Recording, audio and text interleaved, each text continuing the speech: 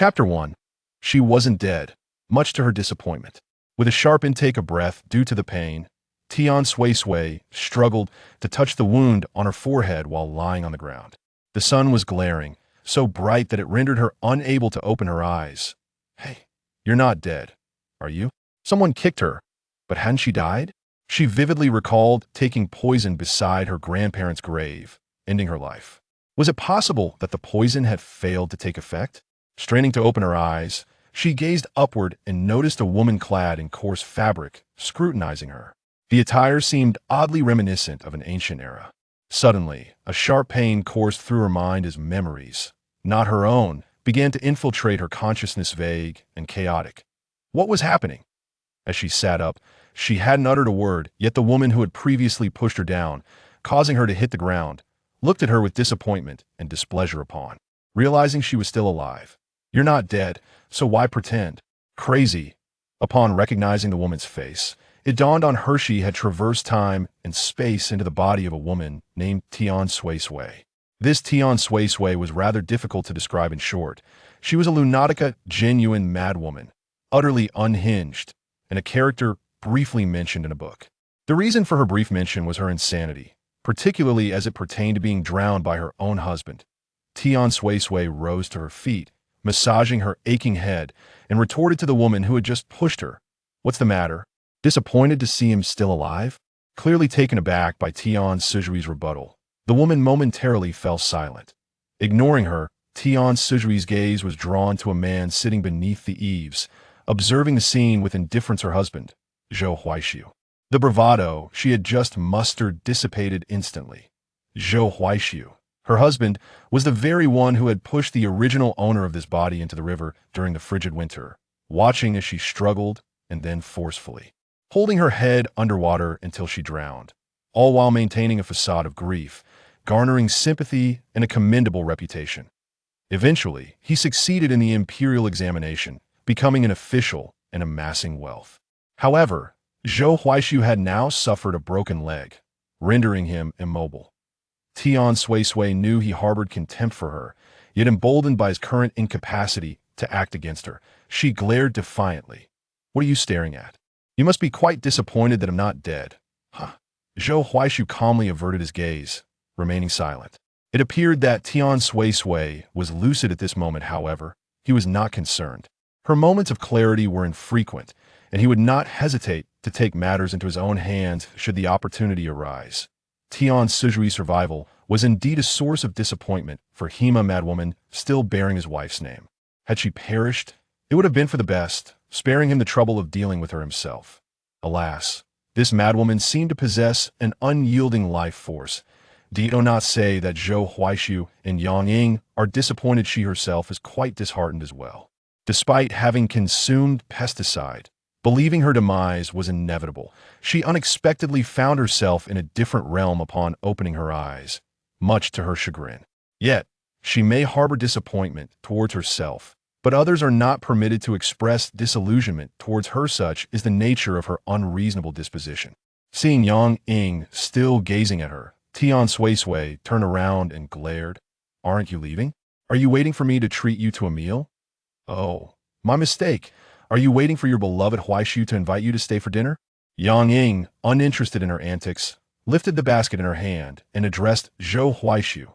Huaishu, I shall take my leave now. Zhou Huaishu nodded in acknowledgement. Very well. Thank you for your efforts.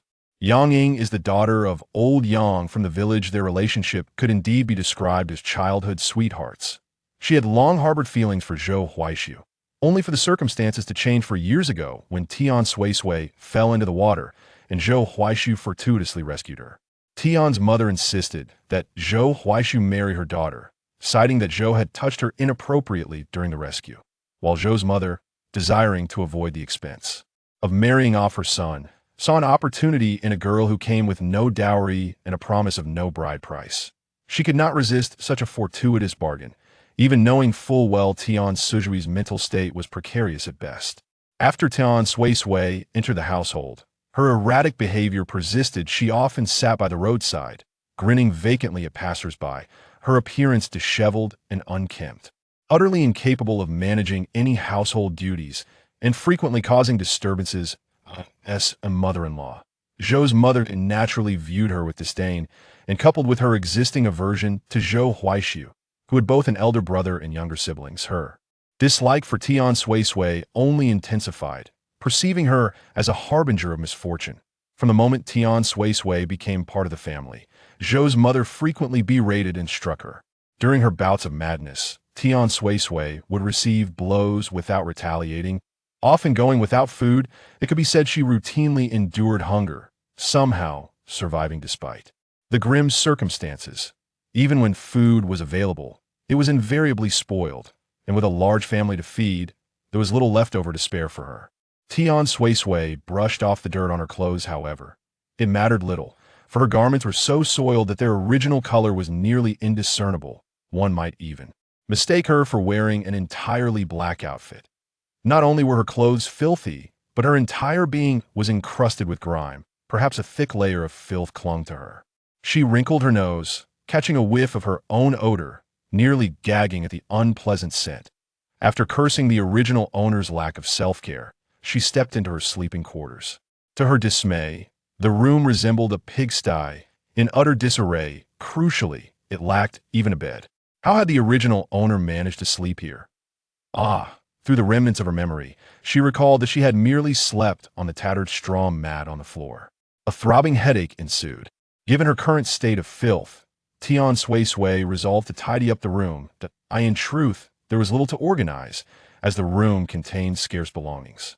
In one corner lay a chest, which housed 2 sets of her clothing. Although tattered, they were at least clean. She intended to fetch a broom from the courtyard to sweep the room, but as she stepped outside, she noticed a timid little girl, no more than 2 or 3 years old, gazing at her. With wide eyes, the girl, Tian Suisui, was aware that she was the daughter of the original host, or rather, the offspring of the original host and Zhou Huaishu. On the very night of her marriage, she and Zhou Huaishu consummated their union. However, thereafter, he refrained from any further intimacy, deeming her unworthy.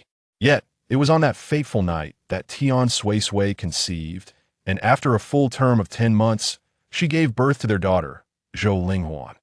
Although Zhou Huaishu harbored no affection for this child, he nonetheless recognized her as his firstborn and thus bestowed upon her a name with due solemnity. Following Zhou Linghuan's birth, Tian Suisui did not nurse her even for a single day to make tea that time. A neighboring daughter-in-law had just given birth, and Zhou Weix's sister, Zhou Xiaoyu, despite her disdain for Tian Suisui, could not bring herself to let her niece starve as their mother might have wished. Consequently, she would daily carry Zhou Linghuan to the home of the neighboring woman to obtain milk, allowing the child to survive and reach the age of 3. Chapter 2. Time and again, the thought of boiling her alive flitted through Tian Suisui's mind. Zhou Linghuan appeared to be quite terrified of her, and Tian Suisui understood this well. If her own mother had repeatedly contemplated such a fate for her, she too would have been afraid. However, this time, Zhou Linghuan was not Tian Suisui's target. She was not the type to be overwhelmed by maternal instinct upon seeing a young girl. Besides, Zhou Linghuan looked quite unkempt and did not evoke any sense of affection in Tian Suisui. More importantly, Zhou Linghuan was the daughter of the original owner, not her own daughter. Thus Tian Suisui felt no stirring in her heart as she gazed at her. Tian Suisui bypassed Zhou Linghuan and proceeded to clean the room with a broom. Zhou Huaishu silently observed her, awaiting her next outburst. For each time Tian Suisui regained her composure, it was merely a matter of half an hour. Once she finished tidying up, her stomach grumbled audibly. She ventured into the kitchen only to find it empty. A thorough search revealed not a morsel of food. Tian Suisui was utterly speechless. How had Zhou Huaishu and Zhou Linghuan not succumbed to starvation by now? She wandered around the courtyard, and upon seeing her, Zhou Linghuan instinctively recoiled in fear.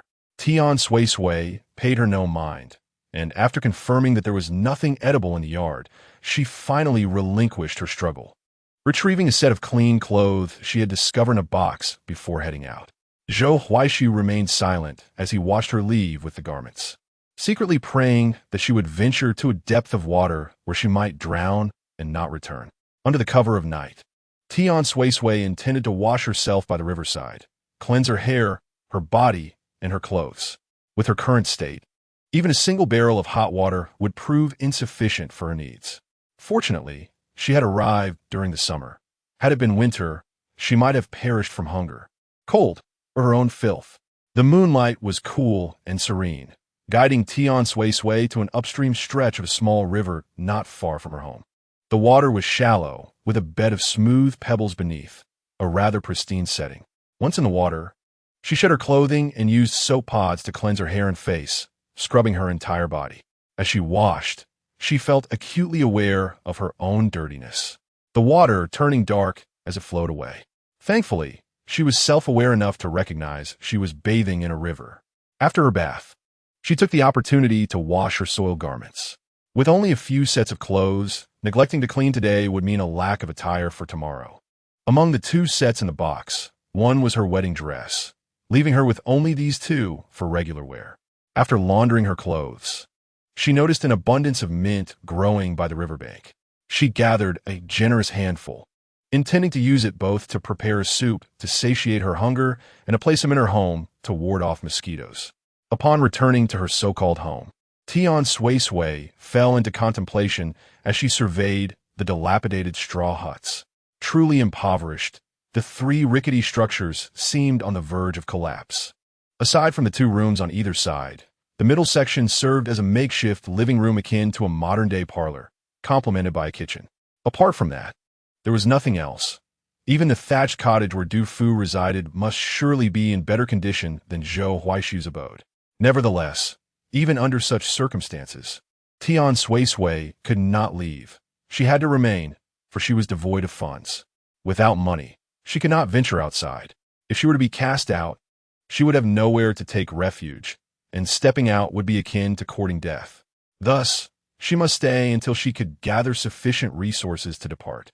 Returning to her family was not an option. As a madwoman, she could only assume that none of her kin would welcome her back. When Tian Suisui returned, Zhou Huaishu had already settled down with Zhou Linghuan for the night. She did not wish to disturb them. Instead, she washed a handful of mint leaves and proceeded to the kitchen, where she boiled the clean leaves, adding a pinch of salt. Though the meal was far from delectable, it sufficed to stave off hunger. As long as she did not starve, she would endure. Lying on the hard, cold straw mat on the ground that night, she pondered how the original occupant managed to find rest there. With her eyes closed, she drifted into a half-dream, seemingly visited by her grandparents, who gently urged her to live well now that she had come this far, imploring her not to succumb to despair. She awoke with a start, feeling a pang of sorrow.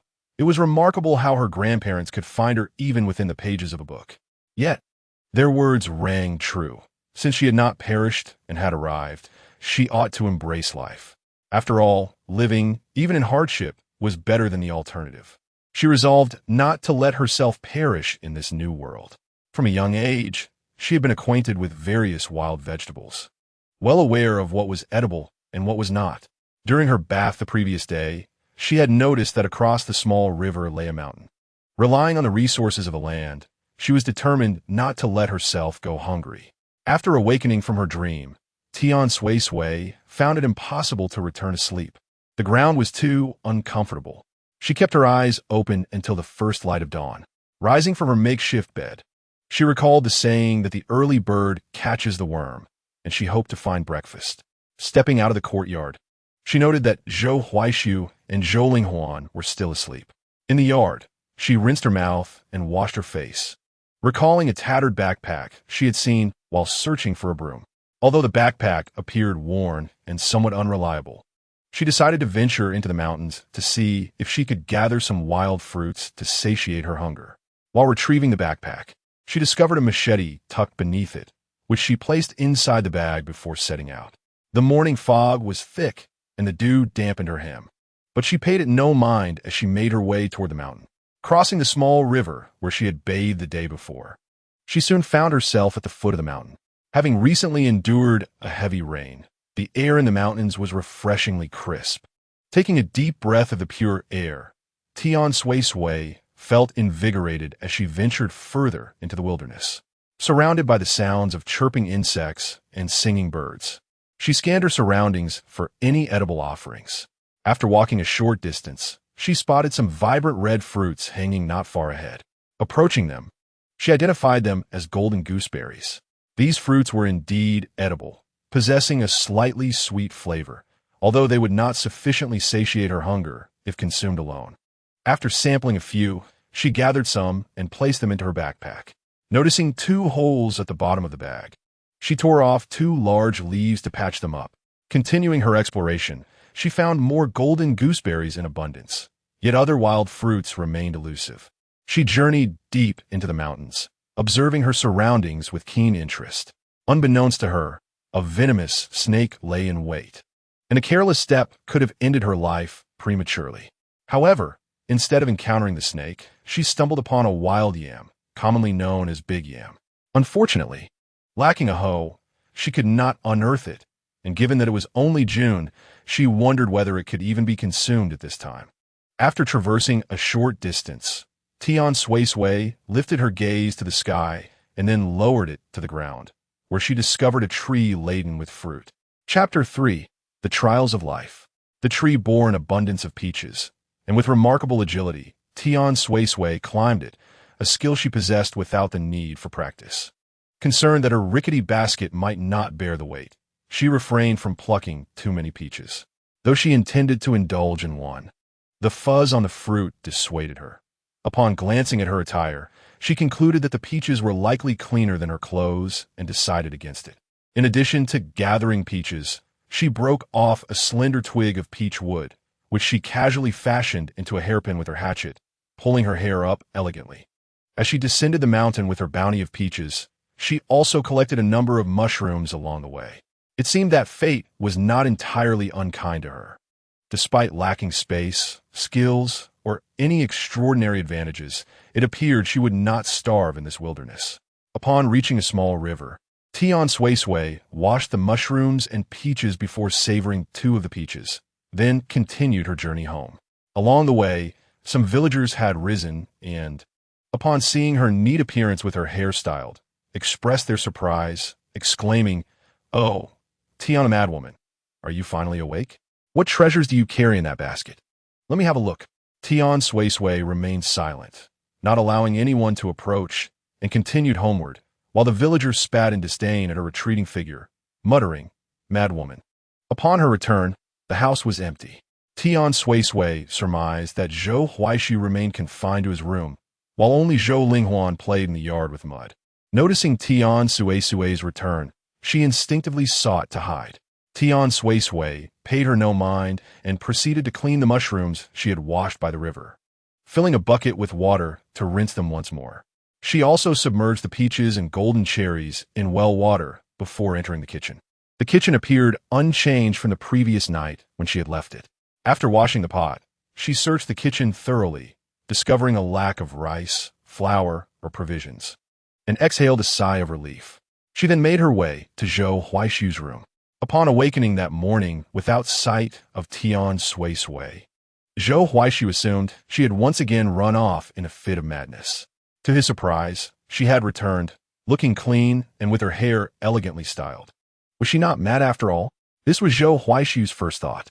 Despite her sanity, he met her with a cold demeanor, refusing to even glance her way. For the sake of filling her stomach, Tian Suisui suppressed her irritation and inquired, "Is there any rice in the house?" Zhou Huaishu remained silent. "I'm speaking to you. Are you deaf?" Tian Suisui raised her voice. Zhou Huaishu merely pointed toward the main room. After receiving the answer, Tian Suisui turned and walked away, heading to the main room to fetch rice and put it in the pot to cook. Though it was merely brown rice, it was sufficient to satiate hunger. Little Zhou Linghuan, just over 3 years old and somewhat apprehensive of Tian Suisui, nevertheless found herself irresistibly curious, particularly when it came to food. She had been salivating at the sight of the clean peaches that Tian Suisui had washed, and when Tian Suisui remained occupied in the kitchen, she stealthily took 2 peaches, cleverly choosing the ones that were the ripest and reddest. Biting into one, she remembered to offer the other to Zhou Huaishu. "Father, have some fruit," Zhou Linghuan said, extending the peach towards Zhou Huaishu. "Where did this come from?" Zhou Huaishu inquired. Zhou Linghuan pointed towards the kitchen and replied, "That woman brought it back." Upon hearing this, Zhou Huaishu immediately lost his appetite. "You eat it," he said. "Father, please eat," Zhou Linghuan insisted, nudging the peach towards him. "There are more in the yard." Despite the fact that the fruit had been brought back by a seemingly mad woman, it was evident that the peaches were clean and indeed edible, prompting Zhou Huaishu to finally take a bite. Soon, a delightful aroma wafted from the kitchen. Zhou Linghuan, catching a whiff, exclaimed, "Father, it smells so good." Zhou Huaishu also took a moment to savor the fragrant air, though he had no idea who was preparing the meal. Moments later, Tian Suisui emerged from the kitchen, carrying a bowl of rice topped generously with sauteed mushrooms, which she brought to Zhou Huaishu's room. "It's time to eat," she announced, placing the bowl on the bed. Zhou Huaishu regarded her with skepticism. This was Tian Suisui's first attempt at cooking. Could she truly prepare a meal? Could he trust that it was safe to eat? "If you don't want it, then don't eat it," she retorted. "It's not like I'll be the one eating cold rice and leftovers later. If I weren't worried about having nowhere else to go, I wouldn't have bothered cooking for you," she added, as she served herself a bowl of rice accompanied by the sauteed mushrooms. Zhou Linghuan swallowed hard, unable to resist the allure of the food. Yet, with Tian Suisui present, she felt too intimidated to enter the room. Besides, her father had just warned her that the food might be poisonous. Tian Suisui ate quickly, her thoughts lingering on the wild sweet potatoes she had discovered in the mountains that morning. Once she finished her bowl, she still had one remaining, which she decided to save for Zhou Linghuan. Casting a glance at Zhou Linghuan, she served her a portion, ladling the remaining sauteed mushrooms from the pan onto the rice before washing the pan and stepping outside once more. Zhou Huaishu's household lacked a hoe, so she needed to borrow one from a neighbor. Going to her in-laws was out of the question, as Zhou Huaishu was not favored within the Zhou family. Zhou Huaishu had an elder brother, the eldest son of the family, who naturally garnered the favor of their parents. He also had a younger brother, the youngest son, who was similarly cherished. Only Zhou Huaishu, caught in the middle, was least liked, his cold demeanor since childhood failing to endear him to others, especially as he had married a woman perceived as mad. A few days prior, Zhou Huaishu had suffered a leg fracture, causing their parents to fear being burdened with his care, worried that he might become a permanent liability. Without hesitation, they separated Zhou Huaishu's family from the Zhou household, relegating them to a dilapidated old residence that appeared on the verge of collapse. The division of the family resulted in merely a pot, 3 chipped bowls, a few pounds of brown rice, a few pounds of white flour, a small amount of lard, a pinch of salt, and nothing more. Not even a table or chairs to sit upon. The stool that Zhou Huaisu had sat on yesterday was borrowed from his uncle's house, rendering their existence a continuous struggle. His younger sister, Zhou Xiaoyu, a girl of modest stature, was relegated to performing household chores, holding no significant status within the family. Tian Suisui stepped out and made her way to Zhou Huaisu's uncle's home. Zhou Huaisu's uncle, Zhou Chunsheng, had 2 sons. The elder was named Zhou Yufu, and the younger, Zhou Yukai. Zhou Huaisu's aunt was adept at managing the household, and their family thrived in harmony. Unlike the discord that plagued Zhou Huaisu's family, they treated Zhou Huaisu with kindness, and during his recent leg injury, it was Zhou Yufu and Zhou Yukai who came to attend to him, assisting with his personal care and taking him to the toilet. His 2 sisters-in-law would also spare a moment to check on Zhou Linghuan. They had never mistreated the original owner and sometimes, out of pity, would offer her a cornmeal bun to eat. Following the original owner's memories, Tian Suisui arrived at her uncle's home, where only the aunt, surnamed Li and named Li Hihua, was present, watching over her grandchild while the others were out working in the fields, taking advantage of the cooler weather. Upon seeing Tian Suisui enter, Li Hua almost failed to recognize her. "Aunt, I am Tian Suisui, Huaisu's wife," Tian Suisui said, her voice lacking confidence, fearing that Li Hua might dismiss her. For a fleeting moment, Li Hua considered sending her away, but upon seeing her current state, which did not appear insane, she refrained. Assuming Tian Suisui had come begging for food, she went to the kitchen and retrieved an unfinished cornmeal bun from the morning. Offering it to her, Tian Suisui waved her hand. "Aunt, I did not come to beg for food. I wish to borrow a hoe." "Why do you need a hoe?" Li Hua asked warily, concerned that she might be unwell and use it to harm someone. I intend to dig for something in the mountains, Tian Suisui replied. The family is on the brink of starvation, and I thought I might find something to eat. Though Li Hua remained skeptical, the dire situation of Zhou Huaisu's family was a known fact. She pointed to a corner of the yard. The hoe is over there, but you must promise me not to use it to harm anyone in a fit of madness. You understand? Tian Suisui assured. The yam she had marked in the morning still remained, and without hesitation, she began to dig. Testing the ground, she thought to herself that even if there was nothing, it was worth a try. After all, the mountains held potential. Slowly, she excavated the soil along the root system, taking nearly an hour to unearth 2 small yams. Well, Tian Suisui mused, clutching the 2 small yams she had dug up and covering the hole back up. I shall return in September. By then, they will surely have grown larger. With the hoe slung over her shoulder and the 2 small yams in hand, she descended the mountain, knowing that even the smallest morsel was precious and not to be discarded. By the river, she washed her hands and noticed an abundance of water celery growing nearby. She approached, intending to pluck a handful to take home for cooking, considering it a suitable ingredient for lunch. However, before she could reach it, she detected some movement amidst the tall weeds beside her.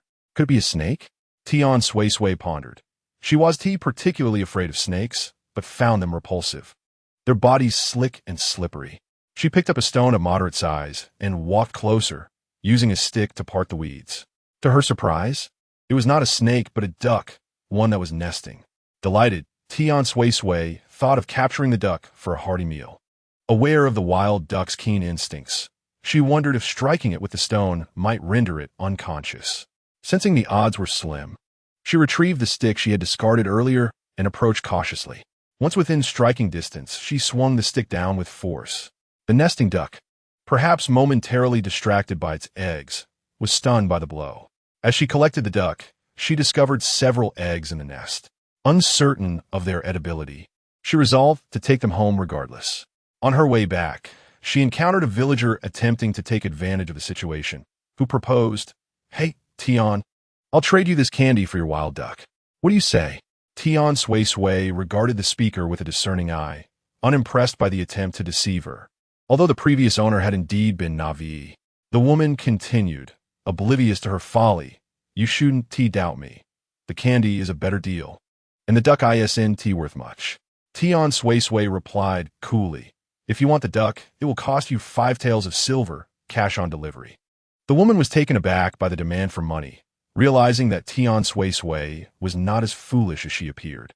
"What kind of duck is worth that much? You must be joking. Rest assured, I won't let you taste it," Tian Suisui retorted, clutching her prize as she made her way home. The woman was left frustrated, speechless at being outmaneuvered by someone she deemed mad. Upon returning home, Tian Suisui glanced into Zhou Huaisu's room, finding it eerily quiet, as if no one were present. Zhou Linghuan had consumed the peaches and wild fruits Tian Suisui brought back, seemingly less fearful of her than before. After all, the past incidents where the original owner had threatened to cook her were forgotten, replaced by warnings from adults to stay clear of her mad mother. These admonitions had been her companions since birth, yet a child's innate love for her mother persisted.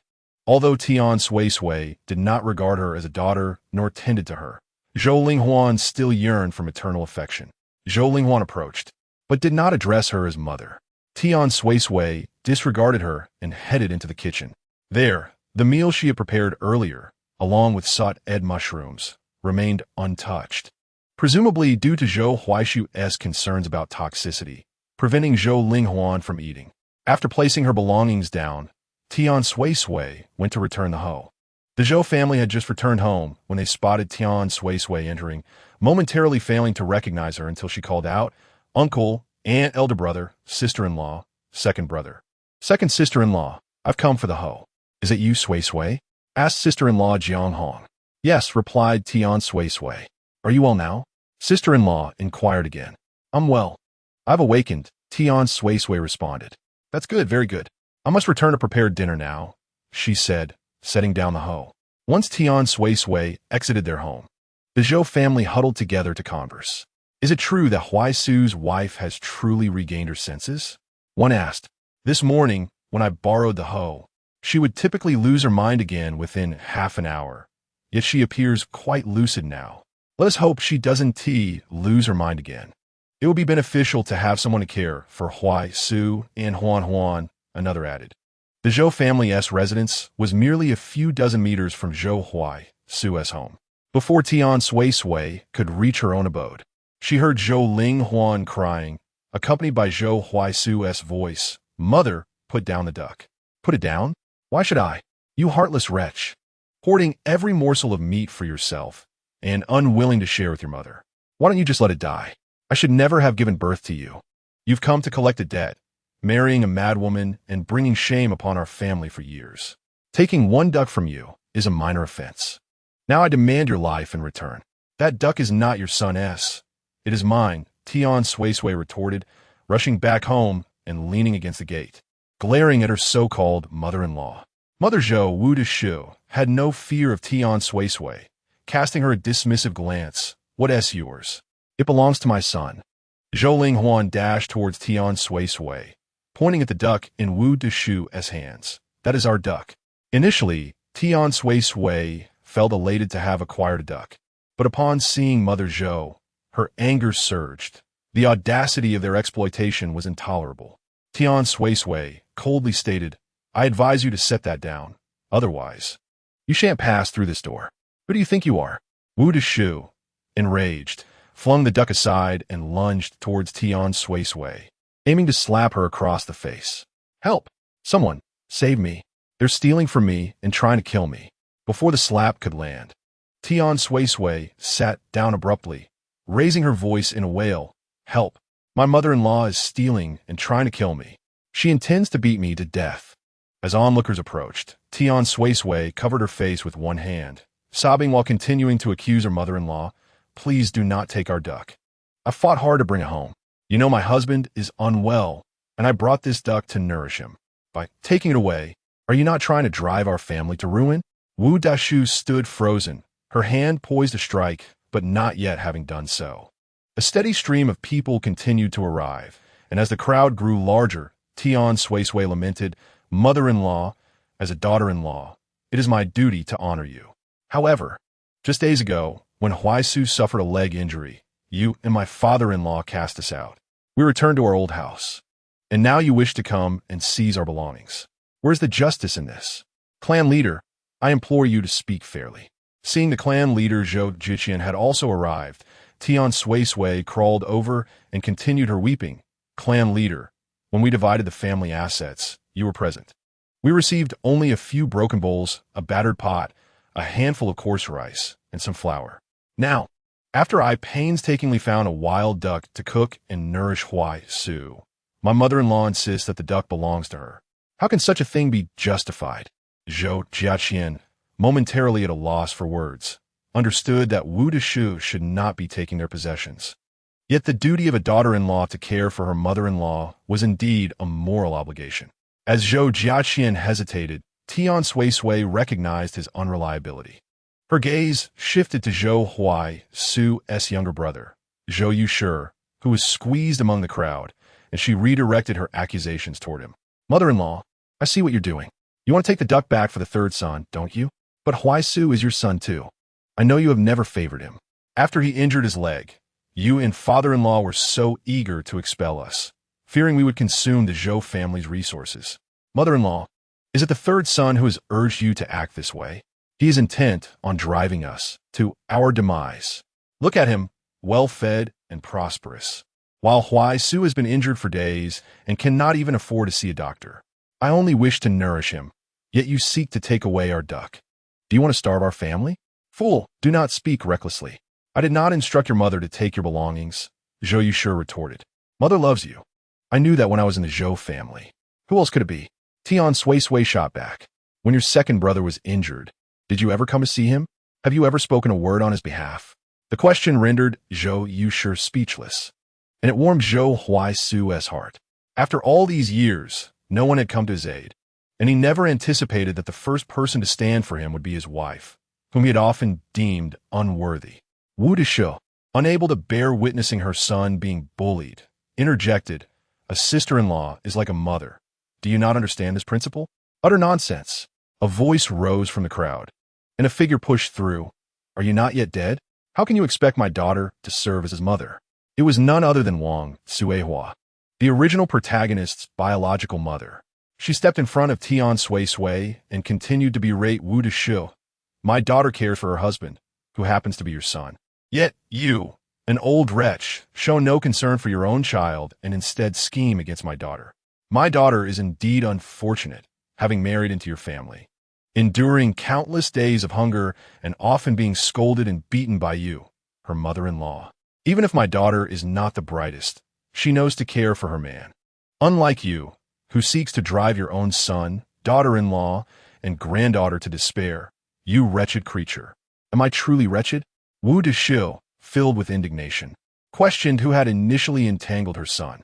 Were it not for your deranged daughter, my son would surely have already wed a virtuous daughter-in-law. The two rural matriarchs, each unyielding, soon found themselves embroiled in a scuffle. Observing his mother at a disadvantage, Zhou Laosan contemplated intervening, but Tian restrained him, asserting that any attempt to strike his mother would require prior consultation with him. Li Haohua, as the elder aunt of Zhou Huaishu and the sister-in-law of Wu Deshu, displayed no inclination to assist amidst the gathering crowd. She had long harbored disdain for the Wu family, deeming all but her nephew Zhou Huaishu and niece Zhou Xiaoyu as lacking merit. From the sidelines, she interjected with scornful remarks. Deshu, it is not the elder sister-in-law who speaks ill of you. Your family has gone too far. Huaishu has only just injured his leg, and yet you wish to expel them and starve them. Not even a stepmother would be so cruel, let alone a biological mother. Indeed, I find that child Huaishu quite commendable, others chimed in. And just look at their third son. He is truly a slacker. When have you ever seen him labor? He is soft and delicate. One bystander remarked.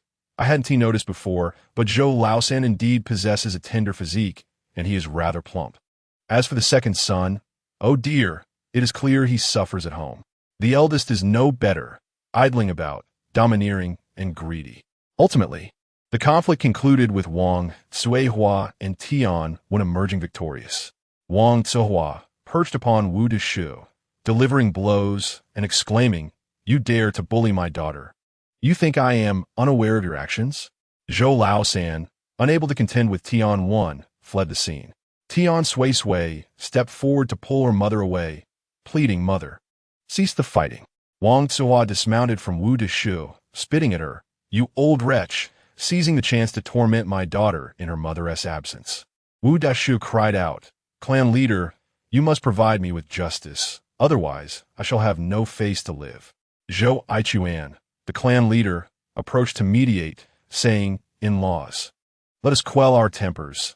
There is no need for such disgrace. Wang Suihua spat at Zhou Aichuan as well, exclaiming, You, the clan leader, possess a black heart. When that old crone tormented my daughter, you were blind. When my daughter merely sought to reclaim her belongings, you were quick to notice. You believe it is only fitting that a daughter-in-law should be dutiful to her mother-in-law? I shall return to the village to inform them of how you mistreat new brides. Please, it's a misunderstanding. Zhou Aichuan hurriedly replied. If word spreads, will the men of Shaoshui village ever wish to marry? Just as he was attempting to clarify, a sudden shout resonated from the crowd as someone rushed forth. Chapter 6. A master. A master. Emerging was none other than Zhou Huayu's elder brother, Zhou Yuqian. The Zhou family consisted of 3 brothers.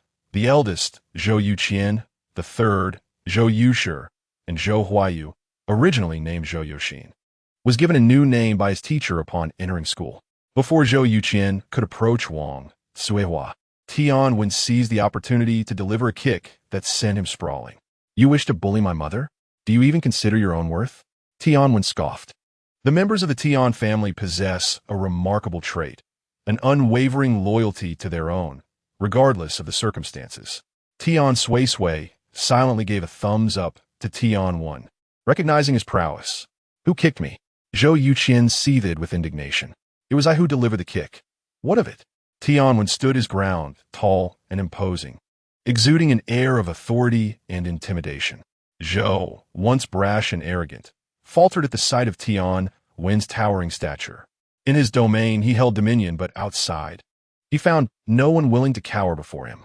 Internally, Zhou cursed his third brother for leading him astray, claiming their mother had been wronged and urging him to lend support, only for the third brother to hide away like a turtle. Was this not a blatant betrayal? Yet, retreating now would jeopardize his standing in Xiaoshui village. Just as he resolved to assert himself, Wu Dazhou, witnessing his son being assaulted, declared, "I will take you on." However, he was promptly halted by Zhou Aichuan's authoritative shout, "Cease. Is there not enough chaos already? Old gent, take your wife back." Old gent referred to Zhou Huayu's father, Zhou Chunjin, who, despite his youth, had always carried an air of elderly wisdom, earning him this moniker in the village. Wu Dazhou, defiant, retorted, "Chief, they initiated the violence. Look at the state of my son." Zhou Aichuan countered, "If you hadn't coveted your daughter-in-law's belongings, would their family have dared to strike you? And I must say, Aunt Dazhou, you have been rather harsh on your second son. I was present during the division of the family, and fortunately, your second son is amiable. Otherwise, you would not have secured your share." The term foolish lingered unspoken on Zhou Aichuan's lips, for fear of igniting Wu Suihua and Tian Wen's ire once more. "Enough, enough. Let us disperse," he waved dismissively. Wu Dazhou, having suffered a considerable loss, was still eager to argue, but a stern look from Zhou Aichuan silenced her. "If your in-laws cause a ruckus leading to a familial division, I shall not intervene." Upon hearing this, Wu Dazhou regained a semblance of reason and departed with her son, unwilling to risk a split. The years of Zhou Huayu attending school had brought in a few taels of silver each month. A division would spell disaster for them. As these thoughts crossed her mind, her pace quickened. Upon returning home to her husband, anger surged anew. Her man seemed utterly indifferent, failing to utter a word as their son and daughter-in-law were assaulted. Just as she prepared to roll up her sleeves for further confrontations, old gent, sensing her intentions, quickly interjected, "Do not act irrationally. I cannot involve myself in disputes between women, and as your in-laws are but youngsters, it would be inappropriate for a man of my age to intervene." His words resonated with Wu Dazhou, and she reconsidered her stance. Victorious, Wang Zuohua strode confidently alongside her son to her daughter, proclaiming, "Well, daughter, did mother not demonstrate her prowess?" "Indeed, exceptionally so," Tian Suisui replied with a smile, offering them applause. Wang Zuohua, upon realizing that Tian Suisui had engaged in conversation with her, tentatively called out, "Daughter, what is it? Oh my, you recognize your mother." Wang Zuohua exclaimed with delight. Each time she visited Xiaoshui village to see Tian Suisui, the latter was mostly in a state of confusion. This time, however, Tian Suisui was lucid, filling her with the joy of winning a prize. "How could I not recognize my mother?" Tian Suisui replied. "Indeed, indeed," Wang Zuohua repeated several times, then instructed Tian when to place the provisions he brought into the kitchen. Without needing Wang Zuohua's prompting, Tian had already set the items down. Initially, upon seeing Zhou Huaishu standing at the door, he intended to offer assistance, but upon noticing Zhou's reaction to their arrival, he swiftly hopped back to his bed. Tian felt no embarrassment. They all understood Zhou Huaishu's resentment towards the Tian family. From a different perspective, anyone coerced into marrying a madwoman would be discontented, and thus they could empathize. Over the years, they periodically visited Tian Suisui, bringing supplies to prevent her from starving. Zhou Linghuan was quite pleased to see her grandmother and uncle, and she thoughtfully offered them some peaches that Tian Suisui had picked the previous day. "Oh my dear child is so considerate." Wang Zuohua embraced her, calling her grandmother. "Grandmother, uncle, enjoy the peaches," Zhou Linghuan chimed. "Such a good girl," Wang Zuohua praised. "Grandmother will not eat. You have them. Daughter, you should eat. I picked these fresh from the mountains yesterday.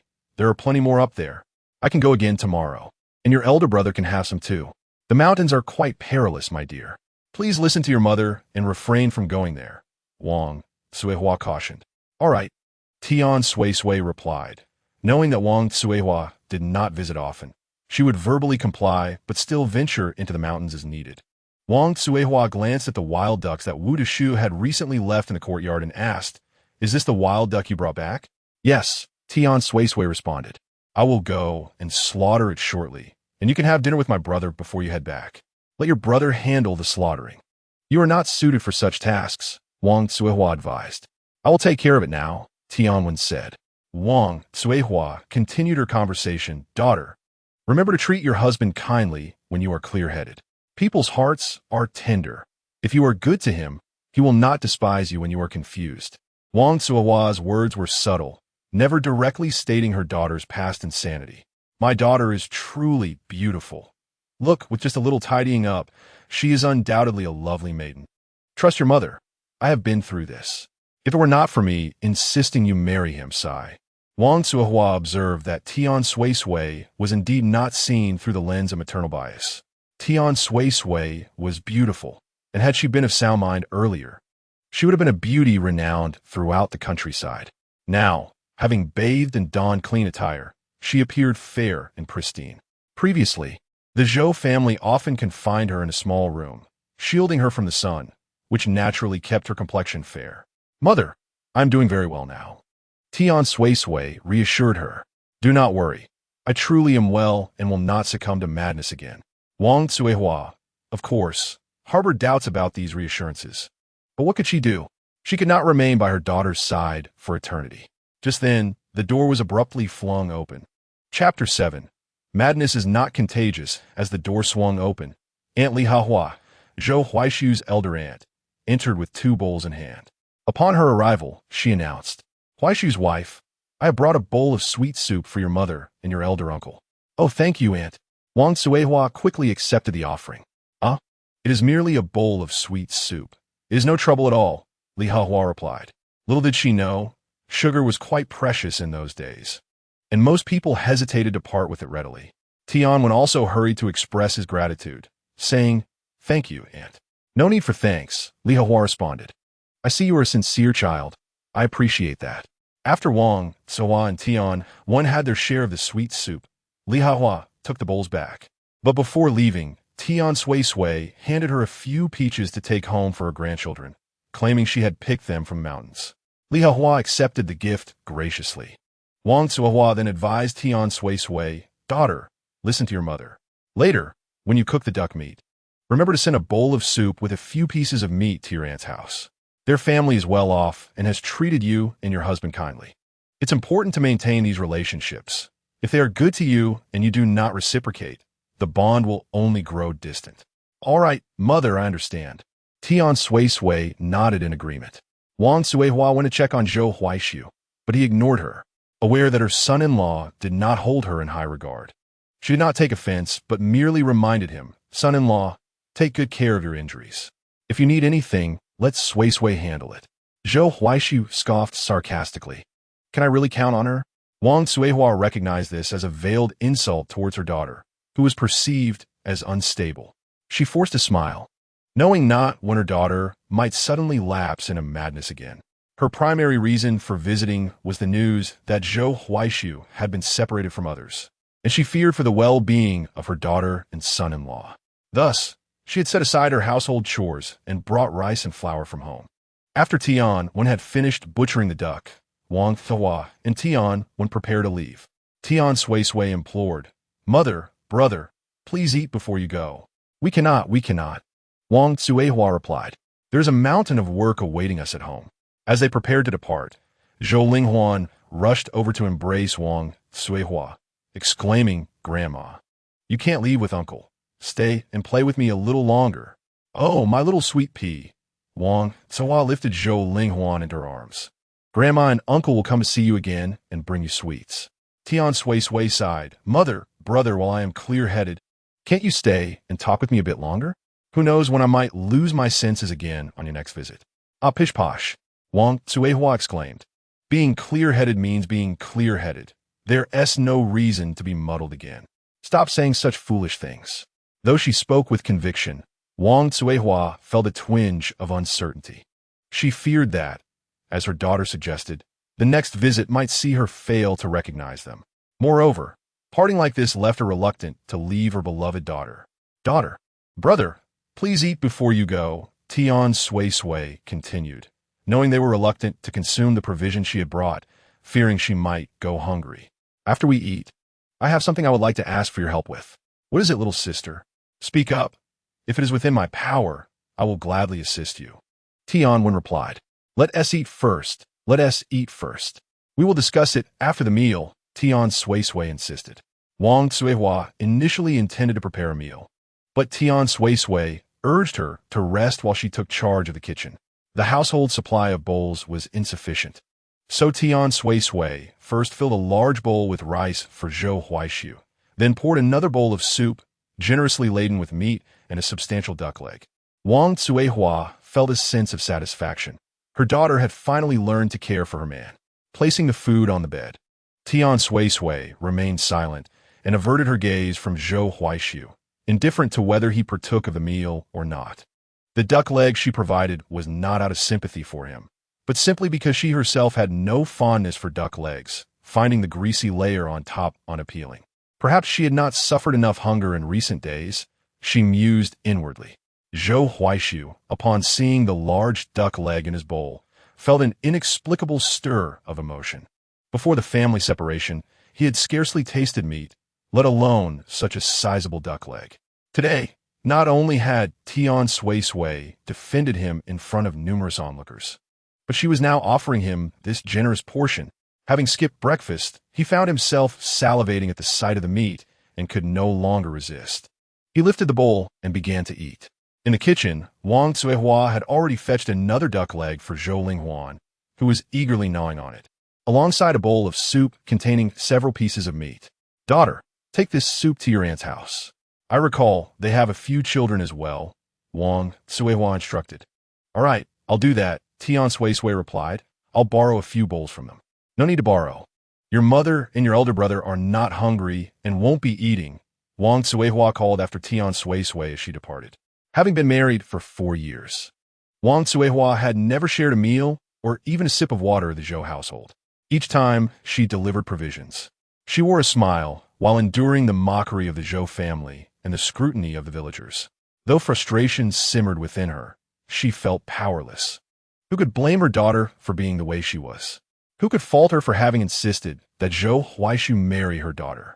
Today, after the altercation with Wu Deshu, she felt elated, yet a tinge of worry crept in. What would happen if her daughter were to act foolishly again in the future? Zhou Linghuan entered Zhou Huaishu's room, proudly declaring, Father, look, this is the big duck leg Grandma gave me. With one duck providing 2 legs, both father and daughter had claimed them. Zhou Huaishu merely grunted in acknowledgement. As Zhou Linghuan continued to eat, she suddenly exclaimed, Father, I want to call her mother. Zhou Huaishu remained silent. If Tian Suisui were to remain lucid and care for him in the meantime, he could reluctantly accept that arrangement. Upon arriving at Uncle Zhou's house, Tian Suisui found the family had already finished their meal. Uncle, Aunt, I brought some soup for the children, she announced. Lia wa brumli rubia. No need to bring it. Keep it for Huaishu to regain his strength. He has some, Tian Suisui assured her. Li Hahua retrieved a bowl, and after Tian Suisui poured the duck soup into it, she inquired, Aunt, may I borrow a few bowls from your home? Just a few bowls? What is the harm in that? Take it if you need it, Li Hahua said as she brought out several bowls for Tian Suisui. Tian Suisui accepted them, concerned that Li Hahua's family might mind the fact that the original owner had been mad. She explained, Thank you, Auntie, but please don't worry. I won't use them. They're for my mother, my elder brother, and Huan Huan. I will use my own. Oh, you dear child, your aunt has never looked down upon you, Li Hahua replied. Tian Suisui smiled, all right. After Tian Suisui left, Li Hahua's second daughter-in-law timidly remarked, Mother, you say my sister-in-law seems to be in good spirits now, but she is still mad. If we lend her bowls, will her madness not infect us? Li Hahua rolled her eyes. What nonsense! If madness were contagious, our family would have gone mad long ago after eating with her for so long. The second daughter-in-law smiled sheepishly. You're right, Mother. I was overthinking it. Li Hahua savored the first meal prepared by her daughter, her heart blooming with joy as she praised it profusely. However, she refrained from taking too much meat. Initially, she intended to eat the leftover cold rice from the morning, but Tian Suisui stopped her. Mother, save that cold rice. I will fry it into egg fried rice tonight. Or we can keep it for porridge in the morning. If there is something hot, let us eat that first. Otherwise, it will turn cold too. Wang Tsuehua felt a sense of contentment. Look at my daughter, how filial she is, remembering to eat hot meals. Big brother should have hot food too, Tian Suisui added. See how thoughtful your sister is, urging you to eat hot food, Wang Tsuehua remarked. Yes, Tianwen replied eagerly. It's wonderful. My sister is finally sensible and awake. Tian Suisui found it somewhat amusing. Her heart warmed. This was the family she yearned for. Unlike her parents who favored sons over daughters and abandoned her to her grandparents after her birth, never looking back or providing support. By the way, little sister, you mentioned needing my help with something. What is it? Mother, big brother, can you weave straw mats? The one I sleep on is too old, and I wish to make a new one, but I cannot do it myself. I can, Wang Tsuehua replied. I will weave one for you in a few days and bring it over. Big brother can help as well. He will work with me to make a new mat for you and deliver it when it's done. All right. Thank you, mother. Thank you, big brother. I knew you both would take good care of me. Wang Tsuehua smiled. It's not just your brother and me who care for you. Your father and your other two brothers do as well. Wang Tsuehua was aware of the shabby mat in another room, but chose not to mention it. She feared suggesting her daughter sleep in the same bed as her son-in-law would lead to discomfort. My dear, a mat alone might not suffice. Would you like me to arrange a bed for you? No need, Tian Suisui replied. I will figure out a bed myself, mother. Just help me weave a mat. Preferably 1.5 meters wide and about 1.8 meters long. Consider it done, Wang Tsuehua assured her. Once Tianwen had finished eating and left the kitchen, Wang Tsuehua leaned in and whispered to Tian Suisui, My dear, where will you be sleeping these days? Tian Suisui pointed to the shabby mat in the other room, puzzled. Does a mother already know? Why is she asking? Wang Tsuehua remarked, Why not sleep with your son-in-law? Tian Suisui nearly choked on her words. Mother, he would never agree to sleep with me, nor do I wish to share a bed with Zhou Huaishu. Her mother understood, and Wang Tsuehua added, Dear, I merely suggest that you sneak into his bed at night. Men, as long as they retain any interest, cannot refuse a woman. Tian Suisui chuckled. Mother, please do not concern yourself with such matters. I can manage on my own. The idea of climbing into Zhou Huaishu's bed was absurd to her. I assure you, I can handle this, she reiterated, seeing that her pleas fell on deaf ears. Wang Tsuehua relented. After some contemplation, Tian Suisui realized that while she could not afford a proper bed, she could craft one herself. The idea of constructing a bamboo bed appealed to her, as it would be both cool and free from the annoyance of tangling hair. Resolute, she set to work after Wang Tsuehua and the others returned home. Once she had washed the bowls and returned them to Uncle Zhou, she took a hatchet into the mountains to gather bamboo, which was wild and unclaimed, relieving her of any guilt. She opted for medium-sized mozo bamboo, easy to chop and light enough to carry several pieces back at once. After multiple trips, as dusk approached, she returned home with the last load, only to find an unexpected guest. The girl, upon hearing the commotion, cast a glance at Tian Suisui, but said nothing, continuing to assist Zhou Linghuan with her bath. Recognizing her as Zhou Huaishu's younger sister, Zhou Xiaoyu, Tian Suisui felt no need for interaction. She was aware that Zhou Xiaoyu harbored resentment towards her, believing she had harmed her elder brother. Thus, the indifference was the greatest kindness she could expect. After discarding the bamboo to the side, Tian Suisui realized she had not boiled any water. Sighing inwardly, she took a bucket, filled it, and set some on the stove to boil, while placing a basin aside to cool. She ladled out 3 bowls of water to hasten the cooling process. Remembering that Zhou Huaishu had likely gone a day without water in this heat, she deliberately walked towards his room. Although he remained silent, he spared her a glance. Thirsty? She inquired. Indeed, Zhou Huaishu was parched. A day without water in such heat was unbearable. Tian Suisui discerned his disdainful look, yet she paid it no heed, bringing him the cooled water. It's been boiled and cooled, she stated before setting it down and leaving. At that moment, Zhou Xiaoyu had finished bathing Zhou Linghuan and quickly returned home, having sneaked out. If her mother discovered her visiting her brother's house, she would surely face punishment. That evening, Tian Suisui prepared fried rice with leftover cold rice and added 2 duck eggs. It seemed that while fortune had not bestowed upon her any special skills, it had granted her a fair share of luck. For several consecutive days, Tian Suisui ascended the mountain to cut bamboo and carry it home. The villagers, perplexed by her actions, speculated about her sanity, wondering why she would exert herself to chop down raw bamboo when firewood could easily be gathered. One day, while trudging home with her bamboo, she passed by Grandma Zhang's house and noticed a crowd gathered at the gate, pointing into the yard. The sound of Grandma Zhang's distressed cries could be heard from within. Xiaohu, Xiaohu, please don't scare your grandma. What is wrong, Xiaohu? If something's amiss, how will I explain it to your father? The murmurs of the crowd conveyed the gravity of the situation. Xiaohu, the precious grandson of Grandma Zhang, had choked on his food and was unable to breathe. He was so cherished, treated as if he were the very stars and moon, someone remarked. Tian Suisui understood the dire predicament. Zhou Xiao, who was in distress, his airway obstructed, and he was on the brink of losing consciousness. Though she initially intended to mind her own business, the throng obstructed her path, compelling her to drop the bamboo and approach. As she advanced, the crowd parted, wary of her unpredictable nature. Inside the yard, Zhou Xiaohu's eyes had begun to roll back in his head. Yang Chunyan was desperately trying to administer water, while Grandma Zhang patted his back, but to no avail.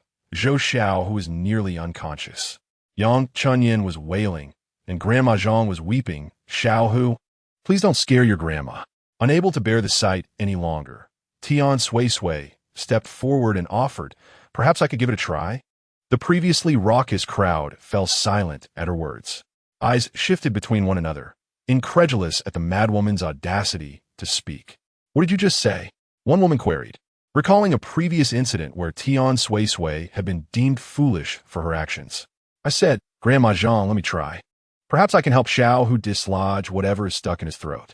And for the record, I am not insane. Grandma Zhang paused, as did Yang Chunyan, momentarily forgetting their grief. Laughter erupted from the onlookers, growing increasingly boisterous. How ridiculous! A madwoman spouting nonsense, they jeered. If she gets involved, who knows what further agony Xiaohu might endure. Grandma Zhang felt an urge to defend her grandson, but Tian Suisui persisted. I'm serious, Grandma Zhang, Sister Chunyan. Please, allow me to try. Do you truly believe you can help? Grandma Zhang scrutinized Tian Suisui, searching for any hint of confidence in her eyes. Perhaps, Tian Suisui replied. Then go ahead, Grandma Zhang resolved, willing to embrace any glimmer of hope to save her grandson. Yang Chunyan clung protectively to her son, exclaiming, Mother, how can you trust a madwoman? Chunyan, do you have any other solutions? Grandma Zhang inquired. Yang Chunyan, was rendered speechless. She had none, only a sense of anxious desperation. Let us try a dead horse as a live one, Grandma Zhang said. Have her give it a go. It's Huaisu's wife. After all, rest assured, even if you cannot save my grandson, I shall not blame you. Tian Suisui stepped forward, and with reluctance, Yang Chunyan released her grip. For her mother-in-law had spoken, and she dared not defy her. Tian Suisui lifted Zhou Xiaohu from behind and employed the Heimlich maneuver. The villagers had never witnessed such a method of resuscitation and could not help but mock. Look at this. What kind of absurdity is this? It seems she is deliberately tormenting Xiaohu. Another chimed in. What if she fractures the bones in his chest? The old Zhang family was indeed perplexed, allowing this madwoman to act as she pleased. Yang Chunyan heard their derisive comments and several times considered intervening to halt Tian Suisui's actions. Yet, a flicker of hope persisted within her, yearning for Tian Suisui to truly save her son. How could she endure if her child were to perish like this? After several tense moments, Zhou Xiaohu indeed regained consciousness and expelled the obstruction from his throat. With a loud cry, Zhou Xiaohu began to weep, and Yang Chunyan embraced him, joining in his tears. Grandma Zhang, tears streaming down her face, grasped Tian Suisui's hand. Huaisu's wife, thank you. Thank you for saving my Xiaohu. No need for thanks. It is what I ought to do, Tian Suisui replied. After all, Grandma Zhang had once shown her compassion by providing her with 2 sweet potatoes, preventing her from starving. This was her way of repaying that kindness. As the crowd witnessed Xiaohu expelling the food that had previously lodged in his throat, Their perception of Tian Suisui shifted. Who would have thought this madwoman could actually save a life? One remarked, "Perhaps it's just a case of a blind cat stumbling upon a dead rat," another added. Her reckless attempts somehow worked. "I reckon this child Xiaohu is simply fortunate," someone mused. "It seems this madwoman possesses some skills after all." Tian Suisui cast a glance at them, a group of opportunists, and felt no desire to engage in fruitless arguments. She pushed through the crowd, intending to carry the bamboo she had cut earlier back home, only to discover that her bamboo had been pushed into a nearby ditch, completely submerged in water. And her chopping knife was nowhere to be found. "Damn it!" Tian Suisui cursed quietly, angered at how they could be so engrossed in the spectacle while still resorting to mischief and theft. She glared at the crowd and shouted, "Who took my chopping knife? And who pushed my bamboo into the water?" Uncertain if the thief was among the gathered crowd, she hoped to gauge their reactions with her outcry, perhaps revealing the identity of the culprit. Indeed, her shout drew attention from the crowd. "What are you yelling about, Tian the madwoman?" Someone asked. "Who stole my chopping knife?" Tian Suisui fumed. "If it is not returned promptly, I shall report this to the village chief." Many in the crowd had been preoccupied with Grandma Zhang's affairs, oblivious to the fact that someone had stealthily taken another's belongings amidst the commotion. As Tian Suisui was about to seek out the village chief, Dagwa pointed to Zhou Lizi, who mingled among the crowd, exclaiming, "It was him! I just saw him!" Zhou Lizi, upon hearing this, became anxious and defensively retorted, "What nonsense are you spouting? You little brat? Who took her things? If it wasn't you, why are you so flustered?" Tian Suisui shouted at him. "Flustered? I'm not flustered at all," Zhou Lizi stubbornly replied. "It's you," Dagwa continued. "You hid the machete in the nearby haystack. I saw it with my own eyes. You little rascal. How dare you slander your uncle? If you keep talking nonsense, I'll teach you a lesson." Zhou Lizi threatened, attempting to strike. Dagwa's mother quickly shielded her child, saying, "If you dare to hit my son, I'll deal with you first." Dagwa's mother was tall and robust, while Zhou Lizi was scrawny and frail. Before he could advance, he shrank back, stammering, "I was just joking, just joking." Indeed, Tian Suisui found her lost machete among the hay, coldly stating, "You claim you didn't take it. What is this then?" With no way to deny it, Zhou Lizi resorted to evasion, saying, "I was only joking. Why take it so seriously?" "Joking, huh? Then shall I also go to your home and take something?" Seeing that Tian Suisui was relentless, Zhou Lizi added, "I merely wanted to borrow your machete." "Why are you being so petty? Could you not ask properly for a loan? Must you resort to stealth?" Each time Zhou Lizi spoke, Tian Suisui countered, determined to assert herself and prevent the villagers from viewing her as a madwoman who could easily be bullied. "Now that you have returned my machete, do you really need to cling to this trivial matter?" Zhou Lizi grew bolder with each word. This statement made Tian Suisui laugh in exasperation. She had seen her fair share of shamelessness, but this level of audacity and self-righteousness was a first for her. Chapter 10. I am not your mother. Your mother is already deceased. Tian Suisui gazed at the bamboo, soaking in the small waterway, and said, "I don't wish for much, Zhou Lizi. As long as you carry my bamboo back, we can consider this matter settled." "Why should I? I won't carry it," Zhou Lizi replied, knowing full well his own limitations. He was confident that a madwoman couldn't threaten him and was certain that Tian Suisui could do nothing to him. "Fine," Tian Suisui nodded. "Then I shall summon the village chief." Zhou Lizi, resigned to his fate, scoffed, "Go ahead. Calling the village chief will be of no use. I won't carry it, and that's final." As Tian Suisui turned to leave, Zhou Lizi, believing she was afraid and had no recourse, smugly remarked, "Humph, a madwoman thinks she can bully me." Tian Suisui did not return home nor seek out the village chief. Instead, she headed straight to Zhou Lizi's house, which was not far from Granny Zhang's, just a few houses apart. Someone noticed that Tian Suisui was not headed home and cautioned Zhou Lizi. "Zhou Lizi, I think the madwoman is going the wrong direction. Should you not check on her? What could she do to me?" Zhou Lizi replied with disdain. The crowd followed, witnessing Tian Suisui haul out some of the dried firewood from Zhou Lizi's home, tossing it into the small waterway with a resounding thud. The crowd stood in stunned silence as Tian Suisui once again entered the scene, dragging out a bundle of firewood, which she flung into the water with a sharp motion. Noticing Zhou Lizi and the others trailing behind, she provocatively glanced at Zhou Lizi and inquired, "Can you handle it?" Enraged, Zhou Lizi pointed at Tian Suisui to scold her. But before he could utter another word, she seized his outstretched finger and bent it downward, nearly breaking it. "Ouch, ouch!" he cried out in pain. "Can you carry it or not?" Tian Suisui persisted, her grip unwavering. Her strength was considerable. If she exerted her full force, Zhou Lizi's finger would surely snap. All right, I'll carry it," Zhou Lizi conceded. Thus, the bamboo that he had previously shoved into the water was once again dragged up and, after much effort, carried to Zhou Huayu's home. At that moment, Zhou Huayu was absorbed in his book when he heard a commotion outside.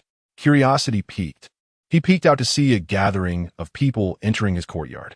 Someone remarked teasingly, "Huayu, your wife is quite formidable. She has Zhou Lizi under control." Upon learning that it was about Tian Suisui, Zhou Huayu furrowed his brow, having hoped that her madness would have subsided after a couple of days. It appeared he was mistaken. Trouble seemed to follow her once more. As Zhou Lizi discarded the bamboo onto the ground, Tian Suisui impatiently ordered, "Scram." The courtyard was already cluttered with bamboo, prompting someone to ask, "Crazy one, why are you chopping so much bamboo? What business is it of yours?" Tian Suisui retorted. Finding the atmosphere dull, the onlookers gradually dispersed. Not long after their departure, more visitors arrived, testing Tian Suisui's patience. However, upon recognizing that it was Grandma Zhang, Yang Chunyin, and Xiao Hu, Tian Suisui seamlessly transformed her impatient expression into a radiant smile. "Grandma Zhang has come," she exclaimed. Zhou Huayu, believing that Grandma Zhang's family had come to confront Tian Suisui, did not show his face. "Xiao Hu, quickly thank your aunt for saving your life," Grandma Zhang urged. Xiao Hu knelt down, exclaiming, "Thank you, Auntie, for saving me." Now 10 years old, Xiao Hu had matured enough to express genuine gratitude, even if she had been somewhat delirious earlier. "It was merely a small effort," Tian Suisui replied modestly. Yang Chunyin, holding a basket containing 10 eggs, added, "Though it was a small effort, you saved Xiao Hu's life. Huayu, your wife, I previously accused you of being inconsiderate. If I have wronged you in any way, please forgive me." "Sister-in-law, you are being overly gracious," Tian Suisui responded. "I have brought you 10 eggs. Please use them to nourish Huayu and Linghuan." "Your kindness is truly appreciated," Tian Suisui thought, though she felt it was only fair to accept the eggs, especially since her meals had been limited to wild vegetables. Besides, she had indeed saved Zhou Xiao Hu's life, making the offer of 10 eggs entirely reasonable. Grandma Zhang approached Zhou Huayu and remarked, "Huayu, your wife saved Xiao Hu's life today. You have married a remarkable woman." Zhou Huayu was taken aback. Tian Suisui saved Xiao Hu's life? A madwoman can save another's life? And she is Grandma Zhang bringing her daughter-in-law and grandson to express their gratitude? In addressing her elders, Zhou Huaishu could not afford to wear a cold expression. So he politely responded, "Grandma Zhang, you are too kind. This is simply what the younger generation ought to do." Grandma Zhang waved her hand dismissively, stating that there is no ought or ought not. Saving a life is saving a life. Your wife is a good person. You should treat her well in the future. I understand, Zhou Huaishu replied. After Grandma Zhang and her companions departed, Zhou Huaishu pondered the matter and ultimately resolved to summon Tian Suisui to inquire about the situation. Tian Suisui recounted the entire story in detail. Zhou Huaishu nodded, acknowledging, "It is indeed commendable that you were able to save a life." Tian Suisui rolled her eyes and retorted, "What does this matter to you? You were not the one who saved her, so you have no right to lecture me." Infuriated, Zhou Huaishu had initially intended to offer her a chance to care for him, yet she spoke to him in such a manner. He snorted and fell silent, while Tian Suisui, undistracted, focused solely on crafting a bed. Days later, Tian Suisui indeed fashioned a bamboo bed, measuring 1.80 meters in length and 1.5 meters in width. Although it appeared somewhat rudimentary, it served its purpose as a bed. Tian Suisui was thoroughly pleased. Aesthetics were secondary, with functionality being paramount. Moreover, Wang Tsuhua, who had previously promised to assist her in weaving a straw mat, delivered it promptly. Observing her daughter's handiwork, Wang Tsuehua was astounded, never having anticipated that her daughter possessed such skills. "My daughter, where did you learn this craft?" "I taught myself," Tian Suisui casually replied. "You are remarkable," Wang Tsuehua praised, her heart swelling with pride, especially as she noted her daughter's clarity of mind during this visit. The two of them moved the bed into Tian Suisui's room, laying the new straw mat atop it. Although Tian Suisui had initially wished to invite Wang Tsuehua to stay the night, Wang Tsuehua refused adamantly, drinking only a bowl of water before departing. That evening, as Tian Suisui lay on her new bed with the fresh straw mat, Zhou Linghuan timidly entered, looking at her with eager anticipation. "Mother, I too would like a new bed." This was the first time Zhou Linghuan had addressed Tian Suisui as mother in several days, and Tian Suisui found it quite surreal, for she was still merely a 20-something girl in the real world, having never even been in a relationship. Yet here she was seamlessly embodying motherhood. Gazing into Zhou Linghuan's hopeful eyes, Tian Suisui firmly declined. "I have neither the time nor the energy for that." "Mother," Zhou Linghuan lamented, tugging at Tian Suisui's sleeve. Rising, Tian Suisui gently pushed her out of her room, delivering a blunt and cruel reality check to shatter her illusions. "I am not your mother. Your mother has passed away." Chapter 11. The sound of cracked eggs. This statement was not merely directed at Zhou Linghuan, but also at Zhou Huaishu.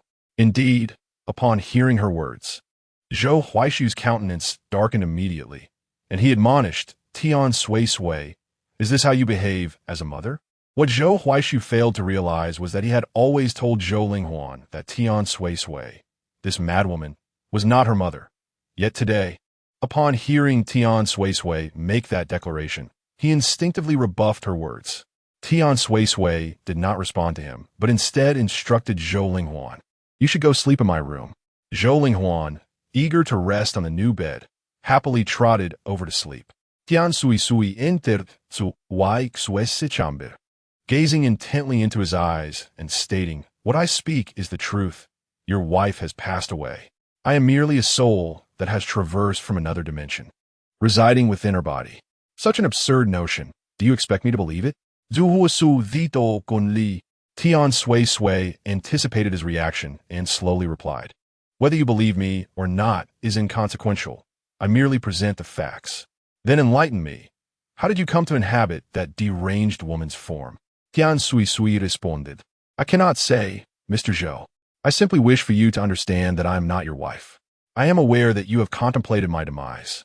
Plotting how to ensure my death appears as an unfortunate accident. Thus, I feel compelled to remind you that you need not devise schemes to eliminate me quietly." At her words, Zhou Huaishu's gaze flickered. He had indeed contemplated numerous ways to rid himself of Tian Suisui.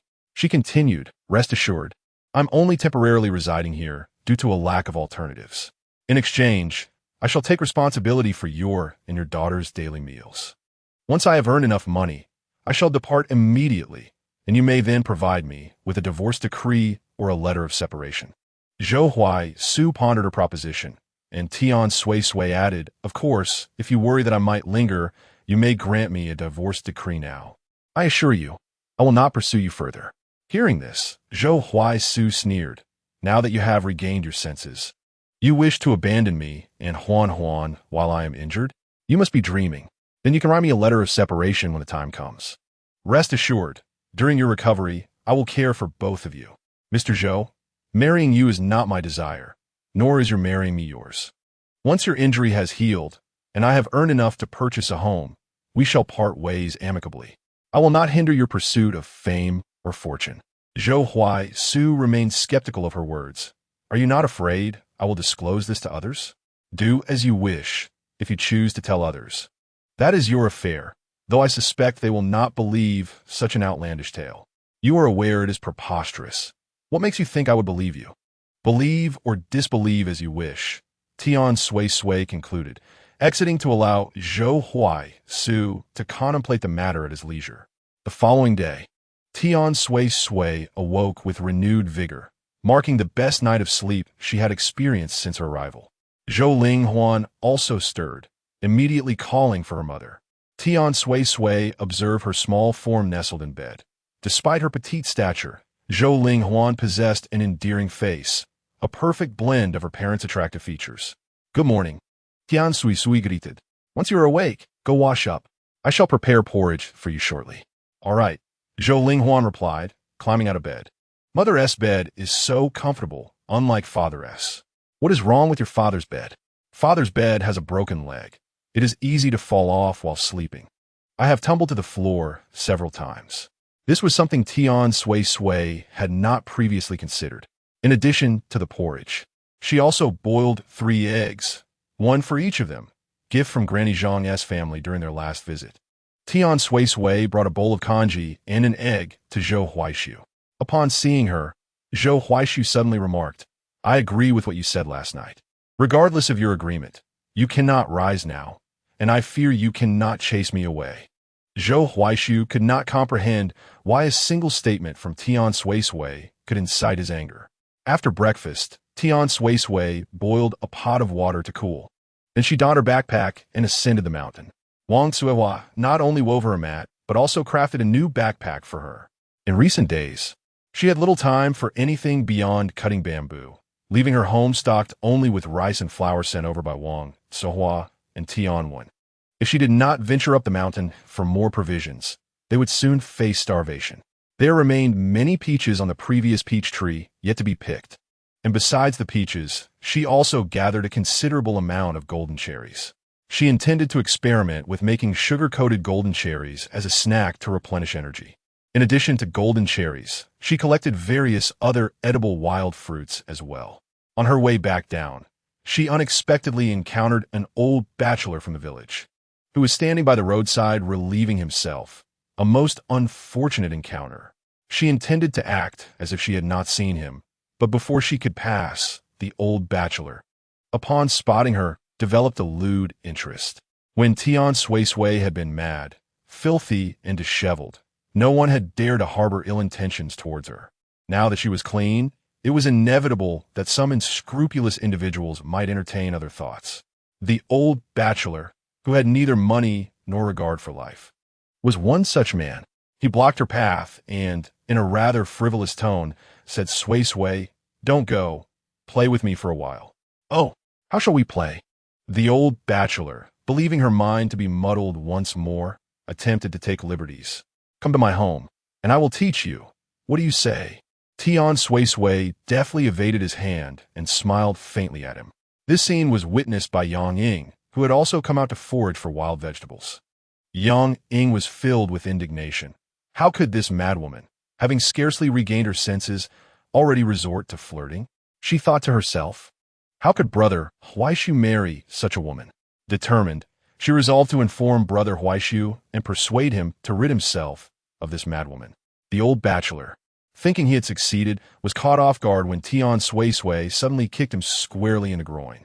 The madwoman's strength was formidable, and Tian Suisui, not holding back, delivered a blow that made her think she heard something crack. "Ouch! Ouch!"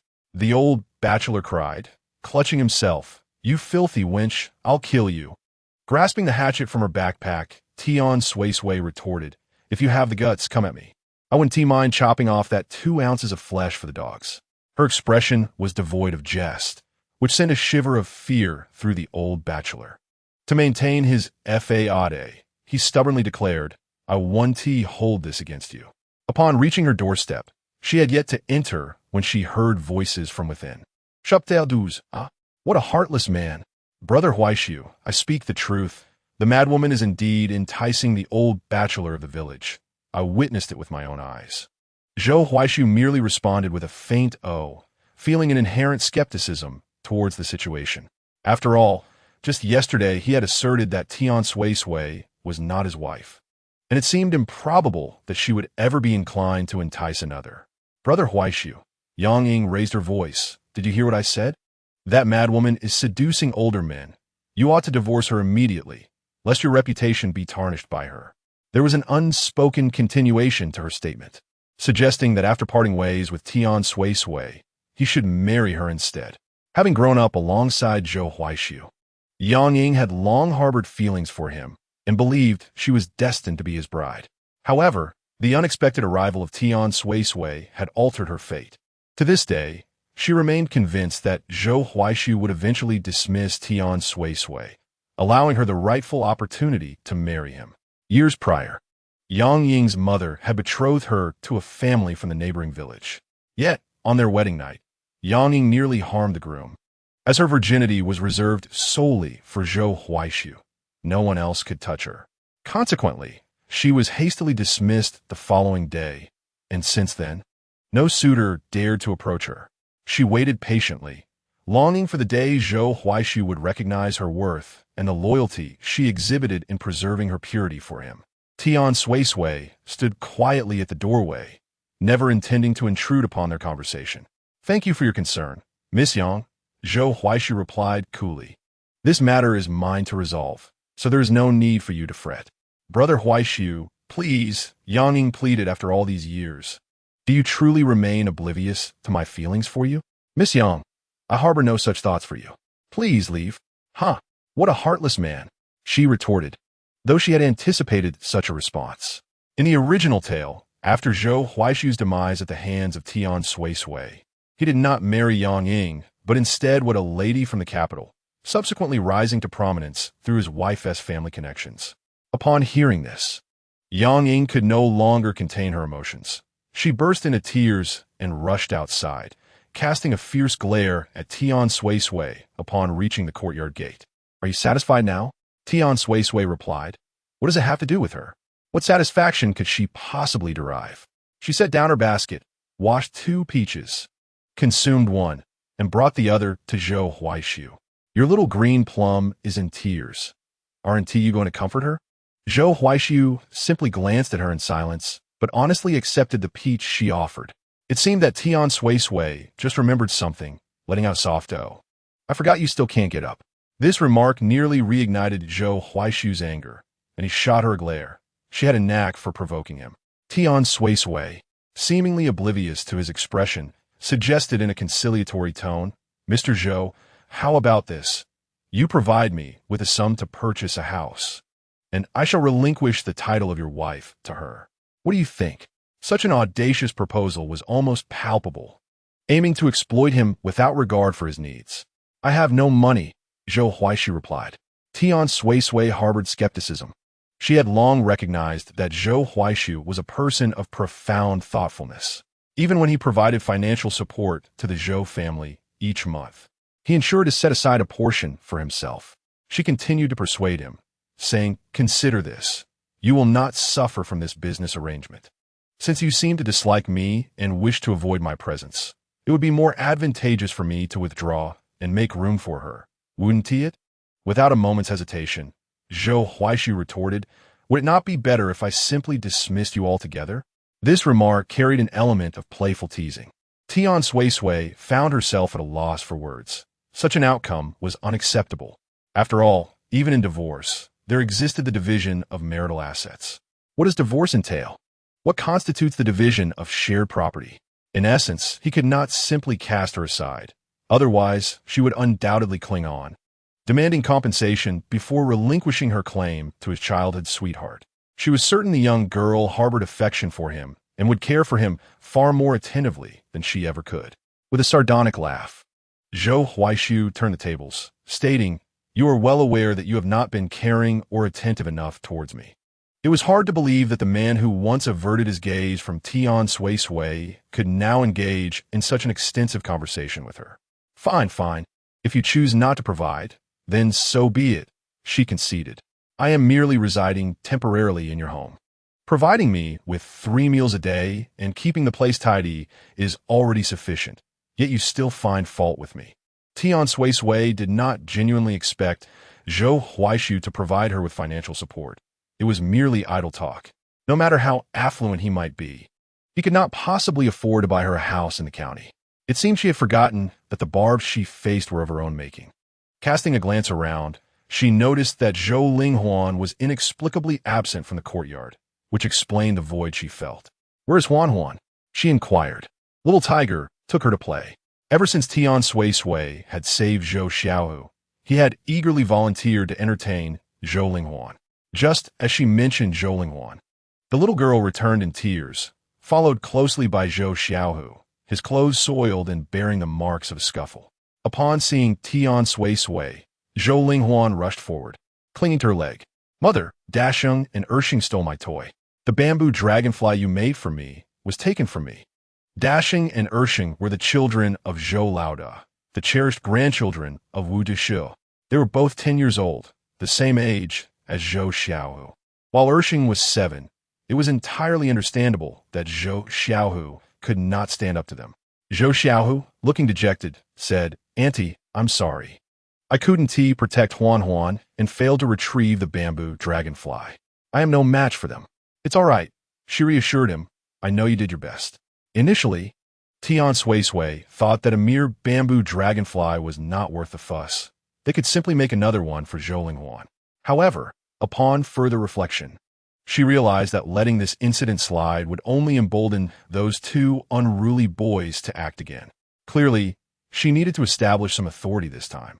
Resolving this, Tian Suisui decided to take Zhou Xiaohu and Zhou Linghuan with her to confront the Zhou family. Zhou Huai's surprise at Tian Suisui's emergence was palpable. He had anticipated that she would simply acquiesce. Observing her silhouette, he discerned a transformation in her gait, which now exuded an air of confidence, her head held high. It seemed that although Tian Suisui publicly denied being Zhou Linghuan's mother, she nonetheless harbored feelings for the child. Upon her arrival, Dasheng and Ershing were engrossed in showcasing their new toy, a bamboo dragonfly crafted for Zhou Linghuan by Tian Suisui. With the adults absent, it was an opportune moment for Tian Suisui to act.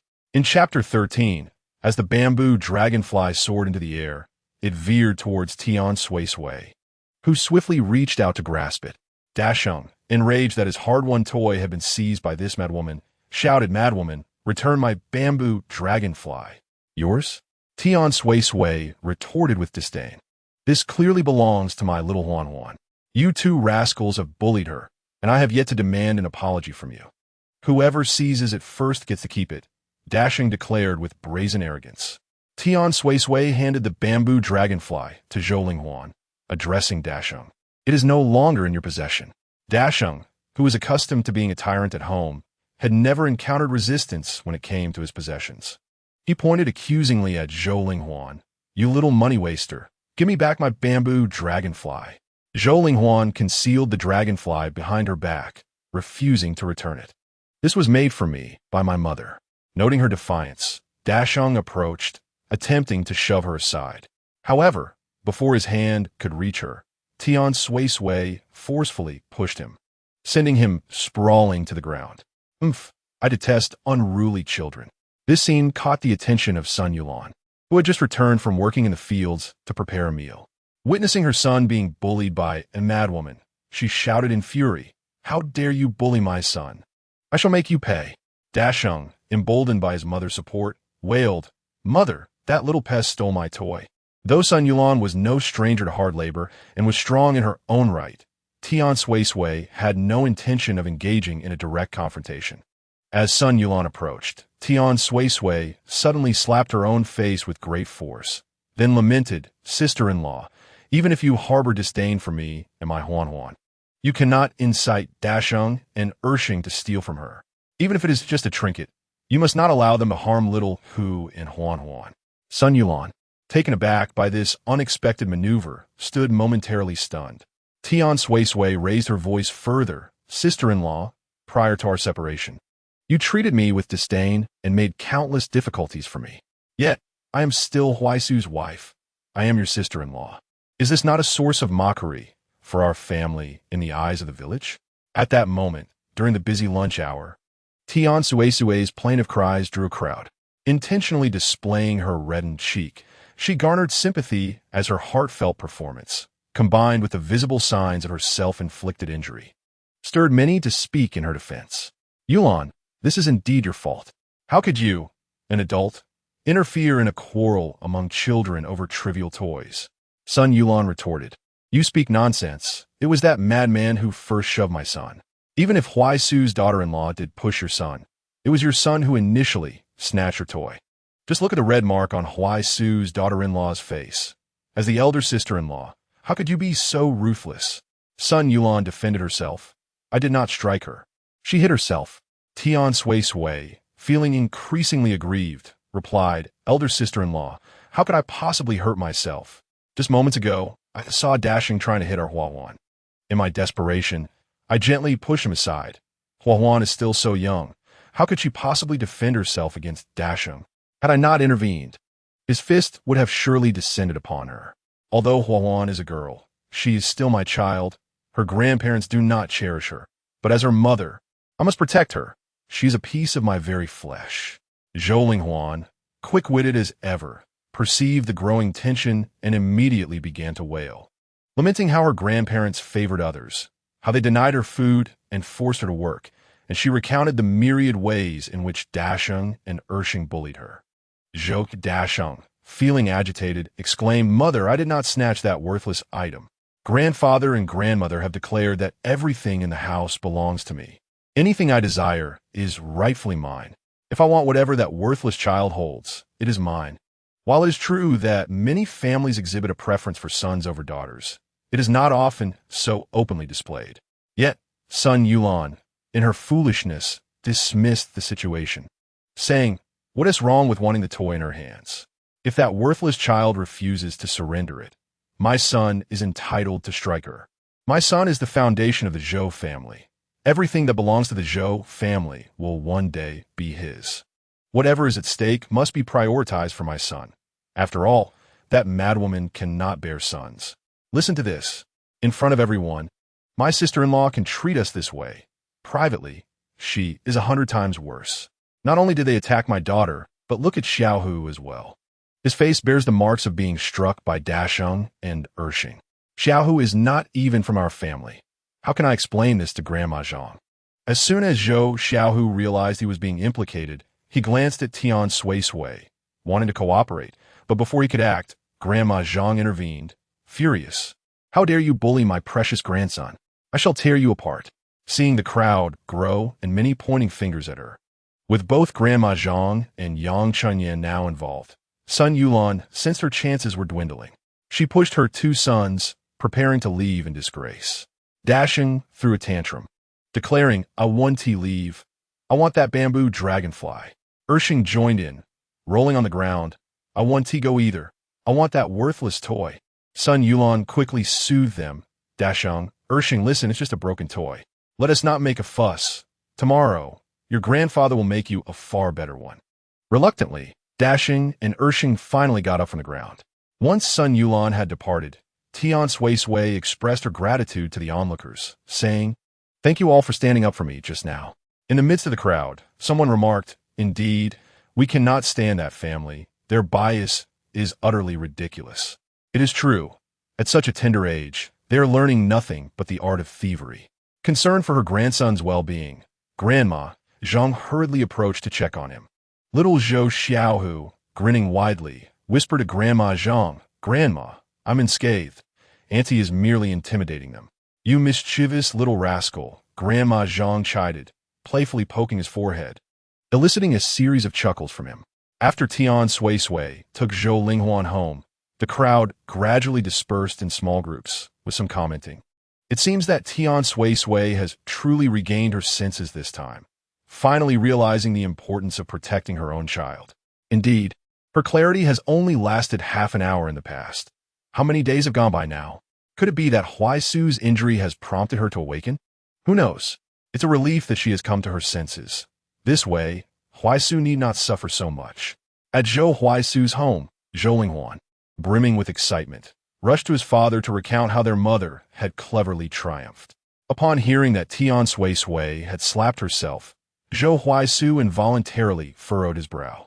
She wouldn't dare laugh at him, would she? Isn't this just mockery? He pondered.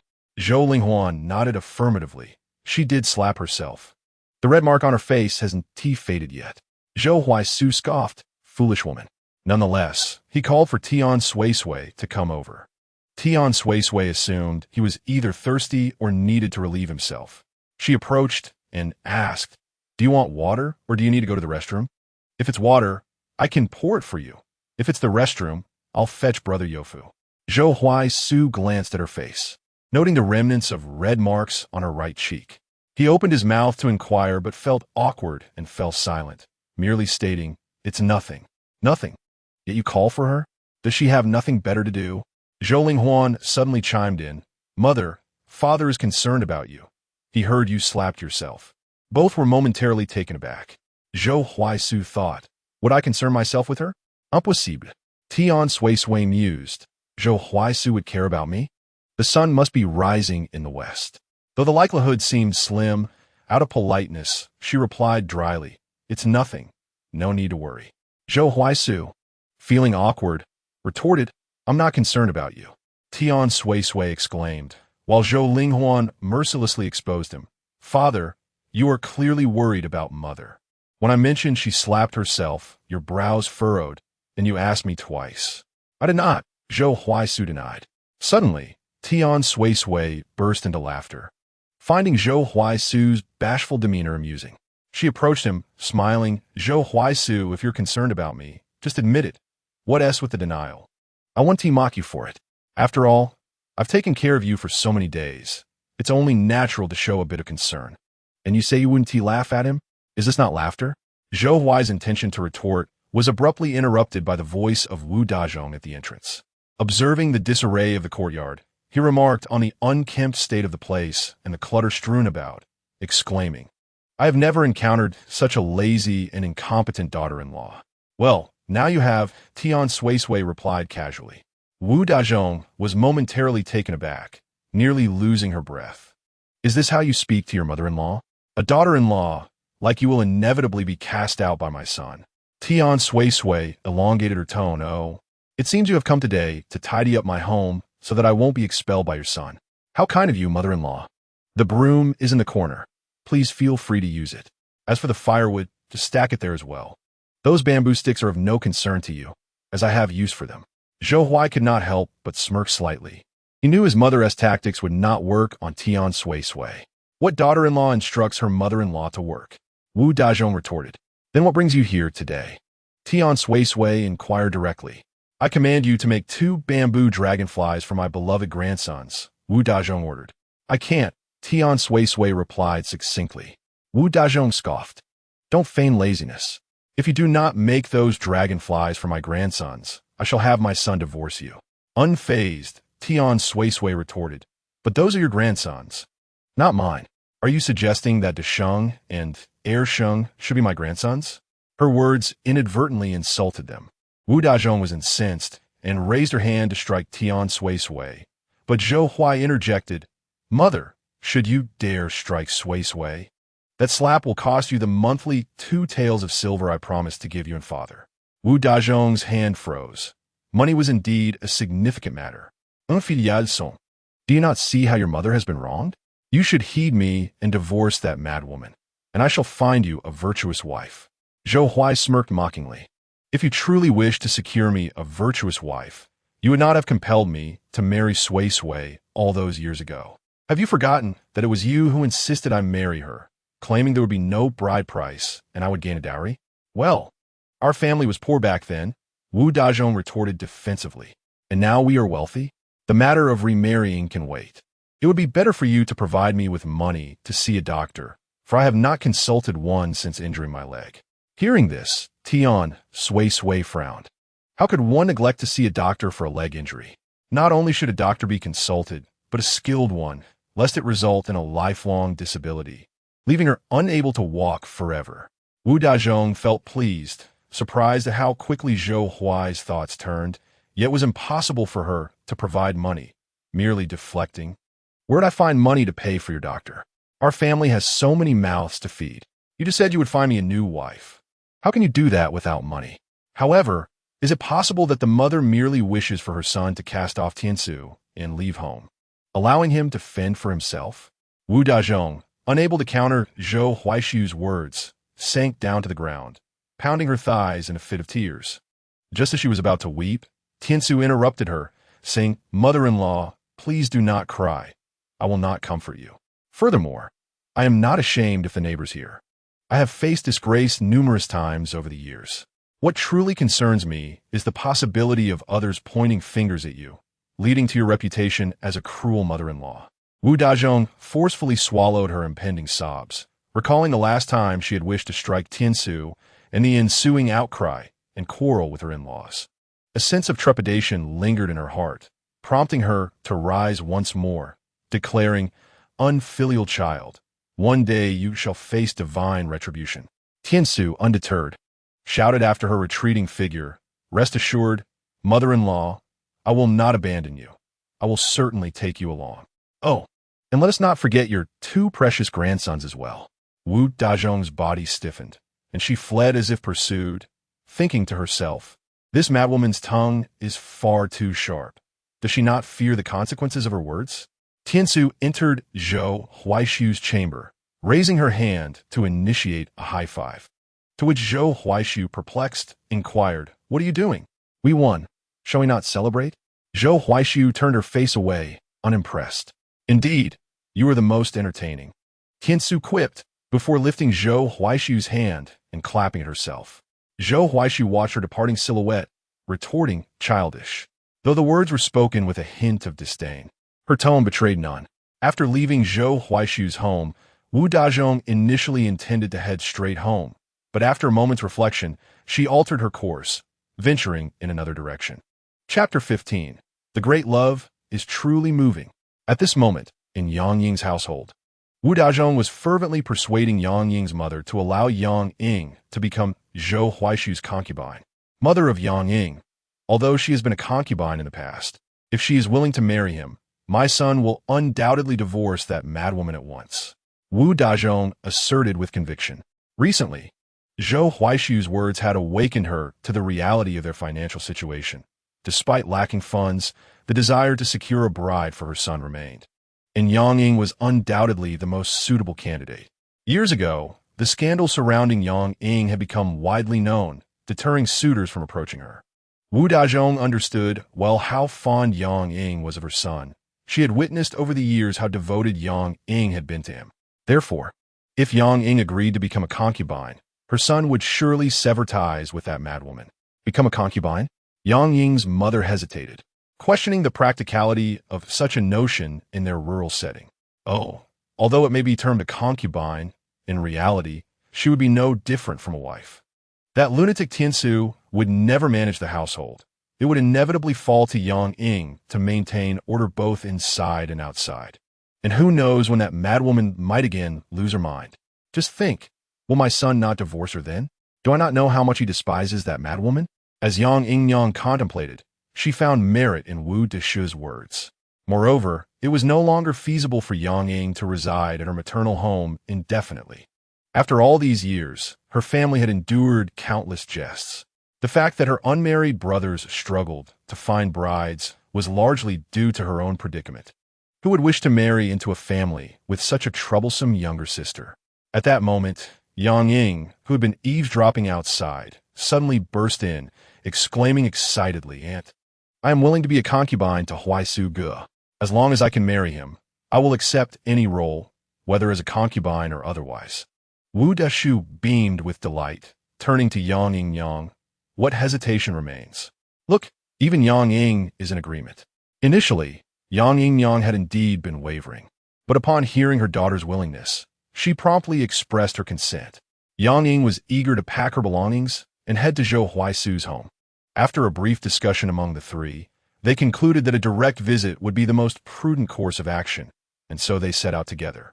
At Zhou Huaisu's residence, the family of three was enjoying their meal.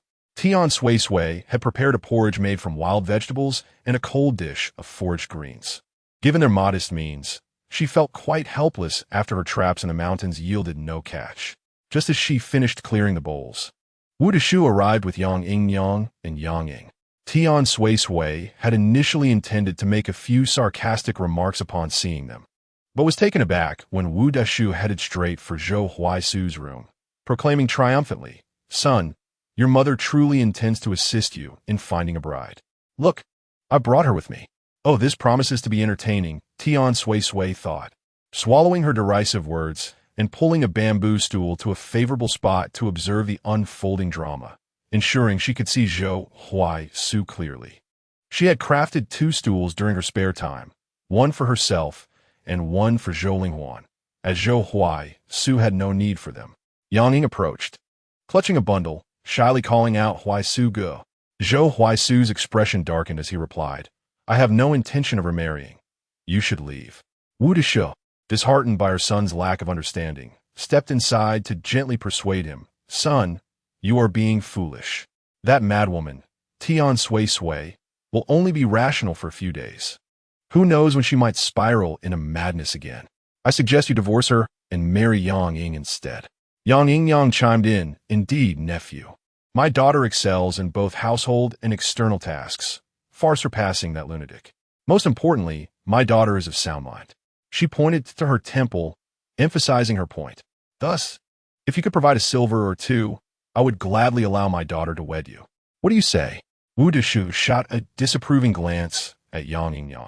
Realizing that their earlier conversation had taken an unexpected turn, it appeared that the mother-daughter duo had conspired on their way, initially proposing concubinage. Yet now they were attempting to secure a wife-s status for her, and even had the audacity to demand a bride price. This was unacceptable. No bride price would be given. I have no money, Zhou Huai-Su stated coldly, noticing Tian Suisui seated on the stool, seemingly enjoying the spectacle, which fueled his irritation. Money is not a concern. Yang Ying misinterpreted Zhou Huai-Su's response as a sign of concession and continued, As long as you treat my daughter well. Yang Ying added, Huai-Su Ge, I do not desire a bride price. I am willing to marry you. Refusing to marry, Zhou Huaishi remarked that he initially intended to signal Tian Suisui, hoping she would assist in rejecting the proposal with a display of indignation, thus allowing the matter to fade away. However, Tian Suisui seemed utterly oblivious to his cues, or perhaps she comprehended yet chose to ignore them, her expression growing colder. Did she truly desire to remarry? Was she so eager to depart? Wu Deshe was exasperated. How could one forsake such a fine daughter-in-law for that madwoman? What merits did that deranged woman possess, other than creating chaos within the household? Seeing Zhou Huaishu's resolute refusal, Yang Ying took a step back. Nephew, if you are unwilling to divorce Tian Suisui, it matters not. My daughter can endure some hardship and serve as a concubine. Oh, how fortunate Zhou Huaishi was. To have a woman willing to be a concubine, such grand love was indeed moving. Tian Suisui fervently nodded in agreement, indicating that this arrangement was entirely acceptable. Yet, it appeared Zhou Huaishi chose to feign ignorance, showing no sign of hesitation as he firmly declined, stating it was unnecessary. Foolish son, Wu Deshe lamented in frustration. Yang Ying has already declared she desires no dowry and is willing to marry you as a concubine. Why are you being so obstinate? This is a stroke of good fortune. Tian Suisui, too, wished to question Zhou Huaishi on his stubbornness, for this was indeed a remarkable opportunity. Free labor, no less. With an impassive demeanor, Zhou Huaishi replied, I shall not take a concubine. Yang Ying feigned sorrow. Brother Huaishu, do you truly hold no affection for me? I merely wish to marry you and care for you well. Rest assured, I would treat Huan as my own daughter. Zhou Huaishu appeared oblivious to her words.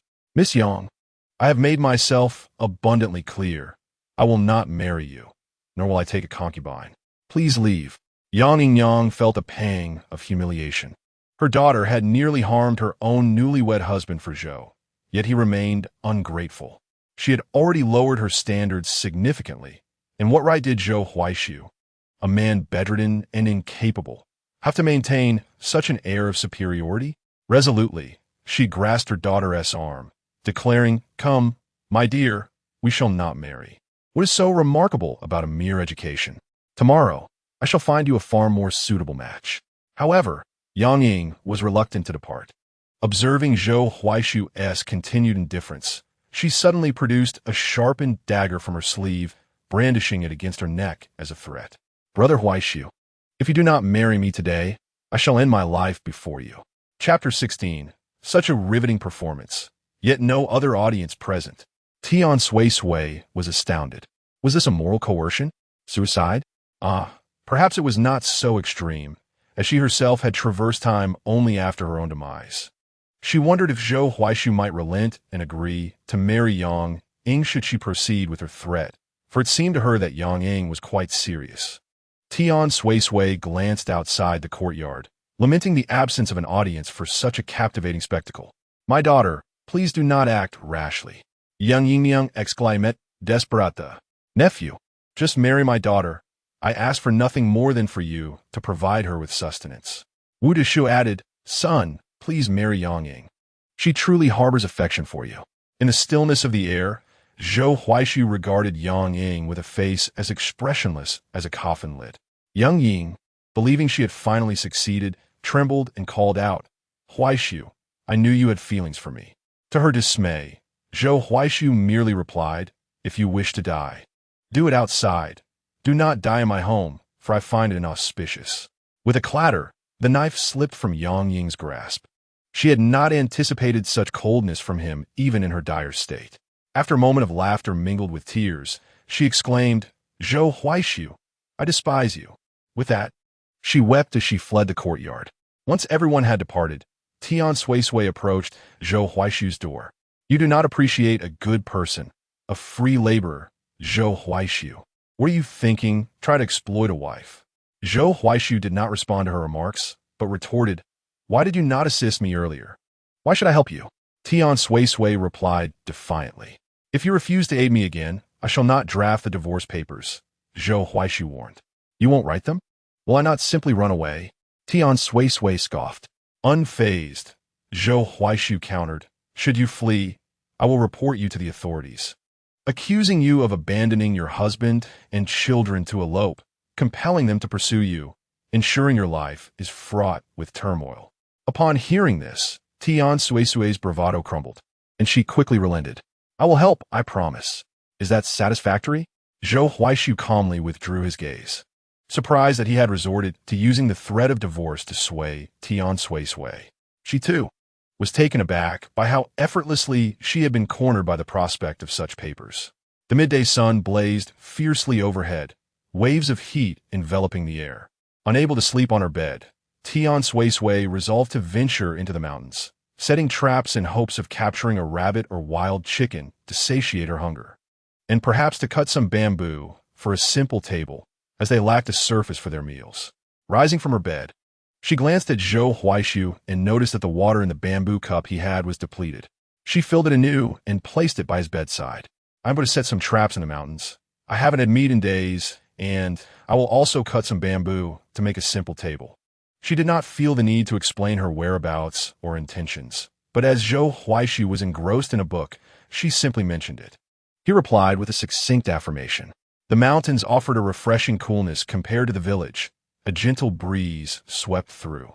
Tian Suisui sought natural depressions in the ground. Without a hoe, she sharpened the bamboo and inserted it into the depths of the pit, covering it with a layer of grass that small animals might find appealing, leaving the rest to chance. After setting her traps, she rested beneath the shade of a tree, having thoroughly cleaned and sorted the golden cherries back home.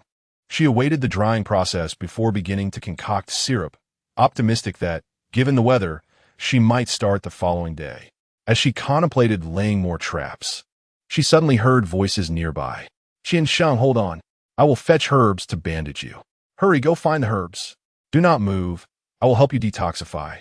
Tian Suisui found herself unconsciously wandering in that direction. Before she could draw near, a voice barked, "Who goes there?" Instantly paralyzed by fear, she replied, "I am but a village woman, here to gather wild vegetables. My apologies. Step out." The voice commanded again. Resigned, Tian Suisui realized that retreating was futile. She timidly emerged, continuing to explain, "I truly came in search of wild vegetables." There were 6 individuals in total, 2 dressed as young masters and 4 who clearly served as their guards. One of the guards sat weakly on the ground, his face betraying some distress. One of the young masters glanced at Tian Suisui and, presuming her words to be true, said, "You may go. We shan't impede you." Tian Suisui followed his gaze to the injured guard and inquired, "Has he been bitten by something?" The young master, upon hearing her, became somewhat agitated and asked, "My lady, do you possess any means to heal him?" "First, you must tell me what has bitten him," she replied. The younger of the young masters interjected, a silver-ringed snake. Tian Suisui knew how to remedy snake venom.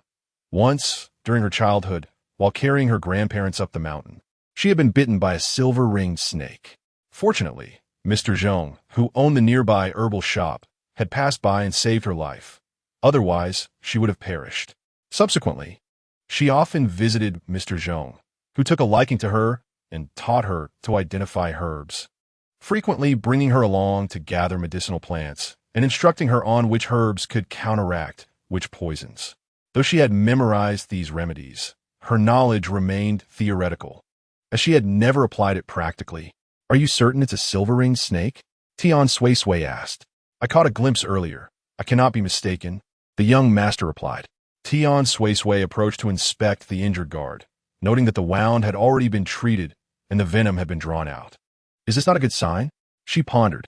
"You are unaware, my lady. Although I have administered a pill to him, it merely suppresses the toxin temporarily. The venom of the silver-ringed snake is exceedingly potent, and I fear it may not be entirely neutralized, leading to potential aftereffects." "Are you a physician?" Tian Suisui inquired of the young master. "Indeed," he affirmed, "I am Su Mu, the proprietor of the Rejuvenation Hall in Qingfeng County." Su Mu? The name rang familiar to Tian Suisui, though she could not place it.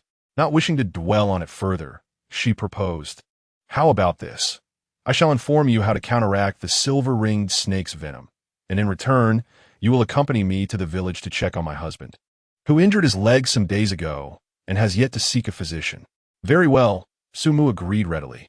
Meanwhile, another young master furrowed his brow, pondering the sheer improbability of the situation. Just as Qiansheng had been bitten by a silver-ringed snake, this lady appeared, claiming she could remedy its poison, and sought their assistance to visit the village. Chapter 17. Matters appear more complicated than they seem in the village, upon witnessing Tian Suisui's return accompanied by several young men. The villagers whispered and pointed at her, questioning where this madwoman had encountered such refined gentlemen. They surmised that these young men were not of reputable character. Indeed, one might ponder, who in their right mind would associate with a lunatic? Someone dared to inquire, "Madwoman, what are you doing with these men?" Initially, Tian Suisui wished to disregard their idle chatter. However, fearing that Su Mu and Ling Xiao might take offense and, in a fit of anger, neglect Zhou Huaishu's leg, she felt compelled to respond. "They are doctors summoned to tend to my husband's leg." "Doctors? Is that true?" A villager remarked. "They are dressed so finely. They must be from affluent families." "Tian, how do you know them?" With a fierce glare, Tian Suisui retorted, "Call me madwoman once more, and I shall sew your mouth shut with a needle and thread." The words of a madwoman are but the ravings of madness, regardless of the truth. The men followed closely behind, intent on uncovering whether Tian Suisui had spoken falsely. Tian Suisui ushered Su Mu into Zhou Huaishu's chamber, introducing him, "Su Doctor, this is my husband, Zhou Huaishu." She then continued, addressing Zhou Huaishu, "My dear, this is Dr. Su, the esteemed proprietor of the Rejuvenation Hall in Amber City. I fortuitously encountered him today, and knowing of your leg injury, he graciously came to offer his assistance." Zhou Huaishu appeared taken aback by Tian Suisui's initiative in inviting a doctor. Yet he quickly composed himself, expressing gratitude. "I appreciate your efforts, Dr. Su." "Dr. Su similarly replied, Madam Tian, you are too kind." While Su Mu examined Zhou Huaishu's leg, Tian Suisui did not linger by their side. Instead, she fetched a stool for Ling Xiao and poured him a bowl of water. Initially, Ling Xiao harbored reservations about Tian Suisui, but after observing the villagers' reactions upon their arrival, he began to relax. By the time they reached Tian Suisui's home, his guard had nearly dissipated. "Thank you, Madam Tian," Ling Xiao remarked. As Tian Suisui conversed with Ling Xiao in the courtyard, suddenly Wu Dazhou burst in, brandishing a broom and advancing towards Tian Suisui with fervor, chanting, "You unchaste madwoman! I shall not permit you to seduce wild men. My son is not yet deceased, and here you are hastily bringing strange men into our home. Do you think I am dead?" Just as the broom was about to descend upon Ling Xiao and Tian Suisui, one of the guards who had accompanied Ling Xiao and Su Mu swiftly kicked Wu Dazhou several meters away, his eyes glinting with cold fury. Is my master someone a mere village woman like you can strike? Please, refrain from such rudeness, Ling Xiao admonished at an opportune moment. Tian Suisui struggled to suppress a smile. Wu Dazhou had never been treated in such a manner. It was clear that a dramatic scene was about to unfold. As anticipated, Wu Dazhou began to wail, "Oh heavens, I cannot bear this. My daughter-in-law has brought a strange man home before my son's very eyes. How can I face the world any longer?" Tian Suisui was tempted to utter that if one could not face the world, they should simply depart from it. However, such words remained unspoken, confined to her thoughts. After suppressing her smile, Tian Suisui feigned innocence and said, "Mother-in-law, I mentioned my tears upon returning. And this is the doctor I brought to examine Zhou Huaishu's leg injury." "What is this commotion about?" Wu Dazhong spat contemptuously. "How could a lunatic like you possibly engage a doctor?" Tian Suisui replied calmly. "Then why do you not ponder how a madwoman like me could attract such a distinguished gentleman? I might wish to pursue him, but the question remains, would he even deign to notice me?" Ling Xiao nearly spewed his drink. How could Tian's words be so brazen? Did she truly harbor intentions towards him? Though she was undeniably attractive, Wu Dazhong, as if struck by a revelation, exclaimed, "Come quickly, everyone. This madwoman has confessed to pursuing wild men." "I never confessed," Tian Suisui retorted. "It is you, mother-in-law, who fabricates nonsense, attempting to tarnish my reputation by accusing me of pursuing wild men. You refuse to spend money to see to my husband's leg, nor do you offer to care for him. Now that I have finally engaged a doctor, you choose to cause a ruckus. Do you truly wish to see your second son suffer for life? Is it your desire to see him crippled forever? They say even a tiger does not eat its young. Today, you deliberately escalate the situation. Do you wish for your son to perish? What nonsense are you spouting?" Wu Dazhong pointed at Tian Suisui. "I'm not speaking nonsense. Just the other day, did you not lament how your son could not have simply died from his fall, or why he was not suffocated at birth? Were those not your words? Oh, and let us not forget, you even suggested he divorce me, fearing I might care for him. I suggested he divorce you to marry a better wife to care for him." Tian Suisui replied, "But it was you who forced him to marry me back then. Now you wish to use another pretext to have him with a more obedient wife. Mother-in-law, your calculations are astute. If you wish for Zhou Huaishu to die, simply say so. He is your own flesh and blood. If you desire his death, how could he possibly survive?" Each of Tian Suisui's words struck like pearls, igniting the crowd's indignation, leaving Wu Dazhong speechless. Yet Tian Suisui was not finished. She moved closer and whispered in her ear, "The youngest son at home is still unmarried. Mother-in-law, if you do not allow the doctor to treat Zhou Huaishu's leg today, one day I may take the opportunity to cripple the youngest as well. After all, you all know I am mad. I wouldn't mind being a little madder. What do you think, mother-in-law?" Wu Dazhong was rendered speechless, Tian Suisui's eyes glimmering with both mirth and a cold edge, leaving no doubt in her mind that she meant every word. You crazy woman," Wu Dazhong stammered, pointing at her. "Indeed I am." As Wu Dazhong observed her smile, she suddenly felt restless. Rising, she brushed off the dirt from her clothes and declared ominously, "You wait and see." Watching Wu Dazhong flee in disarray, Tian Suisui called out mockingly, "Mother-in-law, do take care not to trip. Your daughter-in-law is concerned for you." Turning to Ling Xiao, she adopted a different smile. "My apologies for the spectacle, young Master Ling." "Not all," Ling Xiao responded. After this incident, Ling Xiao's gaze towards her underwent a profound transformation. In the ordinary dynamic between mothers-in-law and daughters-in-law, a mother-in-law refraining from mercilessly tormenting her daughter-in-law is already considered a great kindness. Yet, before her stood Tian Suisui, with mere words, incited collective ire, rallying the crowd to her side. There were several remarks that Ling Xiao did not catch, but judging by the old woman's terrified expression, they were likely far from flattering. In the end, with ease, Tian Suisui re-established herself in the role of a dutiful daughter-in-law, previously perceived as a simple, unsophisticated villager. The situation appeared to be far more intricate than it first seemed. Chapter 18. This family will eventually disperse. Zhou Huaishu's injury was not as grave as Tian Suisui had presumed. Sumo provided a prescription, instructing Tian Suisui to prepare the medicine for Zhou Huaishu to consume, to prevent blood congestion in his leg. She was also required to assist in massaging the area for half an hour each day. Tian Suisui, unfamiliar with the characters of this era and unable to write, conveyed the ingredients to Su Mu, who penned them down at her behest. Glancing at the 2 herbs listed, Su Mu felt a twinge of uncertainty. "Madame Tian, is this truly feasible?" he inquired. "Rest assured," Tian Suisui replied confidently. "The properties of the serpent differ. Thus, the prescriptions must also vary. Just trust in the regimen for your bodyguard. Within 5 days, the toxin shall be purged, leaving no lingering after effects. Should any issues arise, feel free to seek me out. I am right here and will not evade you." Given her certainty, Su Mu refrained from further protest. "Due to our modest means, I cannot invite you 2 gentlemen to dine," she implied, effectively issuing a dismissal. The onlookers, still gathered, began to comprehend that Tian Suisui had indeed engaged Su Mu to treat Zhou Huaishu's leg injury. "Suisui, could you persuade that doctor to visit my home? My elderly mother frequently suffers from leg pain. Suisui, my son cries incessantly at night. Could the doctor prescribe something for him?" Tian Suisui paid them no heed, thinking, "What does this have to do with me? If you wish to consult the doctor, do so at your own expense."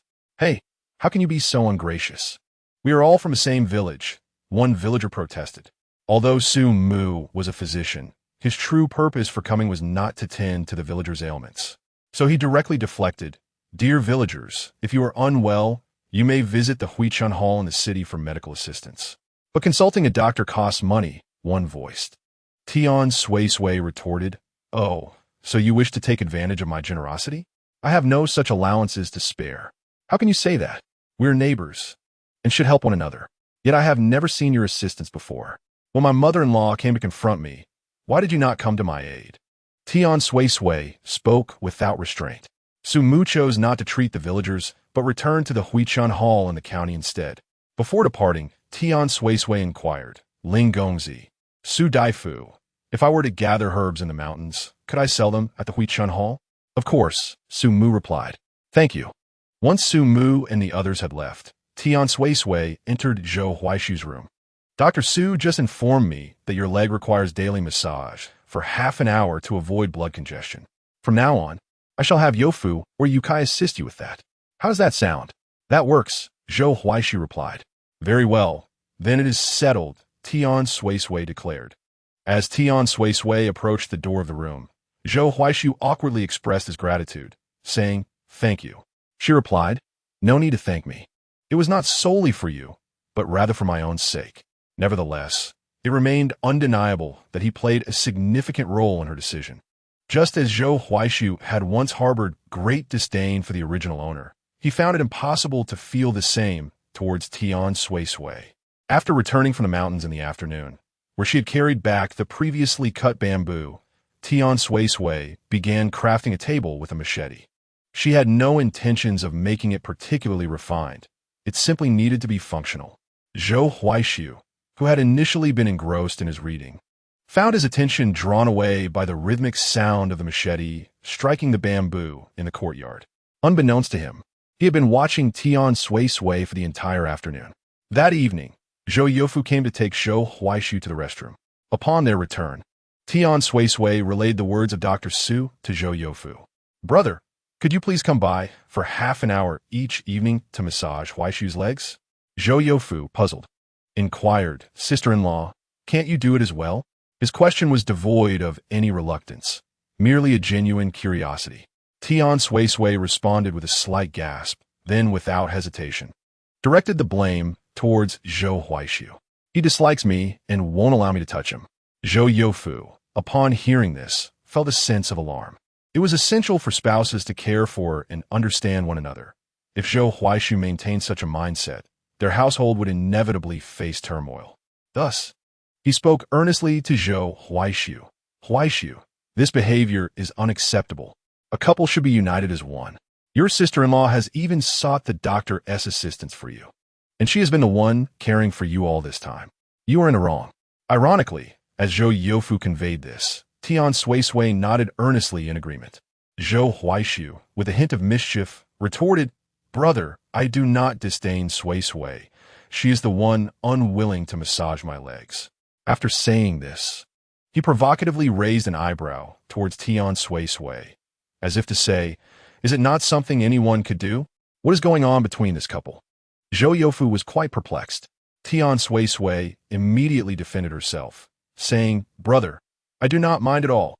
Dr. Su said that only a man with greater strength could effectively massage Huaishu's legs, so that the meridians can be stimulated and the blood can circulate properly."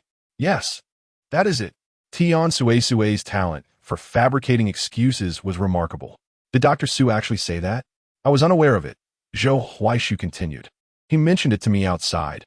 Is that not sufficient? Very well. Zhou Huaishu conceded. From now on, I shall rely on you, brother. Not a problem. I will come by daily to massage Huaishu's legs for half an hour. And remember, neither of you should disdain the other. You must strive to live harmoniously. Once Huaishu's legs are healed, living well together will take precedence over all else. Next year, you can have a healthy baby boy, and your lives will be filled with joy. Indeed, brother speaks wisely, Tian Suisui promptly echoed. After Zhou Youfu left, Tian Suisui confronted Zhou Huaishu. You did that on purpose. Zhou Huaishu feigned ignorance, replying, I do not comprehend what you are saying. Tian Suisui felt an overwhelming urge to slap him, but restrained herself, succumbing instead to a fit of impotent rage. 3 days later, the sweet sticky candy made from the golden cherry was completed. Zhou Linghuan had been vigilantly stationed by the kitchen, and as the syrup reached the perfect consistency, Tian Suisui dipped her chopsticks into it and offered some to Zhou Linghuan. Mother, it's sweet, Zhou Linghuan exclaimed. Although Tian Suisui had denied being her mother and had asked her not to call her that, Zhou Linghuan still referred to her as such, and over time, Tian Suisui had grown accustomed to it. Would you like more? Tian Suisui inquired. Yes, Zhou Linghuan replied. Tian Suisui scooped a little syrup into a bowl and then filled another bowl, which she brought over to Zhou Huaishu. Try it, she urged. Zhou Huaishu looked at it curiously. What is it? It's syrup, Tian Suisui explained. He had become quite accustomed to her offerings, and upon catching the sweet aroma, he dipped his chopsticks in and tasted it. Is it sweet? Tian Suisui asked. Yes, Zhou Huaishu affirmed. Is it delicious? She continued. It's not bad, he replied. Tian Suisui encouraged him to savor it slowly while she returned to the kitchen to pour out the syrup. Lacking molds, she was unable to create intricate shapes. So she had gathered numerous large leaves from the mountains to spread out, pouring the syrup onto them and waiting for it to dry. When she returned to collect Zhou Huaishu's bowl, she was astonished to find that he had devoured every last bit of syrup. It was as if she was seeing Zhou Huaishu for the first time, and she gazed at him intently. Perhaps her stare was too conspicuous, for Zhou Huaishu could not overlook it, and asked, What is the matter? Do you really enjoy sweets? Chapter 19. Was this not blatant teasing? Zhou Huaishu had never confided in anyone about his fondness for sweet treats, nor had he ever displayed it before anyone else. Yet Tian Suisui had discerned it so assuredly from just a small bowl of syrup. He felt inclined to deny it, but at that moment, the courtyard door swung open, and visitors entered. It was none other than Su Mu and Ling Xiao, accompanied by several of their guards. The guard who had been bitten by the snake was also present. Upon seeing Tian Suisui, he bowed deeply. I heard from Dr. Su that the snake venom was cured by Madame Tian. Qian Sheng is here to express gratitude for your life-saving assistance. You flatter me, young master. I merely happened to be present. It was but a small effort. Tian Suisui faltered momentarily, struggling to find an appropriate self-reference. Commoner? That seemed incorrect. Common woman? Also not quite right. After a flurry of thoughts, she ultimately settled on simply calling herself I. Regardless, if it were not for Madame, my life would surely have been lost, Qianxing insisted. Tian Suisui invited Su Mu and Ling Xiao to sit before asking, So, have you come today to thank me? Her thoughts raced to 100 possibilities. Would they gift her a house? It would be ideal. Then she could leave this place and avoid living on the streets. After all, one cannot simply take a life-saving favor lightly, right? If not a house, perhaps a few silver coins would suffice. Just as she was reveling in her daydreams, Su Mu interjected, Madame Tian, this is medicine for your husband, to be taken daily. Medicine? Delivering medicine is a viable option. This way, she need not find ways to procure money for Zhou Huai Su to obtain the medicine. If she gathers herbal remedies from the mountains, she can keep the money for herself, and one day she will accumulate enough to purchase a house, at which point she can discreetly depart. Thank you, Dr. Su. Su Mu added, Madame Tian, in addition to expressing our gratitude for your saving of Qian Sheng, we have another matter to trouble you with. What is it? Su Mu presented the prescription that Tian Suisui had previously asked her to write on her behalf. Madame Tian had mentioned that different snakes possess varying attributes, and the herbs used for antidotes differ accordingly. We wonder if you could compose a few more prescriptions for us. Oh, so this is regarding how to counteract snake venom. Rest assured, we will not ask you to write prescriptions for free. Our clinic will offer 100 taels of silver for each prescription, Ling Xiao stated. Tian Suisui esse eyes widened in astonishment. Such a generous sum. 100 taels for a single prescription. Would she not be striking it rich? Although she lacked a precise understanding of the value of 100 taels. Deal, she replied without hesitation, fearing the other party might reconsider. Su Mu mentioned 2 types of snakes, and Tian Suisui asked him to wait momentarily while she went inside to have Zhou Huai Su assist her with the writing. Why must I write? Zhou Huai Su inquired. Is it not possible if I cannot read? He found it quite remarkable that Tian Suisui could prescribe medicine without literacy. Who says one cannot prescribe medicine without knowing how to read? Following her instructions, Zhou Huai Su swiftly penned 2 prescriptions. Tian Suisui gleefully accepted them, thanking him affectionately. Zhou Huai Su thought, is this not a blatant flirtation? Yet the instigator appeared blissfully unaware, hastily taking the prescriptions and leaving, fearful of the outside party's change of heart. Su Mu received the prescriptions, and Tian Suisui informed him which antidote corresponded to which snake venom. Ling Xiao handed her 300 taels of silver, naturally in banknotes. Was it not 200 taels? Tian Suisui asked. Su Mu waved the previous prescription for the silver ring snake. This one counts as well. Tian Suisui beamed with delight upon receiving the money, eagerly pouring water for them. The water was made from raspberries she had gathered in the mountains, garnished with a small sprig of mint and specially chilled in a well. Su Mu took a sip and, without hesitation, praised Madame Tian. What is this water? It is remarkably refreshing and icy, truly a perfect remedy for the heat. I made it with raspberries, Tian Suisui replied. I'm glad you like it. Having received such heartfelt praise, she felt compelled to offer them some homemade sugar candy to avoid appearing neglectful of her esteemed guests. The sugar candy had solidified, but remained slightly pliable, allowing her to slice it into pieces. She distributed a piece to each, stating, "This is my own creation. Do give a try." Su Mu, showing no aversion, picked up a piece and tasted it, subsequently exclaiming, "Who would have thought, Madame Tian? Not only do you possess the knowledge to counteract snake venom, but you are also quite skilled with your hands." Too kind, she replied modestly. After lingering a while longer, Su Mu and Ling Xiao took their leave. Tian Suisui's spirit soared. Her face radiated joy, having profited 300 taels. What a fortune! Before departing, Su Mu remarked, "Tian Yanzi, our previous venture into the mountains was primarily to seek out the precious Hishou Wu, particularly those of significant age that have matured. You reside in this village near the mountains, and should you procure some Hishou Wu and deliver it to my rejuvenation hall, I assure you a handsome reward." Tian Suisui, captivated by the promise of a substantial reward, agreed without hesitation. After their departure, Zhou Huaishu called her for the first time. As Tian Suisui approached, Zhou Huaishu began to utter a word, but she, sensing a threat, crossed her arms defiantly. "This money I earned through my own efforts is mine alone. Do not even think about it," she declared.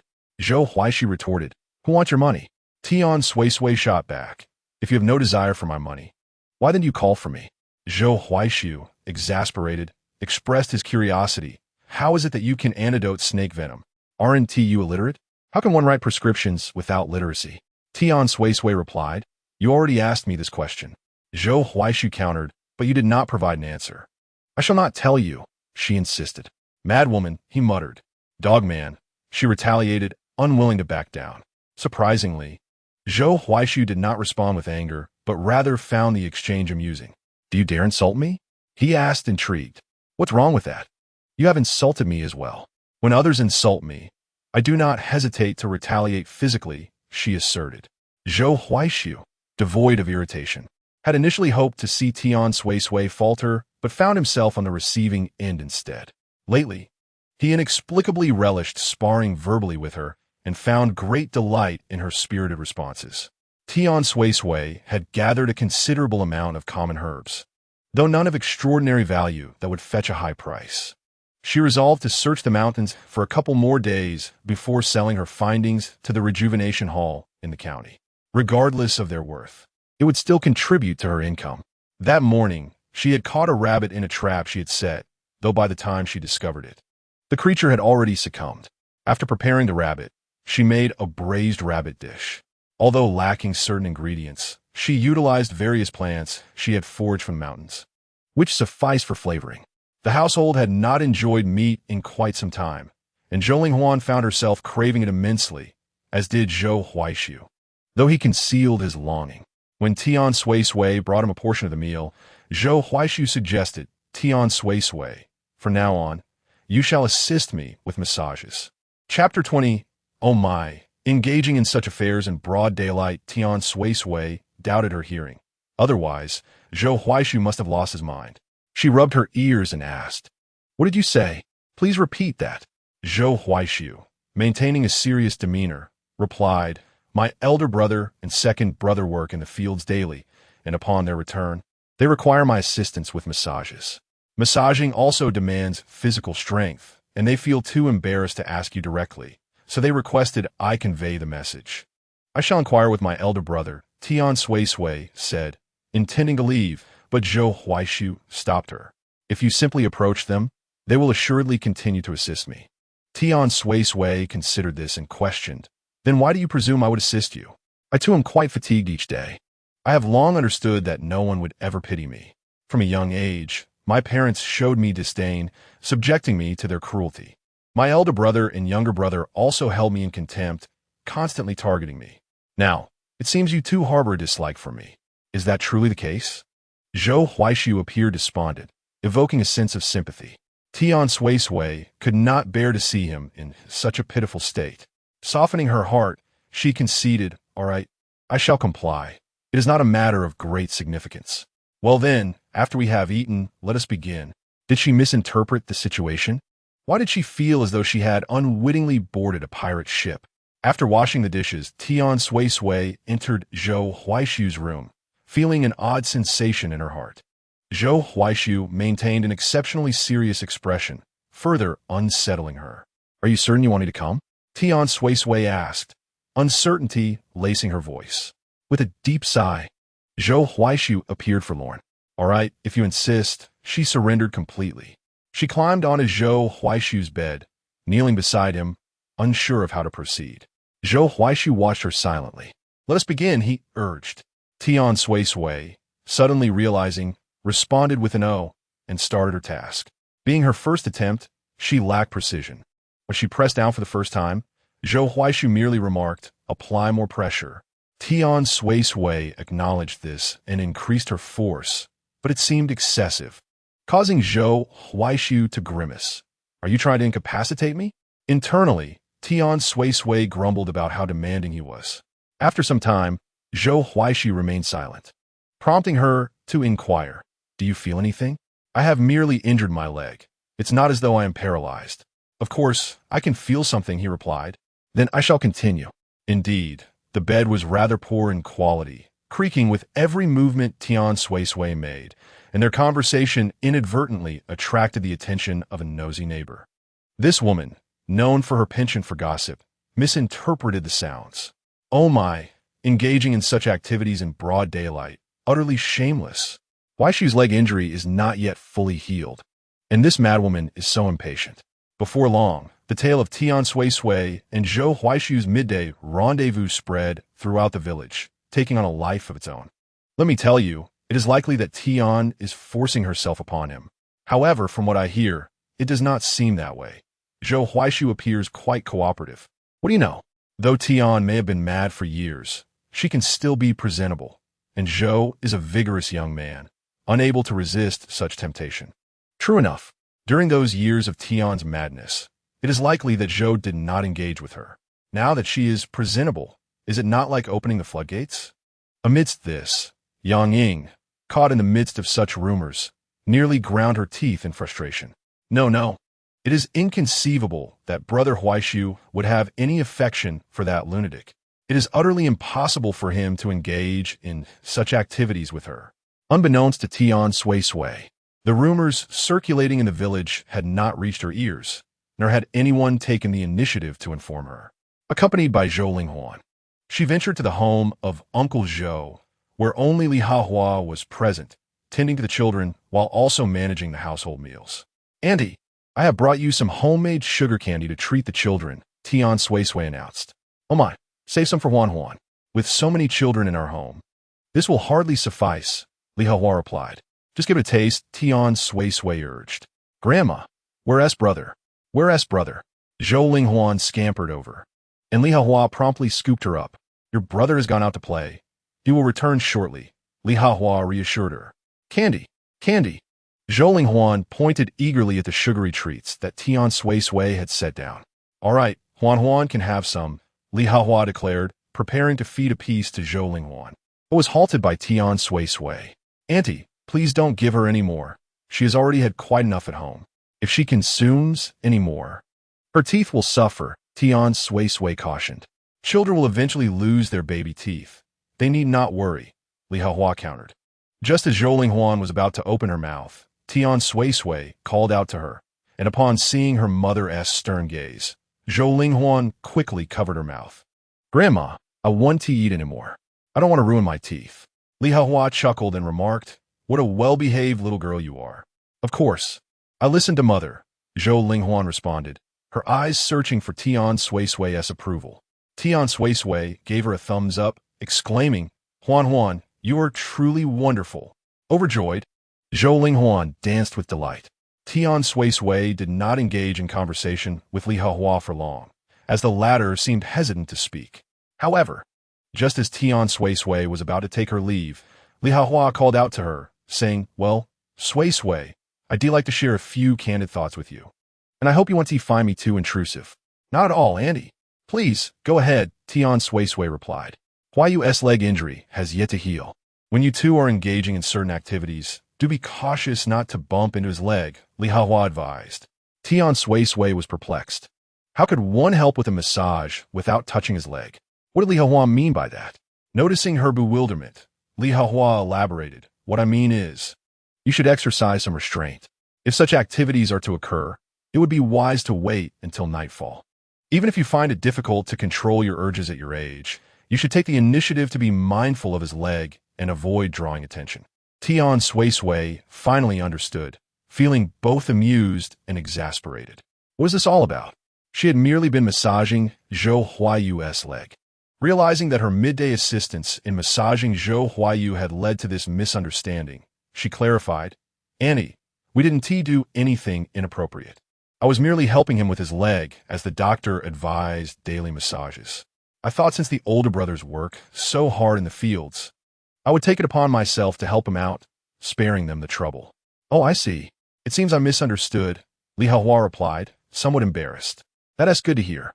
The sooner his leg heals, the better he can focus on his studies and assist you at home." "Indeed, Auntie," Tian Suisui agreed. As she made her way home, just before stepping in her own yard, a figure suddenly burst forth from within. Chapter 21. Manufacturing public opinion as the best method of diverting attention. Zhou Xiao, clutching two fish, rushed towards Tian Suisui, exclaiming, "Aunt Tian, I caught 2 fish from the river. Grandmother asked me to deliver them to you for Uncle Su to make soup." The modest crucian carp in his hands were accepted by Tian Suisui, who graciously replied, "Thank you." She then handed him some homemade candy, to which Zhou Xiao joyfully responded, "Thank you, Aunt Tian. I took Huan out to play." "Go ahead," she replied. In the evening, Tian Suisui delivered the prepared medicine to Zhou Huaisu. Without any pretense, drank it all in one go, as if it were a refreshing beverage rather than medicine. After finishing the concoction, Tian Suisui placed 2 pieces of candy in his palm, saying, "Here, enjoy." Zhou Huaisu accepted the candy silently, discreetly following her silhouette with his peripheral vision as she exited. Since sleeping in Tian Suisui's bed last time, Zhou Linghuan had been following her around. Tian Suisui boiled a pot of hot water to bathe her, marking the first occasion in many days that she had assisted the child in such a manner. Zhou Linghuan was thrilled, chattering incessantly, while Tian Suisui, lacking experience in bathing children, could only proceed as best as she understood. When Zhou Xiaoyu arrived, she found Zhou Linghuan playing in the basin, and her immediate reaction was to quickly lift Zhou Linghuan out, fearing that Tian Suisui had gone mad again. However, upon touching the water in the basin, she realized it was not scalding hot, and that Tian Suisui had indeed changed from her former erratic self. Allowing her to release her grip, "Annie," Zhou Linghuan exclaimed happily, "Mother is helping me bathe." Zhou Xiaoyu responded with a dry "oh," as she found herself at a loss for words with Tian Suisui. She had heard the midday gossip, but was uncertain of what to say. To avoid the awkwardness, she deliberately went to check on Zhou Huaisu, asking, "Second brother, are you feeling better?" "Much improved," Zhou Huaisu replied with a smile. Among the many in the Zhou family, only Zhou Xiaoyu did not elicit a sense of aversion from him. "I'll be heading back. Mother will scold me if she can't find me," she stated. "Anzai, du huasu ziplit." Watching her leave, Tian Suisui handed her 2 pieces of candy, saying, "Huan asked me to give these to you." Zhou Xiaoyu stared at the candy in her hand, momentarily stunned, as she had never tasted candy before. Seizing the opportunity of her days, Tian Suisui continued, "Tomorrow, I must go to the city. If you have time, please keep an eye on Huan, and ensure that the children from your elder brother's family do not bully her. Also, if you have the chance, please bring your second brother a cup of water." Zhou Xiaoyu did not inquire about her purpose in the city, merely nodding in agreement. At dawn the following day, after arranging her affairs, Tian Suisui informed Zhou Huaisu and set off in the city on a village ox cart, her basket strapped to her back. Upon reaching the boarding location, she discovered that Yang Ying was also there. Yang Ying, upon spotting her, let out a cold hum. Tian Suisui felt exasperated. It was Zhou Huaisu who refused to marry her, who did not desire her, not even as a concubine. What was it to her? It was not as though she was unwilling to step aside. Finding a spot closer to the interior, she squatted down, protecting the herbs in her basket, wary of any ignorant soul who might mishandle them. A considerable number of individuals arrived gradually, among them the notorious gossip, and he. Upon spotting Tian Sui, and his first remark was, "Madwoman, what is it like to sleep with a man?" The village was rife with rumors, and Tian Sui had caught wind of some. However, upon hearing Anhe's words, she did not even raise an eyelid, dismissing the malicious fabrications of gossipers with disdain. "Madwoman, I am talking to you." And he persisted, but Tian Sui ignored her, prompting Anhe to approach in a confrontational manner, even attempting to kick Tian Sui's back basket with her foot. Tian Sui merely lifted her eyelids. Seated at the innermost part, she swiftly stood up and shoved Anhe, who lost her balance and nearly fell from the cart, fortunately being steadied by a few bystanders. "Do you dare to push me?" Anhe glared at Tian Sui with fury. "If you dare to come at me again, I want to just push you.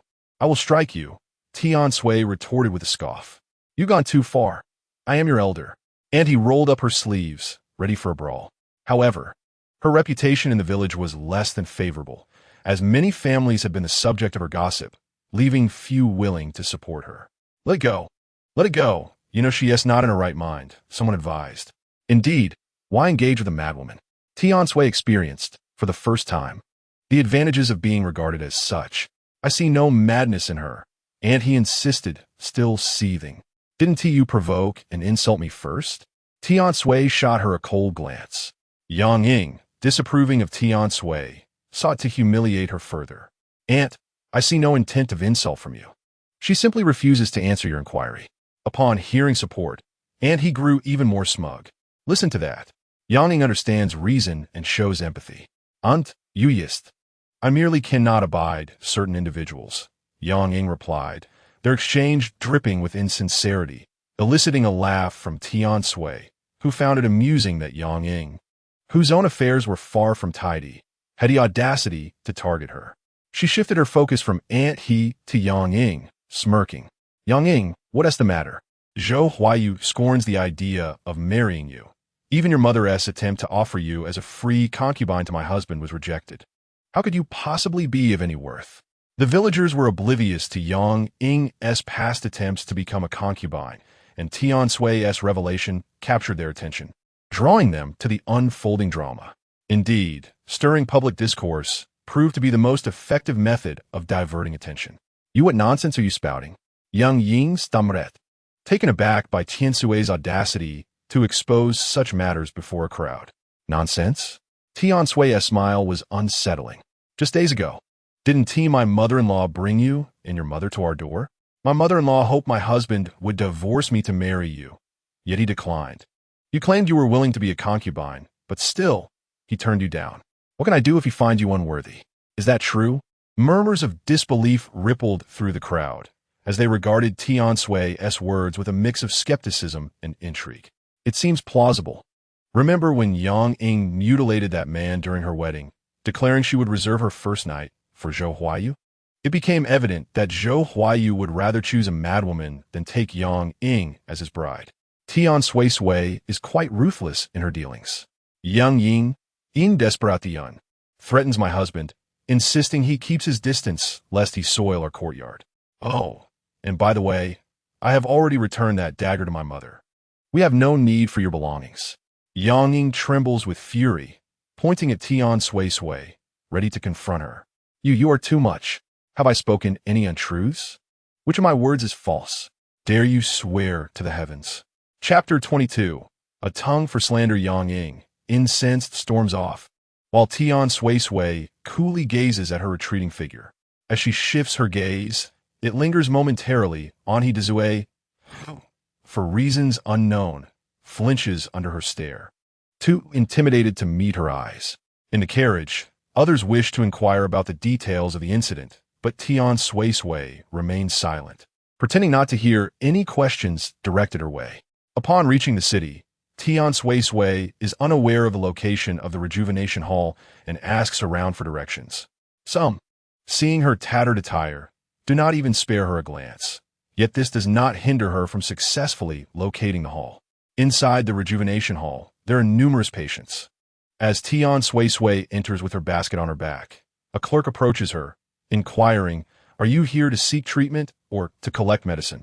Not spotting Su Mu and Ling Xiao, she refrains from searching for them and simply replies, "I am here to sell herbs." Sell herbs? The clerk first glances into her basket, confirming its contents are indeed medicinal plants, before saying, "Oh, I shall fetch our manager." Before long, the manager arrives, examines the herbs in Tian Suisui's basket, and notices that, although most are common, there are a few rare varieties. Furthermore, the herbs have been properly processed. Those that need a drying are dry and appear clean and tidy. Very well, I shall take these herbs, the manager declares. Thank you, esteemed manager, Tian Suisui responds gratefully. Should I gather more herbs in the future, I will bring them here to sell, but they must be properly processed. Understand. The herbs she carried sold for nearly 2 taels of silver. She requested the manager to give her copper coins, as she needed the money to purchase rice and flour. Otherwise, her family would face starvation. The rice merchant, noticing her worn clothing, completely disregards her. However, Tian Suisui does not require their attention. She purchases 10 pounds of rice and flour. Any more would be too heavy to carry. As she passes a meat stall, she notices 2 large bones on the counter, tibia bones. After some contemplation, she buys them, reasoning that one should consume what is beneficial for nourishment. In addition to the pork bones, she buys several pounds of lard, as their oil supply has run out. Furthermore, recalling that it has been a while since she had eaten pork, she also purchases 2 pounds of lean meat. While on her way, she spots a vendor selling steamed buns and surmises that Zhou Linghuan has likely never tasted meat buns. So, she buys a few to place in her basket.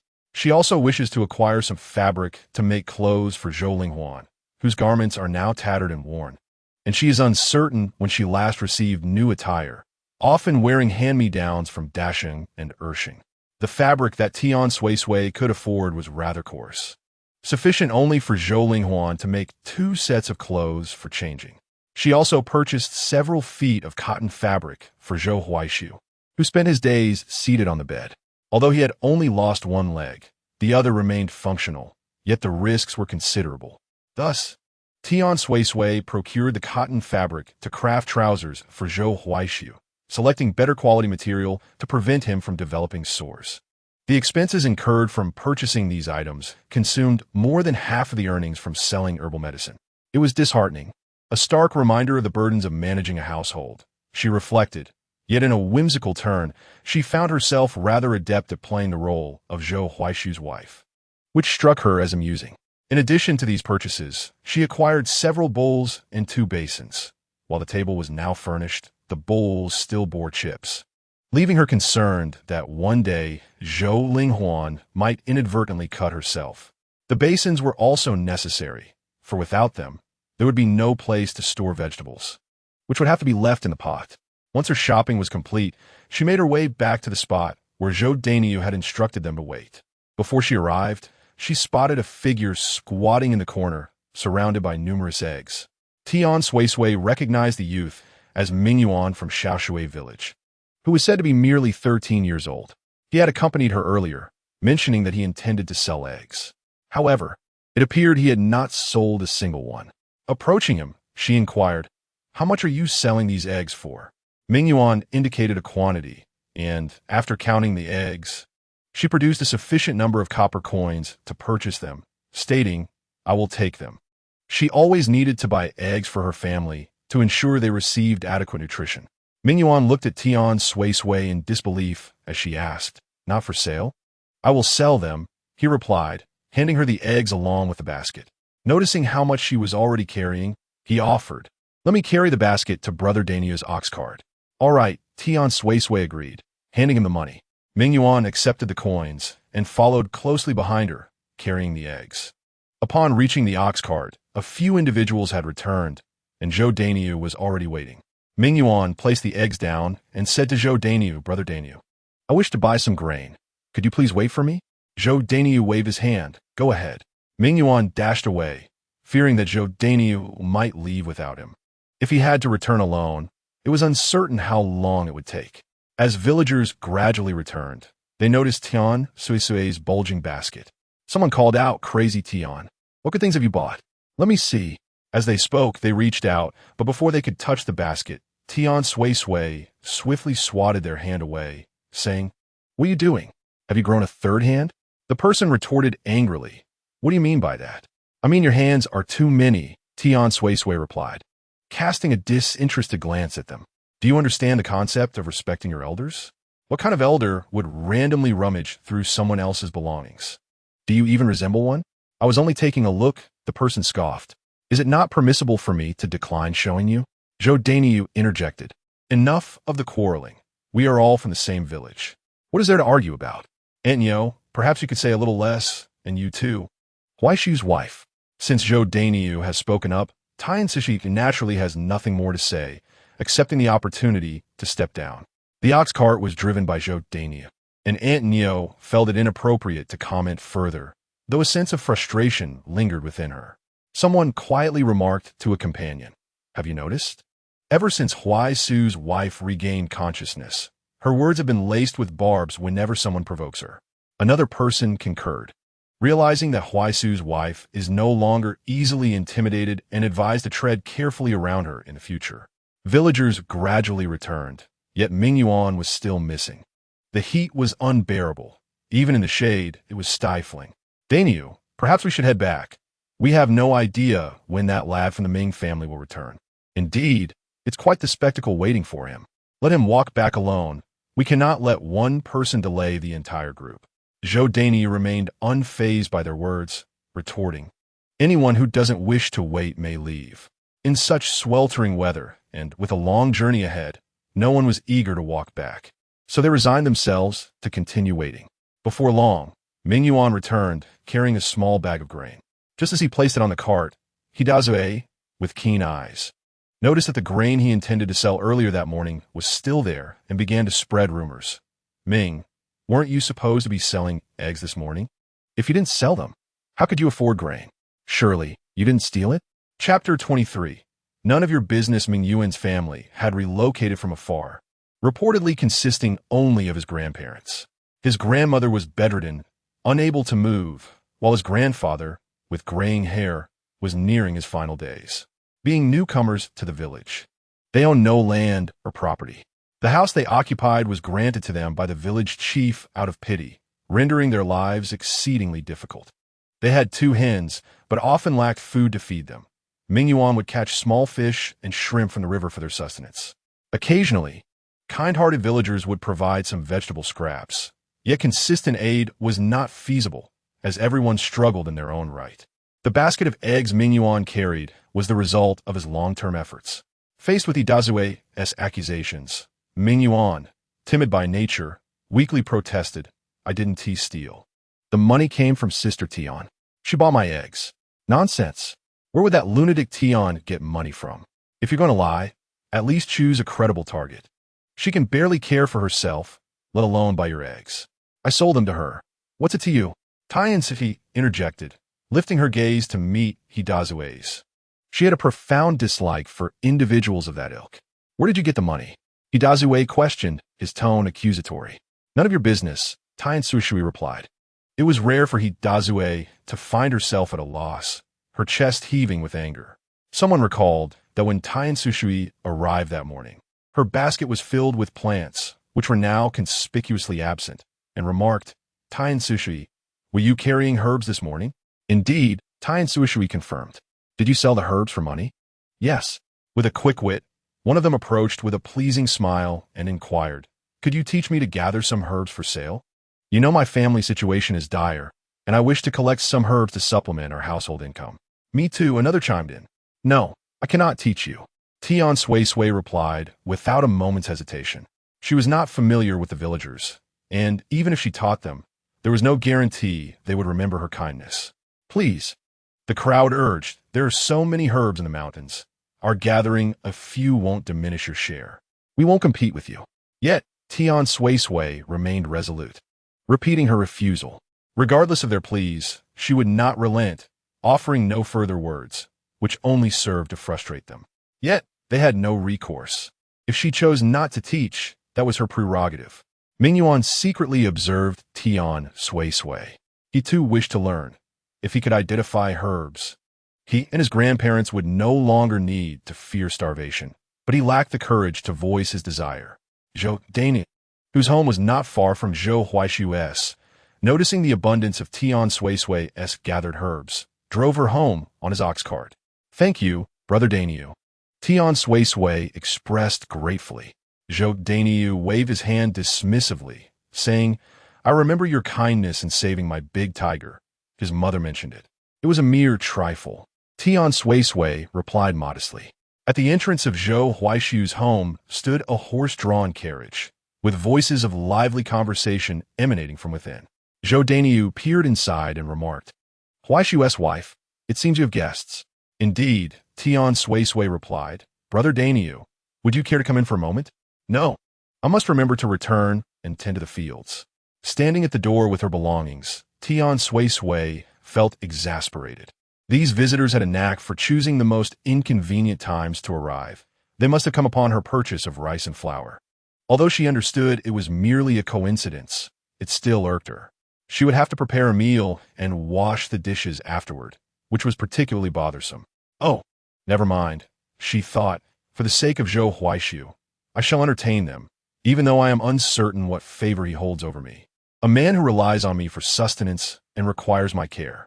The visitors were 3 of Zhou Huaishu's classmates. Upon entering, she found them conversing with him. Hearing commotion in the courtyard, Zhou Huaishu called out, "Suisui, come here. I wish to introduce you to some friends." The 3 classmates were named Zhang Zhua, Zhao Yuan, and Du Xiao, all of whom were aware that Zhou Huaishu's wife was quite eccentric. They had expected Tian Suisui to appear disheveled and dirty, but upon seeing her, they found her well-groomed and presentable. Without a hint of shyness, She greeted them warmly. Hello, I am Zhou Huaishu's wife, Tian Suisui. The taller of the group introduced himself. I am Zhang Zhua. I am Zhao Yuan, said the robustly built one. I am Du Xiao, the last remarked, embodying the image of a scholarly gentleman. Tian Suisui nodded at them. Please continue your conversation. My husband has been away from the academy for some time and likely has much to discuss with you all. After Tian Suisui stepped outside, she retrieved the bowl she had just purchased that day and meticulously washed it, preparing 4 bowls of sweet water to bring inside. It would be unthinkable for her guests to arrive and not be offered even a bowl of water, would it? The impression of Tian Suisui among the group shifted once more. Zhou Huayu's wife was not as daft as they had initially imagined. Given the circumstances, it was clear that they intended to stay for dinner. Regardless of their annoyance, it was not her place to usher them away. So she dutifully began to prepare the meal. During her culinary endeavors, Zhou Xiaohu returned with Zhou Linghuan. Aunt, I brought Huan back. Mother, I'm home, Zhou Linghuan exclaimed. Upon her arrival, she immediately sought out Tian Suisui, disregarding Zhou Huayu entirely. She's in the kitchen, replied Tian Suisui. Zhou Xiaohu did not enter the house, but escorted Zhou Linghuan to the courtyard before leaving. For his father had instructed him not to disturb the guests at his uncle's home. Tian Suisui directed Zhou Linghuan to Zhou Huayu's room to greet the uncles. Unfazed, she called out father and then added, Hello, uncles. Before the men could respond, she scampered away. Mother, I've come to find you. Zhang Zhou remarked. Your daughter is quite attached to her younger sister. It seems your sister treats her very well. Indeed, I believe my sister-in-law has done a commendable job raising her daughter, instilling proper etiquette. Hearing such praise, Zhou Huayu felt a swell of pride. He had not realized until now how fond Zhou Linghuan had become of her mother. She refrained from preparing a soup from the large bones, as there was little meat upon them, and boiling them for an extended period seemed impractical.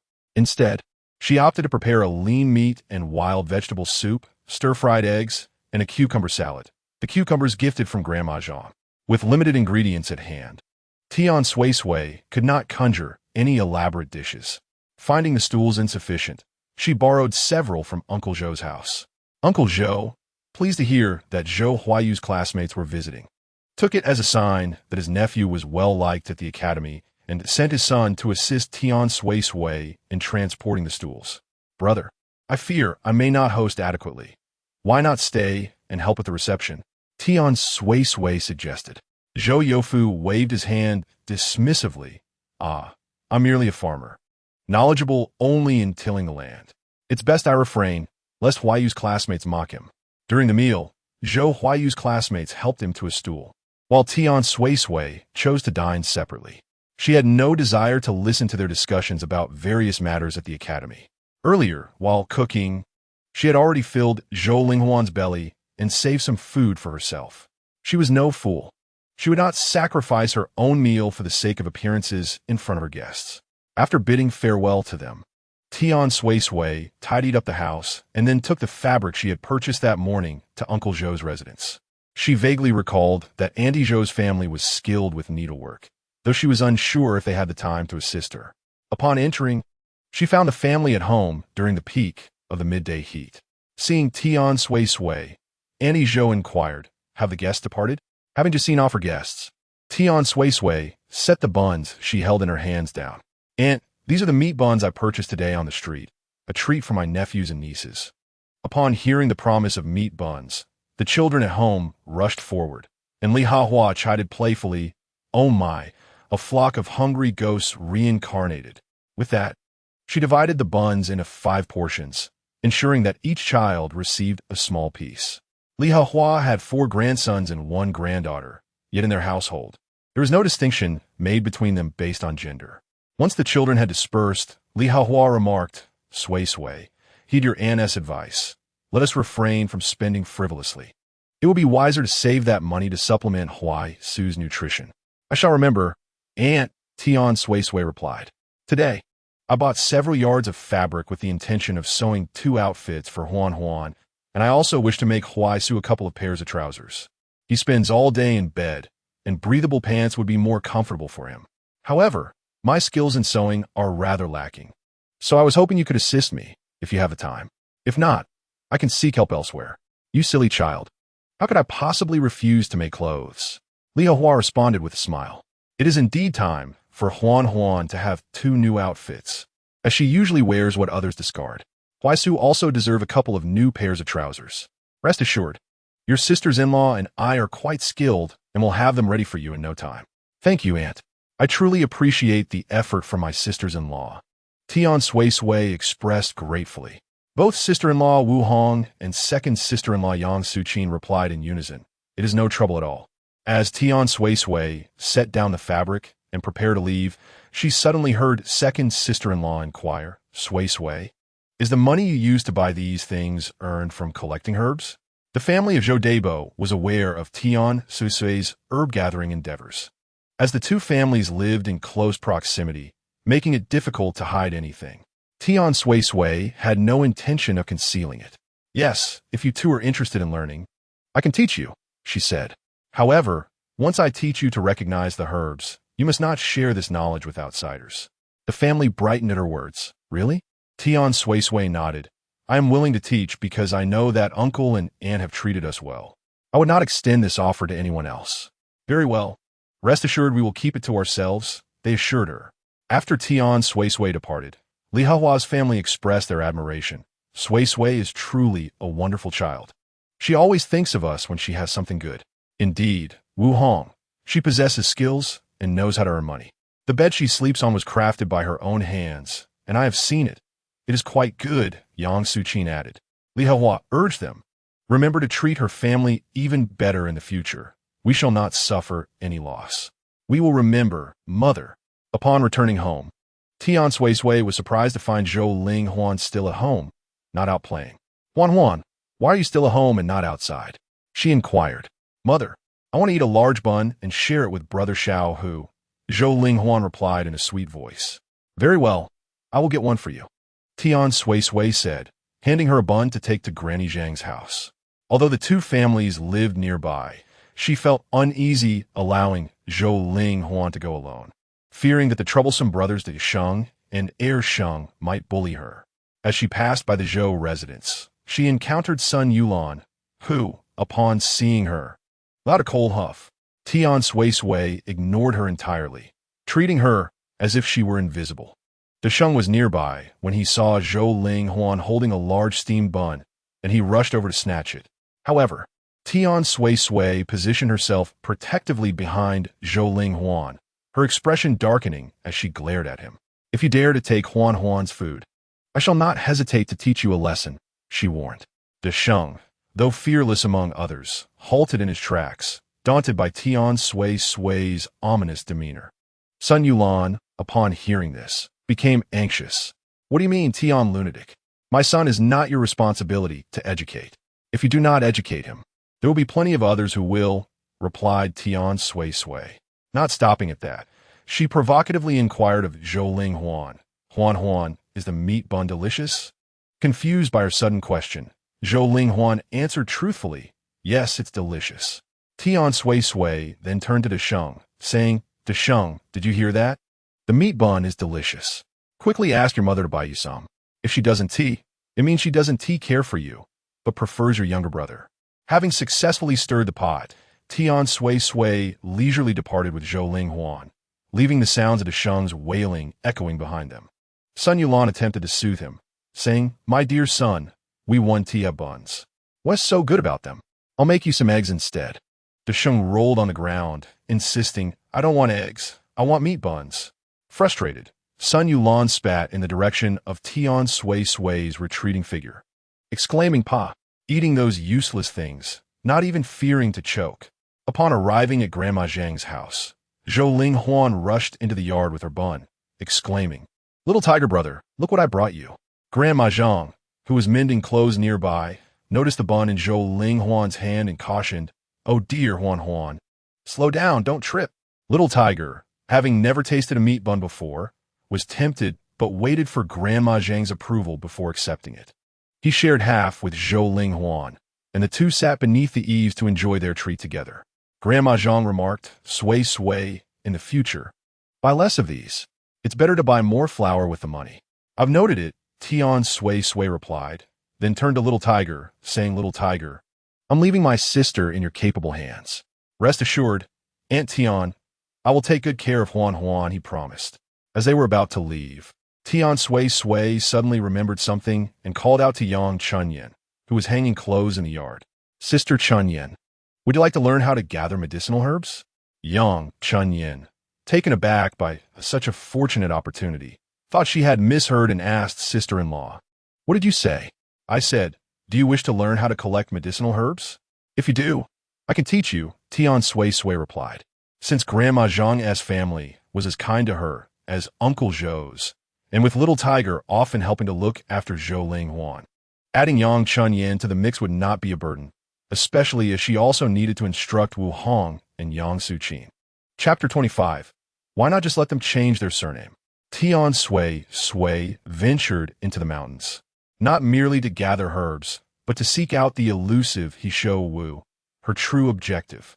She was well aware of the ideal conditions for Hishou Wu to thrive. Hence, she paid particular attention to the edges of the forest on the slopes, the thickets, and the crevices by the stones along the ravines as she searched. However, the ordinary Rhamania glutinosa is not particularly difficult to find. Yet, locating a well-aged and matured specimen proves to be a formidable challenge. Tian Suisui spent the better part of the day traversing the mountains, gathering an array of common herbs, and managed to excavate a couple of Rhamania roots, though their age was still insufficient. Upon returning in the afternoon, she first poured water for Zhou Huaishu, inexplicably noticing his displeasure while resting in bed. Hey, I've been toiling away to earn a living, and yet I still have to cater to you upon my return. Zhou Huaishu replied calmly, I have a leg injury. Tian Suisui responded, Hurry up and recover. It's quite bothersome. Zhou Huaishu gazed at her, realizing that Tian Suisui indeed appeared eager to abandon him once his leg healed. Strangely enough, the thought of her eventually holding their divorce papers, severing all ties between them, stirred a tinge of melancholy within him. Just as he contemplated preparing dinner, Wu Dishu and Sun Yulan unexpectedly arrived, accompanied by Zhou Dasheng and Zhou Ershing. Is there something you need? Tian Suisui inquired with indifference. Wu Dishu retained his usual demeanor and, in an authoritative tone, stated, I heard you bought meat buns today. Hand over 2 for my precious grandsons. There are none left, Tian Suisui replied. You are in the wrong, Tian Fengzi, Sun Yulan exclaimed in exasperation. What kind of talk is that? You would rather give to that outsider Zhou Xiaohu than to your own 2 nephews? Zhou Xiaohu can help me take care of Huan Huan. What can your precious sons do for me? Tian Suisui retorted. Regardless, they're still your nephews, with you and Huaishu only producing a financial burden. Who will support you in your old age if you do not treat them well now? Are you still counting on a financial liability? Dashing interjected. I certainly want to support a madwoman. She wanted to even share a meat bun with me, and that lunatic pushed me last time. I won't either. When they grow old, I'll let them starve, Ershing added. Did you hear that? Tian Suisui remarked. Depending on them is no better than relying on a dog. Yet, Wu Dishu seemed to have grasped her weakness, insisting they are still young. What do they know? Their current disdain for you stems from your mistreatment. If you start treating them better now, what fear is there that they will not reciprocate in the future? Exactly, Sun Yulan chimed in. My son is the foundation of the Zhou family. If you do not treat him well now, you will surely regret it later.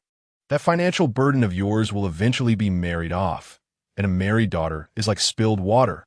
Can you still rely on her? Tian Suisui responded calmly. Financial burden? Sister-in-law, do not insult yourself in such a manner. Not only do you demean yourself, but you also insult your mother-in-law, which is an act of great filial disrespect. Sun Yulan retorted, Do not slander me. I never insulted my mother.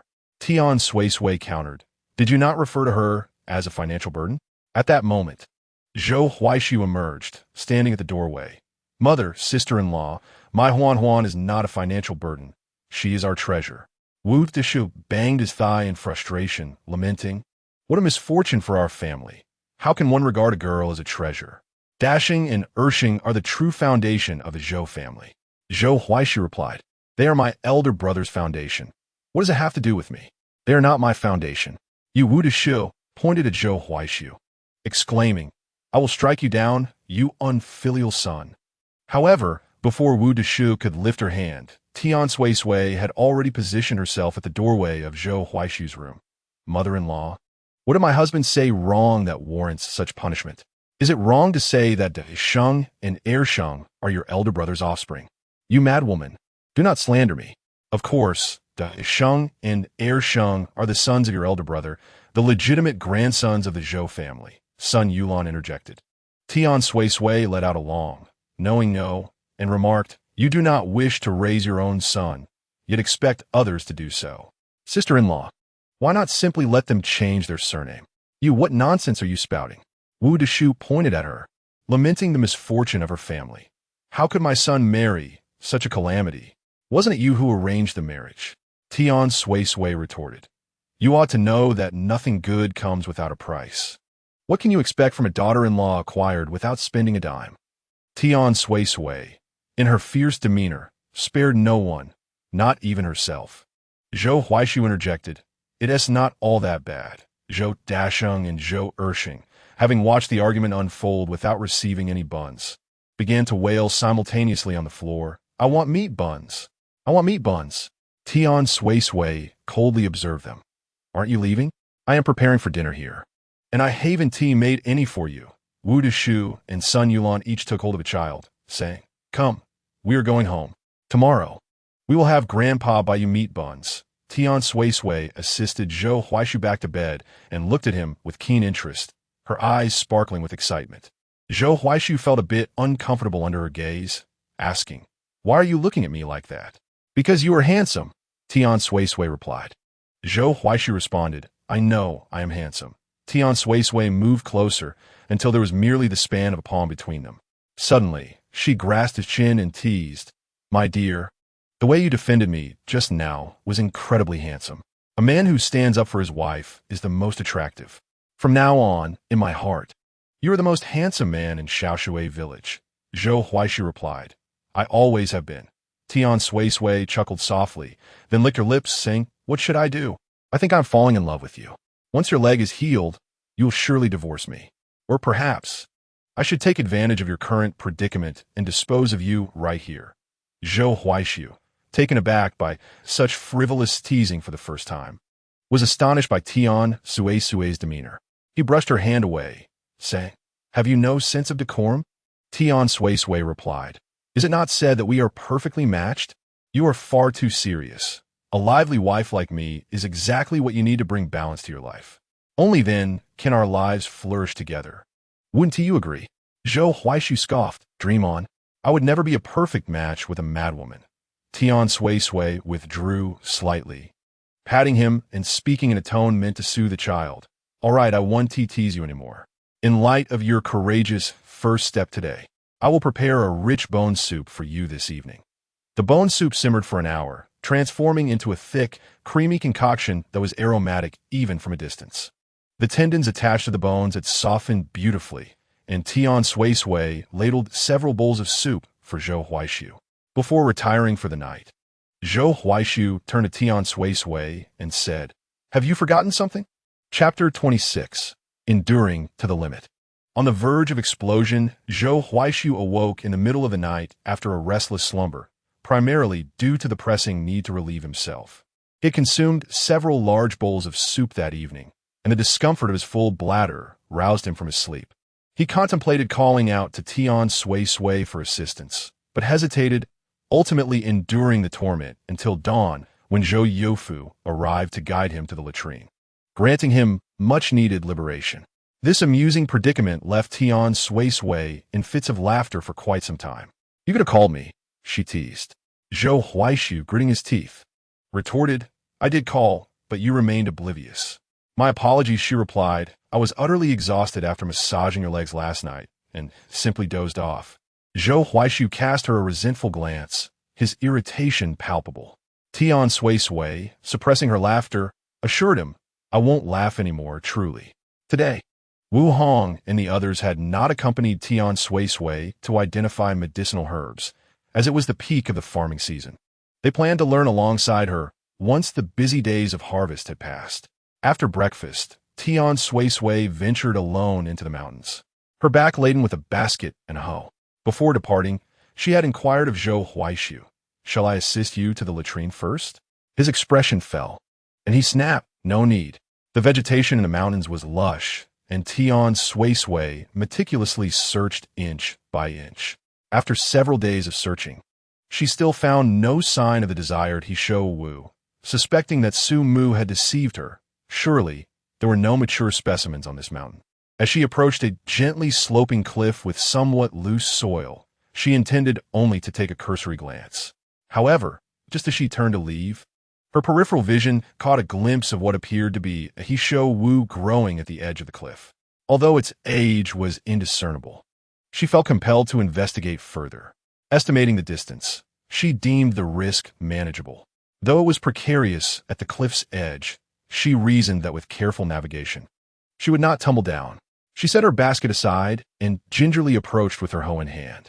Crouching down, she began to gently scrape away the soil, cautious not to exert too much force for fear of losing her balance.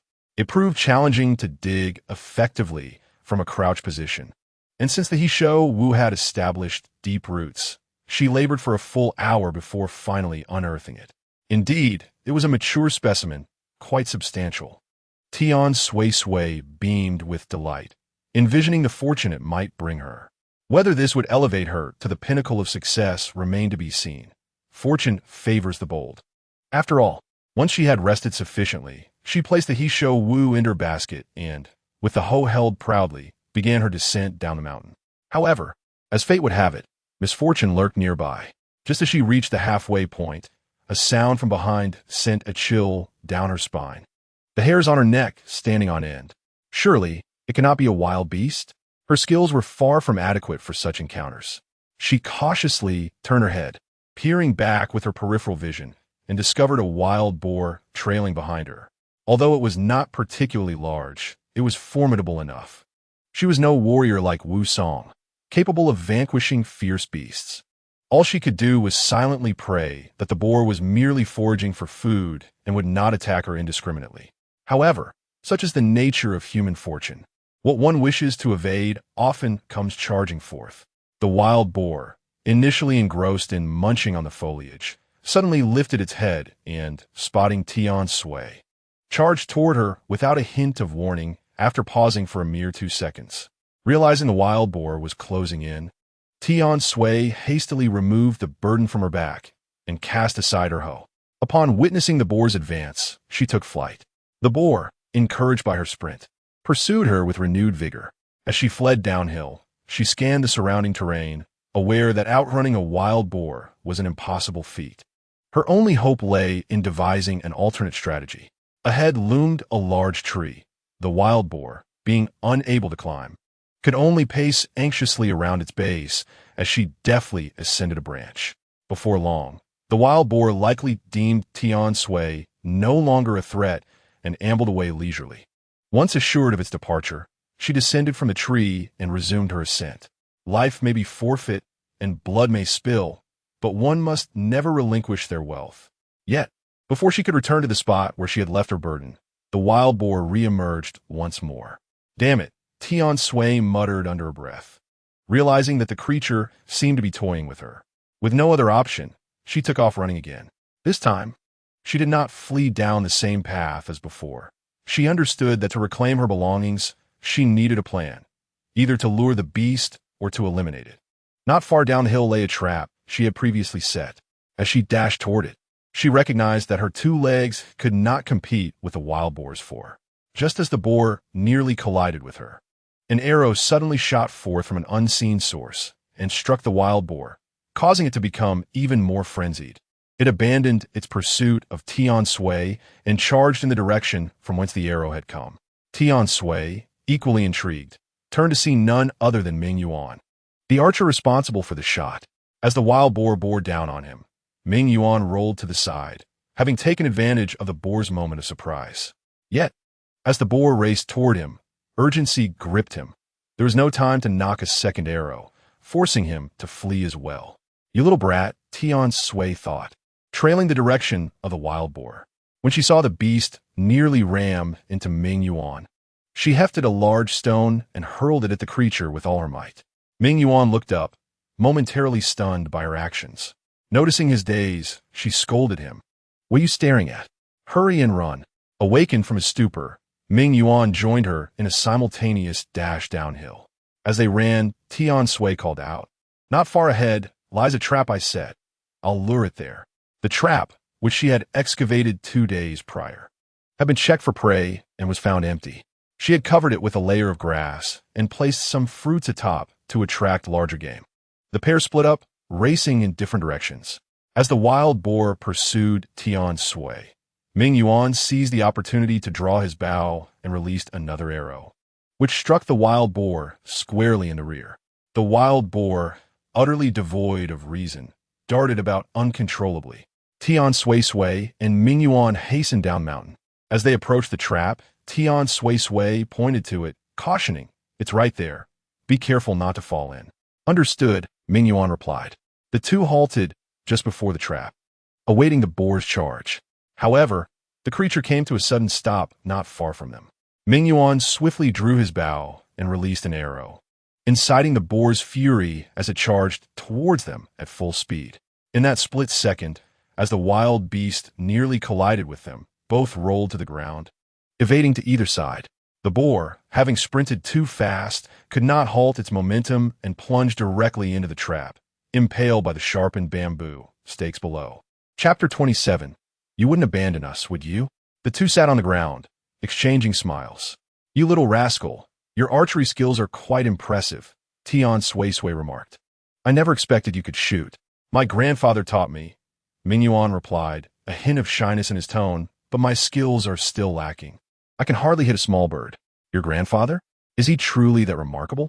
Tian Suisui scrutinized Ming Yuan, a flicker of recognition crossing her mind. The name seemed familiar. Where had she heard it before? Ming Yuan, Zhao Ming Yuan, Zhao. So, his surname was actually Zhao, not Ming. His given name was merely in, with Ming Yuan serving as a courtesy name. Was he truly the son of that individual? Tian Suisui examined him from head to toe, causing Ming Yuan to feel somewhat uneasy. "Sister-in-law, is something the matter?" he asked. With a chuckle, Tian Suisui replied, "In the future, if you have eggs, don't sell in the city. Sell them to me instead." "Really?" Ming Yuan's eyes sparkled with excitement. "Indeed," she affirmed. "Thank you, sister-in-law." Tian Suisui rose and gazed at the boar in the trap, which had ceased its struggles and likely breathed its last. "Do not call me sister-in-law. That makes me feel old. From now on, call me sister. Stay here and keep an eye on the boar while I retrieve my backpack from the mountain.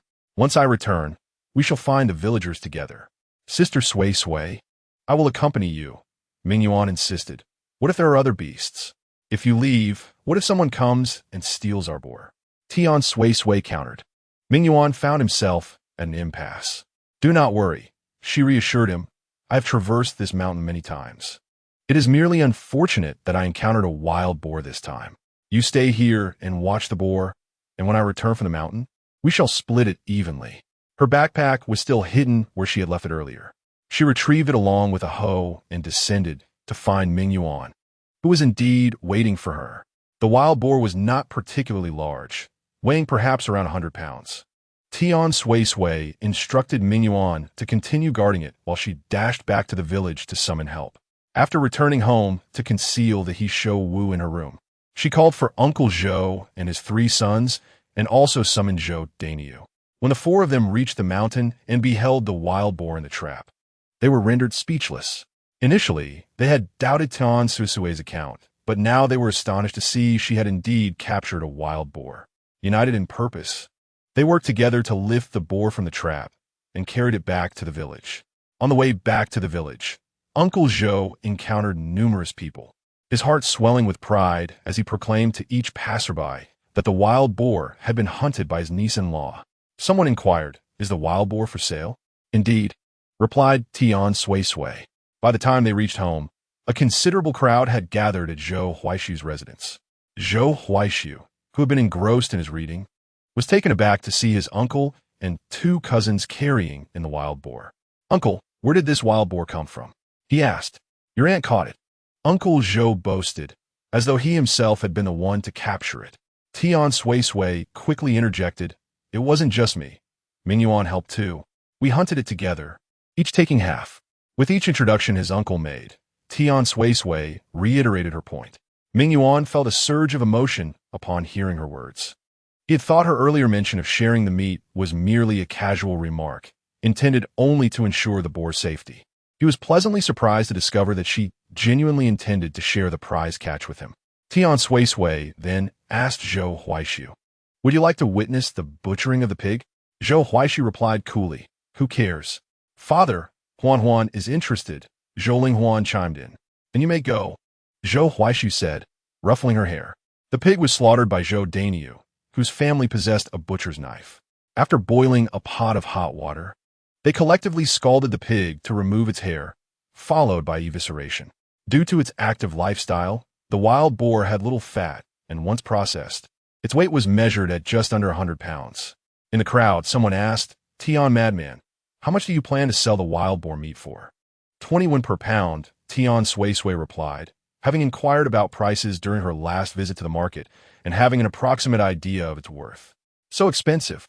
We are all neighbors, and life is tough for everyone. How can you bear to collect money from us? It would be better to do a good deed and simply share the pork with us," came the response. This statement elicited laughter from Tian Suisui, particularly since many in the crowd echoed their agreement, demonstrating a blatant lack of shame. Tian Suisui scoffed, "I must say, Granny Jean in the city, the price is 25 per pound. Selling it for 20 is already considerate of our local kin. You are well aware of our family situation as well as Mingyuan's. How can you utter such words? You clearly wish to starve both our families. That is truly malicious."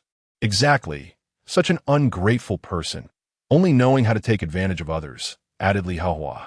Granny Zhang, unable to tolerate Granny Jin's greed for small gains, remarked, "After all the hard work and risking their lives to hunt the wild boar, how can you expect it to be given away so easily? Have you no shame?" Granny Jean, flustered, retorted, "Who is trying to take advantage of you? Who wishes to starve your families?" Tian Suisui responded, "If you do not wish for us to starve, how can you make such a statement? My husband is still recovering from an injury. Perhaps the whole village could pool together to buy him some medicine. Last time, Dr. Su said the medicine costs 1 tael of silver for a dose, needed for 6 months. If you can gather enough for his half-year's worth of medicine, I will gladly share my portion of the meat with you. Rest assured, the medicine isn't expensive. 50 taels will suffice. What do you say? Who will step forward first?" "We have no money," replied Granny Jean. "Neither do we," echoed another. "Indeed, who among us could possibly produce such a sum of money?" Tian Suisui remarked. "When we unite our efforts, tasks become manageable. Many hands make light work. Surely, you would not stand idly by in time of need?" One cannot deny that Tian Suisui has never faltered in her verbal confrontations. Her words rendered those who had previously supported Jin Shui speechless. After delivering her retort, she turned to Zhou Dainiu and said, "Brother Dainiu, let us commence. I appreciate your hard work." Zhou Dainiu, wielding a pork knife, shrugged off the notion of hardship, remarking that there was nothing arduous about the task. Prior to selling the pork, Tian Suisui had asked Zhou Dainiu to assist her in slicing several pounds of meat, which she weighed and paid for accordingly. Zhou Dainiu questioned, "Why pay for your own meat?" Tian Suisui replied, "This meat does not belong solely to me. Mingyuan has a share as well. I shall not take without recompense." Mingyuan interjected, "Suisui, you need not go to such lengths." To which Tian Suisui responded, "It is nothing. Even among brothers, accounts must be settled fairly. I will not let you suffer a loss." Although pork was priced at 21 per pound, many villagers had long abstained from meat due to their inability to afford even a pound. Thus, purchasing half a pound would suffice to satisfy their cravings. As the pork dwindled in quantity, Zhou Linghuan grew anxious, exclaiming, "Mother, if we sell any more, we shall have nothing left to eat." Chapter 28. I once thought my mother-in-law was finding me a stepfather. Zhou Linghuan was not alone in her concern. Zhao Yulan, present at the scene, whispered to her husband, "Dear, if we do not purchase soon, the pork will be sold out." "What is there to rush about?" Zhou Laodao replied. "I observed earlier that the madwoman had already sliced off several pounds. presumably for our family. With our parents still alive, would she truly deny us any meat? I shall ask father to procure some. Although Sun Yulan suspected Tian Suisui might not be so generous, she conceded that her husband had a point. Once the meat had nearly sold out, Zhou Laodao approached his father and whispered a few words in his ear. Upon hearing this, old Jin's face lit up with joy as he promptly stepped forward. Zhou Kadeniu greeted him. Uncle Jin, how much would you like? Old Jin waved his hand dismissively. I do not require any. He then turned his gaze towards Tian Suisui and stated, Second daughter-in-law, please bring forth the meat you sliced earlier. I desire that. Tian Suisui had indeed noticed him and was aware he was addressing her, yet she feigned ignorance, continuing to tidy up her belongings. Old Jin, believing she had not heard, raised his voice again. Second daughter-in-law, please bring me the meat you cut earlier. I wish to have it with my drink. Still, Tian Suisui ignored him. Wong, assisting her with the cleanup, urged, Suisui, your father-in-law is speaking to you. Tian Suisui lifted her gaze to glance at old Jin, feigning innocence. You called for me? And who might you be? Old Jin, taken aback by her response, grew furious, proclaiming, You dare to disrespect me, not even recognizing your own father-in-law. To which she retorted, I cannot be blamed. Since regaining consciousness, I have not seen your face. I thought my mother-in-law was arranging a stepfather for me. You rarely show yourself. And when Huaisu was injured, you remained indifferent.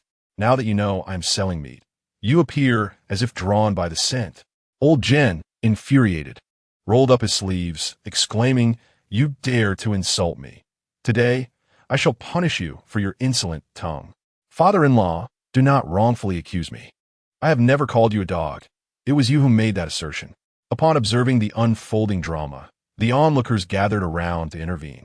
Old Jin, as a grown man, how can you argue with a young wife? They remarked. Indeed, she speaks the truth. You've not seen her since she regained her senses. Zhou Huaishu emerged, balancing on one leg at the door, witnessing his father's intent to strike his wife. Father, we do not offer free meat in our household. If you desire meat, you must purchase it. You ungrateful wretch. I shall teach you a lesson today. Old Jin directed his ire towards Zhou Huaishu, accusing him of corrupting his daughter-in-law. How dare she, a madwoman, speak so boldly to her father-in-law? Old Jin advanced, but Zhou Dabo, having just arrived, stepped in front of his nephew. I could dare you to lay a hand on him. Old Jin's raised hand hovered in the air, hesitant to descend. Yet he persisted with his obstinacy. This is a matter between us. A matter between you two? Zoia Mirili an outsider? Zhou Dabo scoffed. Such a fine child as Huaishu, and you have never valued him. You've neglected him since childhood, while you reject him as your son. I shall cherish him as my nephew. Should you strike him today, I, as his elder, shall not hesitate to discipline you on behalf of your parents. Old Jin felt a twinge of fear towards his elder brother. Witnessing Zhou Dabo defend Zhou Huaishu softened his resolve. Brother, you still acknowledge me as your elder. Calling me such, Old Jin, if you wish for your children to honor you, you must first embody the role of a respected elder. Just consider your conduct with your sister-in-law. Have you behaved like a proper elder over the years? Even I, your elder brother, have found it intolerable at times. It is no wonder Huaishu holds grievances against you.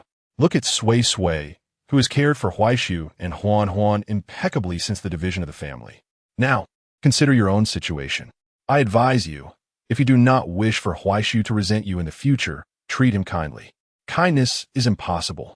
It will never happen in this lifetime. I understand, brother, Old Jin replied, deflated. Very well, if you wish to buy meat, go ahead. If not, then leave. It is also impossible to buy meat. How can a father-in-law lower himself to purchase meat from his daughter-in-law's family? The Zhou family eagerly awaited Old Jin's return, believing that with their father-in-law's involvement, Tian Suisui would surely provide them with meat. They began discussing how to cook the anticipated meat upon its arrival. To their shock, Old Jin returned empty-handed. Old Jin, where is the meat? Asked Wu Deshou. Indeed, father, what did that madwoman give you? Inquired Zhou Dabo. Father, did you forget to take it? Hurry back for it, urged Zhou Laosan. Grandfather, where is the meat? I want lots and lots of meat, cried Desheng and Sheng. Old Jin's frustration boiled over, having already lost face before the crowd due to his elder brother's reprimand. He returned to find everyone clamoring for meat.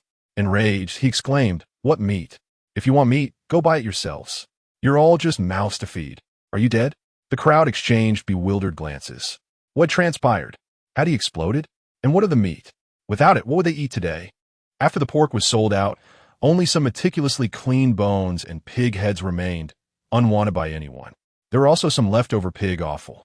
Tian Suisui proposed to split it evenly with Ming Yuan, but he declined, insisting that she keep it for herself since he had already reserved 2 jin of meat for himself. Tian Suisui did not press him further. In addition, there were 2 more jin of meat left. She decided to give 1 jin each to Grandma Zhang and Uncle Zhou, without any objections from Ming Yuan, as they had assisted in carrying the wild boar back and in butchering it. Uncle Zhou initially refused, saying they should keep it for themselves since Aunt Zhou had already made a purchase. Tian Suisui insisted, "Fair is fair, uncle. Please take this as a token of respect from Huayu and me. If you refuse, I shall not dare to trouble you in the future." All right, Uncle Zhou replied with a sense of satisfaction. "Then I shall accept it. And if your in-laws dare to trouble you, come to me, and I shall stand up for you." "Thank you, Uncle," Tian Suisui responded gratefully. "Is no need for thanks within family." When she handed the meat to Zhou Dainiu, he echoed the same sentiments. Tian Suisui urged, "Brother Dainiu, please accept it. In the future, Hua Huan will still need your son, Xiao Hu, to look after her." Zhou Dainiu accepted it with a smile, surprised to find that at his young age, he could enjoy the benefits of his son's good fortune. Tian Suisui clarified, "This is not merely from Xiao Hu. It is to express gratitude for your help in slaughtering the pig." Zhou Dainiu chuckled a few times. "Very well. If you catch any livestock in the future, my family will assist you in butchering." Chapter 29. Shall I assist you with your belt? The money earned from selling the pork was equally divided between Tian Suisui and Ming Yuan, each receiving over 600 won. This was the first time Ming Yuan had seen such a sum, and he was so excited that his hands trembled. After helping Tian Suisui tidy up the courtyard, he prepared to head home. Tian Suisui called out to him, "You rascal." Ming Yuan turned to look at her, and she cautioned, "In the future, avoid the river, especially the deeper parts." Although he did not understand why Tian Suisui made this seemingly random remark, he nodded in acknowledgement. He understood that having been warned, if he were to disregard her advice and go anyway, it would be his own fate. In the original novel, Ming Yuan had once gone to the river to catch fish and was accidentally swept away by the current. Once Tian Suisui secured the money, she began to prepare dinner. Zhou Linghuan appeared somewhat displeased, pulling at Tian Sui's sleeve. "Mother, the pork is all sold out. What shall we eat?" "Do not worry, the pig offal is also delicious. I will cook it for you," Tian Suisui reassured her. Zhou Linghuan seemed skeptical, as pig offal was often discarded by others, and the bones were similarly unwanted. "You must trust me, dear." For lunch, she planned to stir-fry pig intestines and simmer a broth with the pig bones. The weather was too hot, and without soup, it would be hard to eat. Moreover, with no refrigerator available, the meat would spoil quickly. After preparing the soup, Tian Suisui started cooking rice. The large pot of soup simmered quickly, and the aroma soon filled the air. Once she confirmed that the minimal meat attached to the bones was edible, Tian Suisui retrieved a bone for Zhou Linghuan to gnaw on and ladled a bowl of soup for Zhou Huayu, also offering him a large bone. "No need to thank me," Tian Suisui said. "Who would thank you?" Zhou Huayu replied with a touch of pride. "You see," Tian Suisui remarked, "I have devoted myself wholeheartedly to caring for you. Surely a simple thank you would not be too much to ask." Zhou Huaishu murmured softly, "Aren't you merely doing this for the sake of a divorce decree?" Once lunch was prepared, Tian Suisui set the dishes upon the table. Zhou Huaishu, with her assistance, was now able to sit on a stool to eat. However, when he caught sight of the plate of stir-fried pig intestines, his lips involuntarily twitched. During the meal, he refrained from picking up the intestines, and Tian Suisui, observing this, felt a mischievous delight. "Hua Huan, how does the pig intestine taste?" Although Zhou Linghuan found it somewhat difficult to chew, she relished the accompanying pickled vegetables and occasionally indulged in the intestines for their flavor. Zhou Linghuan replied, "It's delicious." Tian Suisui turned her gaze back to Zhou Huaishu and said, "Zhou Huaishu, Did you hear that? Your daughter says the pig intestines are delicious. Zhou Huaishu replied nonchalantly. I heard. Tian Suisui swiftly followed up. Then why not give it a try? Zhou Huaishu, sensing her ulterior motives, firmly declined. Just try a piece, Tian Suisui urged. You might find that you actually enjoy it. I won't. Zhou Huaishu persisted in his refusal. Changing her approach, Tian Suisui adopted a more coaxing tone. Darling, she began. And Zhou Huaishu looked at her in alarm, wondering what she was up to. Had she taken leave of her senses? Darling, Tian Suisui continued, please eat a piece. I worked hard to prepare this. If you don't try it, I shall feel quite disheartened. Noticing that Zhou Huaishu appeared slightly swayed, she pressed on. Really, it's delicious. Just one small piece, please. I beg you. As her plea intensified, she reached out and gently tugged at his sleeve, looking utterly pitiful. Zhou Huaishu sensed that if he did not eat at least one piece of pig intestine today, Tian Suisui would not relent. With a silent sigh, he extended his chopsticks and picked up a piece, chewing it briefly before swallowing. Tian Suisui gazed at him with eager eyes. Well, how is it? Tasty, isn't it? Acceptable, Zhou Huaishu replied. How dull, Tian Suisui remarked with mild disdain. Huan, let us eat for ourselves. All right, father can have the big bones to replenish his strength. Zhou Linghuan chimed in. After washing the dishes, Tian Suisui stood at the doorway of Zhou Huaishu's room and informed him, tomorrow, after breakfast, I shall return to my family to deliver some meat. I will prepare the meal and leave in the pot. I will speak with my uncle's family, and they will help serve your meal in your room. Zhou Huaishu acknowledged her with a grunt. Tian Suisui pouted in disappointment, learning from her previous experience. This time when she awakened in the middle of the night, Tian Suisui intentionally went to Zhou Huaishu's room.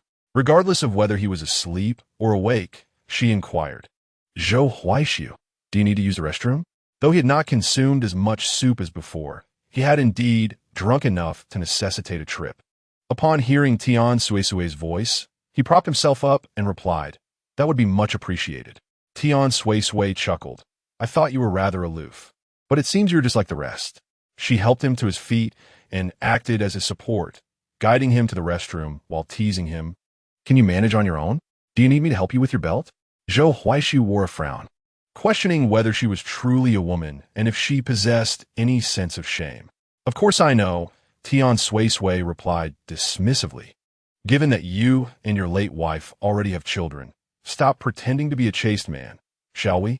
Once Zhou Huaishu had settled his matters, Tian Suisui assisted him back before retiring for the night. At dawn the following day, Tian Suisui rose early to prepare a breakfast of egg pancakes and congee.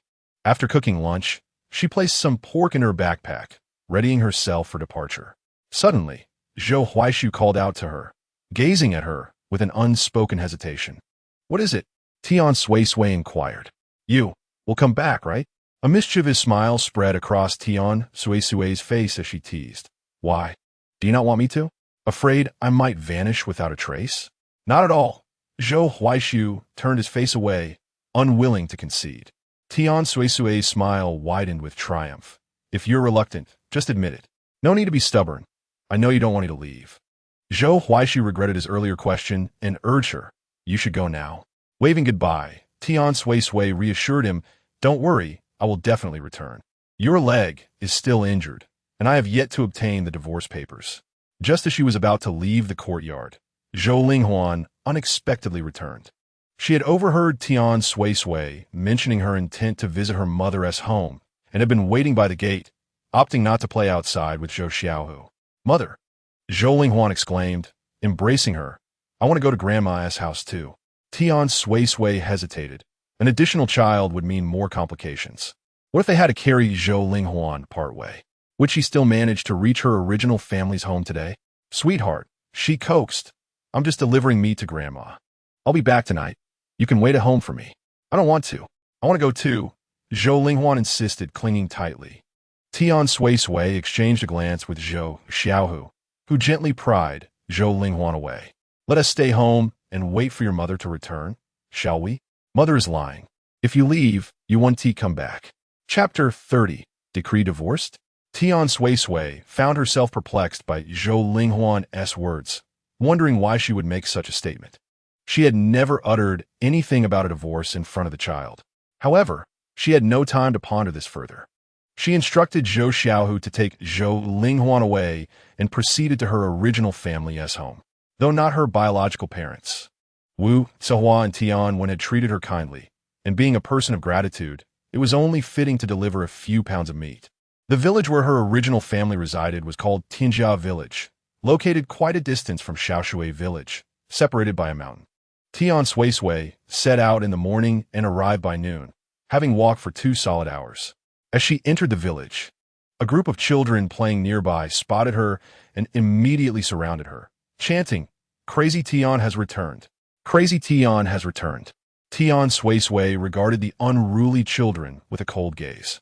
One of them picked up a small stone and threw it in her direction. With a swift motion, she caught it in her palm, her expression darkening as she hurled it back at the child, striking him squarely on the forehead. With a sudden cry, the unruly child burst into tears, causing the other children to scatter in disarray. The eccentric Tian was having one of his episodes, and it was said that he had struck someone. Tian Suisui paid him no heed as she continued her path toward the village. However, it wasn't long before the parents of a child, who had just been struck by a stone and was weeping, confronted her at the entrance to the village. The child's mother pointed an accusatory finger at her, berating, "You lunatic, after finally marrying out, why have you returned? Oh, I see you've been cast off. Haven't you? Wherever you go, misfortune follows. A madwoman like you ought to perish outside." The child's father chimed in angrily, "You harm my son. I'll make sure you pay for it, you lunatic." Just then, another voice rang out, "Let us see who dares to harm my daughter." It was Tian Suisui's father. Tian Yi, accompanied by Wang Suihua, her elder brother Tian Wen, second brother Tian Wu, and third brother Tian Bin. "Your deranged daughter injured my son with a stone. What is wrong with me retaliating?" Tian Suisui defended herself. "He was the one who tried to strike me first. Am I not allowed to fight back?" Wang Suihua, hands on her hips, declared, "Did you hear that? Your son was the instigator. What does it matter if she is a lunatic? Why can't I stand up for myself?" Tian Suisui retorted. The mother of the unruly child was so enraged that steam seemed to rise from her head. The Tian family stood protectively around Tian Suisui, glaring at the child's parents.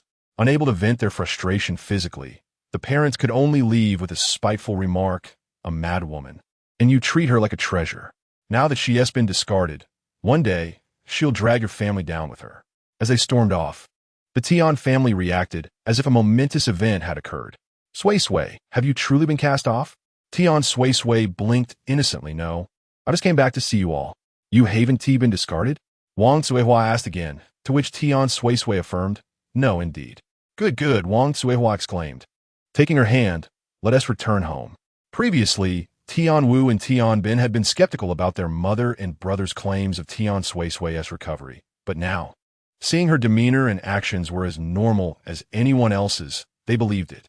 Tian Wen offered his back for Tian Suisui to ride on, and along the way, they encountered several villagers who were eager to witness Tian Suisui's supposed downfall, curious about whether she had become even more unhinged since her marriage.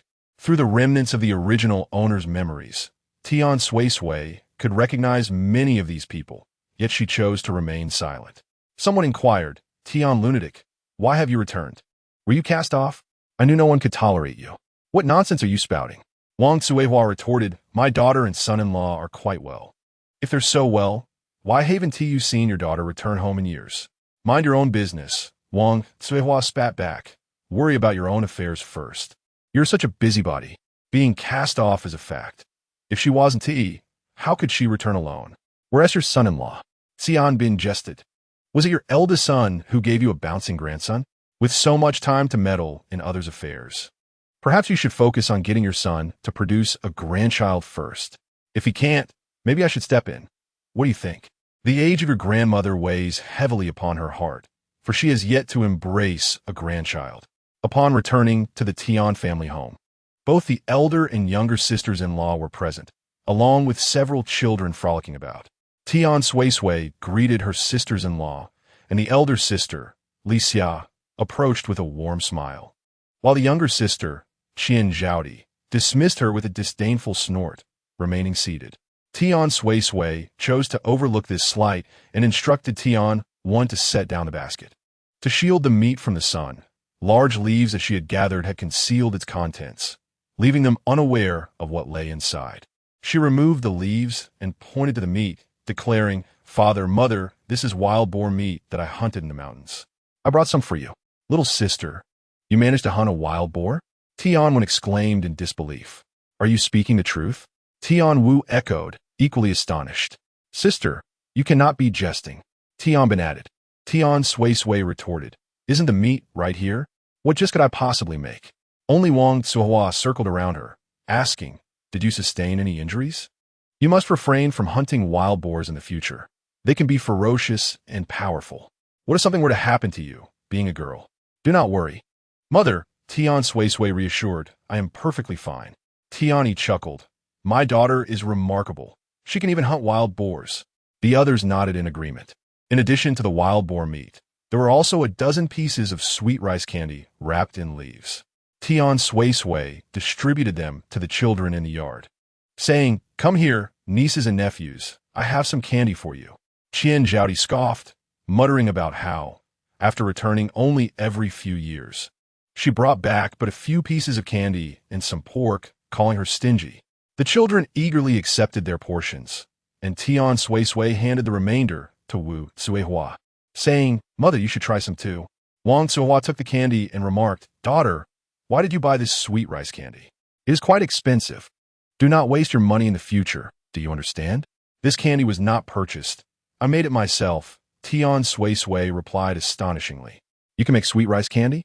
The Tian family members nearly dropped their jaws in surprise. Tian Suisui explained, "There were plenty of prickly fruits in the mountains, so I gathered a good amount and made the candy."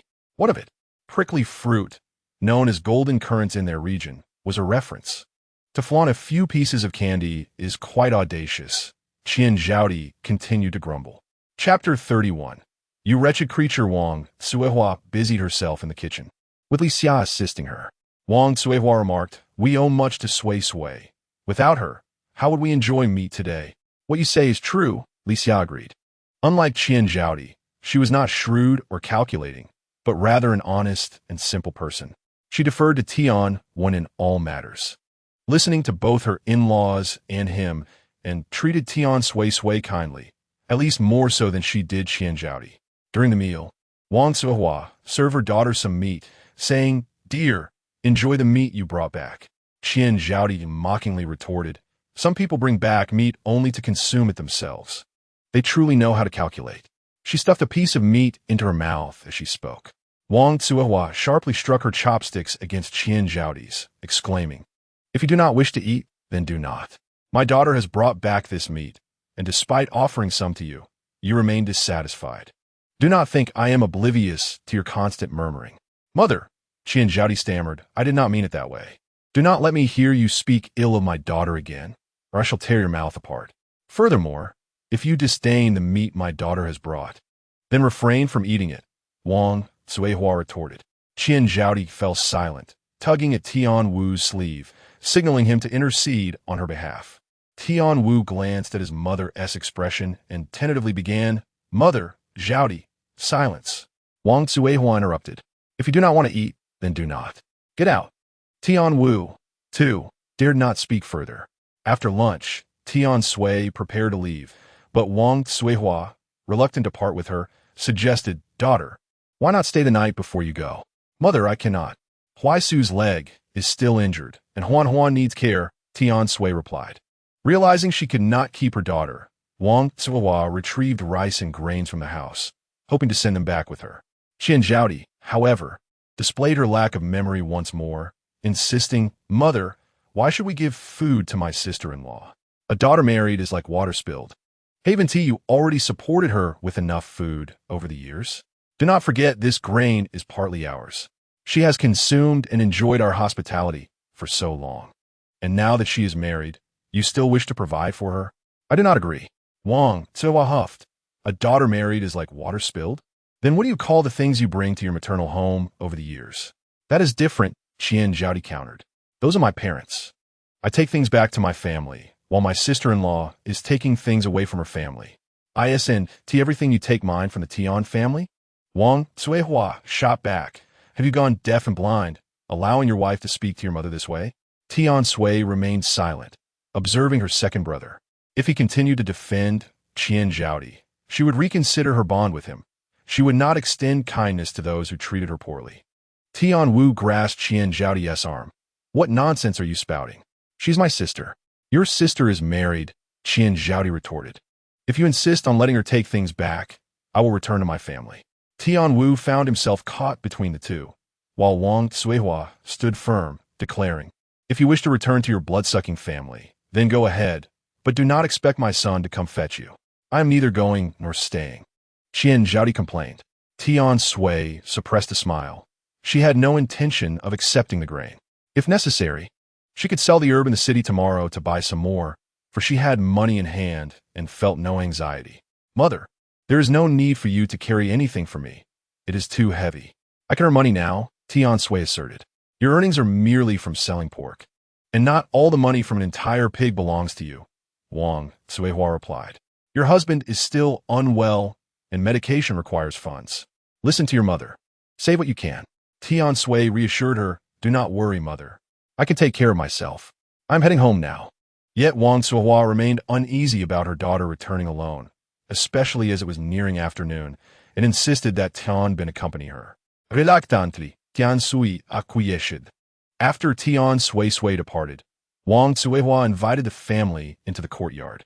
She sat in the center with Tian Yi, while Tian Wen and Tian Wu were left in suspense, uncertain of their mother's intentions, eagerly awaiting her words. Wang Suihua cast her gaze over them one by one and slowly began, Tian Wen, Tian Wu, you have both grown and established your own families. Perhaps it is time to divide the household. What? Tian Wen and Tian Wu exclaimed in unison, rising in astonishment. Li Xia interjected, Mother, we shall not divide the family. Qian Zhaodi felt a sense of secret delight. It was the old matriarch who wished to separate. Wang Suihua continued, do not think I am oblivious to your disdain for my daughter. While you may reject her, your father and I will not. Better to divide today than to encounter further discord in the future. Mother, we will not divide, Tian Wen insisted. We do not despise Suisui. If there must be a division, let it be for the second brother. Li Xia wholeheartedly supported her husband's assertion, agreeing, yes, mother, we shall not divide. Qian Zhaodi, contemplating the advantages and disadvantages, considered that by dividing, they would no longer have to worry about their mother-in-law using their grain to support that lunatic sister. They could also secure a portion of the family estate. However, if they separated, would their mother-in-law still care for their children? Surely she would, after all. Her own son Tian Hao is the eldest grandson of the Tian family. I will not divide either, mother, Tian Wu timidly added, only to be pinched by Qian Zhaodi. Mother, we must divide, she insisted. Tian Wu, growing anxious, protested, what are you saying? We will not divide. Are you foolish? Qian Zhaodi retorted. If we divide, we will govern our own affairs and will not have to use our hard-earned grain to support your mad sister. We must divide, Wang Suihua declared, eldest and second. Regardless of your agreement, this family shall indeed be divided. It is better to act swiftly. The room on the left shall go to the eldest, the middle room to the second, and the right will remain for the third, who, yet unmarried, will stay with us until he find a partner, at which point he too shall be separated.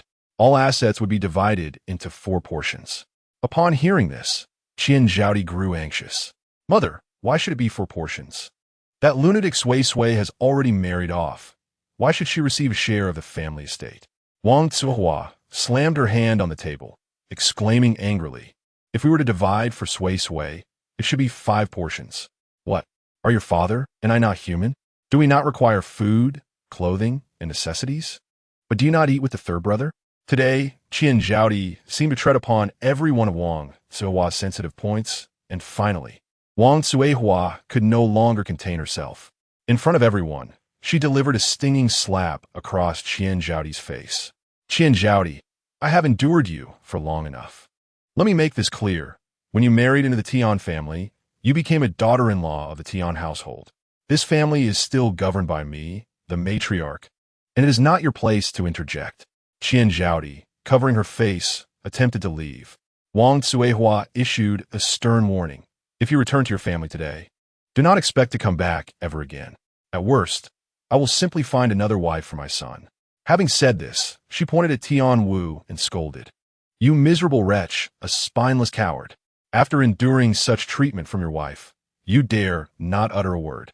Useless. Since we are discussing the matter of marrying a daughter-in-law, allow me to add a point. The third son has yet to take a bride. Previously, I spent a considerable amount on your marriages, and I must reserve a sum for the third son's wedding as well. The remaining funds can be divided slowly. Take what you desire, and if you do not wish for it, feel free to leave. Chapter 32. How terrifying and unsettling. Upon returning home, Tian Suisui found that dusk had nearly fallen. She did not head straight home, but stopped by Grandma Zhang's house to fetch Zhou Linghuan, only to discover that Zhou Linghuan was not there. Grandma Zhang, where's my Huan? Tian Suisui inquired. Your Huan has gone home, insisting on waiting for you there, Grandma Zhang replied. Upon entering her yard, as soon as Tian Suisui stepped through the gate, Zhou Linghuan rushed out upon hearing the commotion. The moment she laid eyes on Tian Suisui, she broke into tears and flung herself into her mother's arms. Mother, I thought you would never return. I thought you no longer wanted father and me. Why would I? I told you this morning that I would be back today. Tian Suisui comforted her, wiping her tears away. Rest assured, your mother would never abandon you. Huan, come here, let your uncle give you a hug, Tian Bin said. No, I want mother to hold me. Zhou Linghuan insisted, clinging tightly to Tian Suisui. Be good. Mother will go check on your father, all right? Tian Suisui coaxed her. Only then did Zhou Linghuan release her grip. Meanwhile, Zhou Huaishu, who was in the room, felt his anxious heart finally settle upon hearing Tian Suisui's familiar voice. Throughout the day, he had been restless, plagued by the thought that Tian Suisui would leave and never return. He had attempted to distract himself with reading, but it proved futile. This was a condition he had never encountered before. Now, with the sound of Tian Suisui's voice, his heart found tranquility once more. While his thoughts were still in disarray, Tian Suisui knocked on his door, leaning against it, and said, I'm back. I heard, Zhou Huaishu replied, feigning composure. Do you need to go to the restroom? No, my elder brother just came by, he responded. Tian Suisui nodded. I will prepare dinner. With Tian Bin present. There are no wild vegetables in the house today. Tian Suisui stir-fried a large bowl of pig lungs and made a chicken and egg soup. Seizing the opportunity while she was cooking, Tian Bin reluctantly called out to Zhou Huaishu, brother-in-law. Had it not been for his mother's incessant reminders, he would have never dared approach him. Zhou Huaishu actually responded. What? He called Zhou Huaishu brother-in-law, and Zhou Huaishu actually acknowledged him? Wasn't he always treating their family as if they were invisible? Hadn't he always shown them a cold demeanor? The fact that he replied was utterly astonishing. Tian Bin quietly stepped back, choosing to play with Zhou Linghuan in the yard instead. Once dinner was prepared, Tian Suisui served Zhou Huaishu, piling the dishes onto his plate and filling a bowl with soup. Tian Bin, go and take this meal to your brother-in-law. Tian Bin hesitated. Sister, why don't you deliver it instead? What are you afraid of? Your brother-in-law has a perpetually stern expression, but he won't bite you. Hurry up. Reluctantly, Tian Bin complied. Zhou Huaishu still bore an expressionless face, yet when Tian Bin set the food down, he merely uttered a thank you. This was alarming. His brother-in-law couldn't be losing his mind, could he? No, this matter needed to be reported to his sister at once. After dinner, Tian Bin quietly confided in his sister about the matter. Sister, is it true that brother-in-law is not himself lately? Enough. Why are you so worried? Are you planning to sleep with him tonight? This statement startled Tian Bin, who quickly waved his hands in protest. No way. I'd rather sleep on the floor than share a bed with brother-in-law. Tian Suisui replied, then sleep on the floor. Tian Bin exclaimed, Sister, are you serious? Aren't you the one who wants to sleep on the floor? Ultimately, Tian Bin did not sleep with Zhou Huaisu, but instead went to stay with Grandma Zhang next door. Zhou Xiao, who, now 10 years old, was already sleeping alone. So Tian Bin squeezed in with him for the night. Early the next morning, he informed Tian Suisui of his intent to return. But before he could leave the yard, he was confronted by Zhou Laoda at the gate. Zhou Lao kicked open the yard door and stormed in, shouting angrily, "Tian Fenzi, come out!" It turned out that the Zhou family had not received any meat, and they were all at home cursing Tian Suisui and Zhou Huaisu, accusing them of being heartless. The more they cursed, the angrier they became. At this moment, Sun Yilan mentioned that Tian Suisui had left several pounds of meat at home, implying that they must have some. However, De Sheng countered that he had seen Tian Suisui leave in the morning with a basket on her back and only return at night, escorted by her brother, which suggested that she had taken the meat back to her family. The family grew increasingly furious. Even if Tian Suisui had returned with the meat, their anger would not have been as intense. The meat was rightfully theirs, and they felt indignant that the madwoman had taken it back to her family. This prompted Zhou Lao to come knocking early in the morning. With ill intentions, Tian Bin stood in front, demanding, "Who are you? I'm asking you. Where is that madwoman?" Furious, Tian Bin retorted, "How dare you speak of my sister like that? Isn't your sister the madwoman?" Tian Bin gritted his teeth, ready to confront him, but Tian Suisui called out to him, "Big brother, is there something you need?" "Sister, why are you stopping me? I want to teach him a lesson." Tian Bin exclaimed angrily. "What good will that do? You might not even be able to take him on. Since you still call me big brother, it proves that you still acknowledge us. Hand over the remaining meat, and we can let this matter rest." "The meat has already been sold, didn't you see?" Tian Suisui replied. "Nonsense. You clearly took the meat back to your family. Listen here. Either you give me the meat or the money today." Tian Suisui made an exaggerated expression. "Oh, I see. Big brother is here to rob us today." She then turned to Tian Bin. "Go fetch the village chief and clan leader, and tell them someone is breaking into our home to rob us." "Zhu Zhu Lao Za, do you believe I want to kill you? And to add to the list, you threaten murder? I would love to see whether the village chief and clan leader will intervene or if it will come a bloodshed." "Big brother," Zhou Huaisu said, edging towards the wall, "if you intend to forcefully take something, I know a few affluent and influential people at the academy. If you kill us today, once I recover, don't blame me for being merciless." Though Zhou Huaisu appeared to be a scholarly type, he exuded an undeniable aura that intimidated Zhou Lao. Tian Bin stepped outside, but soon returned, leaving Tian Suisui bewildered. "Weren't you supposed to fetch someone?" "Tian Bin, I sent Xiao Hu on his way. He happened to be coming to play with Huan Huan."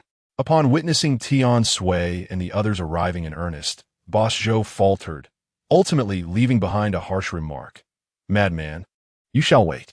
Following this incident, the originally homeward-bound Tian Bin chose to remain. Why? Wasn't it a busy season for farm work at home?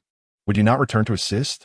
The farm chores were nearly complete, Tian Bin explained, with only a few minor tasks left, and my elder brothers are present. If I were to return, I fear those intent on robbery and silencing witnesses might come back. He deliberately raised his voice with the last sentence, fearing that the recently departed boss, Zhou, might not catch his words. Chapter 33. This proud and arrogant facade is quite endearing. Tian Bin indeed sent Xiao Hu to request assistance, and both the village chief and the clan leader arrived. Initially, it seemed unfortunate timing, yet it turned out to be fortuitous.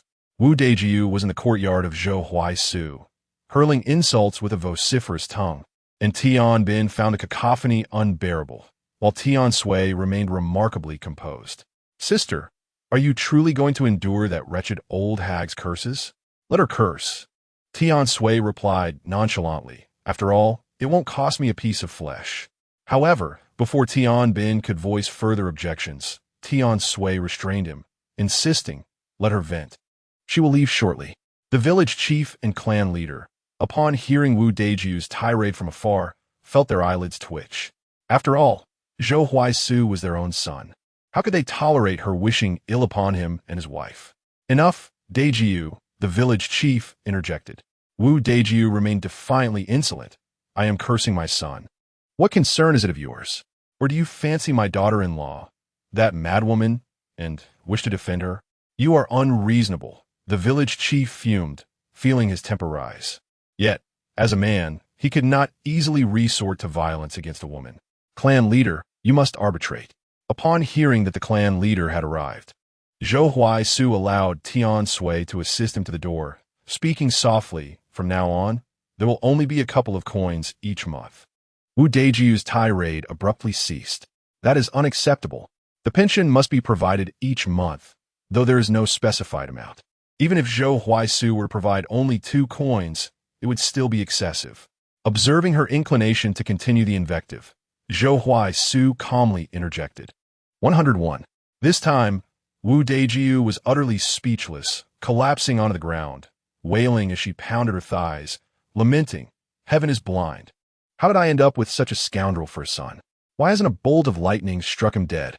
Tian Suisui retorted, "If he were struck dead, you would lose even that 100 won each month." Wu Daijiu's cries grew more intense as she grasped the clan leader, Zhou Ai Quan, pleading for him to intercede on her behalf. The Zhou family could no longer remain idle, feigning indignation over Zhou Huaisu's perceived ingratitude.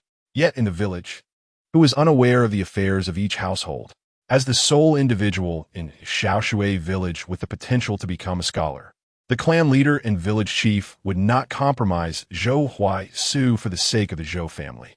Instead, they admonished the Zhou family for their repeated disturbances. Zhou Huaisu also spoke. "Father, mother, eldest brother, third brother, your persistent visits to my home are merely because you believe I am vulnerable now, with sway, a mere woman, being easy to bully. However, do not forget, the eyes of the village chief and clan leader are keen and discerning." The clan chief urged them to return home swiftly, warning that should they cause further disturbances, their family would be removed from the family register. "On what grounds?" Elder Zhou retorted, asserting that it should be he, Zhou Huaishu, who decides such matters, given that Huaishu is currently a student with hopes of becoming a scholar next year. "He should be a source of pride for our village, which you cannot claim." Elder Zhou found himself momentarily at a loss for words, even if he felt a simmering discontent within. "My son, the third, is bound to become a scholar next year," Wu Dazhong interjected. "Enough." The clan chief scoffed. "He isn't even a student yet. Let him first achieve that." Zhou Yushi grew agitated. "Chief, do not underestimate me. I will certainly become a student next year." "Indeed." Wu Dazhong chimed in, "My third child is far superior to that ingrate." "Very well. The village chief, and I shall await your achievements," Zhou Aichuan replied. "And do refrain from troubling Huaishu again." Despite their raucous uproar, the Zhou family left empty-handed, having only received a warning from the clan chief. The villagers found amusement in their plight and harbored even greater disdain for Zhou Huaishu and Tian Suisui. After the Zhou family departed in defeat, Tian Suisui observed Zhou Huaishu with a hint of admiration. He had dared to publicly undermine his own parents. However, Zhou Huaishu swayed slightly, prompting Tian Suisui to rush to support him. "Are you all right?" she inquired. Zhou Huaishu managed a faint smile. "I'm fine. It's just that I've been standing for too long." Once seated at home, Tian Suisui poured a glass of water for him and teased, "My dear husband, you are quite generous, aren't you? Previously, you provided them with 2 taels of silver each month, yet here you offer me nothing. I have given you my heart and soul, while you play tricks on me. Is that so? For so long, I have fed you, sheltered you, and endured perilous hunts for wild boars, yet you contribute not a single coin for rice or flour. What do you mean by this? Is plain rice truly so delightful?" Zhou Huaishu recognized that this matter would not be easily resolved. He forced a smile and explained, "Previously, you had not yet arrived. That person was a madwoman, and I could not simply hand her money. Did I not tell you I'm not her? I had to weigh the risks. What if you took the money and left me with our daughter?" Tian Suisui rolled her eyes at him. "Do you believe me now?" Yes, he replied hastily. "Men's words are often deceitful. Whoever believes you is a fool," she scoffed. Tian Bin, observing his sister and brother-in-law deep in whispered conversation for such an extended period, felt a surge of curiosity. When had their relationship blossomed so beautifully? Remaining behind, Tian Suisui planned to travel to the city to sell the Hishou Wu, leaving Tian Bin at home. Upon hearing her intentions, although he longed to accompany her, he firmly assured her, "Do not worry. I will take good care of my brother-in-law and niece." Before departing, Zhou Huaishu called Tian Suisui into the room, wishing to give her some silver, but she scoffed. "As if I could not earn my own." Oh no, she is angry now. Yet, her haughty demeanor was rather endearing. On this trip to the city, They encountered no familiar faces, such as Yang Ying or Hidazue, which pleased Tian Suisui. She had hoped for a peaceful journey to the county town, but unexpectedly, they were met by an overly familiar Anhua. Anhua forcibly squeezed her way to Tian Suisui's side, well aware of her knowledge regarding medicinal herbs. Instead of rummaging through Tian Suisui's basket, she attempted to engage her in conversation. "Sister Tian Sui, are you heading to the city as well?" Tian Suisui frowned. How could a woman in her 40s refer to her as sister? Out of courtesy, she merely replied with a non-committal sound, prompting Aunt Hua to launch into an incessant monologue. "In my opinion, neither your old man nor your in-laws are good people. They only bully you. Huaisu is a decent fellow, yet even after being separated, he still thinks of sending them a couple of silver coins for their old age. In the countryside, one can hardly earn even a couple of silver coins in an entire year, yet your Huaisu is so generous, immediately offering up that amount. How many people envy that? And yet your old lady remains unsatisfied, causing trouble at your doorstep. If I had a son like Huaisu, I would wake up laughing in my dreams every night. But instead, she curses him daily, without a clue as to what she seeks.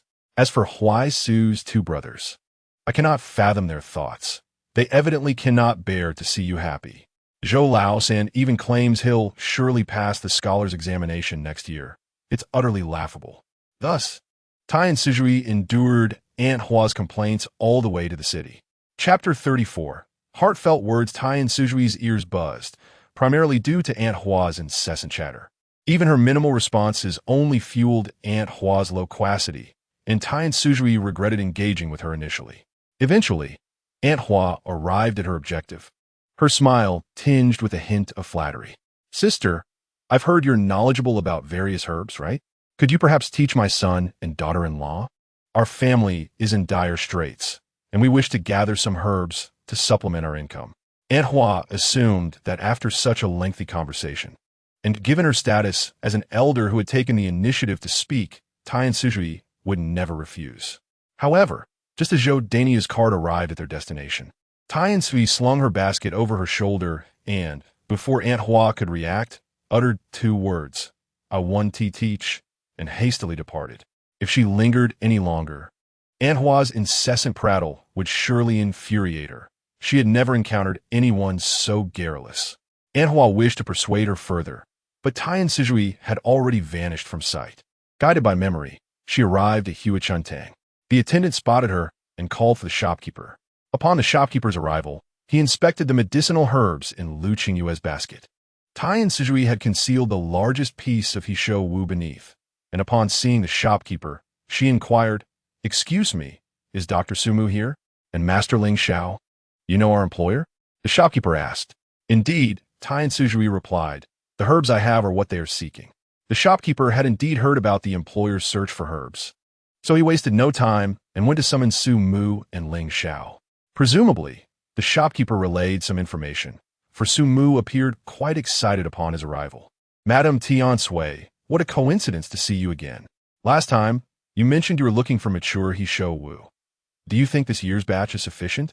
As she spoke, Tian Suisui produced the herbs, and Su Mu initially assumed the Hishou Wu she found were the smaller ones on top. Just as he was about to express that they were insufficient, he noticed Tian Suisui placing her basket before him.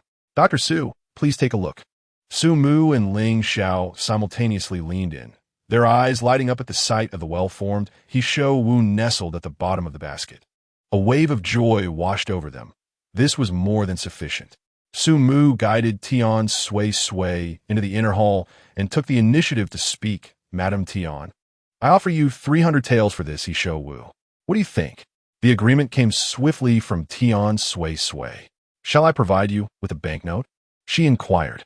"That would be acceptable," Tian Suisui replied, "but I will need a few taels of silver and some copper coins as well, for I must purchase some items later, and the banknotes are too large for change." "Of course," Su Mu replied. "The 300 taels are solely for this particular Hishou Wu, not including the other medicinal herbs outside."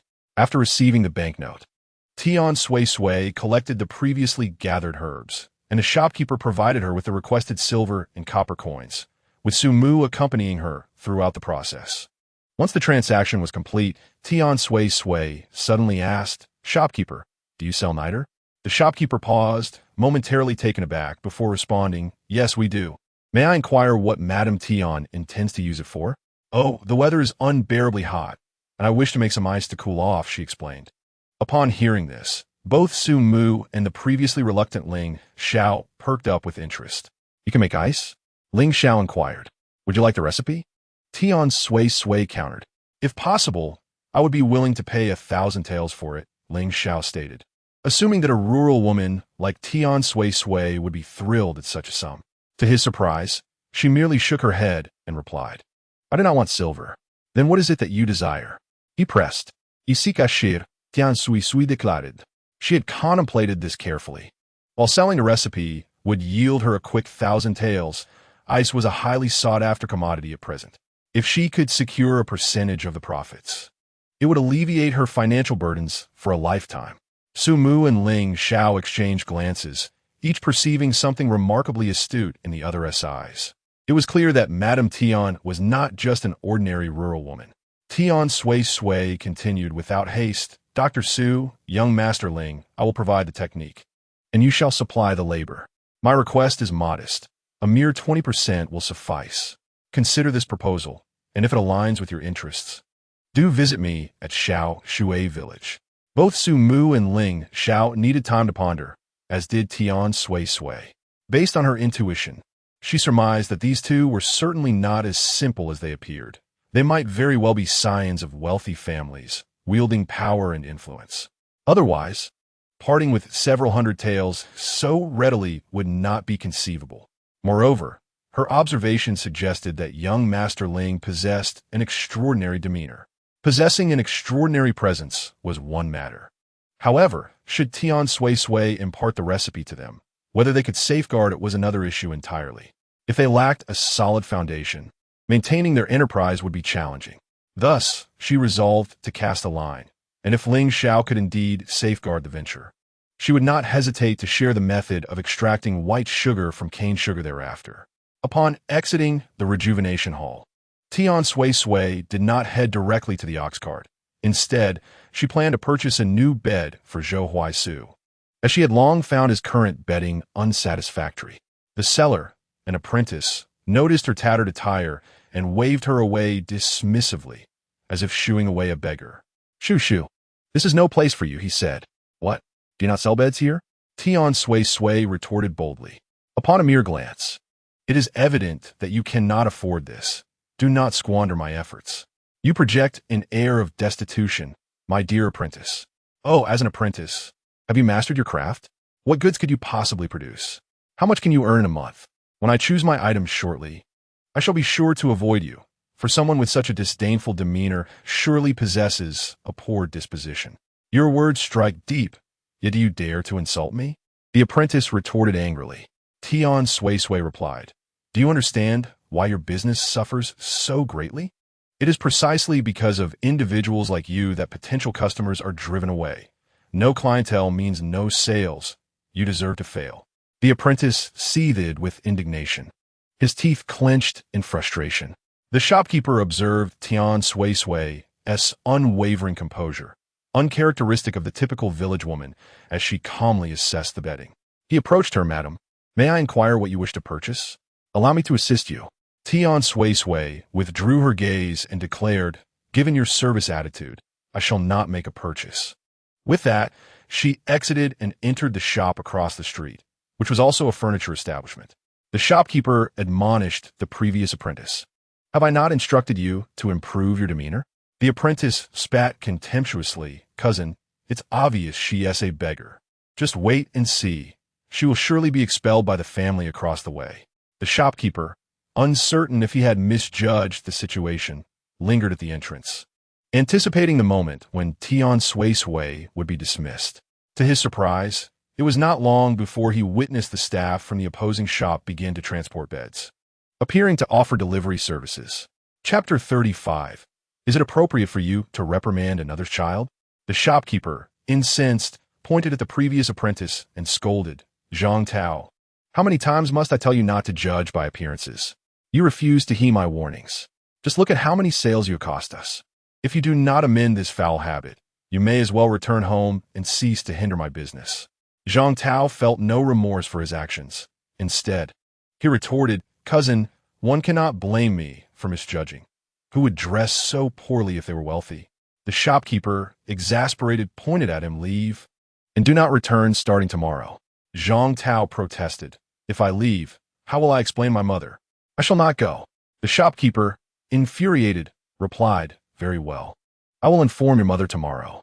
On her way home, Tian Suisui purchased a dozen meat buns, intending to enjoy them later. The ox cart made its way to Shaoshui village, and upon entering, many villagers noticed Tian Suisui returning, seated in the cart laden with bedboards. Indeed, there were 2 carts. Someone inquired, "Tian Fengzi, what are you doing?" She replied, "Buying beds." "Buying beds? That must cost a fortune. Where did you acquire such funds?" Tian Suisui retorted, "What business is it of yours? I am not spending your money." Upon returning home, she found Tian Bin chopping firewood in the yard. Upon seeing the 2 beds she had procured, his eyes widened in astonishment. "Sister, why have you bought so many beds?" "To sleep, of course. Do you think I bought them merely for decoration?" Tian Bin scratched his head. "That is not what I meant. I was suggesting you could have simply replaced one for brother-in-law. I do not require a new bed." Tian Suisui silently rolled her eyes, muttering to herself that it was she who had purchased the bed, not someone else. "Oh, aren't you staying with my brother-in-law?" Tian Suisui shot a piercing glance at Tian Bin, who promptly fell silent, while Zhou Linghuan clapped her hands joyfully and clarified, "Uncle, mother and father have always slept separately." Tian Bin exclaimed in surprise, "Oh?" Tian Suisui then closed his mouth with a deliberate gesture, silencing him. "All right," Tian Bin obediently replied, refraining from further comment. Zhou Linghuan then embraced Tian Suisui's leg, exclaiming, "Mother, I want to sleep in the new bed too." Clad in new clothes and with a clean face, she was no longer the dirty child Tian Suisui had encountered upon her arrival. Gradually, Tian Suisui's initial disdain for her transformed into affection. She gently patted Zhou Linghuan's head, saying, "Very well, you may sleep in the new bed with me." As the workers began unloading their delivery, Tian Bin moved a small stool to one side of the courtyard and helped Zhou Huaishu to sit down. In the shade, Zhou Huaishu observed Tian Suisui directing the workers, a peculiar feeling stirring within him. It seemed that since her arrival, they had gained everything they needed. In their shared room, a new bed was set up, while the bamboo bed previously made by Tian Suisui was relocated to the main hall. Once the bed was assembled, Tian Suisui generously rewarded the workers with a few coins. Expressing her gratitude, "Thank you, gentlemen. Here, a little something for you to enjoy a drink." Their faces lit up with smiles, clearly appreciating her thoughtfulness. After bidding farewell to the workers, Tian Bin collapsed onto the bamboo bed, exclaiming joyfully that he no longer had to squeeze in with Zhou Xiaohu. Once the workers had left, Tian Suisui instructed Zhou Linghuan, "Go wash your hands. Mother has bought you some large meat buns." "All right." Zhou Linghuan scampered off to wash her hands, followed shortly by Tian Bin. Tian Suisui placed the buns on the table, and Zhou Linghuan took 2. Tian Bin advised Linghuan, "Finish one before taking another." To which Zhou Linghuan replied, "I'm saving one for father." Tian Suisui praised her, "Linghuan is truly wonderful." After Zhou Linghuan departed, Tian Suisui cast a knowing look at Tian Bin, who sheepishly scratched his head, realizing he had been so focused on the meat buns that he had entirely forgotten about Zhou Huaishu. Tian Bin quickly devoured 3 meat buns, still yearning for more, but feeling too bashful to take another. Sensing his desire, Tian Suisui encouraged, "Go ahead, a few buns are nothing. Your sister can afford it." With a grin, Tian Bin eagerly reached for a 4th bun. Feeling refreshed and satisfied after his meal, Tian Bin immediately set about tidying the courtyard, even filling the large water tank to the brim. As Tian Suisui prepared to wash clothes by the river, Tian Bin picked up Zhou Linghuan and declared, "Sister, we're coming too." Then grab the basket and pick some wild vegetables, Tian Suisui instructed. All right. Despite the midday heat, which was quite intense, the riverbank was usually bustling with people washing clothes. Not wanting to wait idly, Tian Suisui decided to venture upstream, recalling that there was another spot suitable for washing, albeit with deeper and more treacherous waters. As fate would have it, upon her arrival upstream, she caught sight of someone swimming in the river from a distance. Tian Suisui and Tian Bin walked over, and as Tian Suisui glanced at the person in the water, she suddenly sensed something amiss. The individual seemed to exhibit signs of drowning. Upon closer inspection, confirming her suspicion, she swiftly turned to Tian Bin and asked, "Can you swim? Are you asking me to jump in?" He replied, "No, we must go in to save them," Tian Suisui insisted. "Oh." Realizing the urgency, Tian Bin promptly shed his outer garment and leapt into the water, swiftly approaching the struggling figure and pulling them to safety along the riverbank. To her astonishment, the person was none other than Ming Yuan, an old acquaintance. Fortunately, Ming Yuan's drowning was not severe after being dragged ashore. A few firm compressions from Tian Bin on his chest prompted him to cough up the swallowed water, and he regained consciousness. Finally awake, Tian Bin remarked. The moment Ming Yuan opened his eyes, he was greeted by Tian Suisui's face, and a rush of joy surged within him as he exclaimed, "Suisui, did you save me?" Before he could finish, Tian Suisui playfully slapped his head, reproaching him, "Did I not just tell you not to go into the water, especially not into deep places? Were you eager to meet your demise?" Tian Bin observed in astonishment. Was it appropriate for his sister to chastise someone else's younger kin so fiercely? Was she not concerned about potential repercussions for Ming Yuan's family? With his head hung low, Ming Yuan explained, "Suisui, I merely wanted to catch some small fish to feed the chickens, but I encountered a large one and thought to catch it." Upon hearing his explanation, Tian Suisui grew even angrier and delivered another playful slap to his head. "So, you disregarded my previous advice? I invested a significant amount of money in your endeavors, and you still chose to wade into the river. Had it not been for Tian Bin rescuing you, you would be in grave trouble." Ming Yuan, feeling dejected, expressed his heartfelt gratitude to Tian Bin, thanking him profusely for his timely rescue. "There's no need for thanks," Tian Bin replied, feeling a bit flustered by the formality of the gratitude, and he quietly tugged at his sister's sleeve, asking, "Sister, is it appropriate to scold someone else's child like that?" Before Tian Suisui could respond, Ming Yuan interjected, "It is indeed appropriate. Sister Suisui is reprimanding me for my own good. I understand." Understanding, yet still going into the water? Tian Suisui shot him a disapproving look. "I was wrong. I promise I won't do it again. Will there be next time?" "There won't be, I assure you. There will be no next time." Tian Bin watched this exchange in amazement. When had this boy become so familiar with his sister? No, wait. It wasn't about familiarity. What was it that made them seem so close? Tian Suisui then asked Tian Bin to take Zhou Linghuan along to gather wild vegetables. Fearing he might face reprimand, Tian Bin hurriedly took Zhou Linghuan with him, and Ming Yuan followed suit to lend a hand. Tian Bin questioned him, "Why do you still want to help us after being scolded like that?"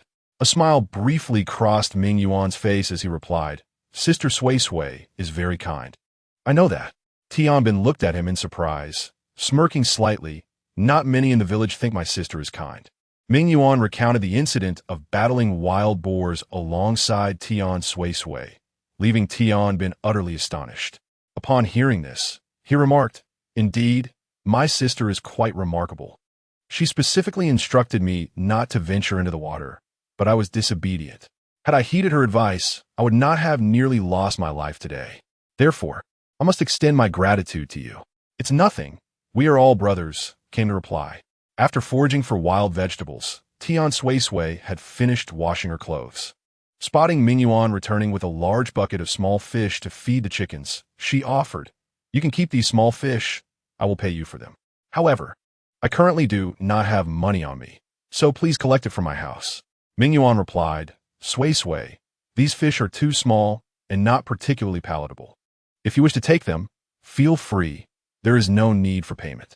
Take them without charge, but do not be overly generous, lest you find yourself taken advantage of," she quipped. "Suisui is not the type to be exploited," Ming Yuan chuckled. "Ah, then consider it your labor compensation. You have caught them all morning. It must have been quite arduous," she insisted. Ming Yuan fell silent, for in truth, he had been gathering fish to feed the chickens. which were hardly consuming them anymore. Thus, there was no need for remuneration. Yet, he feared disappointing Tian Suisui and acquiesced, accompanying her home, where Tian Bin had already seized the bucket. Tian Suisui handed money to Tian Bin to give to Ming Yuan, and as Tian Bin presented the money, he also offered a meat bun, leaving Ming Yuan somewhat flabbergasted. "Brother Tian Bin, there's no need for this," he protested, though his mouth watered at the sight. Tian Bin insisted. "Take it. It's yours. A man should not be so hesitant." "Thank you, Brother Tian Bin," Ming Yuan replied gratefully. Tian Suisui instructed Tian Bin to clean the fish entrails and prepare them for frying as a snack. "Sister, must we be so extravagant?" Tian Bin questioned. "Frying fish requires a great deal of oil, which is quite wasteful. Just do as I say. Why all the fuss?" Tian Suisui retorted. Tian Bin complied, albeit begrudgingly. She poured oil into a large pot, and in this era, every impoverished household lacked oil, as the small fish, now cleaned of entrails, were fried. The delightful aroma wafted through the air, enticing the neighboring children to tears. De Sheng and Sheng simultaneously began to wail, "Grandma, I want to eat. I want to eat." Although they were unaware of the source of the delectable scent, it is often said that the squeaky will get the grease, and thus their cries were justified. "Dear grandchildren, do not cry. Grandma will steam some eggs for you," coaxed Wu Cho. "I do not want eggs. I want the fragrant food," Sheng protested. "Eggs are delicious," Wu Cho countered. Turning around, she began to berate Tian Suisui's family, lamenting, "You gluttons. All you think about is eating. You will starve yourselves one day, choking on your meals and dying of thirst. In the end, it shall not end well for you." Despite the volume of Wu Cho's tirade, Tian Suisui's family remained oblivious. Meanwhile, Zhou Linghuan and Tian Bin were gathered around a bowl brimming with dried fish, each taking turns to grab a piece, unable to stop themselves. Tian Suisui filled another bowl with fish for Zhou Huaisu. As she extended the bowl towards him, she playfully withdrew it, teasing, "My dear, I have a small request." Every time Tian Suisui addressed him as my lord, it either stemmed from a request or ill intentions. Zhou Huaisu leaned back against the headboard, slowly responding, "You may speak first." With a chuckle, Tian Suisui remarked, "Look, you spend your days at home studying, unable to assist me in any other matters. Regardless, whether you study alone or together, it remains study. Therefore, how about you teach me to read and write?" She had contemplated this. Should she ever decide to venture in a business or invest in a partnership, literacy would be indispensable. Fortunately, a scholar resided in her household, presenting a splendid opportunity. Moreover, Zhou Huaisu's leg was improving day by day, and she needed to seize the moment. Otherwise, once he regained full mobility, they might part ways, leaving her without anyone to teach her. "You wish to learn to read? Why?" Zhou Huaisu was genuinely taken aback by her request. Mastery of literature was not solely the aspiration of men. Women too could engage in the pursuit of knowledge. Was it not so? In her heart, Tian Suisui silently prayed that he would refrain from uttering the phrase about a woman's lack of talent being her virtue, for she would undoubtedly retaliate with a punch. It would be best if he did not mention his upcoming examination for the scholar's degree and the need to focus on his studies, for she would still be inclined to strike him. Fortunately, Zhou Huaisu did not disappoint her. He merely regarded her with a steady gaze before finally saying, "Teaching you to read and write is not out of the question, but I have conditions." "Speak," she urged. "You must not incessantly ask me for a divorce decree." "A divorce decree?" Passing by Zhou Huaisu's door, Tian Bin heard none of the preceding conversation, but caught wind of his brother-in-law's intention to write a divorce for his sister. This was disastrous. Zhou Huaisu wished to divorce her sister? The rumors circulating in the village were not unfounded after all. What had he done? His sister had been so kind to Zhou Huaisu upon regaining consciousness. How could he even consider such a thing? No, this matter required consultation with their mother. Resolute, Tian Bin decided he could not stay any longer and called out, "Sister, I'm heading home." Initially engaged in discussion with Zhou Huaisu, Tian Suisui was abruptly interrupted by Tian Bin's loud exclamation. By the time she emerged, all she could see was Tian Bin's retreating figure. What was so urgent? Confused, she mused that family matters could not possibly warrant such haste. Had Tian not been well that morning? Without telephones or mobile devices, it was implausible for him to be so well informed. Never mind. She resolved to disregard Tian for the moment and finish her earlier conversation with Tian Suisui. Chapter 37. Simply perfect. When Tian Suisui exited, Tian Suisui remained unchanged. What you said earlier, was it true? She inquired once more. Indeed, Tian Suisui affirmed. That cannot be. I would be at a disadvantage. She replied.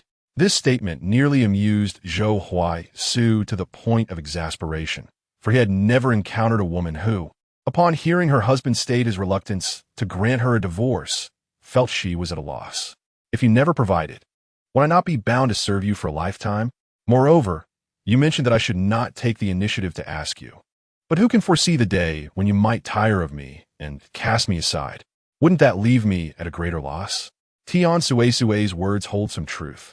Tian Suisui, preoccupied with the thought that Tian Suisui would not demand a divorce from him, vowed never to part with her. Yet, he overlooked that from Tian Suisui's perspective, her subconscious seemed to accept that she was bound to leave.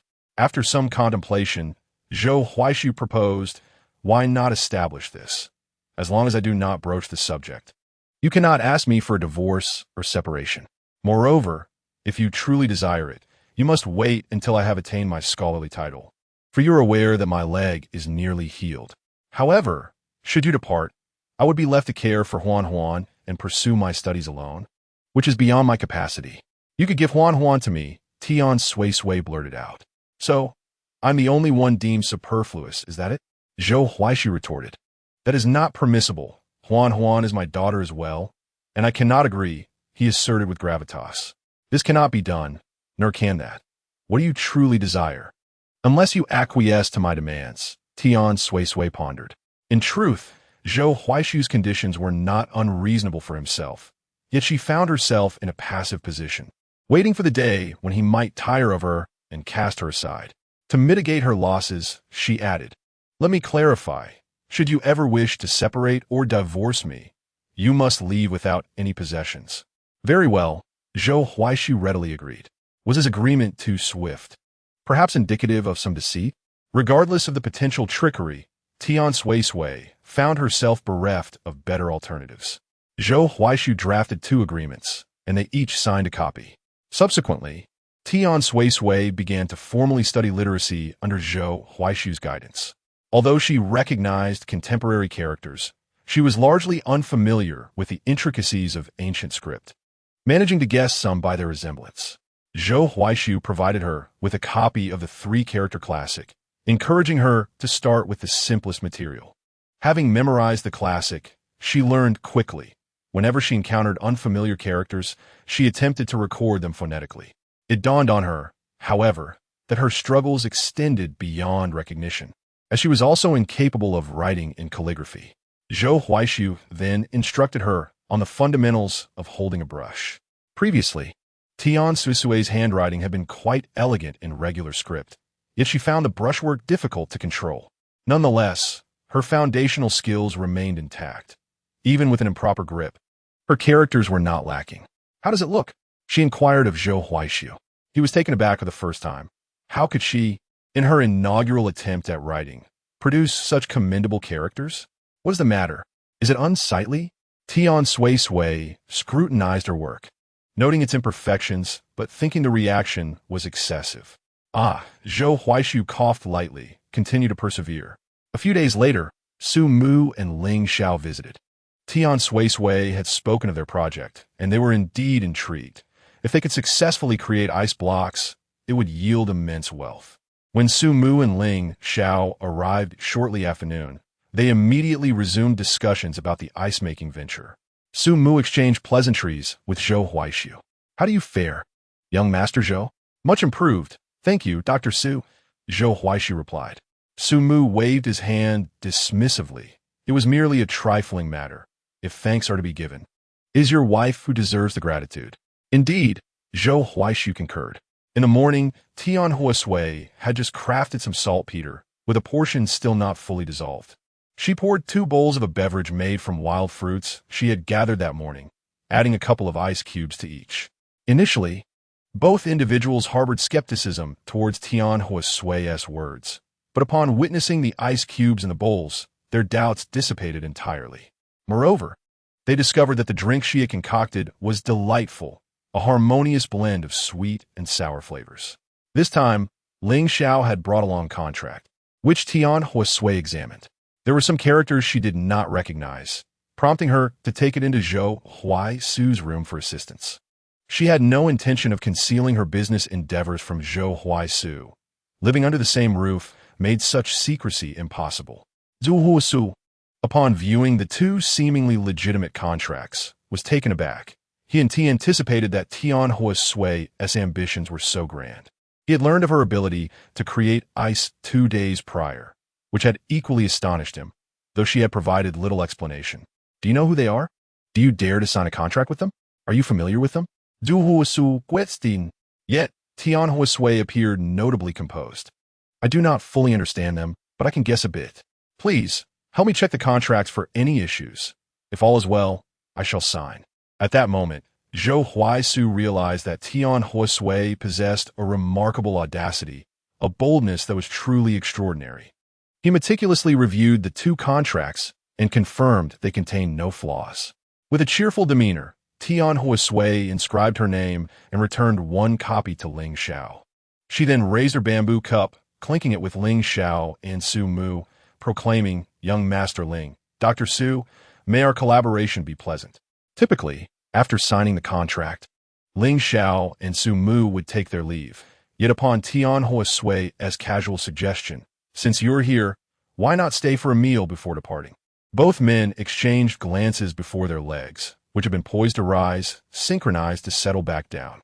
Su Mu chuckled. "Since Madame Tian has made such an invitation, we shall graciously accept."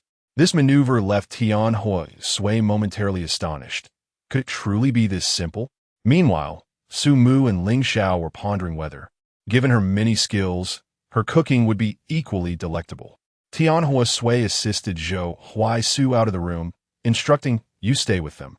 I shall head to the kitchen to prepare the meal." Anzai, Zhou Huaisu zipli. While the pantry lacked substantial fare, there were some side dishes available. However, mere vegetables would not suffice. There remained a considerable amount of pork cracklings from the last rendering, which could be used to stir-fry a dish. Oh, but wait. There was also a rabbit caught in a trap on the mountain that morning. Tian Suisui decided to prepare braised rabbit and, given the abundance of wild vegetables, opted to stew them all together into a spicy hot pot, adding a generous amount of noodles. For those who did not favor spicy hot pot, there would be rice. It was simply perfect. Chapter 38. The proposal of divorce in the courtyard. Zhou Huaishu and his companions engaged in lively conversation. Zhou, a man of considerable knowledge and talent, seamlessly contributed to any topic discussed by Su Mu and Ling Xiao. As their dialogue progressed, Ling Xiao began to realize that this couple was far from ordinary, and a notion gradually took root in his mind. Once Tian Suisui prepared the meal, Zhou and the others were ready to indulge in a hearty feast. "Dr. Su, young Master Ling, my household is rather modest and cannot offer much in terms of hospitality. I humbly ask for your understanding," Tian Suisui said as she placed the dishes on the table, inviting them to dine. Ling Xiao replied, "Tian, you are too modest." Indeed, she was genuinely humble. However, Tian Suisui was not as impoverished as she claimed. After all, she had earned several hundred taels of silver, a substantial sum for common folk who toil in the fields. Though it might be trifling for the affluent, could one truly be considered poor under such circumstances? The tantalizing aroma of the meal had already wafted through the courtyard, and upon closer inspection, the food was a feast for the senses. Zhou Linghu had yet to return, and Tian Suisui chose not to seek her out, knowing she was likely with Zhou Xiaohu or Mingyuan. Besides, she had already saved some dishes for her. In addition to the spicy hot pot, Tian Suisui prepared a refreshing drink with a few ice cubes. Su Mu eagerly took a sip of the hot pot, and the delightful flavors brought him immense joy. "I never anticipated that Tian's culinary skills would be so exceptional. I am truly impressed," he exclaimed. Ling Xiao, more reserved in his expression, remarked, Indeed, Tian is quite remarkable. I am in awe. Zhou Huaishu listened to their praises of Tian Suisui with mixed emotions. What was he to do? His wife was gaining popularity, and it seemed she was growing closer to these two men. Yet, he could not obstruct their camaraderie. Otherwise, he would surely find himself divorced, especially since his leg had yet to heal. No, he must recover swiftly and strive for a distinguished reputation. Unaware of Zhou Huaishu's internal turmoil, Tian Suisui chuckled at Su Mu and Ling Zhao's words. What, do you seek my recipe again? Su Mu replied, if you do not sell the recipe, we can continue our collaboration, right? Ling Zhao, considering more deeply, suggested, Tian, how about this? You provide the expertise, and we contribute the capital and manpower. What do you think? Tian Suisui neither accepted nor declined, stating, why not try selling ice first and see how it goes? Indeed, Tian speaks wisely, Ling Zhao agreed. As Su Mu relished the spicy hot pot paired with the icy beverage, he declared it the perfect combination. During the meal, aside from discussing the details of their agreement and plans for selling ice, Tian Suisui brought up another matter. She expressed hope that if anyone in the village harvested medicinal herbs to sell at the Huichun Hall, they would be accepted. Ling Zhao assured her, that is not a problem. Huichun Hall is indeed in this line of business, provided the herbs are well prepared. After the meal, Tian Suisui imparted her knowledge of how to create ice using saltpeter, a technique she had learned from Grandpa Zhong. Is it really that simple? Su Mu questioned, somewhat incredulous. Tian Sui sighed softly, acknowledging the simplicity of the matter and expressing her gratitude to young Master Ling and Dr. Su. Ling Zhao performed a respectful bow, vowing to honor the trust placed in him by Madame Tian. 2 days later, Wang Tawa arrived, accompanied by Tian Bin, who burst through the door exclaiming, Sister, sister, I'm back. Upon returning home, Tian Bin found the Tian family had just finished gathering the harvest and were about to partake in their meal. Noticing that only his parents were present at the table while his elder brother, sister-in-law, and younger brother and sister-in-law were absent, he was momentarily taken aback. Father, mother, we're a brother, sister-in-law, second brother, and second sister-in-law. Why aren't they dining with you? Wang Cuihua replied nonchalantly. They've divided the family. What? Tian Bin was astounded. How could such a significant event occur while he was away for just a few days? And why hadn't anyone informed him? Who was he to align himself with now? Surely he couldn't be alone. He wasn't even married yet. Father, mother, what about me? For now, you shall dine with us, Tian stated. Once you marry, if you wish to establish your own household, that can be arranged. Tian and Wang Cuihua had anticipated some protest from Tian Bin, given the weight of the family division. But to their surprise, he burst into applause, exclaiming, Splendid, splendid. I have long been displeased with second brother and second sister-in-law. One is miserly, the other petty, always seeking to take advantage. If I were to eat an extra bowl of rice, second sister-in-law would have something to say. Yet, as she is my sister-in-law, I could hardly voice my complaints. She perpetually wears a sour expression, taking our family's belongings back to her own home, and always leaving her children for my parents to care for. It's for the best that we separated. Wang Cuihua reassured him, do not worry, your dowry will be preserved for you. Thank you, mother, Tian Bin replied, appearing rather simple-minded. At that moment, Tian Wu entered suddenly, pausing momentarily upon seeing his younger brother. Third brother, you're back. Yes, second brother, Tian Bin responded. Though he was particularly fond of Tian Wu, he acknowledged him nonetheless. Tian Wu glanced at their parents and hesitantly spoke. Mother, the crops have all been harvested. When shall we divide the grain? Wang Cuihua shot him a glance. Rest assured, your share will not be forgotten. I trust in you, mother, Tian Wu replied, lingering at the doorway. Is there something else? Wang Cuihua inquired. Mother, these past few days, Zhaodi and I have been utterly exhausted. Could you assist us in caring for the children? Tian Hao, after all, is your own grandson, the eldest in the family. It is only fitting that you lend us your support. Tian Wu felt a sense of grievance regarding Wang Cuihua's reluctance to help with the children. After all, they were her own grandchildren. How could she neglect them right after the family division? Previously, she had been involved, no matter how hard she worked in the fields. The first task upon her return was to bathe the children, and she ensured they received an egg each day. Yet, Her efforts were often unappreciated, as Zhaodi would frequently grumble about the eggs, insisting they should all go to her son, for Tian Hao was the long-awaited heir of the Tian family, destined to bear the weight of future responsibilities. Thus, on numerous occasions, Qian Zhaodi felt herself to be superior, even treating her sister-in-law with disdain. Now that the family has been divided, she still expects Wang Zihua to assist in caring for several children. However, Wang Zihua has ceased to be concerned. Despite the fact that they are her grandchildren, she refuses to tend to not only the children of the Tian family, but also those of the Wen family.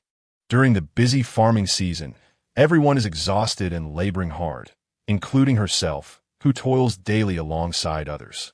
Previously, she had to prepare meals for the entire family, but now she only needs to cook for herself and her husband, which has considerably lightened her burden. Tian Wu believed he was speaking the truth. Yet little did he know that Wang Suihua had not yet lost her temper. Tian slammed his chopsticks down onto the table with a resounding crack. "We're the eldest grandson at home. Is he your son or mine? My wife and I have painstakingly raised you all, and now we are expected to care for grandchildren? What was the purpose of raising you lot? Your own children should be your responsibility. Do you think we are not weary? We are of an age where we should not have to wipe your behinds. Are you incapable of managing on your own? Day after day, you expect us to toil for you. Have you all perished? We managed to raise so many children back then. Why can't you handle it now? And you expect us to rely on you in our old age? Just look at how you and your wife behave, already showing disrespect to us. In our twilight years, can we truly expect your support?"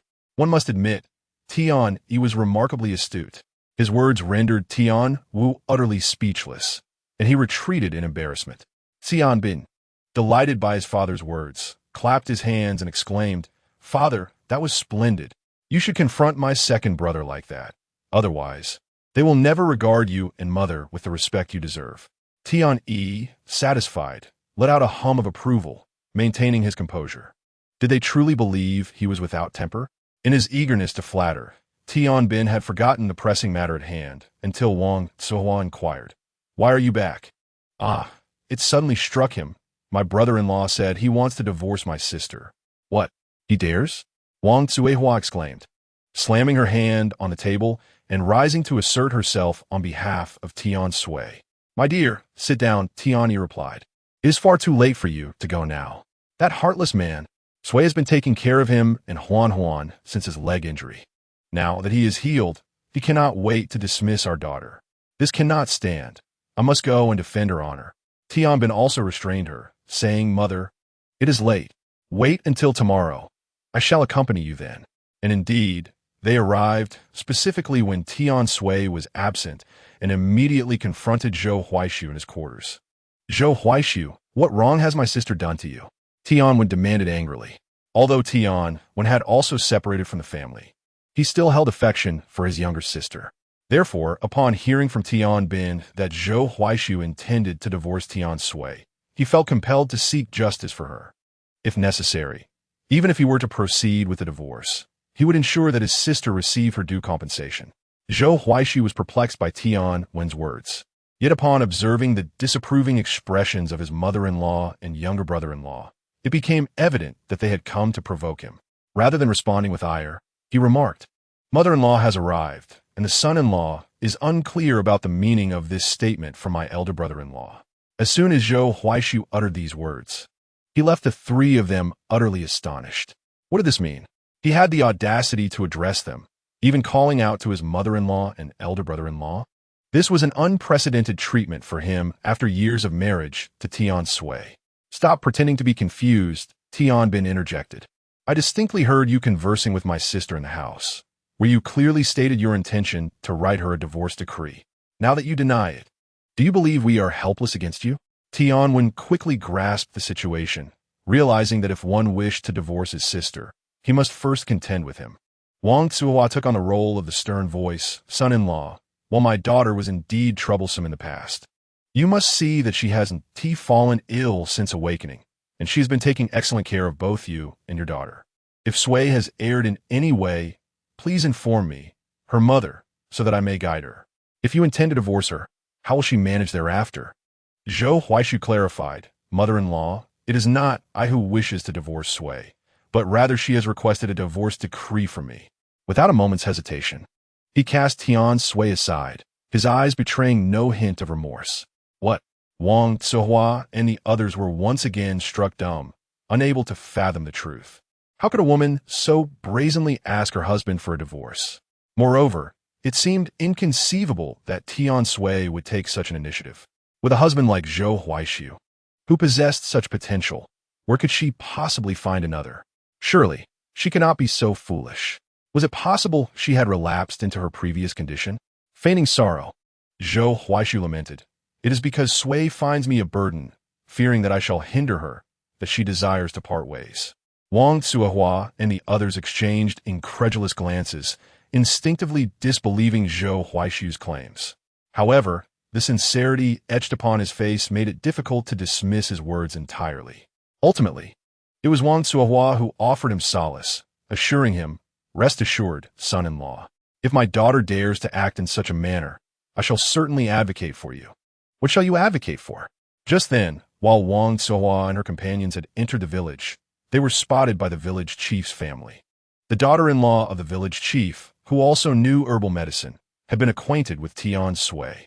The reason for her teaching the village chief's daughter-in-law and the clan leader's daughter-in-law was primarily to establish their footing in the village. They were inextricably linked to these two families, and it was wise to cultivate goodwill. Should any troubles arise with the Zhou family or others in the future, the village chief and clan leader might extend their assistance based on this goodwill. Even if she were to leave eventually, Zhou Huaishu would still belong to this community, and this gesture would garner him favor. Furthermore, it was Tian Suisui who had approached them, saying, "Village chief, my husband wishes for me to teach everyone about herbal medicine to enhance our village's living standards. I wonder if your daughter-in-law would be interested in learning?" The choice of daughter-in-law rather than son stemmed from her desire to avoid any entanglements with men, lest any unpleasant rumors arise. Excellent, excellent. The village chief praised Zhou Huaishu for his foresight, and the clan leader echoed his sentiments. In the interest of convenience, the Tian family decided to teach only one person. As Tian Suisui aptly put it, one is sufficient for the entire family. No matter how abundant or swiftly growing the medicinal herbs in the mountains may be, their availability remains finite. Tian Suisui's reasoning was sound, and the village chief found no grounds to contest it. Thus, it was resolved that only one member of the family would venture into the mountains to gather herbs.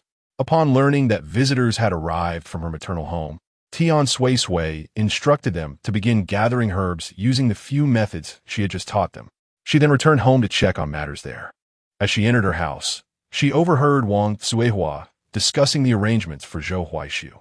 Zhou Huaishu, taken aback by being caught in the act of speaking ill of Tian Suisui, feigned indifference, closing his eyes in a pose of tranquility. Observing her son-in-law with his eyes shut, seemingly despondent, Wang Tsuhua became convinced that her daughter harbored disdain for Zhou Huaishu, feeling remorseful on his behalf. Although Zhou Huaishu had expressed discontent during the tumultuous years of her daughter's madness, he had never abandoned her. Now, only recently afflicted with a limp, her daughter began to show signs of disdain, which Wang Tsuhua attributed to her own shortcomings in upbringing. Resolute, she summoned Tian Suisui. "Mother, what is it?" Tian Suisui inquired, noticing the grave expression on her mother's face, fearing something dire had transpired at home. She intended to offer words of comfort, but before she could approach, Wang Tsuhua seized her ear. "Ouch, that hurts." Tian Suisui winced. "Mother, I do not comprehend what you are saying. Moreover, do not forget, I barely recall what you taught me in my youth, as I was quite deranged back then." Her words only served to infuriate Wang Tsuhua further. "How dare you speak so? You acknowledge your past folly, yet now that you have finally regained your senses, you swiftly begin to disdain your husband. When did I ever express disdain for him? Wait, did Zhou Huaishu claim that I disdain him?" Tian Suisui denied the accusation repeatedly, assuring her mother and Tian Wenkai of her innocence. Wang Tsuhua shot a resentful glare at Tian Bin, who hung his head in silence. "Look at your brother," Wang Tsuhua scolded. "If it weren't for him, I would never have realized my daughter had become such a pragmatic person." "I was wrong, mother. Tian Suisui readily admitted her fault. Very well. Acknowledging your mistake is a good start, Wang Cuihua replied. As the matter was resolved, Wang Cuihua and the others decided to return to the village. Tian Suisui asked, Mother, elder brother, third brother, would you like to learn how to gather medicinal herbs? If you wish to learn, I can teach you. Then you can go to the mountains and gather herbs, which are profitable, certainly better than toiling in the fields all day. Wang Cuihua and Tian Wenkai were unaware of their daughter's knowledge of medicinal herbs, and upon hearing her proposal, they expressed skepticism. You know about herbs? Indeed, she replied. How did you come to know this? Tian Suisui casually remarked, my husband taught me. He reads extensively and even studies medicine, so he shared his knowledge with me. Wang Cuihua, convinced of her daughter's words, resumed her admonishment. Look at how wonderful your husband is. Why do you still harbor disdain for him? I was wrong. I was wrong. I was merely being impulsive, Tian Suisui acknowledged. Her reasoning resonated. Farming had become exceedingly arduous, and taxes were burdensome. If she could secure an additional source of income, it would be most beneficial. Tianwen also deemed this a commendable approach and was eager to learn. However, he realized that the Zhou family could not possibly accommodate him. Thus he devised a compromise. Wang Cuihua would learn first, and once she had mastered it, she would return to teach him. Tian Suisui presented the leaves she had gathered from the mountains to Tianwen, urging him to take note and initially collect herbs based on those leaves, with the promise of further instruction once their mother had learned. Tian Bin, on the other hand, felt indifferent. He even considered it inconsequential if he did not return home. With the busy farming season nearly at an end, he had little to occupy himself with at home. Rather than going back, he preferred to remain at his sister's house, where he enjoyed good food and comfortable rest, and could frequently accompany his sister on excursions to set traps. He also enjoyed the company of Mingyuan, and at his sister's house, his responsibilities were merely to assist with household chores and care for Huan.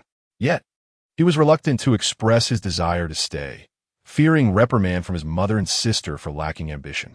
Before returning, Tianwen insisted that Tian Bin accompany him, but Tian Bin resisted, pleading, Sister, can I stay at your home instead? I do not wish to go back. Rest assured, I will help chop wood, fetch water, gather wild vegetables, and look after Huan. Tian Suisui had yet to voice her opinion when Wang Cuihua seized his ear, exclaiming, What is this? You don't want to leave? Is it because you get free food and drink at your sister's? Mother, I can manage with less food, Tian Bin protested. Covering his ears, I am not avoiding work. I am capable. Wang Cuihua was about to scold him further when Tian Suisui intervened, saying, Mother, let my younger brother stay if he doesn't wish to return. I could use an extra hand. I am overwhelmed. Tian Bin chuckled. I knew my sister would be the most indulgent towards me. Tianwen initially intended to depart, but was called back by Tian Suisui. Elder brother, let us eat before you go. You arrived early and Haven Tea even had breakfast. I will prepare something now. Wang Cuihua blocked her path, asserting, A missed meal won't kill anyone. Mother, Tian Suisui feigned annoyance. If word of this spreads, how will I conduct myself as a daughter in the future? Mother, please don't worry. I know what I'm doing. With that, she insisted that Tianwen sit down and retreated to the kitchen to prepare the meal. Wang Cuihua, moved to tears, remarked, Tianwen, your sister has truly learned to be considerate. Indeed, Tianwen concurred earnestly. As Tian Suisui and Wang Cuihua busied themselves in the kitchen, an unexpected visitor arrived. More than one, in fact, accompanied by the village chief and the clan leader. The ones who had summoned them were none other than Wu Dashu's family. Upon entering, Wu Dashu immediately began to voice her grievances. Village chief, clan leader, tell me, does Tian Suisui even resemble a proper daughter-in-law? Instead of instructing her own family, she insists on teaching outsiders. How foolish Wu Dashu was. Her words inadvertently offended both the village chief and clan leader, as they were the very outsiders she referenced. Zhou Laosin nudged her gently, cautioning, Mother, please be mindful of your words. Wu Dashu, oblivious to her blunder, continued, What have I said that is wrong? Tian Suisui is nothing but a shameless woman. She neglects to teach her own mother-in-law and sister-in-law, focusing instead on those who have no relation to us. She is well aware that our family is at odds with the Li Hua family, yet she chooses to instruct them. Furthermore, what are the neighbors Zhou Xiaohu's mother, or the grandson of the old man Ming from the West Village? Am I, as a mother-in-law, to be regarded as inferior to these outsiders? Wu Deshu, it seems you have an itch for trouble, daring to insult my daughter. I believe my previous reprimand was far too lenient. Wang Suihua, having overheard the slander directed at Tian Suisui from the kitchen, rushed out only to find her so-called in-law. Without hesitation, she charged at Wu Deshu, ready to confront her. This time, Wu Deshu showed no fear, emboldened by the presence of her husband and two sons, as well as her daughter-in-law. She was convinced that Wang Suihua could do nothing to her, and thus continued her tirade. Not only do I denounce your daughter, that worthless wretch, but I also scorn you, you old hag. Were it not for your scheming that led my son to marry your deranged daughter, allowing you to feast at the Zhou family's expense for so many years, now that you have come to your senses, you wish to abandon us? You are delusional. Unless you compensate the Zhou family with 100 or so taels of silver, I will not rest.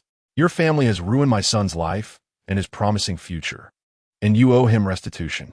As the argument escalated, Zhou Huaishu had already descended from his bed, leaning against the doorframe. He spoke calmly, "Father, mother, it is not the Tian family that has ruined my life. It is you." His words rendered the room silent. Had you truly arranged for me to marry a suitable wife, I would not have wed Suisui, Zhou Huaishu continued. Then, sensing Wang Suihua's rising ire, added, "However, I must thank you for allowing me to marry Suisui. Otherwise, I would not now have such a wonderful wife. Now that my life is improving, you seek to oppress our family again. Why does Suisui prefer to teach others and not you? It is simply because you have been excessively oppressive towards us." Chapter 41. The inability to repay grievances with virtue. Zhou Huaishu's greatest virtue lies in his unwavering support for Tian Suisui, ensuring that the Zhou family does not bully her. For this alone, Suisui deems him a somewhat adequate husband. Tian Suisui recognizes her own double standards. When Zhou Huaishu defends her, she feels justified in his actions. Yet when Tian Wu treats Qian Zhaodi well, she views him as less admirable. Upon reflection, she considers her reasoning valid.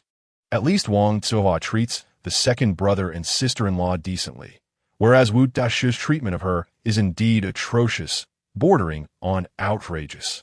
Tian Suisui harbors grudges and is somewhat petty, incapable of the noble virtue of repaying kindness with virtue. She remembers every slight against her throughout her life. "Brother, that is not how it is," Zhou Laosan interjected. "When have our parents treated you poorly? They have been the same towards us." Zhou Huaishu let out a cold laugh, casting an amused glance at Zhou Laosan, who felt a chill run down his spine under the scrutiny. Zhou Huaishu replied, "Whether Suisui chooses to teach you is her own decision. You cannot coerce her." Zhou Chunjin wanted to retaliate, even to strike Zhou Huaishu, but the clan leader intervened, saying, "Old Jin, if you dare to lay a hand on him today, I will remove you from the family tree." The village chief added, "Uncle Jin, do not pressure Huaishu's wife, nor blame Huaishu. The blame lies solely with your earlier harshness, as you never regarded him as your own son. This matter pertains to our family," and old Jin, feeling his pride wounded, was left unsatisfied. The village chief was equally displeased. If this were merely a family matter, why must it intrude upon us? Furthermore, Huaisu's wife taught us to identify medicinal herbs for the betterment of the village. How could this be deemed unrelated to us? Wang Suihua, bold and defiant, declared, "Listen, listen, your clan leader and the village chief are far more enlightened, surpassing certain individuals by leaps and bounds." The old Jin family departed in disgrace once again, and Wang Suihua spat contemptuously at them, remarking that not a single one of them was good. They were all parasites. When a meal was ready, there was no need for Tian Suisui to call. Tian when consciously assisted Zhou Huaisu in coming out to dine. During the meal, when Tian Suisui's gaze met Zhou Huaisu's, a subtle smile graced her lips.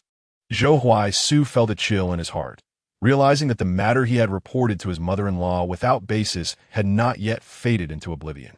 Wang Suihua intended to serve Zhou Huaisu some dishes but feared he might find her bothersome. so she insisted he eat more to restore his health. Thank you, mother-in-law. Your son-in-law appreciates it.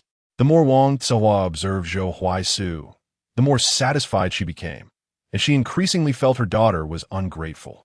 After the meal, Tian Wen returned home, and Tian Suisui asked him to take along the leaves of the plants they had identified, having taught the villagers about medicinal herbs all morning. She planned to gather firewood in the afternoon. Wang Tsuhua and Tian Bin accompanied her, with Tian Bin bringing along Huan Huan. The mountain air was cool, devoid of any oppressive heat. Tian Suisui and Wang Tsuhua busied themselves gathering firewood, while Tian Bin kept a watchful eye on Huan Huan to prevent her from wandering. The mountain was abundant with wild fruits, and Tian Bin and Zhou Ling Huan collected plenty. Tian Suisui instructed him to take them back, intending to make jam for them later. They quickly gathered 2 loads of firewood. One, carried by Tian Bin, and the other Tian Suisui insisted on carrying herself. Though Wang Tsuhua tried to intervene, saying, "Daughter, let me carry it. My health is better now." "I'll do it," Tian Suisui replied. "If others see this, who knows how they would gossip about you?" Wang Tsuehua, wise to the ways of the world, retorted, "Let them gossip. We shall live our lives as we choose." Reluctantly, Tian Suisui led Zhou Ling Huan down the mountain, her back laden with a basket full of wild fruits. Making jam was a simple task.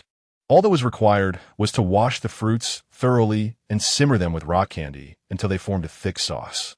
Once the jam was ready, Tian Suisui served each person a bowl and took one to Zhou Huaisu, knowing his fondness for sweetness. She added 2 spoonfuls of sugar to his bowl and mixed it well. Seeing Zhou Huaisu enjoy it brought a smile to her face, and she exclaimed, "My dear, you are truly wonderful." Upon hearing her tone, Zhou Huaisu braced himself for a reprimand and shifted the topic. "Suisui, it is my duty as your husband to protect you." "Oh," Tian Suisui raised an eyebrow. "Are you suggesting that sneaking behind my back to report me to my mother is also part of your duties as my husband?" Zhou Huaisu felt momentarily stumped. "Well, it's not entirely unfair. You've been contemplating divorce all day." Tian Suisui retorted. "How about you not mention that you initially wished me dead?" Zhou Huaisu pretended to ponder. "How about this? You report me to my mother, and we call it even, shall we?" "Zhou Huaisu." Tian Suisui gritted her teeth in frustration, yet dared not raise her voice, fearful that Wang Tsuehua might overhear. Zhou Huaisu struggled to suppress his laughter, but it was a futile endeavor. As Tian Suisui feigned an attempt to strike him, her hand was swiftly halted by Wang Tsuehua's admonition. "Suisui, what do you think you're doing? Do you intend to strike your husband?" Seizing the opportunity, Zhou Huaishi reported, "Mother-in-law, did you witness that? This is how Suisui treats me on a daily basis." With a teasing lift of his eyebrows directed at Tian Suisui, he was confident she would be unable to retaliate against him. "I did not." Tian Suisui shot him a venomous glare. Wang Tsuehua seized her ear, exclaiming, "Not at all. I saw it with my own eyes, and you dare deny it? Do you take your mother for blind? What kind of glare is that? You dare to glare at your son-in-law, as if you have a right to strike him?" "Mother, I truly did not hit him. I was merely teasing," Tian Suisui explained. "Teasing, you say? You know very well that Huaishu's leg injury has not yet healed completely.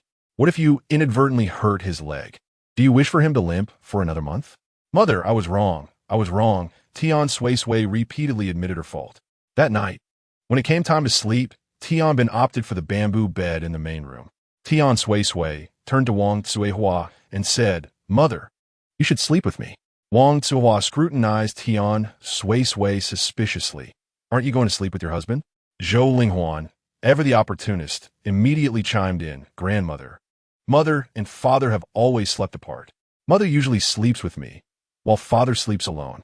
Wang Tsuehua frowned. "Daughter, after all this time, you still do not share a bed with your husband?" Tian Suisui replied, "I was merely concerned about accidentally hurting his leg." Wang Tsuehua retorted, "You are both grown adults. Can you not behave properly while sleeping?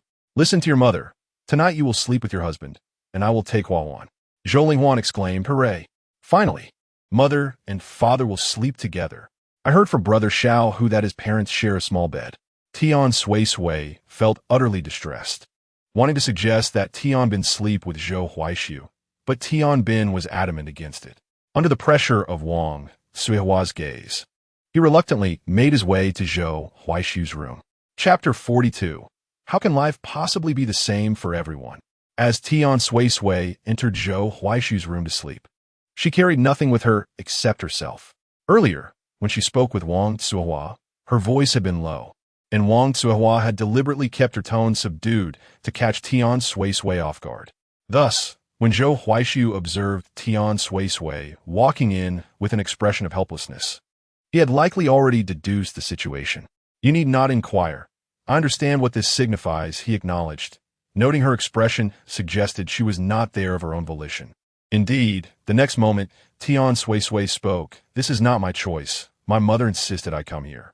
I had no intention of taking advantage of you." Zhou Huaishu replied, "Who is truly taking advantage of whom? I hardly know anyone in the village, and my mother is watching from outside. I had no choice but to come. Not showing up would reveal the truth." Tian Suisui did not approach, but leaned against the door, feeling entirely uncomfortable about sharing a room with a man for the first time.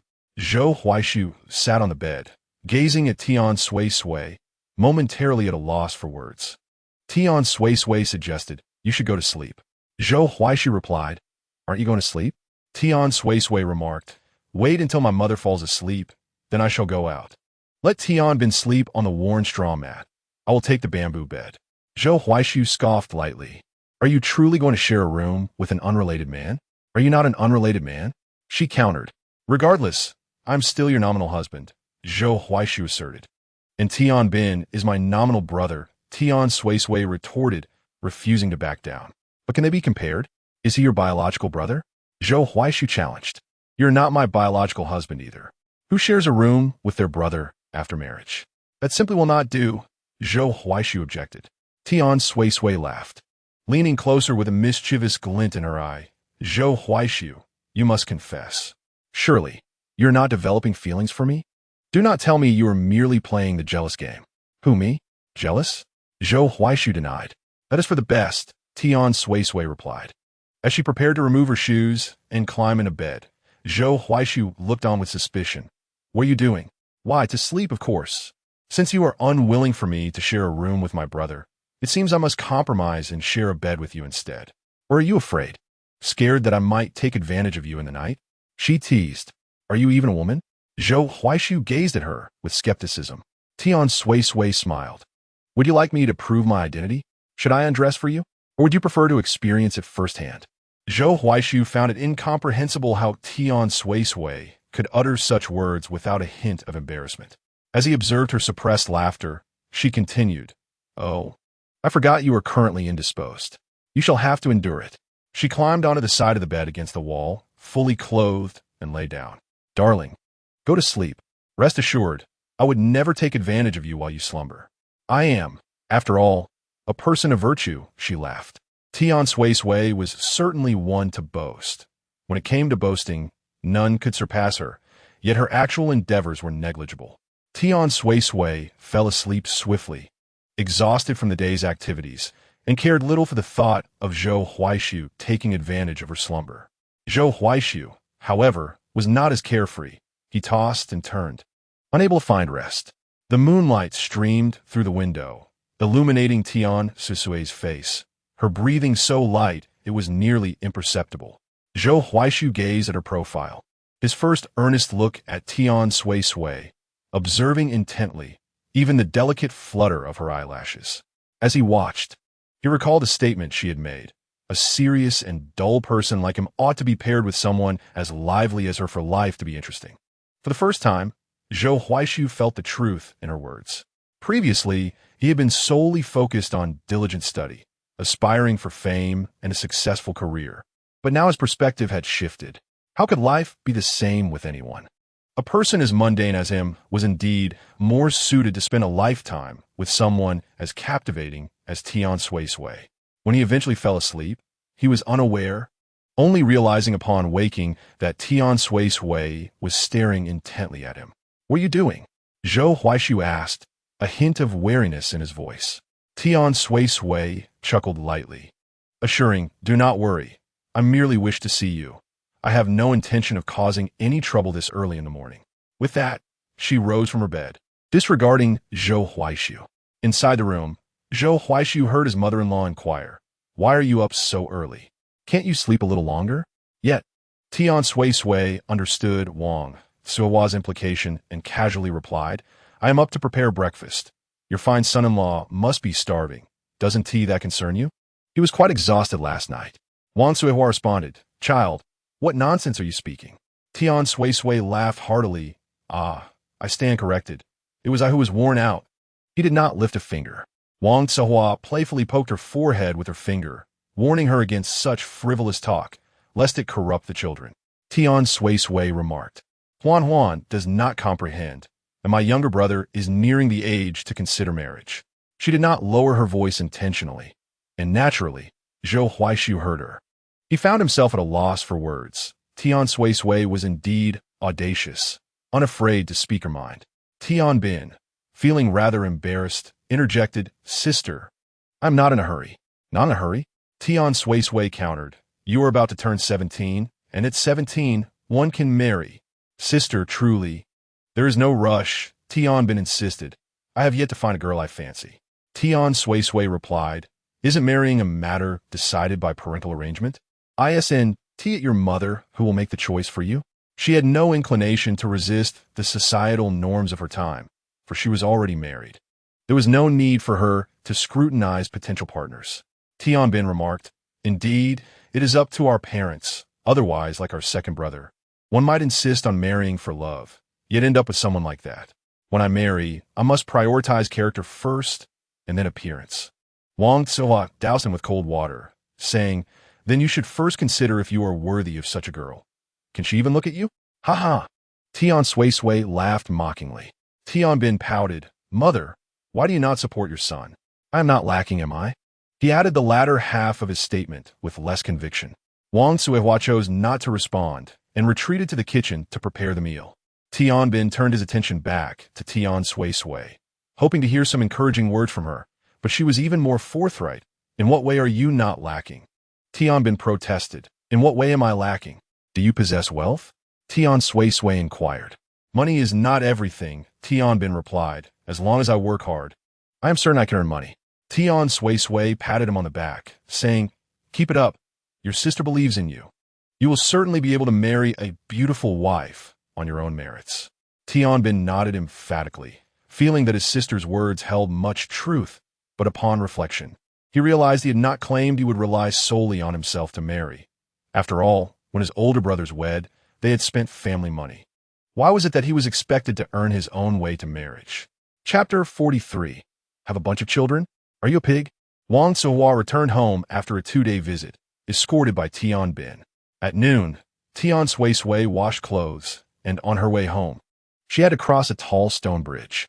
The bridge had no barriers on either side, but it was wide enough that one could not easily fall into the river.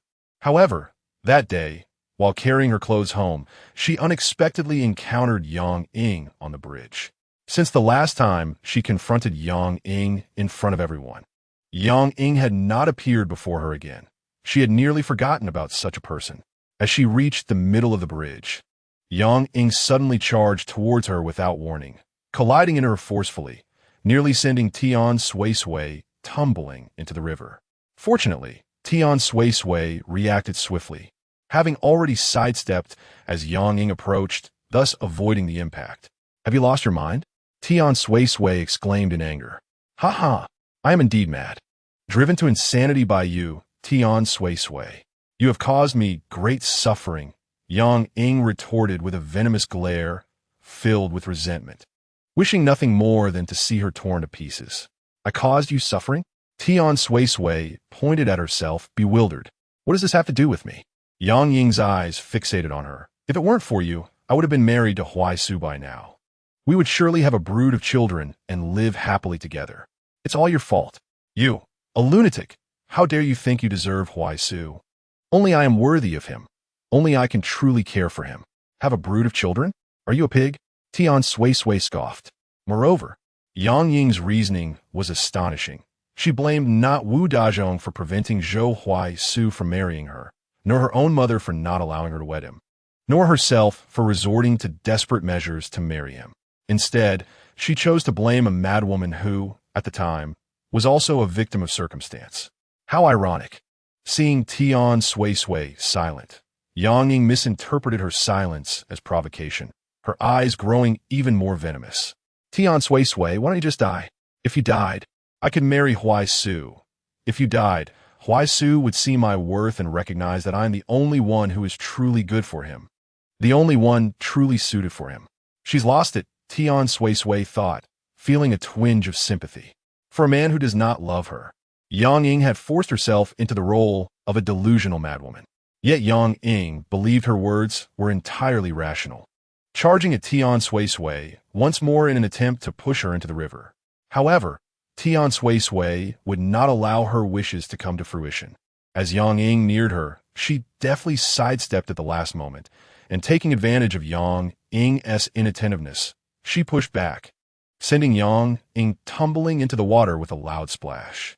The river was not deep, barely reaching waist height. Yang Ying thrashed for a moment before finding her footing at the riverbed, fury etched across her face. Madwoman, you dare push me? Tian Suisui stood atop the bridge, looking down at her, her expression now icy. What? Is it permissible for you to wish me harm, but not for me to retaliate? I will not let you off, Tian Suisui. I swear I will not let you escape. Yang Ying threatened, pointing a finger at her. Oh, you say you won't. So it must be true, Tian Suisui replied nonchalantly, utterly unperturbed. Having said that, she dusted off her hands, finding Yang Ying's touch distasteful.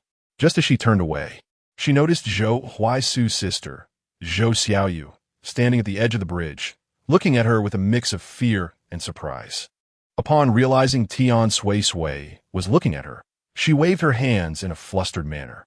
I didn't see anything. Tian Suisui chuckled lightly. Why are you so flustered? If you didn't see anything, then you didn't see anything. Upon concluding her words, she picked up the garments that lay upon the ground and proceeded towards Zhou Xiaoyu. Noticing her approach, Zhou Xiaoyu stood frozen in place, her gaze cast downward in a display of nervousness, unwilling to meet her eyes. Tian Suisui merely rushed past, opting not to exchange any further words with Zhou Xiaoyu nor cast another glance in her direction. What she had presumed to be the conclusion of the matter took an unexpected turn in the afternoon when Yang Ying, accompanied by Yang Ying's two brothers, arrived at her doorstep to seek retribution. From the moment she entered, Yang Ying vociferously proclaimed that Tian Suisui had thrust her precious daughter into the water, thus leaving Yang Ying in a state of distress, demanding compensation for medical expenses. Flanking Yang Ying were her two brothers, each exuding an intimidating presence. Resembling two squat winter melons, their brutish appearances quite unappealing to the eye, as Tian Suisui silently critiqued. The world is vast and filled with oddities, particularly with an abundance of peculiar characters. Lacking any witnesses or evidence, Tian Suisui firmly refused to concede. Did I push her? What did I ever push her? Why would I do such a thing? Perhaps anticipating her stance, Yang Ying had already secured a witness, Hidazue.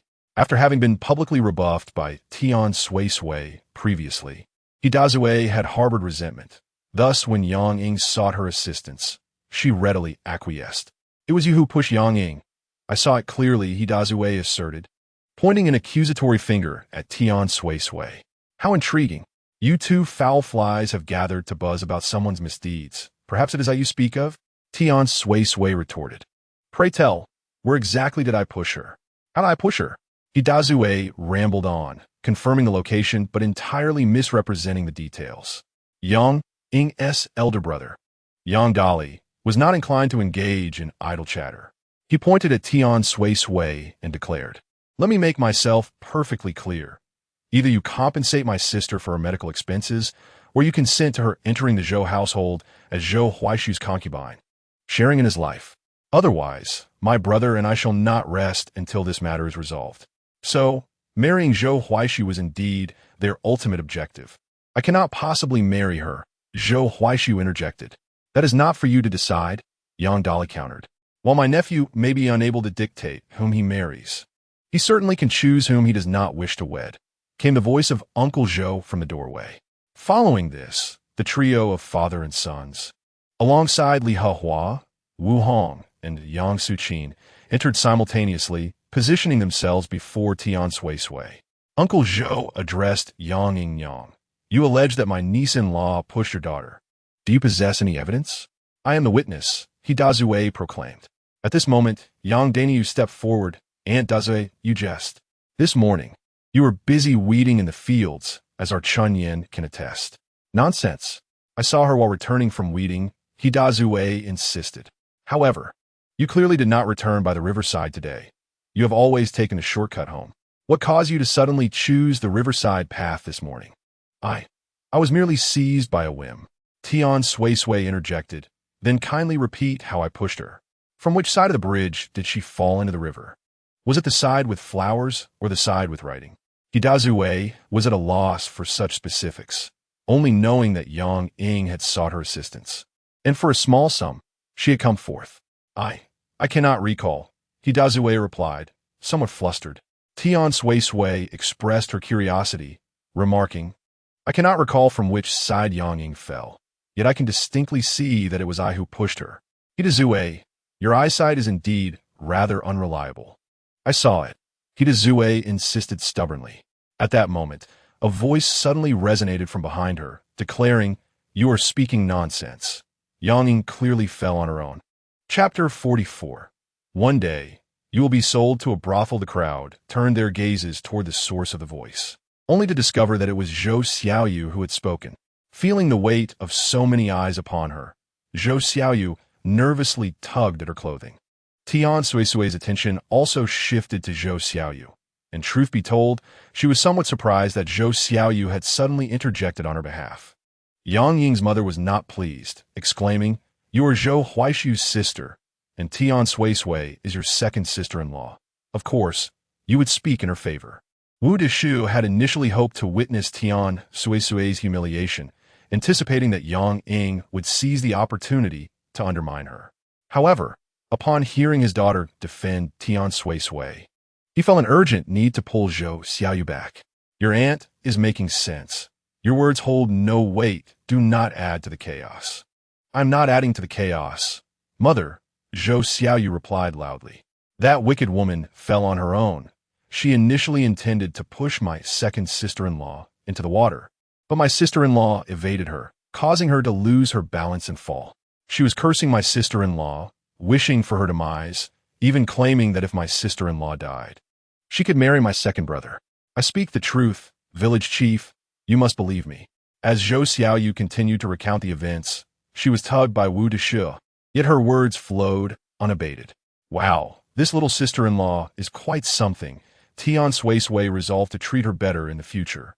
In contrast to the details Zhou Xiaoyu provided, Hidazue's previous claims now appeared less credible. Every heart possesses a scale, and at this moment, it tipped in favor of Tian Suisui.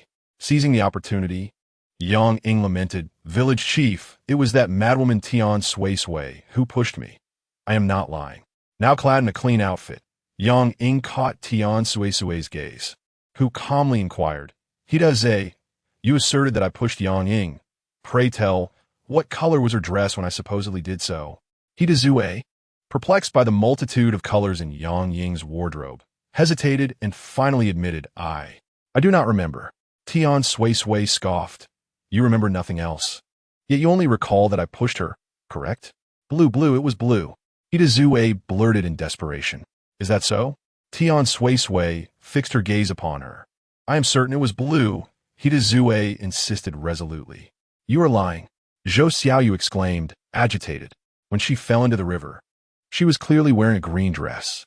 If you do not believe me, you may go to her home and check. She likely did not have time to wash it yet. At this juncture, the village chief had little left to ponder. Yang Ying's heart sank.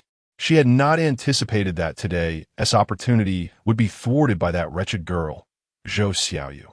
With a furious glare, she fixed her eyes on Zhou Xiaoyu. Upon sensing the intensity of her stare, felt a twinge of fear. Yang Ying, consumed by rage, felt her chest heave. Suddenly, she retrieved the dagger she had contemplated using for self-harm and lunged at Zhou Xiaoyu, exclaiming, You shall perish. Why did you have to intervene? Had he not appeared, I would have wed brother Huaisu today. It is all your fault. I am not lying. It was that wretched Tian Suisui who pushed me. Why does no one believe me? Just as Yang Ying's dagger was poised to strike, the village chief and his men swiftly subdued her. Have you lost your mind? Yang Ying, are you daring enough to attempt murder in front of everyone? One villager remarked in disbelief. Indeed, I never anticipated this. I once thought Tian Suisui was deranged. But it seems Yang Ying is even more unhinged. Indeed, her actions back when she dismembered her newlywed husband revealed her madness. Another suggested, we ought to send Yang Ying to the authorities. Who knows when she might again unleash her fury. Quite right. With all those children roaming about, it would be disastrous if they were to cross paths with her. Yang Ying's mother, evidently terrified, fell to her knees in a plea to the village chief. Please. She is merely confused. My daughter would never kill anyone. Do not send her to the authorities, for that would ruin her life. Yang Ying, seemingly indifferent, fixated on Tian Suisui one moment, then Zhou Xiaoyu, and then dreamily gazing at Zhou Huaisu, declared, I will slay you all. Ha ha ha. Just wait for me, Huaisu. I shall surely become your bride. The village chief, initially hesitant about sending Yang Ying to the authorities, reconsidered upon witnessing her erratic behavior and hearing her words. Reflecting on the earlier comments regarding the village children's reckless play, and remembering his grandson's fondness for running amok, he resolved to act without delay. Yang Ying's mother wept bitterly, nearly fainting. Although she was embarrassed by her daughter's actions, she still hoped to see Yang Ying married, expecting a dowry in return for her years of toil in raising her. Yang Ying's disgrace had tarnished their family's reputation, with her now facing the authorities. Where would her own dignity reside? Desperately, she implored, I beg you, do not send my daughter away. Yang Ying's brothers appeared surprisingly calm, perhaps stunned into silence or simply indifferent to the chaos. As the tumult finally subsided, Zhou Xiaoyu returned home to no surprise, receiving a thorough scolding from Wu Dazhong, who struck her several times. You sought to be the hero, did you? How much better it would have been if Yang Ying had taken your sister-in-law down instead. Everyone in the village knows what a vile person she is. With her gone, it would benefit us all. Yet you chose to defend her. I have never seen such disgraceful behavior. If you were not my own daughter, I would have dealt with you long ago. I should have drowned you in a chamber pot at birth. Mark my words. A disobedient and ungrateful child like you will one day find herself sold into a brothel to learn a lesson. Tears streamed down Zhou Xiaoyu's cheeks, leaving her bewildered. She could not fathom why her mother could treat her in such a manner, even uttering the words of selling her to a brothel. Was it solely because she was a girl? Yet, her elder brother was a boy. Why did their mother harbor such disdain for him as well? What are you staring at? Hurry and prepare the meal. The entire family is waiting to eat. How dare you cry? Wu Dazhong struck Zhou Xiaoyu across the face, exclaiming, You've ruined everything. You bring misfortune upon us. Sister-in-law's son Yulan chimed in. I must say, little sister, I have never encountered anyone so eager to attach themselves to another's cold shoulder. You think you're being kind, but does that wretched Tian Suisui show you even an ounce of gratitude? Instead, you have brought trouble upon us all. I truly do not understand your motives. At that moment, Tian Suisui was in Zhou Huaishu's room, leaning forward and pinching his chin with 2 fingers, ready to settle scores. Chapter 45. After growing tired, she was sold to a brothel. Zhou Huaishu cooperated, slightly lifting his chin to meet Tian Suisui's gaze. She inspected him, then remarked, You are not unattractive, but hardly to the extent of being captivating. Indeed, my lady, Zhou Huaishu replied. That's right, Tian Suisui said, suddenly feeling it was inappropriate. Who is your lady? Do not take advantage of me. You, Zhou Huaishu said with a smile that accentuated his charm. Tian Suisui felt an indescribable stir in her heart. Do not move, and do not think to seduce me with your looks. I am not so easily swayed. Then what does your lady desire? Zhou Huaishu inquired playfully. Do not divert the topic, Tian Suisui said sternly. Be honest. Is there truly nothing between you and that little childhood friend of yours? Absolutely not, Zhou Huaishu insisted, nearly swearing an oath. Moreover, she is not my childhood friend. She has merely followed me around. Since I began attending school, I have not paid her any attention. Tian Suisui nodded. That is for the best. And you do not have any other intimate confidants, do you? Where'd I find such confidence? Zhou Huaishi replied. Just dealing with Yang Ying has been enough of a hassle. If I had a few more like her, would I ever find peace? And your family? Aside from your sister, the rest are hardly virtuous. What kind of household is this? The more Tian Suisui spoke, the angrier she became. Zhou Huaishi responded in a tone of feigned grievance. Who says otherwise? My father neglects me, and my mother does not love me. I finally marry a wife, and she turns out to be mad. And now you accuse me of having childhood friend. Tian Suisui pondered this and realized that Zhou Huaishu could not be entirely blamed. He was indeed one of the victims. Never mind, never mind. The situation has been resolved, and it is not your fault. Quickly recover. Do not let the old lady serve you again. It is exhausting. A faint smile graced Zhou Huaishu's lips. All right. In the dead of night, a loud knocking jolted Tian Suisui from her slumber, leaving her irritated. Who comes seeking trouble at this hour? It is relentless. Thus, when she opened the door, her temper flared, only to be met with Zhou Xiaoyu's tear-stained face, flanked by several intimidating figures from the Zhou family. Upon seeing Tian Suisui, Zhou Xiaoyu exclaimed, Sister-in-law, please save me. My mother wants to sell me. Huh? Tian Suisui was utterly perplexed. Once, the notorious Zhou Laoda frequently indulged in gambling, yet his luck was perpetually dismal, losing 9 out of 10 bets. Unbeknownst to him, he had squandered 20 taels of silver. Gambling, however, is an insidious addiction, and he refused to concede defeat.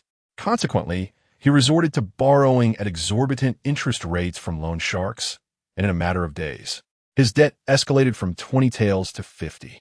Zhou Laoda had intended to wager significantly today, hoping to recoup his losses, but fate dealt him another cruel blow, leaving him destitute and indebted by an additional 20 taels, culminating in a staggering total of 70 taels. Overwhelmed by his inability to repay, he found himself confronted by debt collectors. Realizing he could no longer conceal his plight, Zhou Laoda laid bare his situation, kneeling before Wu Dazhong, weeping profusely as he implored her mercy, vowing never to gamble again, and pleading for her assistance in settling his debts. The collectors had initially sought financial recompense from Wu Dazhong, for all the family's fortunes rested in her hands. Even if she possessed such a sum, parting with 70 taels would be akin to inflicting unbearable torment upon her. The collectors, however, showed no leniency, declaring, Old woman, if you do not pay, do not blame us for our rudeness. For years, no one has ever taken money from us without returning it. As they prepared to seize belongings, Wu Dazhong desperately intervened, exclaiming, Stop! Are you bandits? Alas, the family was powerless to impede them.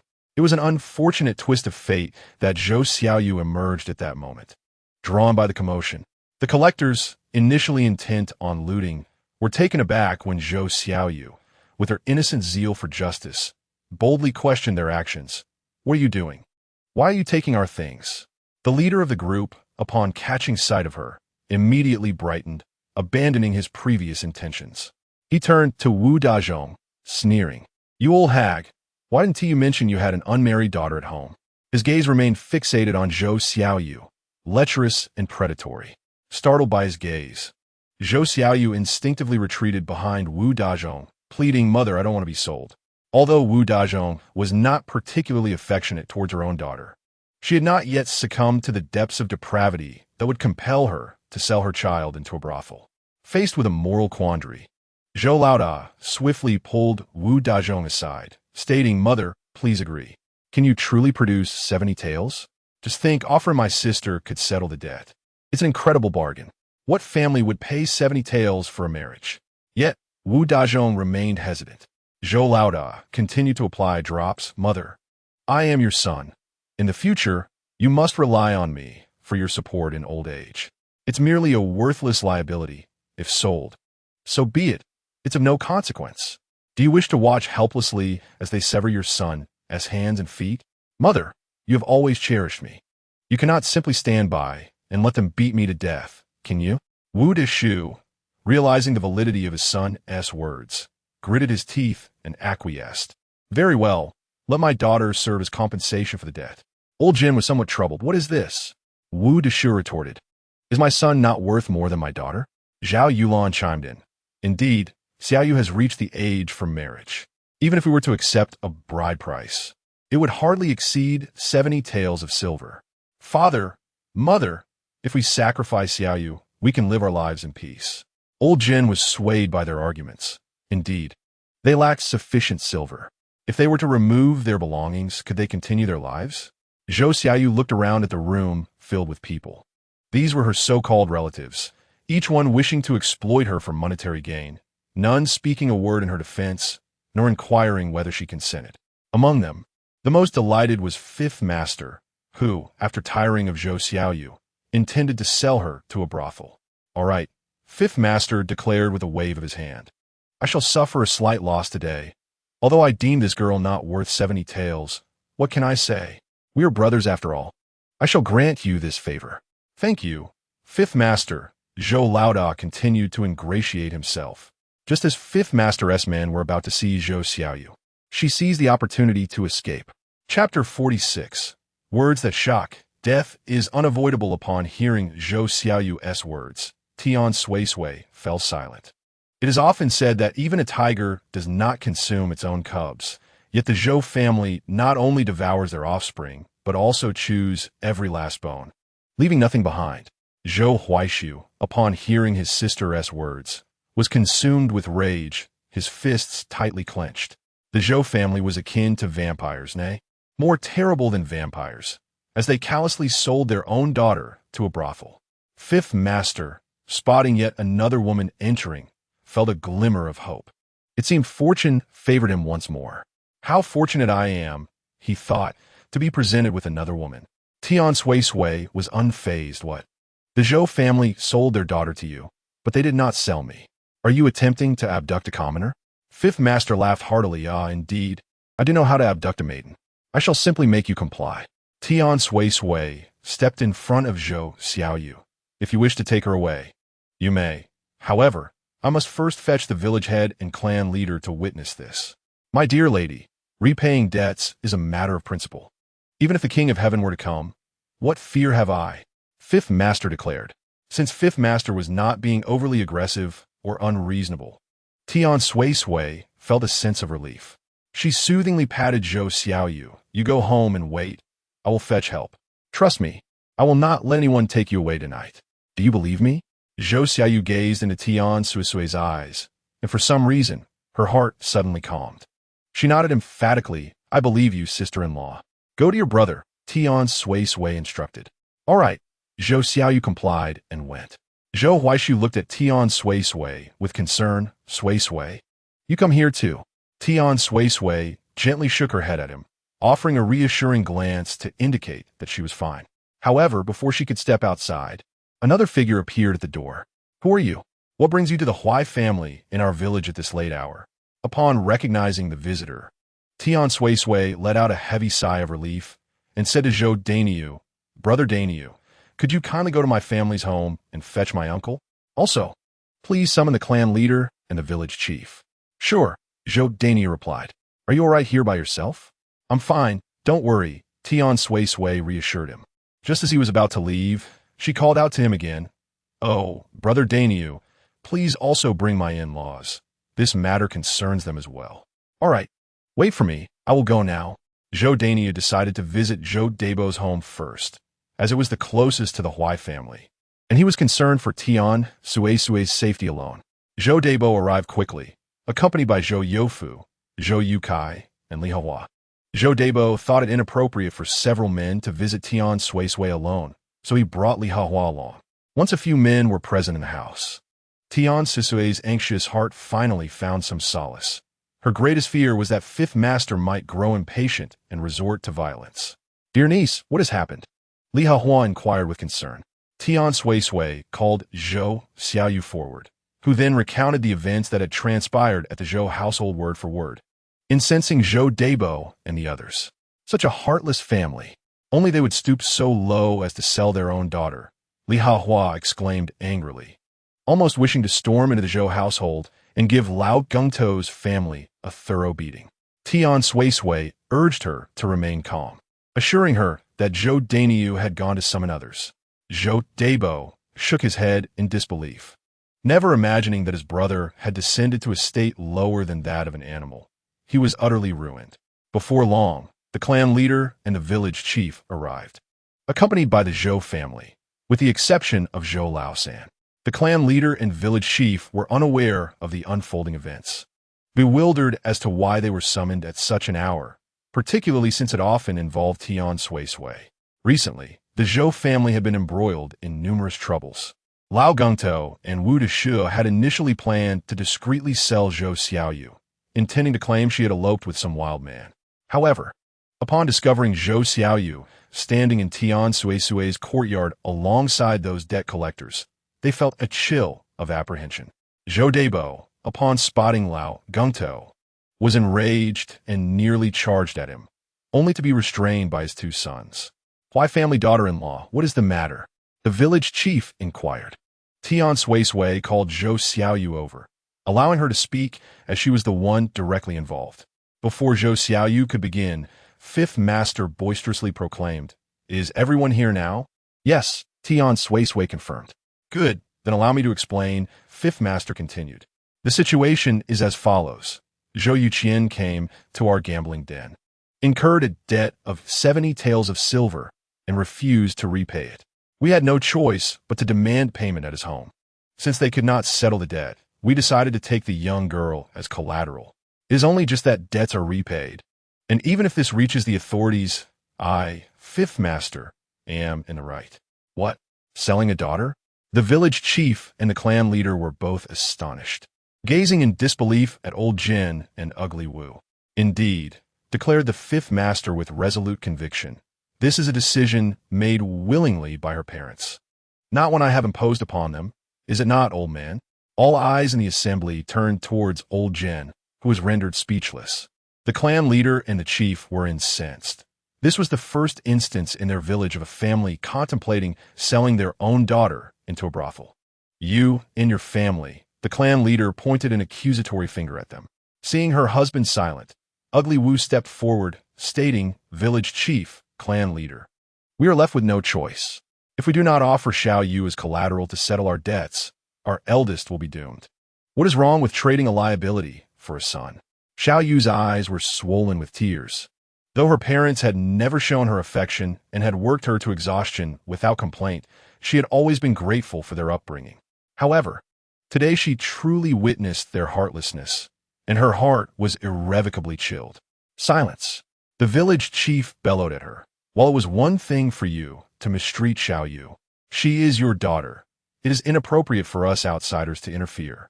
Yet today, her own mother is selling her flesh and blood. What a wicked woman." The Fifth Master was uninterested in their squabbling, interjecting, "Have you all reached a consensus? I have no time for your idle chatter. Either present the money, or I shall take the girl. Choose."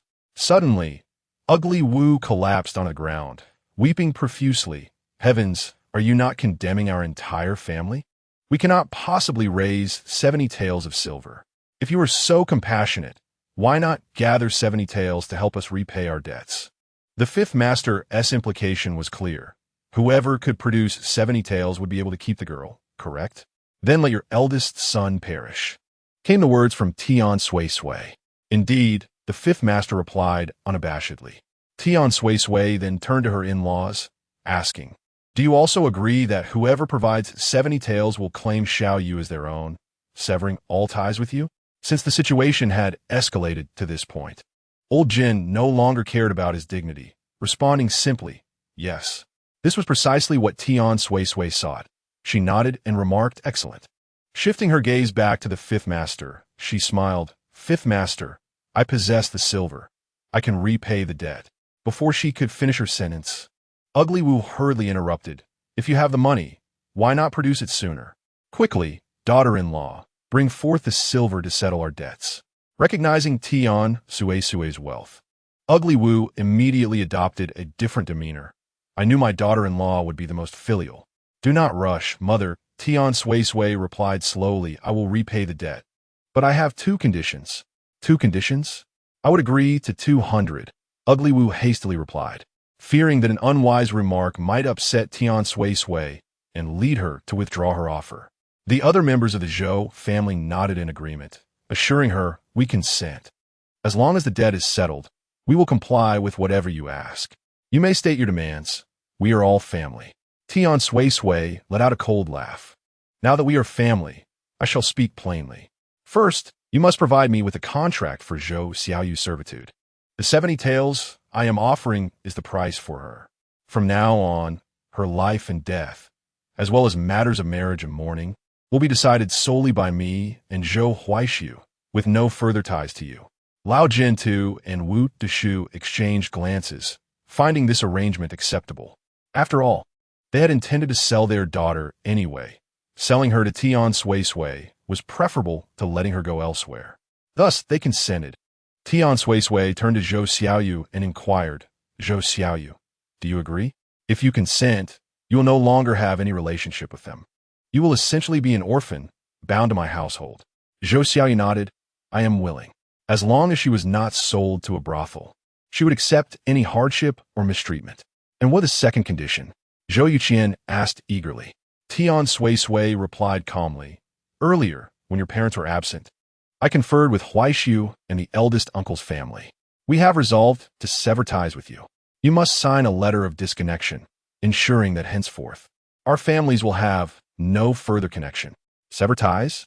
I refuse." Zhou Yuqian was the first to protest. "If we sever ties, how will I ever retrieve money from her again?" "I also refuse," Wu Deshu added. "Huaishu is my son. Blood ties cannot be easily severed." Lao Jintu chimed in, "Son, how can rural folk so easily break familial bonds?" Zhou Huaishu laughed mockingly. "In rural areas, no one sells their daughter, nor do they expel their own son after he has been injured." His words rendered them speechless. "I will not agree to sever ties," Wu Deshu insisted. Tian Suisui anticipated this outcome and calmly stated, "Then you may allow your eldest son to perish or suffer grievous injuries." "What did you say?" Zhou Yuqian seethed with anger.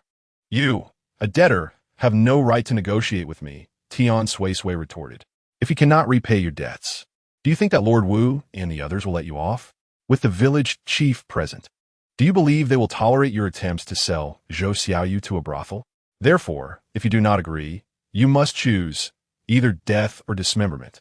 Wu Deshu was on the verge of tears, but under Tian Suisui's cold gaze, she was too intimidated to cry. Although the village chief felt that severing ties was excessive, he reflected on the actions of Lao Jinta's family and found them disheartening. After a brief discussion among themselves, Lao Jinta's family reluctantly consented. Zhou Huaishu produced the pre-written letters of severance and the contract of servitude, presenting them for Wu Deshu and Lao Jintu to sign. Unable to write, they pressed their thumbs onto the documents. Once the agreements were secured, Tian Suisui produced a bag of silver. Wu Deshu and the others stared wide-eyed. Tian Suisui ignored them and directly handed the money to Lord Wu. "My lord, 70 taels of silver, neither more nor less, is all here." Lord Wu weighed the bag in his hand, chuckling lightly. "Madam, you indeed suit my taste. Should you find yourself at odds with that pretty boy, come to the gambling house and seek me out. I will ensure you are well taken care of." "Thank you for your kindness, my lord," Tian Suisui replied. With the silver in hand, Lord Wu departed without further delay. Wu Deshu squeezed his way over, and what is this? His daughter-in-law, Tian Suisui, waved a severance letter in her hand. "Who is your daughter-in-law?" Tian Suisui didn't even spare them a glance, merely smiling at the clan leader and the village chief. "Thank you both for coming out here in the middle of the night. It's no trouble. What matters is that the issue has been resolved," the village chief replied. As the two were about to leave, Tian Suisui called out to the village chief again. "Tomorrow, I'll come to your house to discuss something." "All right." As everyone departed, the Lao Gingto family remained, and Tian Suisui began to shoo them away. "Aren't you leaving? You're not here to do any work for me in the middle of the night." The family was furious and wanted to explode, but with Uncle Zhou's family still present, they dared not say a word and had no choice but to return home. Once everyone else had left, Uncle Zhou's family prepared to go back. Li Hoa comforted Zhou Xiaoyu. "Your parents are severed. It's for the best. They were never good to you anyway. And your elder brother and sister-in-law, don't be upset. Your second brother and sister-in-law are good people. Live well with them, and they will treat you kindly." "I know, Aunt." Zhou Xiaoyu nodded. After everyone had departed, Zhou Xiaoyu whispered, "Thank you, second brother and sister-in-law." A simple thank you held little value, and Tian Suisui was disinterested in her lamentations or grievances. She merely stated, "There's a bamboo bed in the main room. Go sleep there. After all the commotion, you must be exhausted." Second brother, Zhou Xiaoyu turned her gaze towards Zhou Huaishu. Zhou Huaishu sighed softly, "All right, go to sleep. Your second sister-in-law is like that. Her demeanor may seem cold, but she has a warm heart, and she is a good person." Zhou Huaishu never imagined he would one day find himself defending Tian Suisui. "As for your parents, let it be. There's nothing more to say." Zhou Xiaoyu lay on the bed, staring at the pitch-black ceiling. Her heart had tumbled of emotions as silent tears streamed down her face. It was not solely sadness. There was also a sense of relief at having escaped a calamity. If one were to call her fortunate, it would be in the context of the unending agricultural toil, the incessant verbal abuse, and the perpetual hunger she had endured since childhood. Conversely, if one were to deem her unfortunate, it was due to the abrupt severance of ties with her family, an irrevocable action taken by Tian Suisui in a moment of resolute decision. Perhaps she was fortunate, she mused. Chapter 48. Who are you trying to impress with your tragic role? The news of Zhou Xiaoyu being sold by the Lao Gungtou family and their severance with Zhou Huaishu and the Zhou family spread throughout the village by the next day. With everyone knowing the details. What a sin.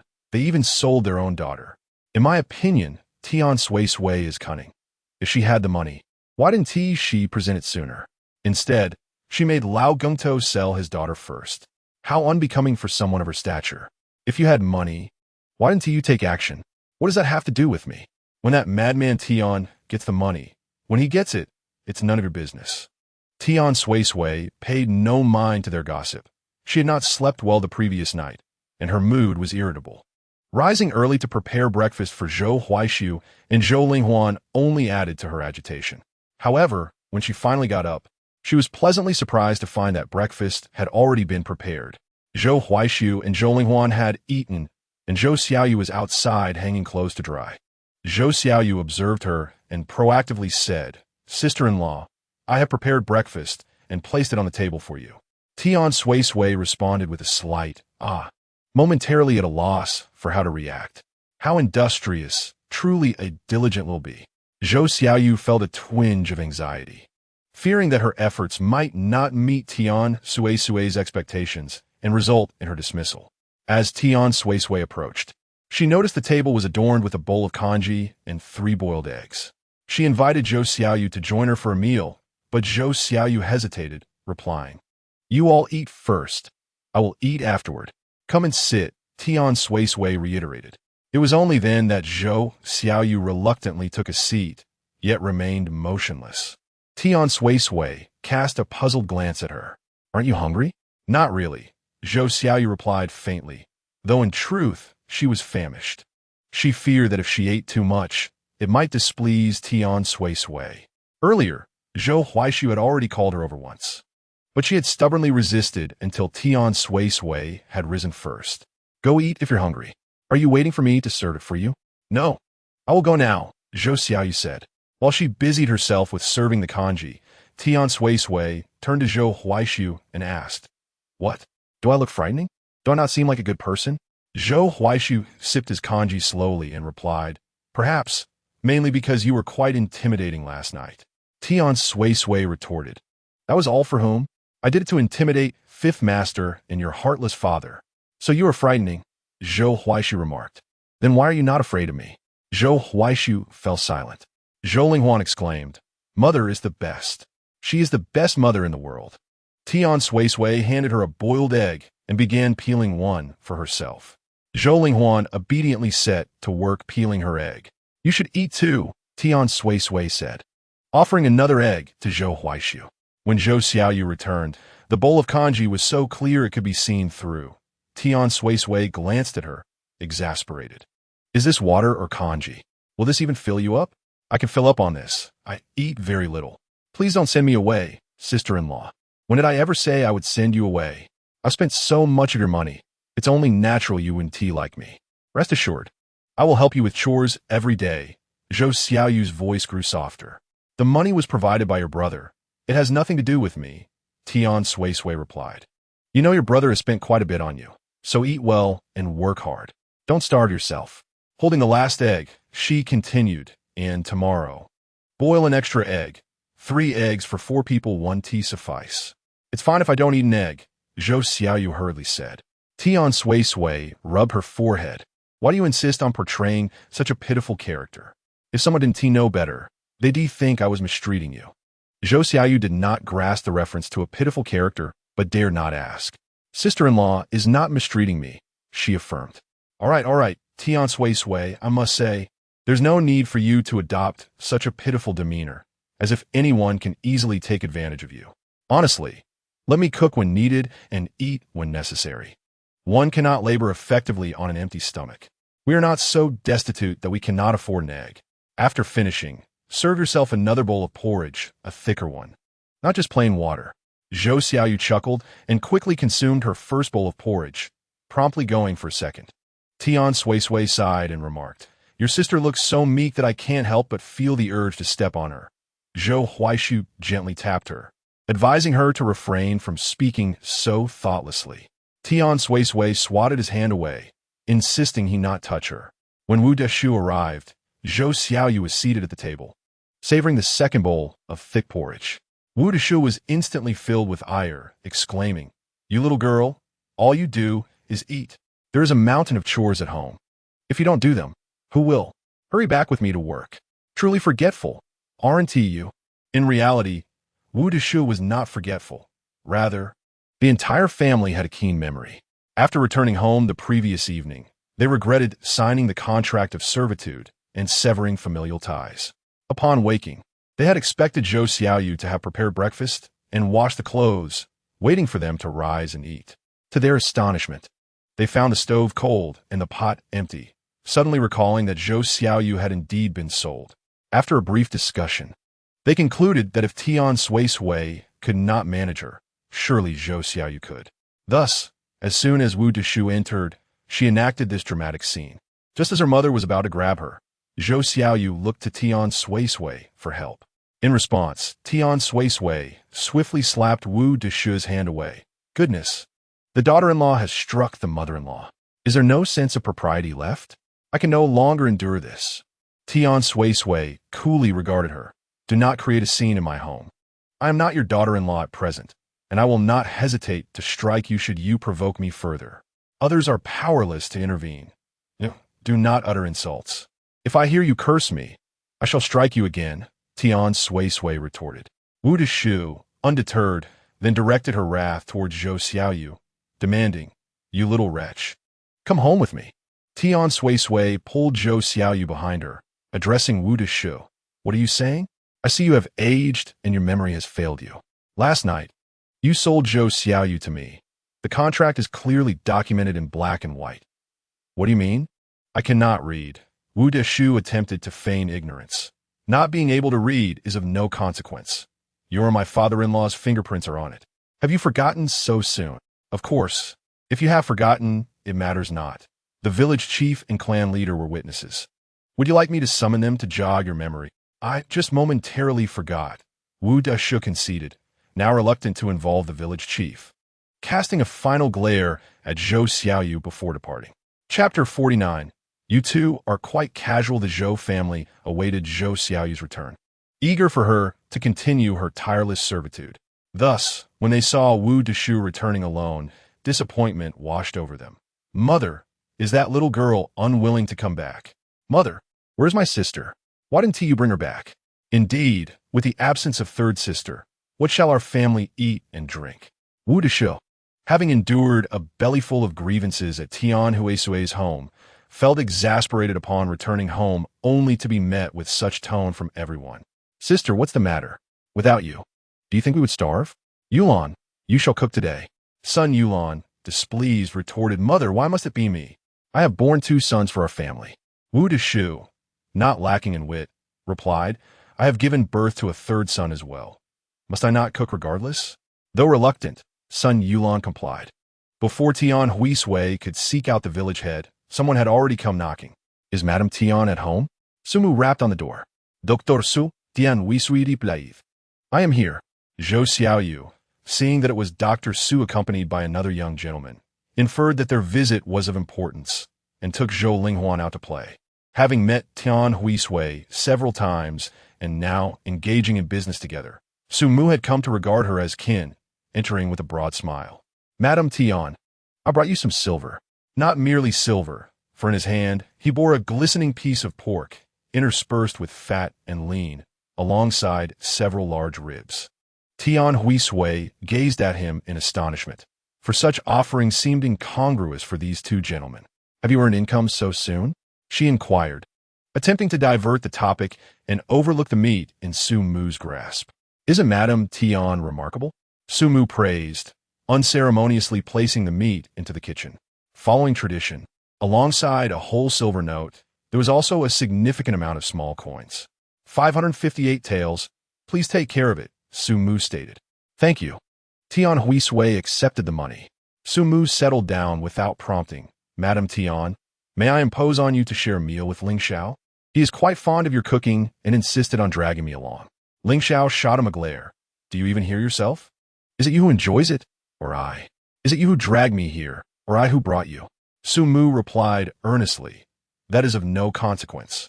What matters is whether Madame Tian is willing to prepare for us, right, Madame Tian? Very well, a trivial matter. What would you two like to eat? Anything will do. Su Mu replied. Anything will do, echoed Ling Xiao. You two are quite easygoing. Zhou Huaishu's leg had nearly healed, allowing him to walk again, though he could not yet stand or move for prolonged periods. As per custom, he was still the one to entertain Su Mu and Ling Xiao in the courtyard, while Tian Suisui busied herself in the kitchen. Su Mu remarked, Zhou Tongsheng, you need not go out of your way to entertain us. Zhou Huaishu furrowed his brow. What do you mean? Are we to treat this place as our home? This is indeed his home, for Tian Suisui is now his wife. What does it signify that they are so close? And you say no need for hospitality? How naive? Zhou Huaishu replied, it is not hospitality. It is merely that my wife fears neglecting her esteemed guests and specifically instructed me to keep you company. Ah, well answered. It's South Clear who is close to whom. Ling Xiao unconsciously shot him a glance, continuing to sip his drink nonchalantly. Ha ha, Su Mu chuckled. Zhou Tongsheng, you're truly humorous. We are hardly guests. He is a partner in making money together. However, this statement sounded somewhat provocative in Zhou Huaishu's ears. Just as Zhou Huaishu was about to retort with a few sharp words, someone suddenly burst through the door, kneeling before Su Mu with a thud. Dr. Su, please. I beg you, save my grandmother. Su Mu was startled, jumping back a couple steps. What is wrong with you, child, to be so alarmed? Ming Yuan repeatedly bowed his head to Su Mu, saying, Dr. Su, I implore you, my grandmother is in critical condition. You're a highly skilled doctor in the city. Please come to my home and help me check on her. Tian Suisui, hearing the commotion from the kitchen, emerged and asked Ming Yuan, what has happened to your grandmother? Ming Yuan replied, last night, she was coughing persistently, and when I went to see her this morning, she was vomiting blood. He turned to Suisui, pleading, Suisui, please help me ask Dr. Su to take a look at my grandmother. Tian Suisui, having glanced at Su Mu, understood and took the lead. Though she should have been in the kitchen, the meat was already prepared and not yet cooked. After a moment's thought, she decided to set her tasks aside. Addressing Zhou Huaishu, she said, I will go and have a look. You stay at home. Without waiting for Zhou Huaishu's response, she followed Su Mu and Ling Xiao out. Indeed, Zhao's condition was grave. When Su Mu arrived, Zhao's spirit seemed somewhat revived, almost as if she were experiencing a fleeting moment of clarity. The last time Tian Suisui had visited, Zhao recognized her. After so many years, it was rare for someone to come see her. And it was the first time someone had told her that Ming Yuan was a good child. Thus, Zhao held a profound impression of Tian Suisui. After checking her pulse, Su Mu said nothing more than to advise her to rest. Zhao smiled. Doctor, I am aware of my own body. Having been bedridden for so many years, I have burdened my husband and grandson. It is time for me to go. Grandmother, I don't want you to die. Ming Yuan cried, holding her hand by the bedside, utterly distraught. Dear grandson, I'm only going to find your parents. Do not be sad, Zhao said, wiping his tears. After just a few exchanged words, Zhao appeared fatigued. Dear grandson, you should step outside for a moment. I wish to say a few words to Sister Suisui. Ming Yuan, though bewildered as to what his grandmother could want to say to someone he had only met once, was obedient and reluctantly exited the room. Only Zhao and Tian Suisui were left in the room. Suisui could somewhat guess what Zhao wished to convey, merely to ask her to take care of Ming Yuan. In truth, Suisui would have done so without needing to be told. Otherwise, she would not have invited Ming Yuan to learn about herbs when teaching the villagers. Grandmother, what would you like to say to me? Suisui inquired gently, sitting by the bedside and holding Zhao's hand. Zhao smiled, saying, Ming Yuan is fortunate to have met you. Grandmother, you flatter me. Ming Yuan is a good child, understanding and obedient. Besides, he was a great help when we encountered the wild boar. Otherwise, I might not be sitting here. Grandmother, Zhao gently patted her hand and said, Suisui, I know you are a good child. I would like to entrust you with something. Can you promise to safeguard it well for Grandma? Chapter 50. Dare she take it? Can she take it?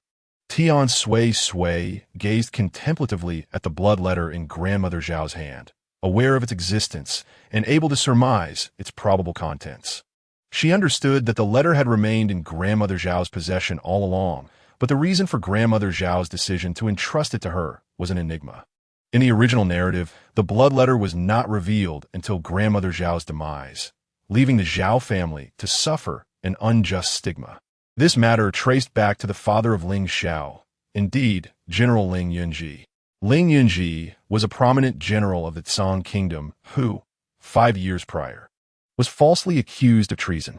Despite the current emperor's reluctance to believe the allegations against him, the evidence was irrefutable, compelling the emperor to issue a decree that resulted in the annihilation of Ling Yunji's family. Nevertheless, the emperor showed some mercy by exiling Ling Yunji's eldest son to a desolate region, while his younger son, Ling Xiao, was rescued by the third prince, Xiao Quan. Consequently, Ling Xiao became a guest of the third prince, seeking ways to clear his father's name while also assisting the prince financially. The emperor, now of advanced age, had yet to designate a crown prince, leading to fierce competition among the royal siblings for the throne. The third prince was no exception. However, he was somewhat disadvantaged, compelling Ling Xiao to devise means to accumulate wealth to bolster his position and win over more supporters. The emperor's actions extended beyond Ling Yunji. He also implicated the deputy general who had served alongside him. Zhao Chun, Ming Yuan's father, was that deputy general, and he narrowly escaped death, leaving a blood letter to attest to Ling Yunji's innocence.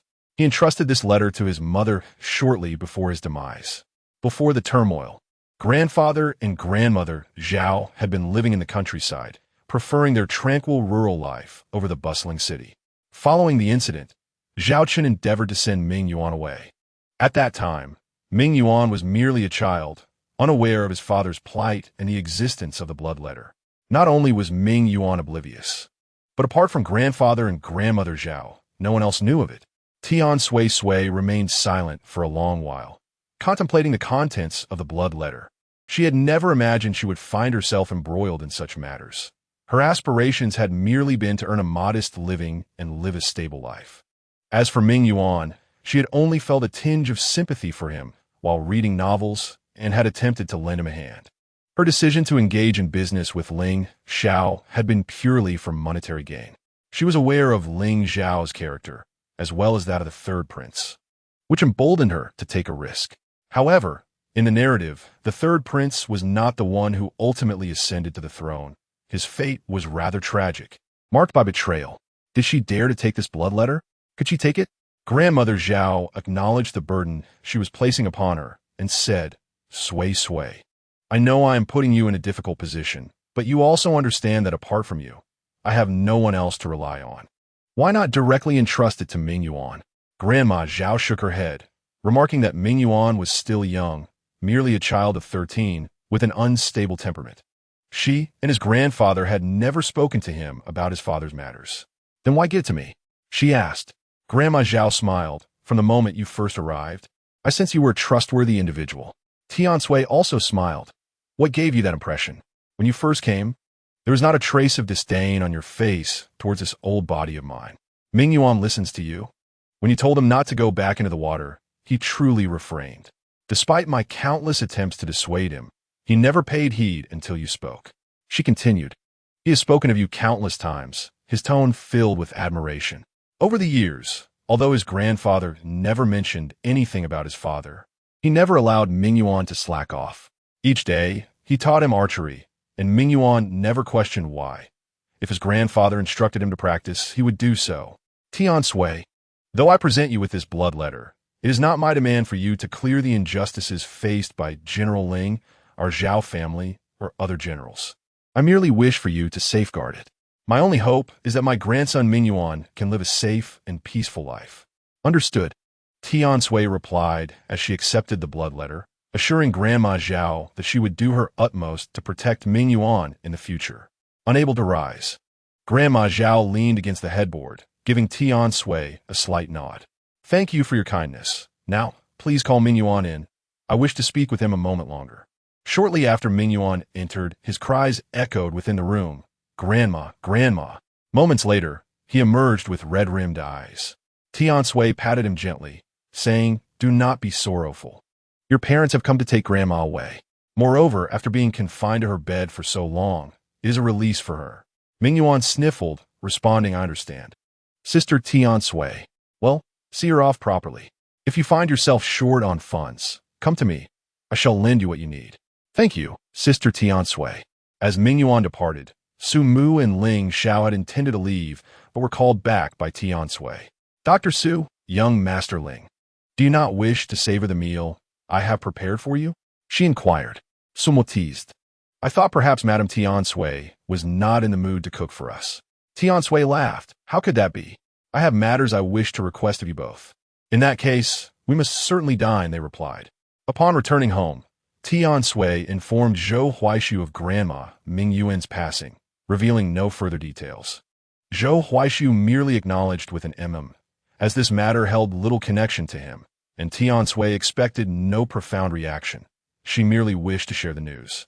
Tian Suisui prepared a dish of braised pork and garlic ribs, complemented by wild vegetables gathered by Zhou Xiaoyu and Zhou Linghuan during their outing.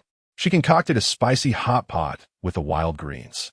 Observing the lavish spread, Su Mu remarked, Such a feast suggests that Madame Tian Sui's request of us is no trivial matter.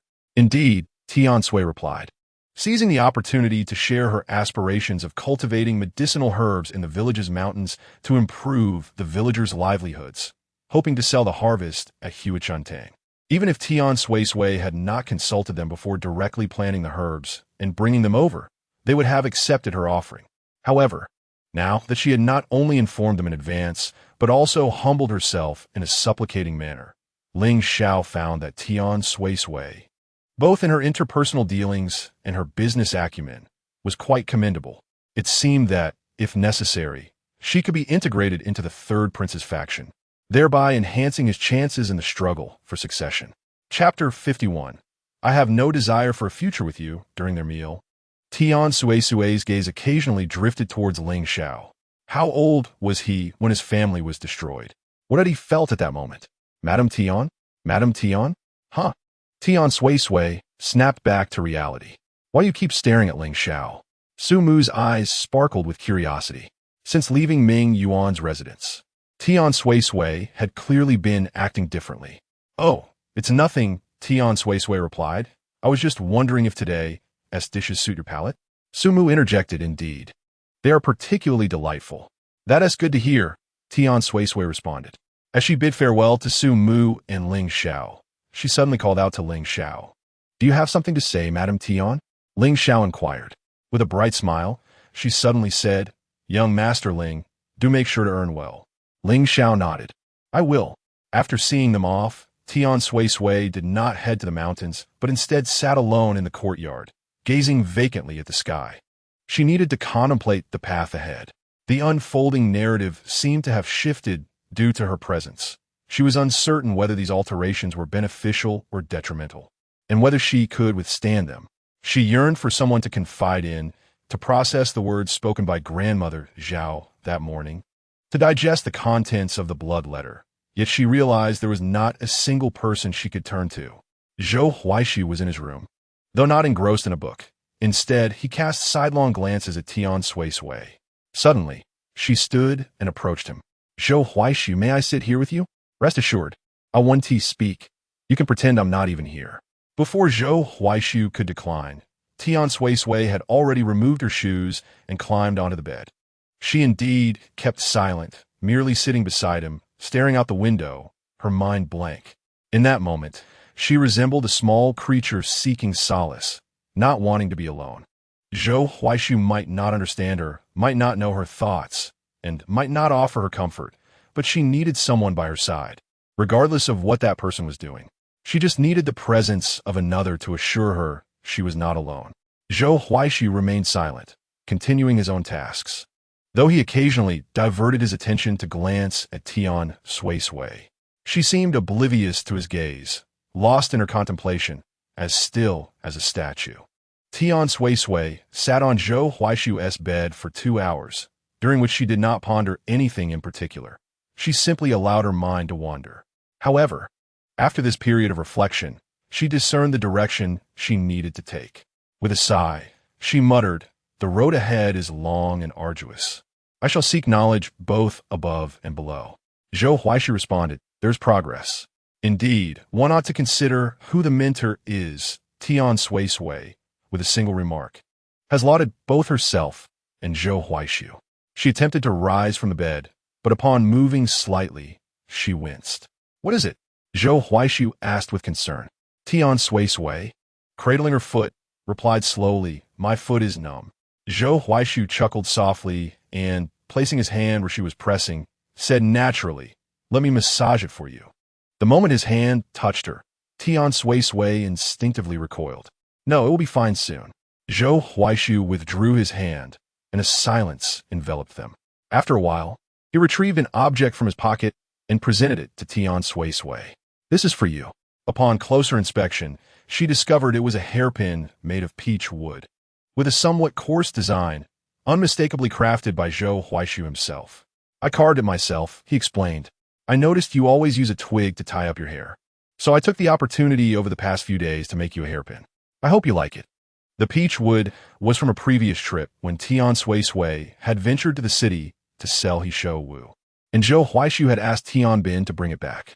In the days since, aside from reading, Zhou Huaishu had been diligently making the hairpin for her. He initially intended to make it more intricate, but his skills were limited, and seeing Tian Suisui's somber demeanor motivated him to present her with a gift to brighten her spirits. Tian Suisui took the hairpin from his palm, examined it, and finally said, "Thank you." Zhou Huaishu replied, "I should be the one thanking you. I truly appreciate your care during this time." Tian Suisui nodded in agreement, asserting, "Indeed, you ought to thank me. But let me tell you, do not think a mere hairpin can placate me. I am not so easily satisfied." Seeing her smile lifted Zhou Huaishu's spirits as he casually remarked, "All right, from now on, all the household fun shall be yours." "How does that sound?" Tian Suisui scoffed dismissively. "Do not, please. Do not speak of the future. I cannot dare to be so presumptuous. Who possesses your generosity? One flick of your hand, and 70 taels of silver vanish. If you had used that 70 taels to build a house, you could have erected quite a substantial one. Yet here we are, still residing in this dilapidated hut, in such a disheveled state. I have no desire to contemplate a future with you." Zhou Huaishu merely smiled, refraining from contesting her words. As Tian Suisui donned her shoes and exited the room, she was met by Zhou Xiaoyu and Zhou Linghuan standing in the courtyard. Oh no! Judging by Zhou Xiaoyu's expression, she had likely overheard the conversation with Zhou Huaishu. "You shouldn't speak so recklessly," Tian Suisui chided herself, contemplating how to comfort Zhou Xiaoyu but unsure of the right words. Instead, she decided to divert attention, saying, "Your brother is looking for you." With that, she hastily made her exit to the village chief's home. This visit to the village chief was primarily to discuss the plans she had agreed upon with Ling Xiao. Upon hearing Tian Suisui's proposal, the village chief was quite animated and expressed his strong support. Tian Suisui then suggested finding someone in the village to teach, who would in turn instruct others, with her chosen individual overseeing the medicinal fields. As for where to cultivate, It is imperative not to plant in the rice paddies, for the fields must yield crops and the requisite taxes must be paid. It is preferable to select a secluded area in the mountains for the medicinal herbs, discreetly planting them to avoid attracting the attention of the authorities, lest they impose taxes once more. The village chief was equally supportive of Tian Sui's ideas. He initially intended to recommend his own son to learn from her. However, upon hearing that Tian Sui already had a suitable candidate in mind, he refrained from further discussion and acquiesced.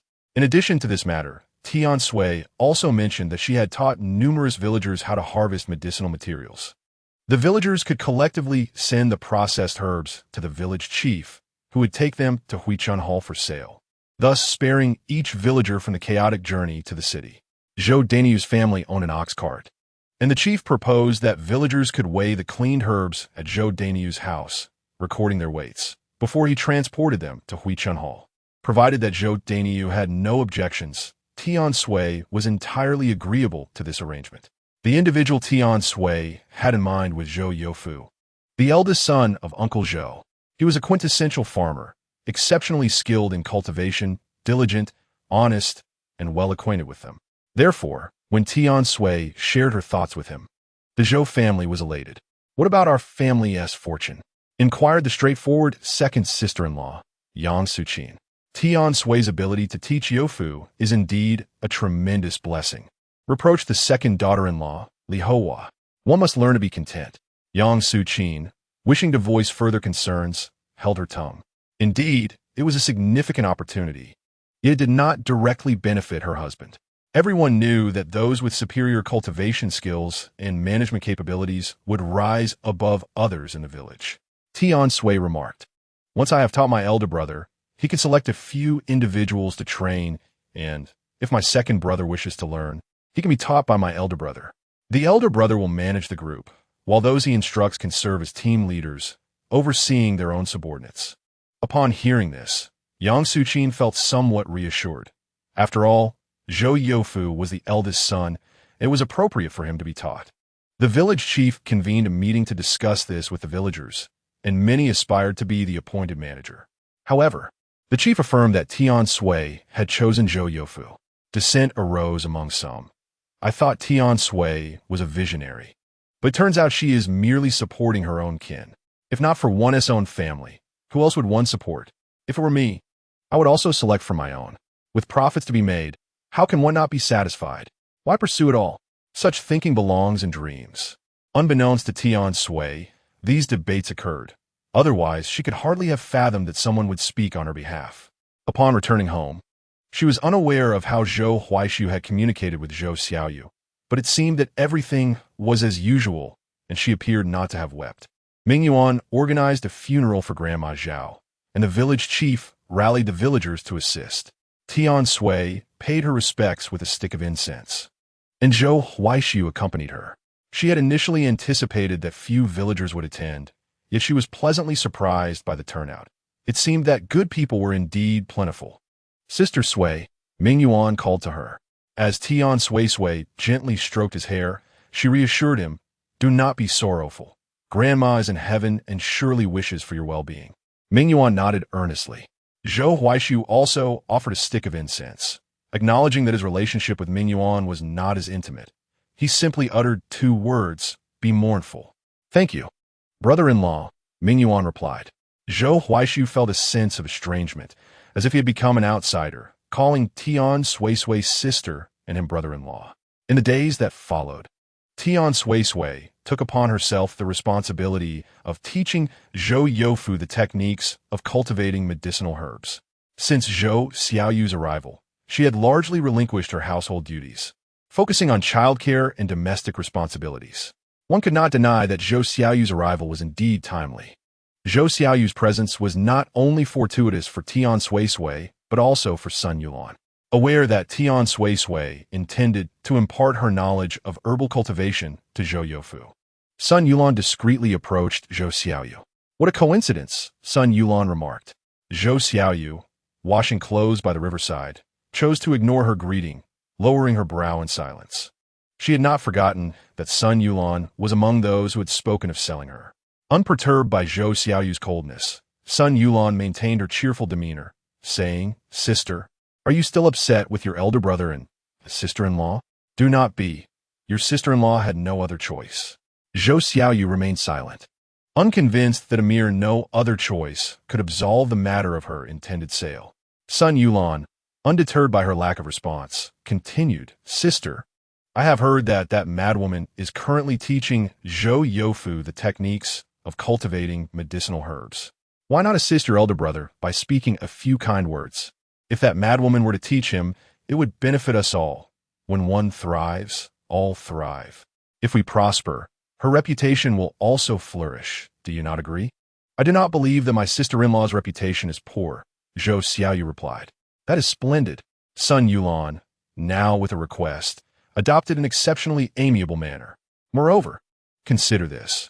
If you can persuade your sister-in-law to share her knowledge with your elder brother, it would be a significant achievement. Your parents would surely allow you to return home. You may not be aware, but they secretly weep each night, lamenting their decision to sell you and longing for your return." Zhou Xiaoyu paused her washing momentarily, then resumed with a facade of nonchalance. Sun Yulan observed her actions closely, continuing her coaxing, "Sister, your parents care deeply for you.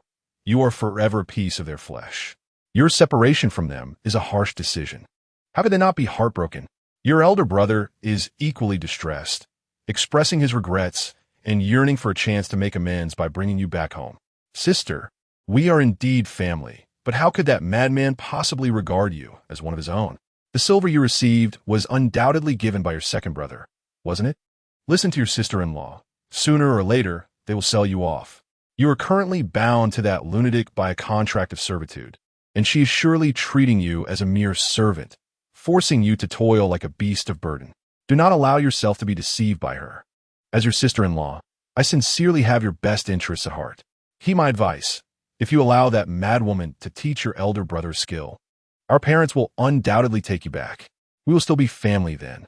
In the midst of Sun Yulan's conversation, Zhou Xiaoyu had already finished washing the clothes. She placed them in the basin and was about to leave. "Little sister, did you hear what your sister-in-law said?" Sun Yulan urged. Zhou Xiaoyu halted, not even turning her head, and replied, "No need. I am quite content living with my second brother and sister-in-law. At least I can eat my fill and am not berated daily. Why are you so obstinate?" Sun Yulan exclaimed, stamping her foot in frustration, feeling that her earlier words were in vain. "I don't know what you're so proud of. You will surely have your day of lamentation." Before Zhou Xiaoyu could reach home, she was intercepted by her nominal third brother, Zhou Yusher. "Third sister," Zhou Yusher said, wearing a sorrowful expression. Being her brother, Zhou Xiaoyu's demeanor softened slightly, and she asked with mild curiosity, "What is it?" Zhou Yusher glanced at her, hesitated, and finally mustered the courage to say, "Third sister, I am sorry for not intervening when our parents and elder brother and sister-in-law planned to sell you. I was asleep at the time and unaware. You won't hold this against me, will you?" This excuse from Zhou Yusher was hardly credible. The ruckus had been so loud that even the neighbors heard it. He had been in the house then. How could he have not heard? It was clear he was concocting such a flimsy excuse to evade responsibility. Nevertheless, Zhou Xiaoyu chose not to expose him, merely shaking her head and responding, "There is nothing to hold against you. It's all in the past." "That is good to hear." Zhou Yusher sighed in relief, smiling. He then added, "Third sister, our household is increasingly struggling to make ends meet, especially since sister-in-law began cooking. We're even less satisfied with our meals. I am still hungry. Could you bring me some food from your second brother's house?" Just then, Li Haohua returned after washing clothes and saw Zhou Xiaoyu conversing with Zhou Yusher. Li Haohua regarded Zhou Yusher with particular disdain. If the Zhou family was openly malevolent, then Zhou Yusher was the epitome of hypocrisy, possessing more cunning than anyone and adept at feigning innocence. She stepped forward, wrapping her arm around Zhou Xiaoyu's shoulder, saying, "Xiaoyu, why are you lingering? You know there are many matters awaiting your attention at home." "Oh, Aunt, I am on my way," Zhou Xiaoyu replied. Zhou Yusher called out Aunt, but Li Haohua only responded coldly, pulling Zhou Xiaoyu away without sparing him another glance. Once they had walked a short distance, Li Haohua turned to Zhou Xiaoyu and cautioned, "Xiaoyu, do not be foolish. You know your second brother and sister-in-law detest any connection you have with them. especially that third brother, who always pretends to be innocent. Aunt does not believe he truly knew nothing. Zhou Xiaoyu smiled and said, Auntie, I am aware. As long as you know, that younger brother of yours is not a good person. He is utterly hypocritical, yet pretends to be deeply loyal, which is quite revolting. Moreover, do not even entertain the thought of returning to that cannibalistic household. You are living well with your second brother and sister-in-law now. Do not foolishly return to that place where you would be treated like a beast of burden. I understand, Auntie. I am not foolish. You need not worry. Zhou Xiaoyu was indeed not foolish. She knew who treated her kindly and who did not.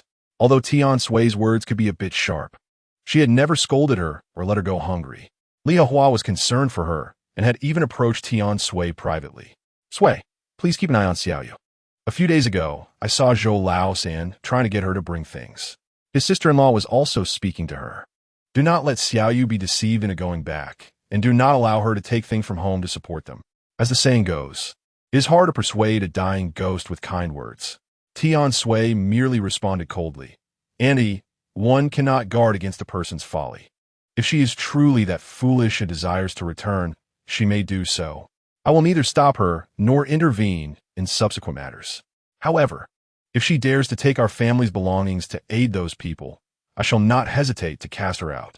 Li Hua was momentarily speechless. She had intended to offer a gentle reminder, hoping Tian Sui would persuade her, but was taken aback by Tian Sui's unexpected ruthlessness and indifference. Yet, Li Hua felt it inappropriate to say more and could only silently pray that Zhou Xiaoyu would remain vigilant and refrain from making foolish decisions. Unbeknownst to Zhou Xiaoyu, Tian Sui's thoughts were far more severe than she imagined. She continued her daily routine of washing clothes, cooking, and caring for children, with Tian Sui treating her in the same neutral manner, neither particularly kind nor unkind. They shared the same meals, and Zhou Xiaoyu felt quite content with her current life. Just as Zhou Xiaoyu's matters remained unresolved, Tian Bin arrived. Sister, I'm here. Before even entering, Tian Bin began to shout. Hearing his voice, Zhou Linghuan, who was playing with a bamboo helicopter, ran out. Uncle, Tian Bin scooped her up and exclaimed, Wow, have you gained weight again? Zhou Linghuan giggled. Tian Sui was not home, as she was in the mountains teaching Zhou Yufu how to cultivate Isida's root and what to pay attention to. Zhou Xiaoyu was in the kitchen preparing a meal, and Tian Bin, thinking she was his sister, shouted from outside the kitchen, Sister, what are we having for lunch? I am starving. Zhou Xiaoyu emerged from the kitchen and, upon seeing Tian Bin, lowered her head and replied, Sister-in-law said we are having noodles today.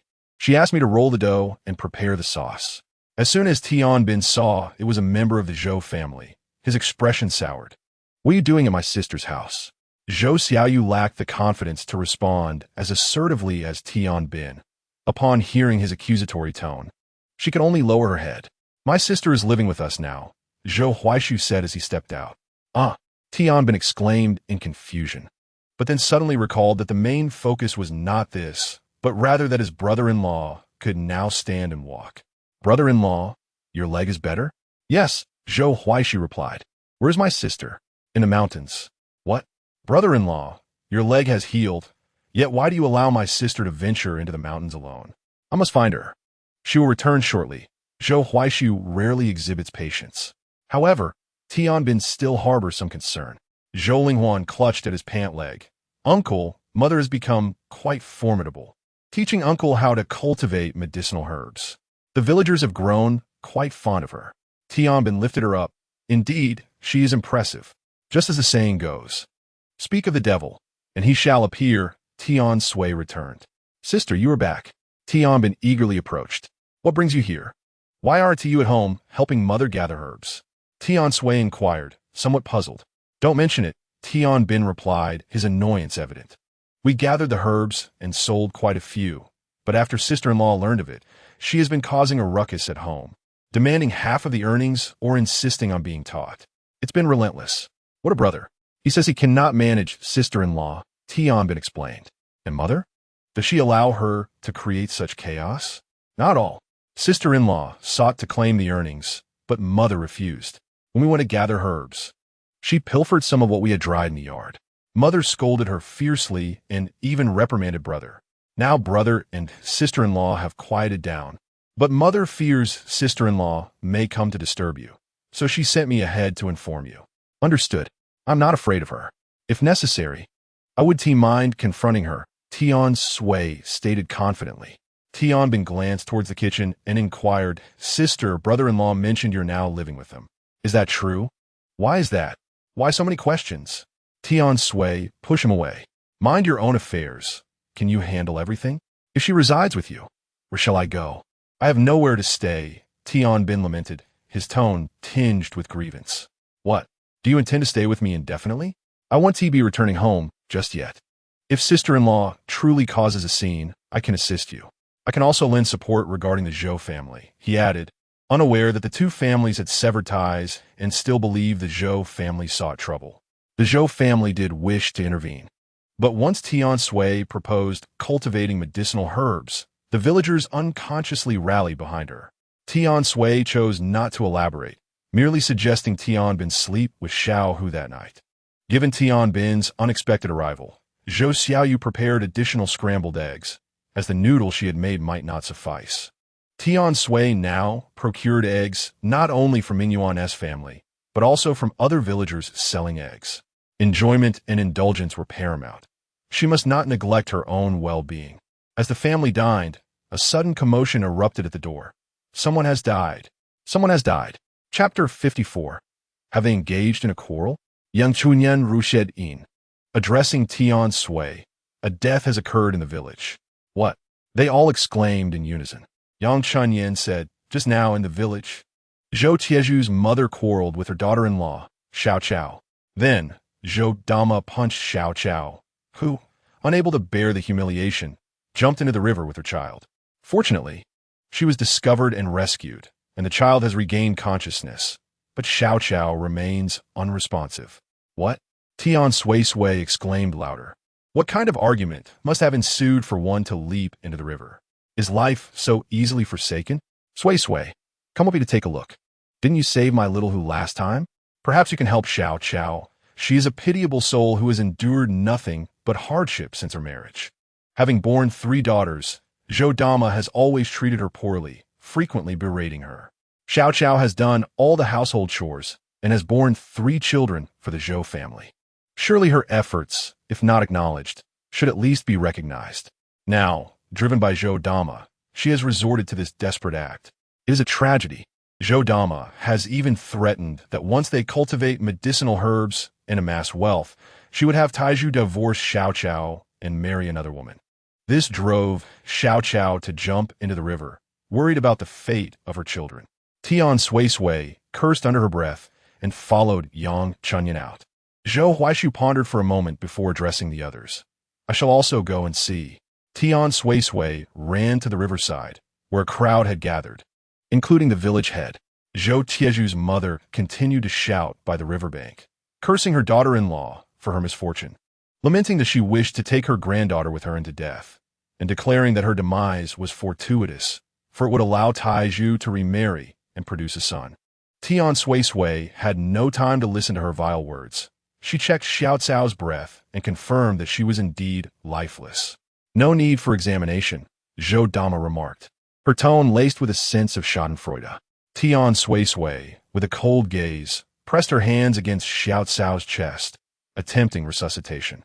After several futile attempts, she glanced at the crowd and noticed Zhou Taiju, standing there with a dazed expression.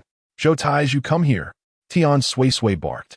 Perhaps her commanding presence and tone were too formidable. Zhou Taiju obliged and approached her. Tian Suisui pointed at him. You, follow my instructions and give your wife mouth to mouth. At this proclamation, the crowd fell silent. How could the living breathe life into the dead? Such an omen. Zhou Dama vehemently interjected. No way, Tian lunatic. What are you scheming, making my son breathe into a corpse? Aren't you afraid of bad luck? I refuse to allow this. Be quiet, Tian Suisui retorted, her anger boiling. Zhou Taiju was reluctant as well, and Tian Suisui cast a pleading glance at the village head. Receiving her silent plea, the village head spoke up. Taiju, you should heed what Huaisu's wife advises. Zhou Dama protested. How can you side with that lunatic? She is indeed insane. Tian Suisui glared at Zhou Taizhu. Hurry. Do you not wish to save your wife? Let her go. Let her go, Zhou Dama declared. Once she is gone, I shall arrange for my son to take a new wife.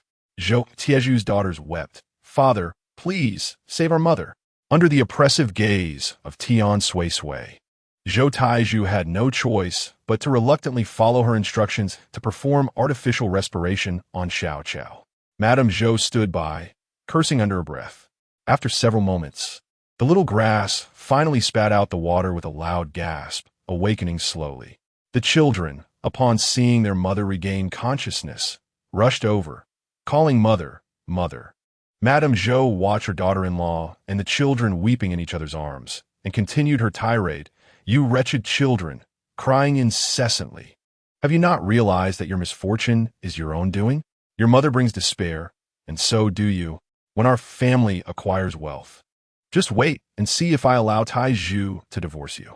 Tian Suisui stood up and surveyed the crowd with a frosty gaze, letting out a cold laugh.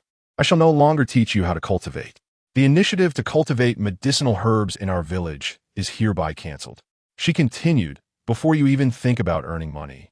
You are already plotting to abandon your wives for concubines. It is truly revolting. Her words ignited a flurry of agitation among the villagers. Why would you cease teaching us? They clamored. Tian Suisui, what gives you the right to refuse us?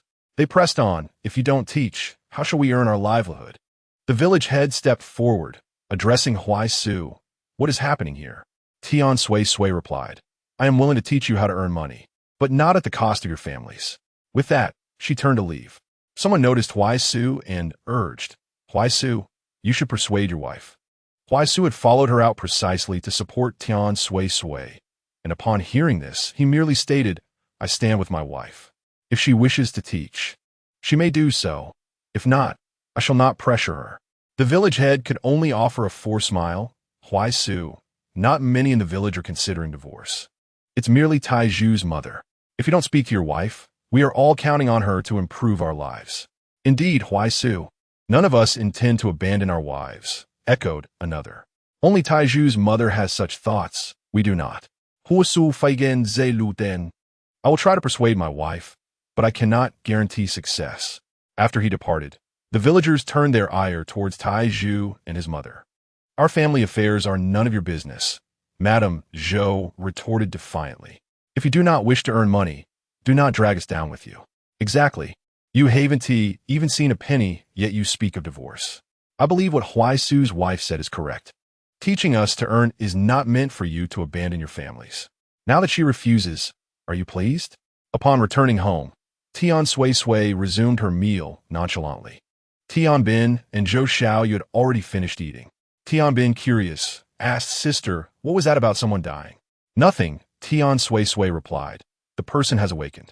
When Huai Su returned, he did not immediately counsel Tian Suisui, instead partaking in the meal with an air of indifference. Tian Suisui glanced at him. Aren't you going to persuade me? Huai Su answered, You're not angry, so why should I? Tian Suisui smiled, as she was indeed unperturbed. The matter did not directly concern her. She could stand for Taizhu's wife, but felt no anger. Huai Su then looked at her and suddenly declared, Rest assured, I shall never take a concubine nor divorce you. Tian Suisui, puzzled, responded, What does that have to do with me? Zhou Huaishu realized that Tian Suisui still harbored little affection for him. Her care was merely a fulfillment of her duties as a wife and a compliance with their previous agreement. Tian Bin was taken aback, wondering if they were engaged in a quarrel. In Chapter 55, Zhou Huaishu conceived a proposal. Tian Suisui would continue to teach the villagers how to cultivate medicinal herbs. But henceforth, 30% of the profits from the herb sales would be managed by the wife of the household. Furthermore, the money acquired from herb cultivation could not be used to take concubines. As the village chief, he was obliged to oversee this arrangement. When Zhou Huaishu presented this suggestion, Tian Suisui cast him a curious glance. How could a villain, a man born thousands of years before her, possess such progressive thoughts? Was he not supposed to be magnanimous, to criticize himself? Had he not previously expressed his disapproval of taking concubines, a norm in their understanding? What's wrong with that? Zhou Huaishu asked, puzzled. Nothing at all, replied Tian Suisui. Then why do you seem unhappy? I am not unhappy. I am quite pleased. Zhou Huaishu was bewildered. He shared his idea with the village chief, who wholeheartedly endorsed it. That very day, a village meeting was convened to discuss the matter. Some villagers expressed their dissatisfaction. Why should Tian Suisui manage our earnings? Another retorted, then don't rely on her for income. Yet another chimed in, how can a woman handle money? To which someone countered, how can your mother manage money? The village chief interjected, if anyone has objections, they need not sign the agreement. Is that true? Indeed, but if you refuse to sign, you will have no share in the medicinal fields, the village chief clarified. The dissenters fell silent, and the villagers promptly signed the agreement. Subsequently, the village chief approached Tian Suisui with the signed documents. She regarded the agreement and the numerous handprints upon it, affirming her commitment to continue teaching. Only then did the village chief beam with satisfaction. During this time, aside from instructing Zhou Yufu in cultivation techniques, Tian Suisui devoted her remaining hours to studying with Zhou Huaishu, diligently striving to enhance her literacy. Qian Zhaodi had yet to arrive, with Zhou Xiaoyu at home. Tian Bin felt it inappropriate to stay, returning the next day, though with a sullen expression. Sister, if she continues living with you, it'd be impossible for me to visit in the future? Tian Suisui patted him. Why do you always wish to come to my home? Weren't you reluctant to visit before? That was in the past. Tian Bin hastily corrected himself. Now, I am willing to come. I will stay here. The chores at home have diminished, and I find my second sister-in-law's expression bothersome. All right, Tian Suisui assured him in a while. I will buy a residence in the city, and I will invite you to come. Sister, are you truly going to buy a house in the city? Tian Bin's eyes sparkled with excitement. Yes. Tian Bin chuckled. Sister, I have heard that those who purchase houses in the city are attended by maids and servants. May I be your chief steward, overseeing the maids and servants? Granted, Tian Suisui replied. With that, Tian Bin joyfully returned home. Sister, do not forget. Unable to forget. Tian Suisui waved her hand dismissively at him. After the agreement was signed, the villagers were organized by the village chief to clear land in the mountains. Tian Suisui decided to cultivate a crop that could be harvested in 6 to 7 months, as the families in Shaoshui village were generally facing hardships.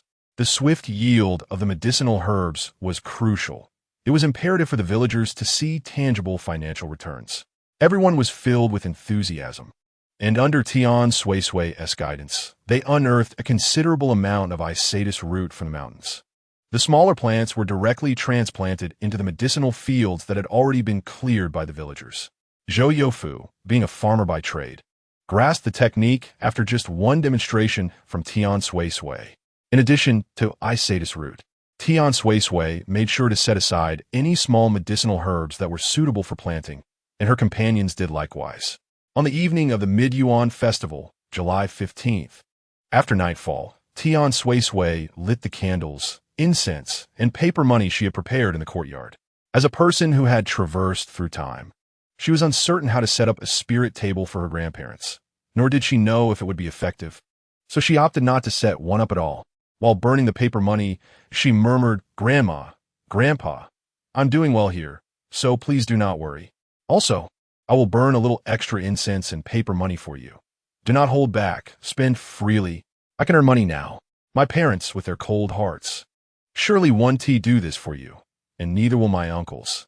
They probably have forgotten about you by now. Grandma, Grandpa, as I burn this paper, I wonder if you can receive it. Tian Suisui gazed at the sky and continued, forget about being extravagant. Your granddaughter might descend one day, so you should save some money. If it's not too much trouble, perhaps you could open an account for me below to store some funds in advance.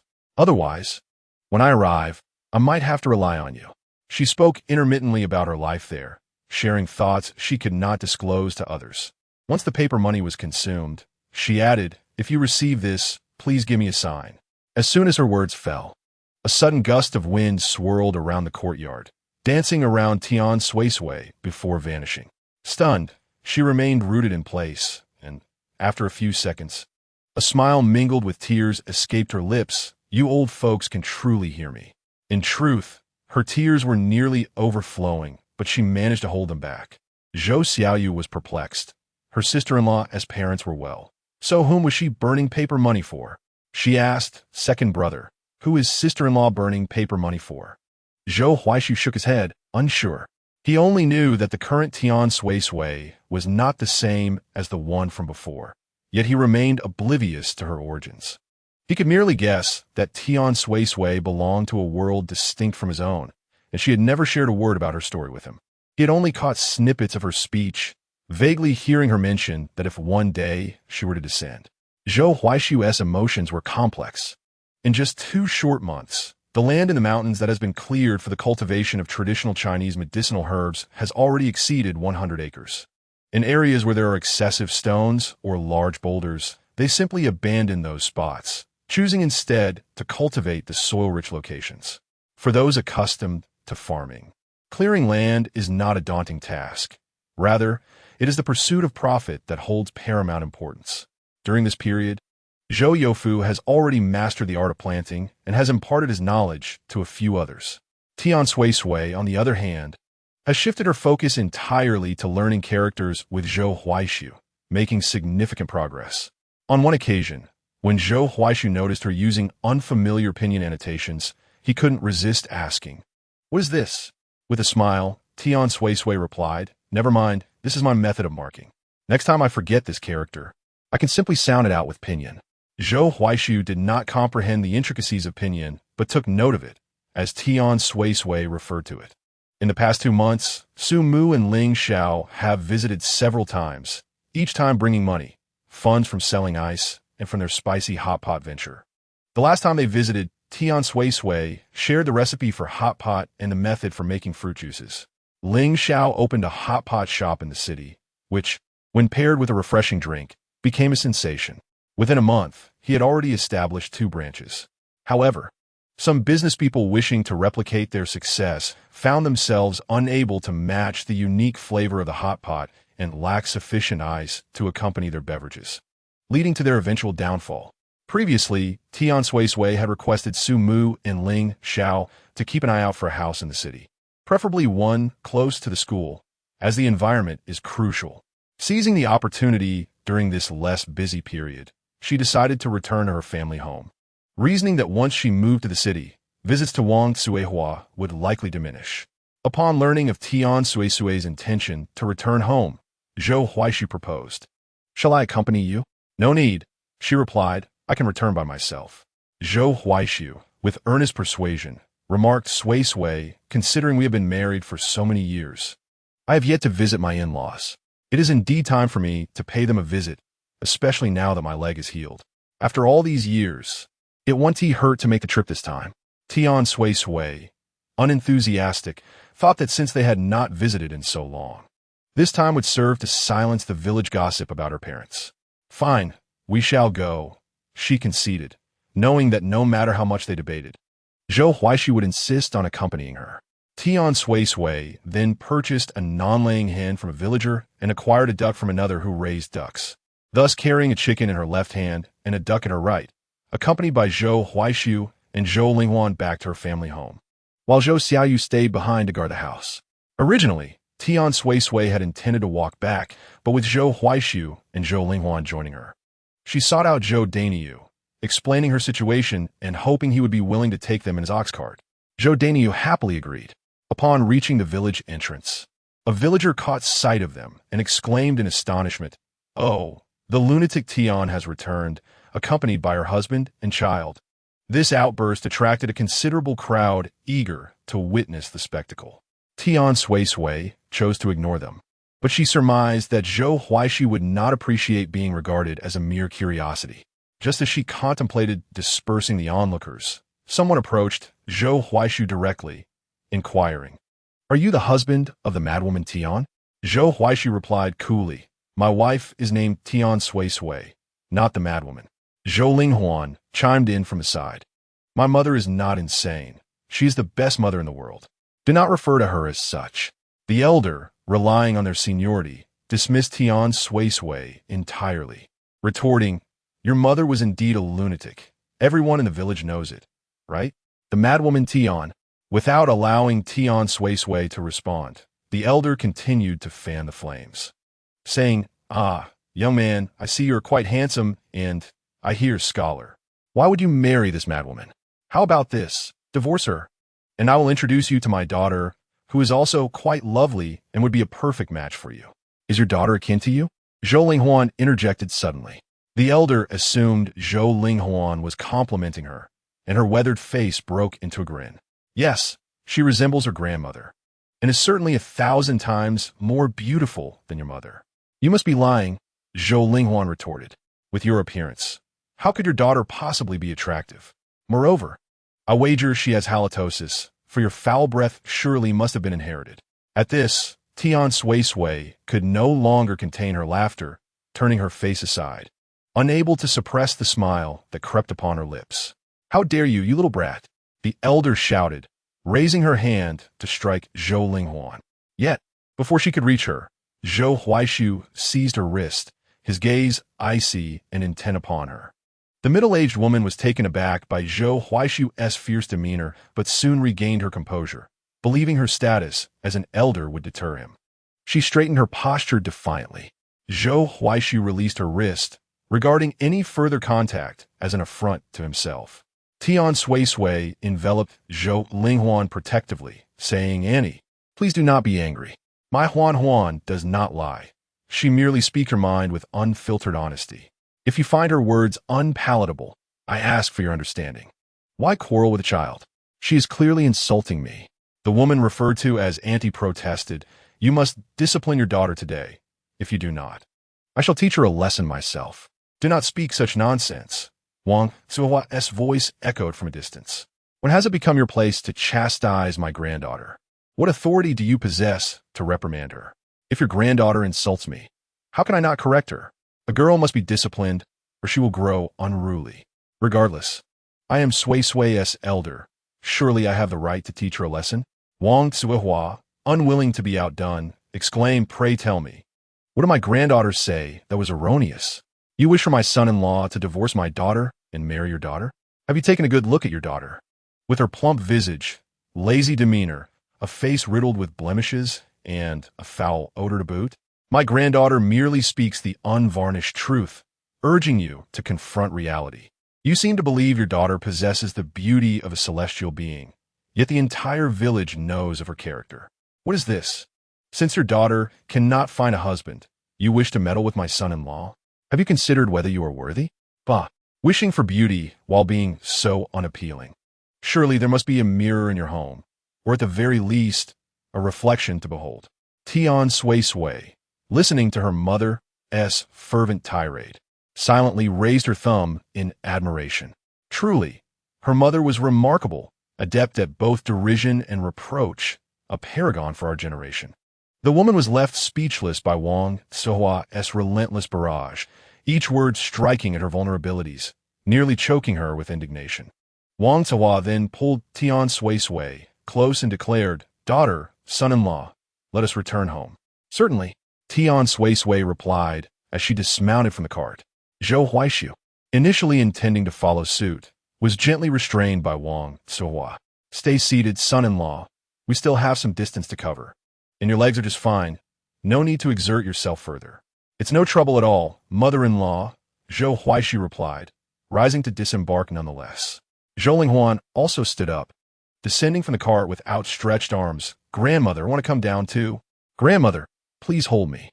"I'll come here, dear," Wang Zuohua chuckled, lifting Tian Suisui into her embrace. The belongings remained on the cart, as they had not yet retrieved them, while Zhou Dainiu drove the ox cart closely behind. Chapter 57. Has your mind gone awry? They had yet to reach home when Tian Bin rushed out from the house, exclaiming, "Sister, you're back." He had initially anticipated only Tian Suisui's return, but was taken aback to see Zhou Huaishu trailing behind her. "Brother-in-law, you two have come?" Wang Zuohua approached Tian Bin and playfully struck his head. "Is that how you speak? That is your brother-in-law. Why shouldn't he come?" Tian Bin shielded his head. "Mother, I didn't mean it that way. It's just that brother-in-law has never visited before. I was merely surprised." Wang Zuohua retorted, "What is so strange about visiting one's own father-in-law and mother-in-law?" Tian Bin, in a show of contrition, replied, "Mother, I understand my mistake. Please spare me some dignity in front of my brother-in-law. He then gently took Zhou Linghuan from Wang Suihua's arms. Come, Huan, let your uncle take you to play. Upon learning of Tian Suisui's return, Tian Yichao had been waiting by the door, and his excitement upon seeing Zhou Huaishu far surpassed that of seeing Tian Suisui. Zhou Huaishu, exhibiting proper etiquette, greeted him, father-in-law. Ah, Tian Yichao responded loudly. Noting that this was the first time in many years of marriage that Zhou Huaishu had addressed him as such. When Tian Suisui arrived, Tian Wuqian and Qian Zhaodi, residing in a separate room, had also returned. However, Tian Suisui merely greeted her second brother with a casual second brother, neglecting to address her sister-in-law, which was already a display of her magnanimity. She was far more cordial towards Tian Wen and Li Xia. This slight displeased Qian Zhaodi, who couldn't help but voice her indignation. Why do you not address me, madwoman? Only address me as elder brother and sister-in-law. Furthermore, you previously taught elder brother how to gather medicinal herbs, yet you did not extend the same knowledge to second brother. What does that imply? Is this how a sister should behave? Tian Suisui, unfazed, calmly replied, Is this how a sister-in-law should act? Is my second brother such a brother? Is my second brother such a son? Qian Zhaodi, with unwavering conviction, asserted, I am your sister-in-law, and you ought to accept whatever treatment I give you. You are a married daughter. Why do you think only of benefiting outsiders instead of us? Is this how a younger sister should behave? Upon hearing that Tian Suisui had brought her husband home for the first time after years of marriage, the villagers gathered to witness the truth of the matter. The courtyard of the Tian family was already bustling with onlookers. The escalating argument between the two only intensified their curiosity. What if I refuse? Qian Zhaodi was about to retort further when Wang Zihua emerged from the kitchen, interrupting, Qian Zhaodi, have you become restless again? Do not forget, we have already separated. My daughter has returned to my family, and she has no ties with yours. Qian Zhaodi, unwilling to concede, exclaimed, Mother, do not blame me for speaking harshly. If you continue to favor your daughter, do you expect her to care for you in your old age? Ultimately, you will have to rely on us. Tian Wen and Li Xia, displeased by her words, stood up. What of it? Is there only one son and daughter-in-law? Do we not exist? Tian Bin, who had been playing with Zhou Linghuan, returned upon hearing the commotion. He added, Father and mother have not severed ties with me. I too can support them in their old age, without needing you two ungrateful wolves. Unable to counter their collective stance, Qian Zhaodi began to berate her husband. Are you dead? Do you not see your wife being bullied, yet you remain silent? While Tian Wu did shield Qian Zhaodi, with his family standing against him. He dared not confront them directly. He could only pull Qian Zhaodi back into their room, saying, all right, let us not quarrel. Qian Zhaodi retaliated with slaps and kicks, and Tian Wu did not dare to retaliate. Tian Suisui observed them coldly. When Tian Wu glanced her way, she shot him a disdainful look. Tian Wu, seeing this, remained silent, while Tian Suisui contemptuously remarked, coward. Her disdain for her second brother only deepened. Truth be told, Tian Suisui's current relatives bore no genuine connection to her. Her willingness to acknowledge them stemmed solely from Wang Suihua's kindness toward her. Were they to treat her poorly, she would respond with indifference. Presently, Tian Wu was one such individual she regarded with disdain. She would not mind losing his second brother. After Zhou Daniu had a bowl of water, he took his leave. Tian Suisui had initially hoped he would stay for dinner, but Zhou Daniu, unable to remain, promised to return in the afternoon to fetch them. Tian Suisui assured him it was no trouble. They could simply find an ox cart in Tianjia village to take them back, allowing Zhou Daniu to leave at ease. During dinner, the children flocked in without any prompting from Wang Suihua, including the 3 children from Tian Wu's family. Qian Zhaodi occasionally glanced out at the dining preparations in the courtyard, while Tian Wu grew impatient. Wife, let us also eat. It is a rare occasion to have meat, and I long for it. Qian Zhaodi, tempted by the thought of meat, still clung to her pride, declaring, unless your mother and sister invite me, I will not go. Tian Wu grew increasingly anxious. Judging by the current situation, his mother and Tian Suisui were unlikely to come over to extend an invitation. If Qian Zhaodi did not make her way there soon, she would miss out on even the soup. while Wang Suihua held a disdainful view of Qian Zhaodi. She could not deny that her children were indeed her grandchildren. Therefore, she would not turn them away when it came to mealtime. Wang Suihua served each child a piece of chicken, and for Zhou Linghuan, she offered a generous chicken leg, smilingly saying, "Huan Huan, enjoy your chicken leg." "Thank you, Grandma," Zhou Linghuan replied. Wang Suihua's heart swelled with joy at her sweetness. At that moment, Tian Hao suddenly pushed Zhou Linghuan with great force, exclaiming, "Get away! This is my home, and that chicken leg is mine." Zhou Linghuan fell to the ground, and Tian Hao, filled with self-satisfaction, taunted her, saying, "You little money loser. Do you really think you deserve to eat my chicken leg?" He then snatched the chicken leg that Wang Suihua had placed in Zhou Linghuan's bowl. Tian Suisui's expression darkened entirely, and Zhou Huaishu's gaze turned icy, his face clouded with anger. Wang Suihua was also enraged. She dragged Tian Hao over and spanked him, saying, "You little rascal, who taught you this? Who do you think you're calling a money loser?" Wang Suihua was thoroughly incensed. The second household could neither conduct themselves properly nor raise their children correctly. Thus, her punishment was severe, causing Tian Hao to wail loudly. Tian Suisui coldly observed the scene, moving to help Zhou Linghuan up and checking for any injuries. Zhou Huaishu also stood up and approached, and upon confirming that Zhou Linghuan was unharmed, his glare towards Tian Hao grew even colder. Were it not for Tian Hao's youth and the fact that they were in his mother-in-law's home, he would have countless ways to deal with that little brat. Hearing her son cry, Qian Zhaodi could not remain seated. She burst through the door, demanding, "Mother, why are you hitting Howard? What did Howard do to deserve this? Did you not see what he did?" Wang Suihua retorted. Qian Zhaodi had indeed seen and heard, yet she dismissed it as trivial. After all, it was merely a shove towards a money loser. Moreover, the chicken leg rightfully belonged to her son, and he had not spoken incorrectly. Her mother-in-law was utterly clueless, giving the chicken leg to a money loser instead of her own grandson. Had she lost her mind? At that moment, Tian Wu also emerged, saying, "Mother, the child is still young. If he said something wrong, please do not hit him." Tian Hao refused to admit his fault, declaring, "Father, Mother, I did not say anything wrong. She is a money loser, and all the chicken legs in the house belong to me alone. I'm the eldest grandson, and everyone must yield to me. That is what Mother told me."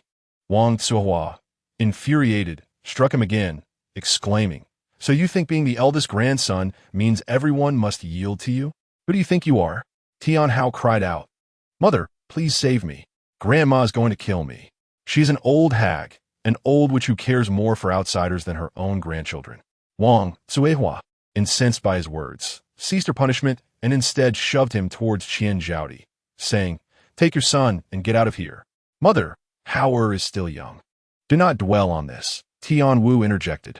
Wang Suihua let out a cold laugh, saying, "I will not hold a grudge against him. Rather, I shall address you." It is quite alarming that a child so young can utter such words. Clearly, they have been taught by adults. It seems you and your wife have spent considerable time disparaging your mother behind closed doors. Tian Wu, how splendid indeed. Tian approached and patted her gently.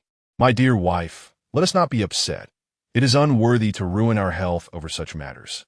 Wang Suihua felt no anger, but rather a profound disappointment in her son. She turned to Tian Wu and calmly stated, "From now on, do not refer to yourself as my son in public. I'm still embarrassed enough as it is." With that, she returned to sit beside Tian Suisui. "Come, dear, let us eat." Tian Suisui comforted her, "Mother, do not be disheartened. You still have a daughter." Tian added, "Mother, your son will support you in your old age." Tian Bin chimed in, "And I am here too, Mother." Tian remarked, "See, aside from that unfilial son, we have 2 sons, a daughter, and a son-in-law. We are not bereft of family." At this, Wang Suihua finally smiled and encouraged everyone to eat. Tian Suisui noted that the temperament of her original mother resonated well with her. In fact, it was not just her original mother. This entire family, apart from the second branch, suited her quite well. They were all clear-headed, addressing matters with efficiency and decisiveness, without hesitation or ambiguity. The family chose to ignore Tian Wu and Qian Zhaodi. Tian Hao, having received a beating, dared not return to the table. clinging instead to his father's sleeve, saying, "Father, I want to eat a chicken leg." Tian Wu felt a twinge of sadness as he observed his family treating him as if he were invisible. How could they be so dismissive? He had merely spoken a few words, yet not a single person stood by him or offered him a way to save face. Qian Zhaodi was also furious, gnashing her teeth, but she did not believe that Wang Suihua and her father-in-law would willingly forsake their eldest grandson. Thus, she raised her head and declared, "Son, we do not covet their food. I will take you back to your grandmother's house to eat. They will regret it later." Upon hearing he could return to his grandmother's house for chicken legs, Tian Hao ceased his tears, exclaiming, "Mother, let us hurry. We shall go back to grandmother's and ask her to prepare a big chicken leg." Qian Zhaodi took hold of Tian Hao and prepared to leave, hoping that someone in Wang Suihua's family would call her back. Alas, no one uttered a word, as if they were oblivious to her departure with Tian Hao. Tian Wu observed his family gathered around the table, enjoying their meal, and felt like an outsider, excluded from their warmth. Would he no longer have parents to rely on? Would his two brothers also disown him? His heart felt heavy, yet he found himself at a loss for words. After the meal, Wang Suihua and Li Xia washed the dishes in the kitchen. Tian Suisui approached to lend a hand, but Li Xia stopped her, saying, "Little sister, you should sit and rest. This small task will be completed shortly." Wang Suihua added, "Daughter, let your elder sister handle it. They came over for lunch as well, so it is only right to assist in the cleanup." Li Xia, upon hearing this, felt no anger. Instead, she found her mother-in-law's reasoning sound. "Mother is right. The chicken was brought by my little sister, and we contributed nothing. It is only fair that we are indebted to you." Tian Suisui, however, did not entirely share this sentiment, as she still recognized her elder sister's family. At this moment, Tian Bingqing approached Tian Suisui to converse. "Auntie, Huan says she feels tired and wants to sleep." Tian Bingqing, the eldest daughter of Tian Wan, was already 11 years old and often assisted in caring for her younger siblings. In addition to his daughter Tian Yuyan, Tian Wan had two sons and another daughter. The eldest son, Tian Chengkong, was 6 years old, 1 year younger than Tian Hao. The second son, Tian Qingxiang, was 4, and the youngest daughter, Tian Yujia, was 5. All 4 children's names were bestowed by an elderly villager who had once passed the imperial examination. When Tian Hao was born, Li Xia, having only given birth to a daughter, faced scorn from Qian Zhaodi, who incessantly implied that Li Xia would never bear a son. However, when Tian Chengkong was born, despite Qian Zhaodi's silence on the matter, she still brimmed with a sense of superiority, believing her son was the eldest grandson of the Tian family, destined to inherit everything. This attitude led her to meddle in the Tian household. Though Wang Suihua was not swayed by her antics, Tian Suisui inquired, "Could you allow Huan to sleep on your bed for a while?" "Of course," replied Tian Bingqing. "I have already let Huan go to sleep." "Wow, you are amazing." Tian Suisui genuinely praised her. Tian Bingqing blushed at the compliment and said, "Mother says this is what I should do. Father and mother can now earn money by collecting medicinal herbs, thanks to Annie. Mother also says that Annie is a good person. She said our family is large, and we are saving to build 2 more thatched houses, so my sister and I can have our own rooms to sleep in." "Your mother is remarkable," Tian Suisui remarked, feeling an increased fondness for Li Xia. Tian Bingqing smiled shyly before going to accompany Zhou Linghuan. Indeed, Li Xia was an exceptional mother, despite having 2 sons and 2 daughters. She did not exhibit a preference for sons over daughters. She treated Tian Bingqing and Tian Yujia well, unlike Qian Zhaodi, who only had eyes for her eldest son and scarcely regarded her daughters. Tian Suisui suggested that Zhou Huaishu should also take a nap, but he refused, unwilling to sleep on the original owner's bed, wishing to sever any lingering ties to the past. Oblivious to his thoughts, Tian Suisui accepted his decision, as she was never one to toil selflessly only for her husband. Initially intending to rest for a while and return home once Zhou Linghuan awakened, they were thwarted by the tempestuous weather. Just as Zhou Linghuan stirred, a deafening roar of thunder accompanied a torrential downpour. The sky darkened ominously, and Zhou Huaishu remained indoors, gazing outside, hoping for the rain to cease. Tian Suisui mirrored his anticipation, wishing for the rain to stop, as she also did not wish to spend the night at her natal home. Alas, it seemed the rain was determined to thwart them, continuing unabated until darkness enveloped the sky, with no sign of abating. Chapter 59. Will you be above or below? Night had fully descended, and the heavy rain showed no signs of relenting. Wang Suihua had already prepared the room where Tian Suisui used to sleep, inviting her and Zhou Huaishu to stay.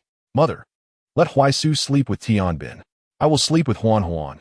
The bed is too small for 3 people, said Tian Suisui. She did not wish to sleep alongside Zhou Huaisu, and she presumed that he felt the same.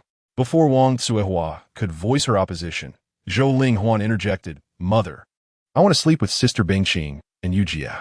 Aunt, we also wish to sleep with Huan Huan, Tian Bingqing chimed in. Although the Tian family had only divided into one room, it contained 2 beds. Tian 1, his wife, and their young son occupied one, while the remaining 3 shared the other. Tian Suisui hesitated to allow them to stay, saying, Bingqing, isn't there not enough room in your home? There's enough space, Tian Bingqing declared loudly. Father and mother have already agreed. Zhou Linghuan looked at her with eager anticipation. Ultimately, Tian Suisui relented and permitted Tian Bingqing to take Zhou Linghuan with her. Seizing the opportunity, Wang Suihua remarked, See how considerate Bingqing is? You and your son-in-law should sleep in your old room tonight. It's too late to head back now, so just stay the night. Tian Suisui, wrapped in her blanket, glanced at Zhou Huaisu, who stood hesitantly at the door. Are you planning to stand there all night? She asked. Zhou Huaisu glanced at Tian Suisui, finally realizing that she was no longer the madwoman she once was.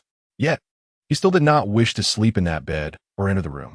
Unaware of his thoughts, Tian Suisui echoed them precisely and decided to get out of bed.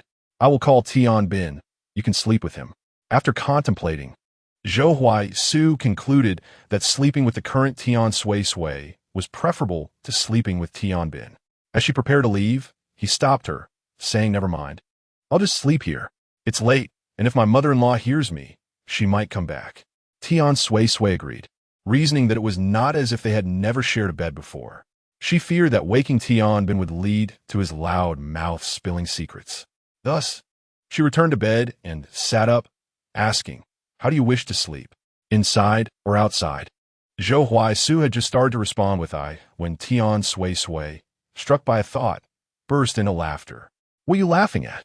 Zhou Huaisu asked, a hint of wariness in his voice. Tian Suisui replied between giggles, I should add, do you want to be on top or beneath? Zhou Huaisu's expression darkened. Was this something a woman ought to say to a man? Observing his reaction, Tian Suisui found it even more amusing, patting the space beside her and playfully completing the jest. Rest assured, I shall take responsibility for you. Zhou Huaisu's face grew even darker. Realizing she might have gone too far, Tian Suisui decided to stop teasing him, laughing as she rolled under the covers. All right, let us sleep. Seeing Zhou Huaisu's expression of sacrifice and resignation, Tian Suisui burst into laughter once more. What else with that expression? Am I going to eat you? Rest assured, if I truly wished to devour you, it would not be here. I would have to return home first. Zhou Huaisu thought to himself. This young lady truly possesses a fierce spirit. She dares to say anything. Zhou Huaishu lay in bed with utmost decorum, perfectly flat and motionless. In stark contrast, Tian Suisui was restless, tossing and turning as if afflicted by hyperactivity. It was her first night spent away from home, though the host was not a stranger. She still found it difficult to drift into slumber. Zhou Huaishu, disturbed by her fidgeting, could not find rest either. He blurted out, If you truly cannot sleep, perhaps you should move about a bit? Tian Suisui turned towards him, questioning what one could possibly do at such a late hour. The rain had ceased, leaving the air slightly cool, yet the blanket prepared by Wang Suihua was insufficiently warm. Although they shared the same bed, a noticeable distance lay between them, leaving Tian Suisui unable to warm herself, and consequently unable to sleep. She tentatively reached out towards Zhou Huaishu. Are you cold? She inquired. Not at all, he replied. However, as soon as the words left his lips, her hand brushed against him, startling him into a heightened state of alertness. What are you doing? he asked sharply. Tian Suisui calmly retracted her hand, explaining, I merely wanted to check if your spot was warm. It's quite chilly over here. After lying still for a while, her inability to sleep prompted her to suggest, why don't we swap places? I touched your spot earlier, and it felt warm. Zhou Huaishu, disinterested, kept his eyes closed and remained silent. Assuming he had fallen asleep due to his lack of response, Tian Suisui propped herself up to glance at him. But the darkness rendered her sight useless. Only an expanse of blackness met her eyes. She stared at the ceiling, though she could see nothing, merely gazing into the void. Initially believing she would remain awake until dawn, she eventually succumbed to sleep without realizing it. While Tian Suisui drifted into slumber, Zhou Huaishu remained awake. Over the years, he had grown accustomed to sleeping alone. The last time Tian Suisui shared a bed with him, he too had been unable to sleep, only managing to doze off briefly as dawn approached. Now, with her beside him once more, despite the space between them, he sighed, recalling her earlier words. Gradually, he inched closer, then a bit more, until he found their shoulders touching. Turning his head to glimpse her, he could make out the soft contours of her drowsy face. Despite the dim light, Tian Suisui was indeed warm. Although she had rolled much of the blanket around herself, the coolness of the post-rain atmosphere remained palpable. Curled up in her sleep, her face was turned toward Zhou Huaishu. Resigned, he sighed again, realizing that since meeting Tian Suisui, his size had significantly multiplied. With a long reach, he pulled her closer. In her dreams, she felt the warmth and instinctively nestled against him, resting in the embrace he offered. Zhou Huaishu, too, turned to face her, accepting his fate as he held her, and soon, he too fell asleep. When they awoke, the sun had risen fully. As Tian Suisui opened her eyes, she was met with the sight of a chest, rendering her momentarily dumbfounded. Lifting her gaze, she was greeted by the familiar visage of Zhou Huaishu. She found that upon her arrival, she was not as flustered as she had anticipated. Cautiously, she attempted to discreetly distance herself from Zhou Huaishu, only to realize, belatedly, the gravity of her situation. It was a precarious predicament indeed. Chapter 60. Oh, misunderstanding last night. To prevent Tian Suisui from moving restlessly during sleep, Zhou Huaishu had deliberately draped one arm around her. Tian Suisui was far from a tranquil sleeper. Her hands often wandered, and at one point, she nearly struck Zhou Huaishu in a rather sensitive area, prompting him to firmly grasp her hand in exasperation. With her sudden movement, Tian Suisui roused him. He opened his eyes abruptly, locking gazes with her. Their eyes met, and given their current position, she was momentarily petrified. Fortunately, Zhou Huaishu remained composed and calmly inquired, awake. Ah, Tian Suisui replied. Zhou Huaishu blinked, succinctly instructing, get up. Tian Suisui silently shifted away, increasing the distance between them. Zhou Huaishu adjusted his hand, then remarked, my hand has gone numb. Shall I massage it for you? She offered. He shook his hand, declining. No need. Oh, then I shall take my leave. After that night, their interactions became remarkably polite. Just then, Tian Bin knocked at the door, calling sister, brother-in-law. Are you awake? Mother says breakfast is ready. We're coming. Tian Suisui responded toward the door. Having both gone to sleep near dawn, they awoke to faint dark circles under their eyes. Wang Suihua, noticing this, asked with concern, what's wrong? Did you not sleep well last night? Tian Suisui yawned. I hardly slept at all. I only fell asleep when dawn broke. Unintentionally, her words caught the attention of Wang Suihua, who suddenly began to lecture. I understand that you young people are full of vigor, but you must also exercise caution and moderation. Tian Suisui was puzzled, wondering if her mother had misunderstood something. Zhou Huaishu clearly grasped Wang Suihua's insinuation, but refrained from contradiction, assuring her, mother-in-law, Suisui, and I know our limits. You need not worry. Tian Suisui glanced at Zhou Huaishu, perplexed by his choice of words that could easily lead to misinterpretation.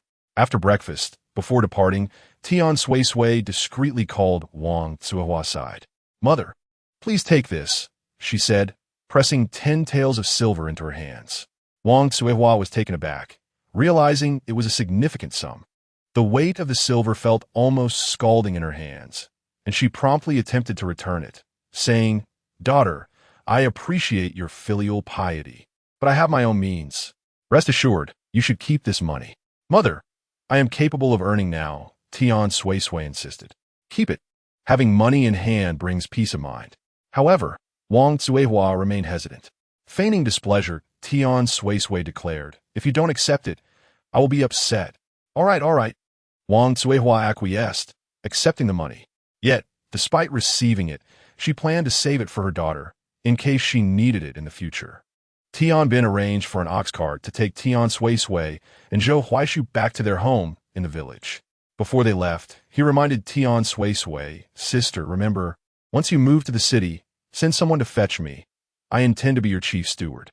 Remember this. It cannot be forgotten. You may rest assured." Tian Suisui said. On the way back, only Zhou Linghuan was chattering away, while Zhou Huaishu and Tian Suisui remained silent. Upon arriving home, Tian Suisui handed a few coins to the person who had driven them back, saying, "Thank you, Brother Tian, for your hard work." The man accepted the coins with a pleased expression, replying, "Not at all. It was no trouble. Come in for a drink of water," Tian Suisui offered. "No need." The man replied, "I must be on my way." Zhou Huaishu noticed that the front door of their home was tightly shut, yet the outside was not locked. He pushed the door and discovered it had been secured from within. He knocked, and a nervous voice emerged from inside. "Who is it?" "Xiaoyu, open the door," Zhou Huaishu called. In the next moment, the door swung open, revealing Zhou Xiaoyu with a quivering voice. "Second brother, second sister-in-law, you have finally returned. What happened?" Tian Suisui inquired, puzzled. Surely, Xiaoyu had not been frightened to tears merely from spending a night at their mother's home. Zhou Xiaoyu pointed towards the direction of the Zhou family, exclaiming, They're coming to steal the grain."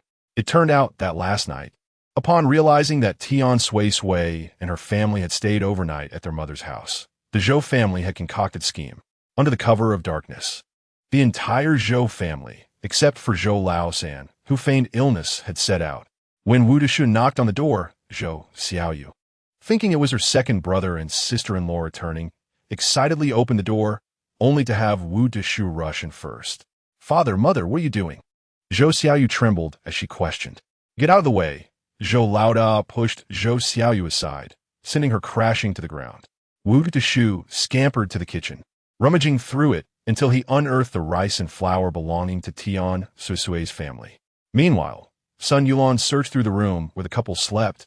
Fortunately, Tian Suisui had hidden the money well, preventing Sun Yulan from discovering it. However, having taken the grain was no small loss. Zhou Xiaoyu, seeing them carrying away her second brother and sister-in-law's provisions, attempted to intervene, but was restrained by Zhou Laoda, unable to move. "You cannot do this. That belongs to my second brother and sister-in-law," she protested. Wu Deshu, as he passed by Zhou Xiaoyu, unhesitatingly slapped her. "You ungrateful wretch. I've raised you for so long, and you are no better than a dog." After they had taken the items and left, Zhou Laoda finally released Zhou Xiaoyu. Spitting disdainfully, "Mother was right. You are indeed a traitor. One day, I will sell you into a brothel for profit." Zhou Xiaoyu intended to reclaim the grain, but the Zhou family had already secured the front door. She could not enter, and when she called out loudly, Wu Deshu, fearing exposure, ordered Zhou Lao to beat her and threatened, "If you dare speak of this, I will have someone kill you." Upon hearing this, Tian Suisui's face turned pale with anger. It seemed the Zhou family had truly forgotten the lessons of the past. She turned to Zhou Huaishu, her teeth clenched. "Zhou Huaishu, look at what we should do about this." Tian Suisui had already formulated a plan, but she wished to see if Zhou Huaishu had a more astute solution. Zhou Huaishu gazed at her, fully aware of her indignation, and said, "Let us report it to the authorities." "Report it to the authorities?" She echoed in disbelief. Zhou Xiaoyu was taken aback. "Second brother, I fear reporting to the authorities may not be effective." The words that followed remained unspoken, as she noticed the icy gaze with which Tian Suisui regarded her. Zhou Xiaoyu, Tian Suisui, said expressionlessly, "If you still harbor feelings for them, I would not hesitate to return your contract of servitude, allowing you to return." Zhou Xiaoyu was rendered speechless by Tian Suisui's remark. Although frightened, she hesitantly offered an explanation, sister-in-law, please do not be angry. I do not hold any feelings for them. I merely worry about the potential impact on second brother's future examinations. Ah, I see I misunderstood. In Chapter 61, do not think that your age intimidates me. Tian Suisui summoned individuals from the village. However, she soon realized that whenever the village chief and clan leader visited, the Zhou family would temporarily listen, yet would inevitably revert to their old ways afterward. Consequently, this time, Tian Suisui refrained from hastily seeking out the village chief and clan leader, opting instead to approach Zhou Dainyu and instruct him to report to the county that there had been a break-in and assault. Initially, upon learning that Tian Suisui and her companions had returned, the Zhou family felt apprehensive about a potential disturbance. However, after waiting for quite some time, without any sign of action from Tian Suisui, their courage swelled. They began to think that perhaps Tian Suisui would not cause a fuss after all. Mother, I believe she and Zhou Huayu are afraid of us. As long as our family stands united, we need not worry about subduing them. Indeed, Mother, it seems we should have dealt with them long ago, striking fear into them until they no longer dare to be arrogant. Zhou Laoda and Sun Yulan continuously fed Wu Deshu with suggestions, and as he listened, he increasingly believed in their assertions. He promptly took Zhou Laoda and Sun Yulan along to seek confrontation, even summoning his own husband, asserting, "It is only right for a father to discipline his son. Third brother, you should join us," urged Wu Deshu. Mother, I must stay home to study. If I do not work diligently, how can I possibly excel in the imperial examination next year and bring honor to you and father? Zhou Laosan replied. He was not foolish. Given Tian Suisui's temperament, if she was not approaching now, she might be concocting some grand scheme. He would not be so naive as to willingly place himself in a vulnerable position. The four of them approached Tian Suisui's home with an air of authority. And as they found the gate unlatched, they began to shout even before entering, "Tian madwoman, come out." Tian Suisui and Zhou Huayu emerged simultaneously from within the house. Zhou Xiaoyu, feeling a twinge of fear, timidly trailed behind them. Tian Suisui offered a faint smile. "I have not sought you out yet here you are, knocking at my door." Without hesitation, Zhou Laoda advanced, intending to intimidate Tian Suisui, but before he could get close, she produced a kitchen knife from behind her, declaring, "If you dare approach, this knife is indiscriminate." Old Gensi scolded, "Zhou Huayu, is this how you allow your wife to treat your elder brother?" Zhou Huayu raised an eyebrow. "If I recall correctly, our families have already severed ties." "Nonsense about severing ties," Old Gensi retorted angrily. "No matter the ties, you are still my son. Were it not for me, would you even exist? Do not speak of yourself as if you were so grand," Tian Suisui remarked. "If you did not desire a child, you should not have brought him into this world merely for those fleeting moments of pleasure. It is not he who wished to be your son. It was you who, for those 2 minutes, entangled me, your wife." The Zhou family was taken aback by Tian Suisui's forthrightness, rendered momentarily speechless. Zhou Huaishu, too, was surprised by her candor, and any attempt to silence her was already too late. Lao Gungto's face flushed with anger. "You, I will strike you down, you shameless one." Tian Suisui raised the kitchen knife in her hand. "Come then, do not presume that your age renders me fearful of you." "Zhou Huaishu, will you not control your wife?" Lao Gentao Baolao. Standing behind Tian Suisui, Zhou Huaishu replied, "I cannot. In our family, my wife has always been the one in charge. I will strike you down." Unfidiadson. Lao Gungto raised his hand. Tian Suisui lifted the knife once more. "You may attempt it. No matter how skilled one might be, one fears a kitchen knife." Due to the presence of the weapon in Tian Suisui's grasp, the family dared not make a move at the entrance of the courtyard. Tian Suisui continued, "Last night, your family took a considerable amount of grain and 20 taels of silver from me.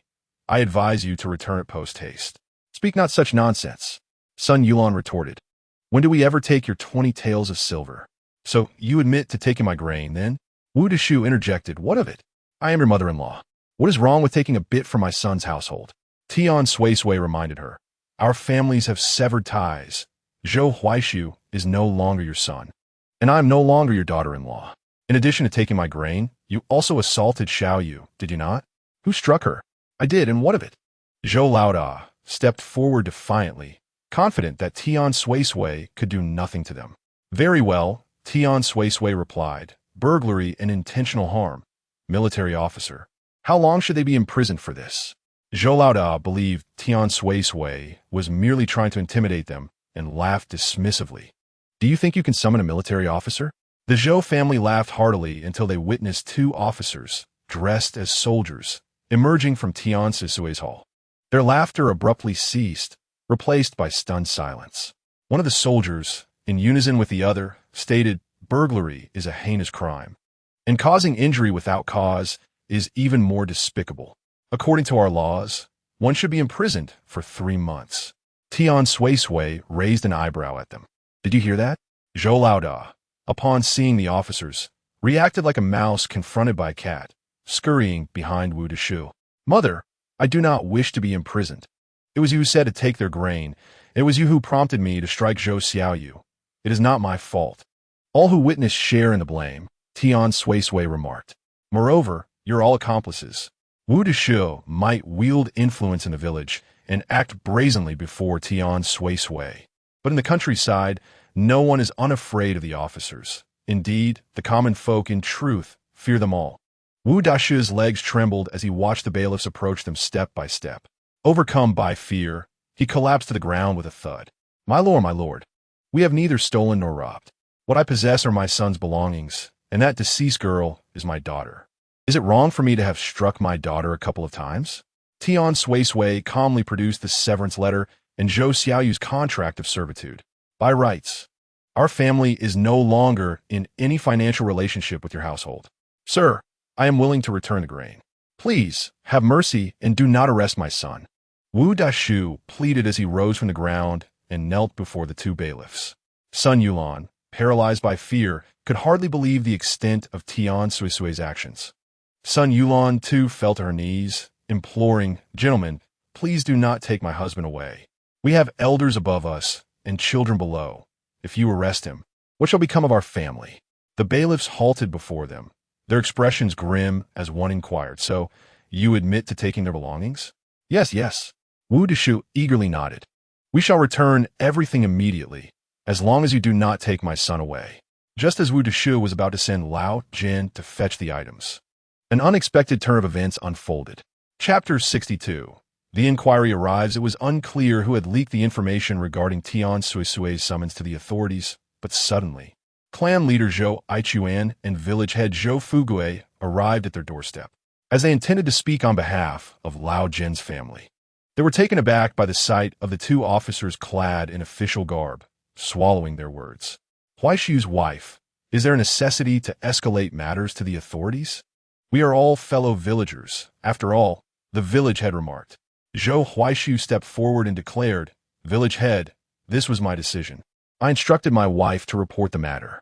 Tian Suisui was astonished by Zhou Huaishu's intervention.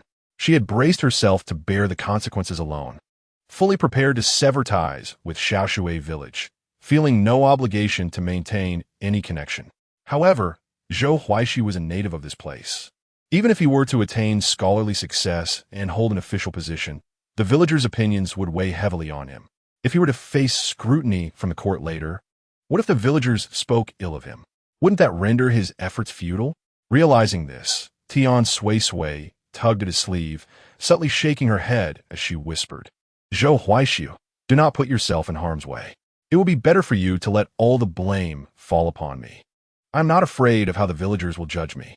Understanding her intent, Zhou Huaishu reassured her, Fear not. As a man, it is unreasonable for me to allow you to bear the burden alone. This situation arose because of me. Tian Suisui was taken aback. She wondered what had prompted Zhou Huaishu to suddenly act in this manner. Her reputation had never been stellar, and she had no qualms about it worsening. Why was he stepping forward for her? The village chief remarked. Huaisu, Wu Dezhong, enraged by the words, attempted to rise and hurl insults at Zhou Huaisu. But upon receiving a fierce glare from the constables, he obediently swallowed his words and knelt back down, trembling, with no outlet for his anger. He redirected his ire towards Lao Jintu. Weren't you supposed to go back for the grain? Why are you still lingering here? I shall go now, Lao Jintu replied. Wait. One of the constables interjected. Sir, do you have further instructions? Lao Jintu inquired, returning with a fawning demeanor. Is there not also 20 taels of silver to be returned? Demanded one of the constables, casting a menacing glance at Lao Jintu. Tian Suisui felt a chill. These two were far more ruthless than she had anticipated. The sum of 20 taels was a hefty extortion. Wu Dazhong wanted to protest that it was not so, but as soon as his gaze met the piercing eyes of the constables, he shrank back, stammering, Yes, we took 20 taels of silver last night. Old man, go home and bring back the grain and silver from last night. Lao Jintu, glancing at the constables, recoiled slightly, not daring to utter a word as he departed. Before long, Lao Jintu returned with the grain and silver. Tian Suisui instructed Zhou Xiaoyu to verify if the grain was indeed sufficient, to which Zhou Xiaoyu confirmed it was. Tian Suisui then inspected the silver, finding it to be precisely 20 taels. With the money and goods returned, the two constables ordered the crowd to disperse, stating, Since the silver and grain have been returned, you may all go. Village chief Zhou Fugui attempted to linger and speak further, but with a stern glare from the constables. He reluctantly followed the others out. Once only Tian Suisui's family remained in the courtyard, the constables said, Now that the grain has been returned, our brothers should take their leave. They kept their eyes fixed on the 20 taels of silver in Tian Suisui's hand, their intentions unmistakable. Understanding the unspoken implication, Tian Suisui promptly handed the silver to one of the constables, saying, Thank you for your hard work, gentlemen. This small token is for you. In truth, the silver felt like a hot potato to her, something she had no desire to retain. Seeing her compliance, the constables grinned broadly. Madam Tian, we shall take our leave first. Please, travel safely, she replied. After the constables departed, Tian Suisui was about to inquire why Zhou Huai Su had intervened earlier when the village chief and clan leader returned. Come to impose your authority, have you? Hu Su. Family scandals should not be aired in public. Do you not realize you are inviting ridicule upon our village of Xiaoshui? Zhou Fugui's tone carried a hint of displeasure. Zhou Huai Su, who typically greeted others with warmth, maintained a cold demeanor in the face of Zhou Fugui and Zhou Aichuan, stating, Village chief, clan leader. If family issues remain unaddressed, the one suffering will perpetually endure hardship. My parents have come to our home countless times to create trouble, seeking to humiliate my wife. Each time, you have promised to intervene, yet your reprimands are mere token gestures. Even after signing the severance agreement, they continue to act with impunity. Is this not due to your tacit complicity? It is merely a matter of my parents being aware, no matter how much chaos they create in our family. The village head and the clan leader will inevitably suppress the issue, ensuring they do not truly expel them from the village or remove them from the genealogy. This is precisely why they have persistently denied me the tranquility to be with my wife. Zhou Huaishu's words directly expose the selfishness of Zhou Fugui and Zhou Aichuan. He is absolutely correct. If a village were to expel someone from a genealogy, it would become a laughingstock, and others would undoubtedly point fingers at them. Hence, every time the Zhou family stirs up trouble, while Zhou Fugui and Zhou Aichuan ostensibly side with Zhou Huaishu, their true intention is to minimize the situation and resolve it quietly. My husband is right, Tian Suisui also interjected, unperturbed.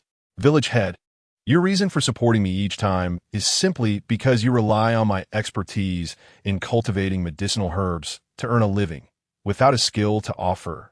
And with my husband not being a scholar with no hope of passing the examination, I fear it would be us who would be expelled from Xiaoshui village.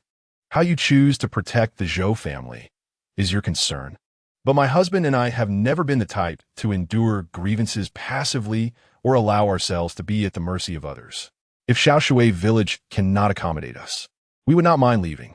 Tian Suisui laid her stance border, spotting no consideration for the pedances. With wealth in her hands, she was not the least bit anxious.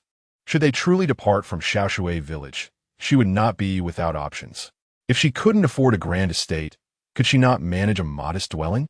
If all else fails, can she not rent a place in the county town? Originally, Zhou Fugui and Zhou Aichuan had come to confront them. Yet Tian Suisui and Zhou Huaishu's unwavering stance left them unafraid, even turning the tables on their aggressors, thereby diminishing their imposing demeanor. That is not what I meant. I meant that we should discuss matters amicably, without escalating them to the point of involving the authorities, Zhou Fuguwei stated. Tian Suisui retorted, "If we do not involve the authorities, shall we simply wait for them to recognize their mistakes and return the stolen grain? Xiaoyu was unjustly beaten, and I have yet to demand medical expenses from them." Chapter 63.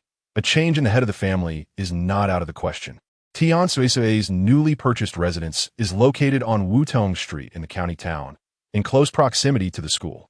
Moreover, Su Mu mentioned that most of the residents on Wudong Street are scholars, fostering an excellent atmosphere for learning.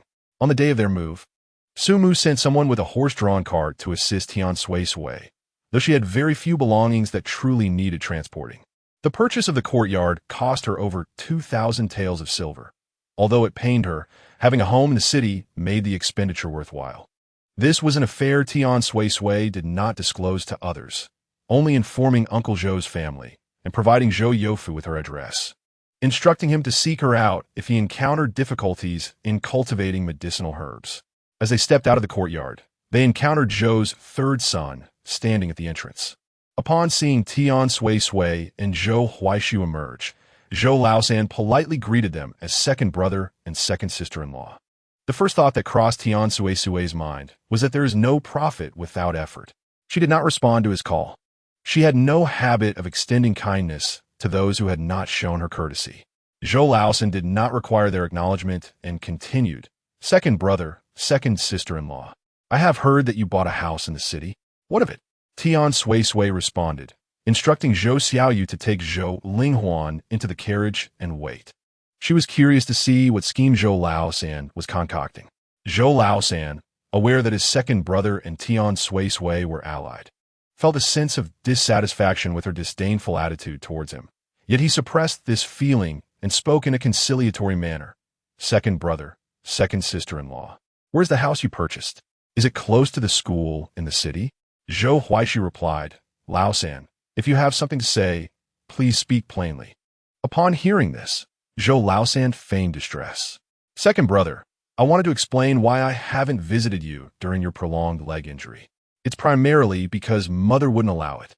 You know how things are at home. Mother makes all the decisions, and if she forbids me from doing something, I dare not go against her." Zhou Huaishu and Tian Suisui watched him silently as he performed. Noticing their lack of response, Zhou Laosan continued, "Second brother, as a scholar, you must understand the significance of one's environment. Since you moved out, eldest brother and sister-in-law have become increasingly arrogant. I no longer hold any position at home, often going hungry and enduring their scorn. Second brother, I aspire to achieve success like you. You have always been the person I admire most in our family." "Get to the point," Tian Suisui impatiently interjected. "You've rambled on without making a single relevant statement." Zhou Laosan, harboring resentment towards her interruption, silently vowed that once he settled into his second brother's residence, attended the county school, and excelled in the imperial examinations, he would ensure her downfall. He decided to be direct and said to Zhou Huaishu, "Second brother, may I accompany you to the city? Rest assured, I will only stay for a few months. After the examinations, I will move out immediately. I won't cause you any trouble." Tian Suisui chuckled inwardly, recognizing his cunning nature, as he presumed everyone else to be foolish, believing himself the most astute. If he were to move in, would he ever leave? Moreover, who was to say he would even be allowed to stay? Did he truly believe himself worthy? Remaining silent, she awaited Zhou Huaishu's response. Should he agree, she would not hesitate to expel him as well, for after all, she had financed the purchase of the house, held its title, and the plaque at the entrance bore her family name, Tian. Zuhuaiku Notnave felt no affection for his so-called third brother and replied coolly, "I cannot make this decision. You must consult your second sister-in-law." "Ah, it seems you possess some sense." Tian Suisui thought to herself. Zhou Laosan, upon hearing this, became even more displeased. With a disdainful expression, he retorted to Zhou Huaishu, "Second brother, that is your house. I merely wish to stay for a short while. How can such a matter be left to that madwoman? You are the head of the family. while second sister-in-law is an illiterate woman. What does she understand? His contempt was palpable. I disagree. If you wish to stay in my home. There is no chance of that, Tian Suisui declared, uninterested in further discourse. She turned to leave, finding even a glance at Zhou Laosan's hypocritical grin an affront to her sensibilities. On what grounds do you oppose me? Zhou Laosan was furious. Why do you have to disagree? That is my second brother's house, and I am his most cherished younger brother. You have no authority here. She does. Zhou Huaishu interjected, and I do not care for you. After uttering these words, Zhou Huaishu climbed into the carriage alongside Tian Suisui, not wishing to cast another glance at Zhou Laosan. Second brother, Zhou Laosan attempted to evoke sympathy, but Tian Suisui lifted the carriage curtain and spoke coolly. Zhou Laosan, do not presume. I am unaware of your intentions. I advise you to abandon such thoughts.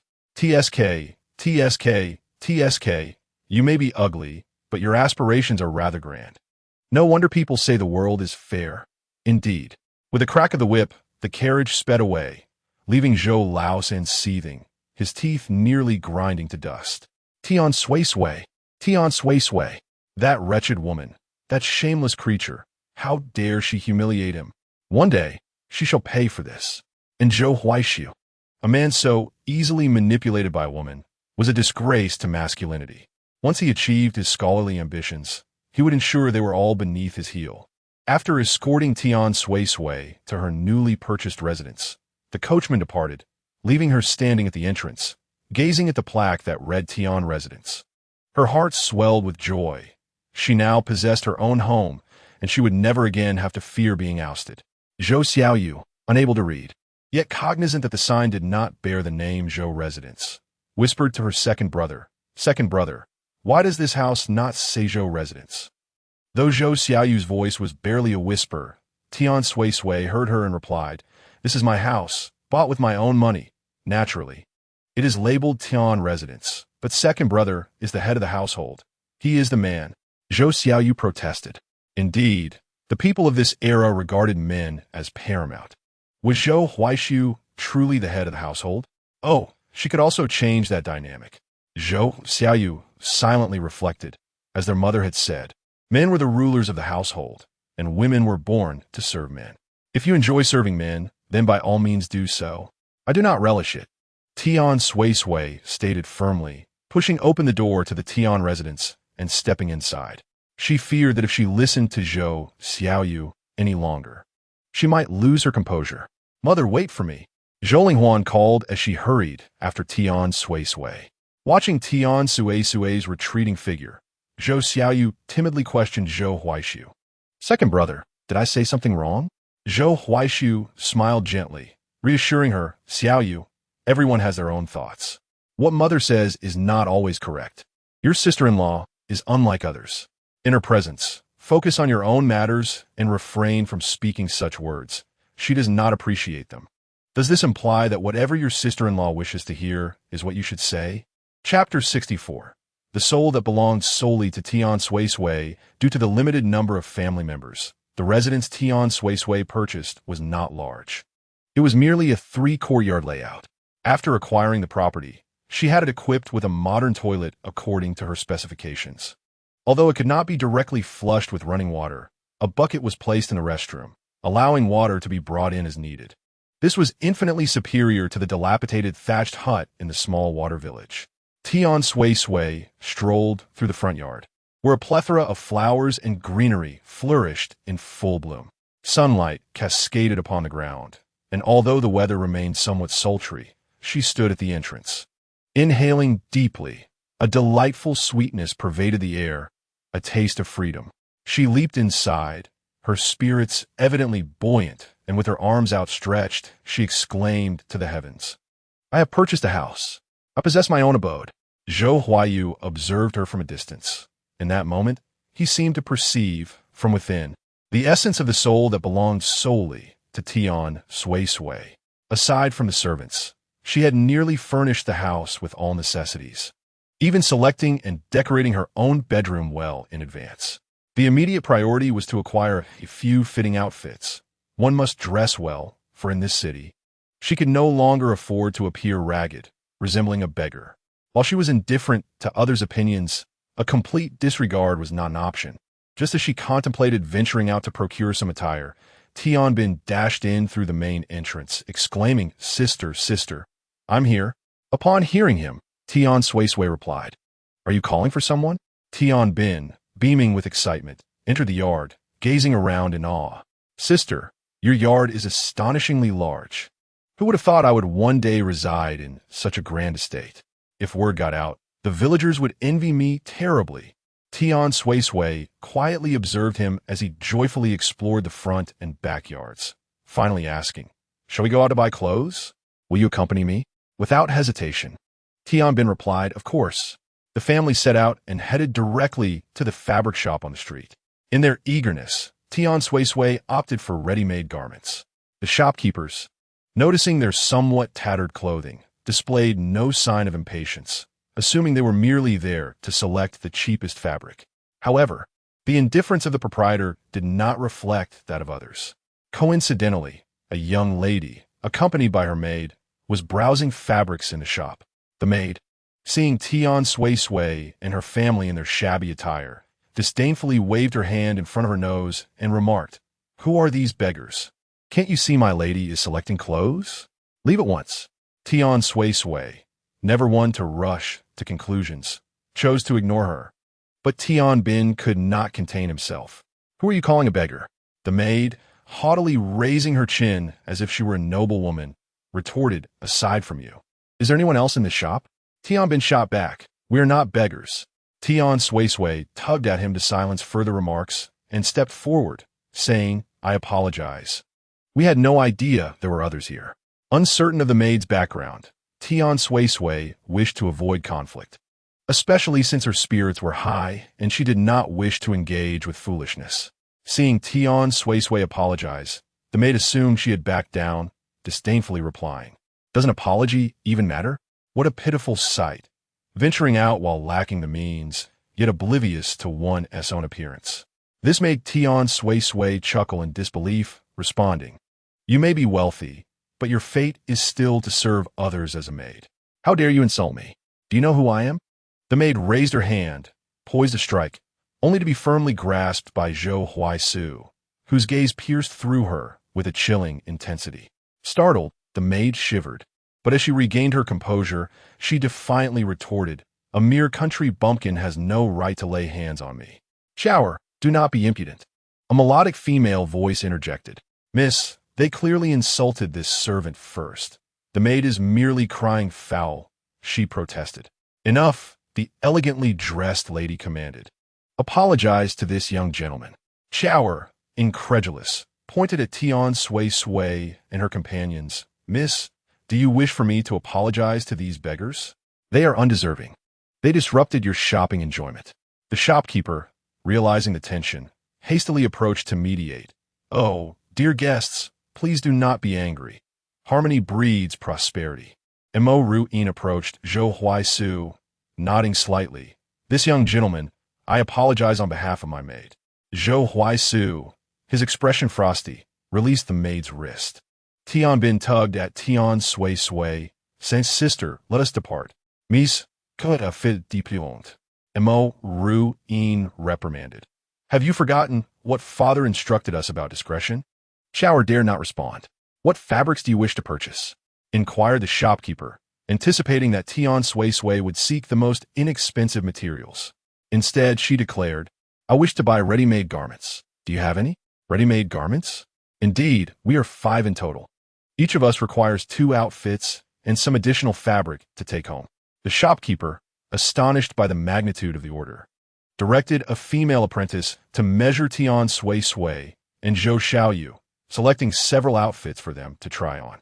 Tian Suisui causait tout vibrant in symbols, which complemented her complexion and enlivened her appearance. When she emerged in the first outfit, Zhou Huaisu, having changed into a new attire himself, was momentarily taken aback upon seeing her. Was this truly his wife? Her fair skin radiated under the pink fabric, accentuating her beauty. Her features sparkled with vitality, a smile gracing her lips, and her eyes held a gentle warmth, exuding an aura reminiscent of a spring breeze. As Zhou Huaisu gazed at her, Tian Suisui inquired, "Is it beautiful?" "Yes, it is truly exquisite. My dear wife, in this attire, you resemble a celestial maiden." As though transformed, the shopkeeper praised eagerly. Tian Suisui pointed at Zhou Huaisu, stating, "Your opinion matters not. It is his that counts." Realizing his breach of etiquette, Zhou Huaisu cleared his throat and remarked, "It is passable." "Only passable?" Tian Suisui pressed. "I thought it was lovely. I shall go," and, at that moment, Tian Bin emerged in his own outfit, and seeing his sister in such elegance nearly left him speechless. "Sister, that attire suits you splendidly." Zhou Ling Huan chimed in, "Mother, you look so beautiful." "Is that so?" Tian Suisui feigned nonchalance. Yet someone here merely deemed it passable.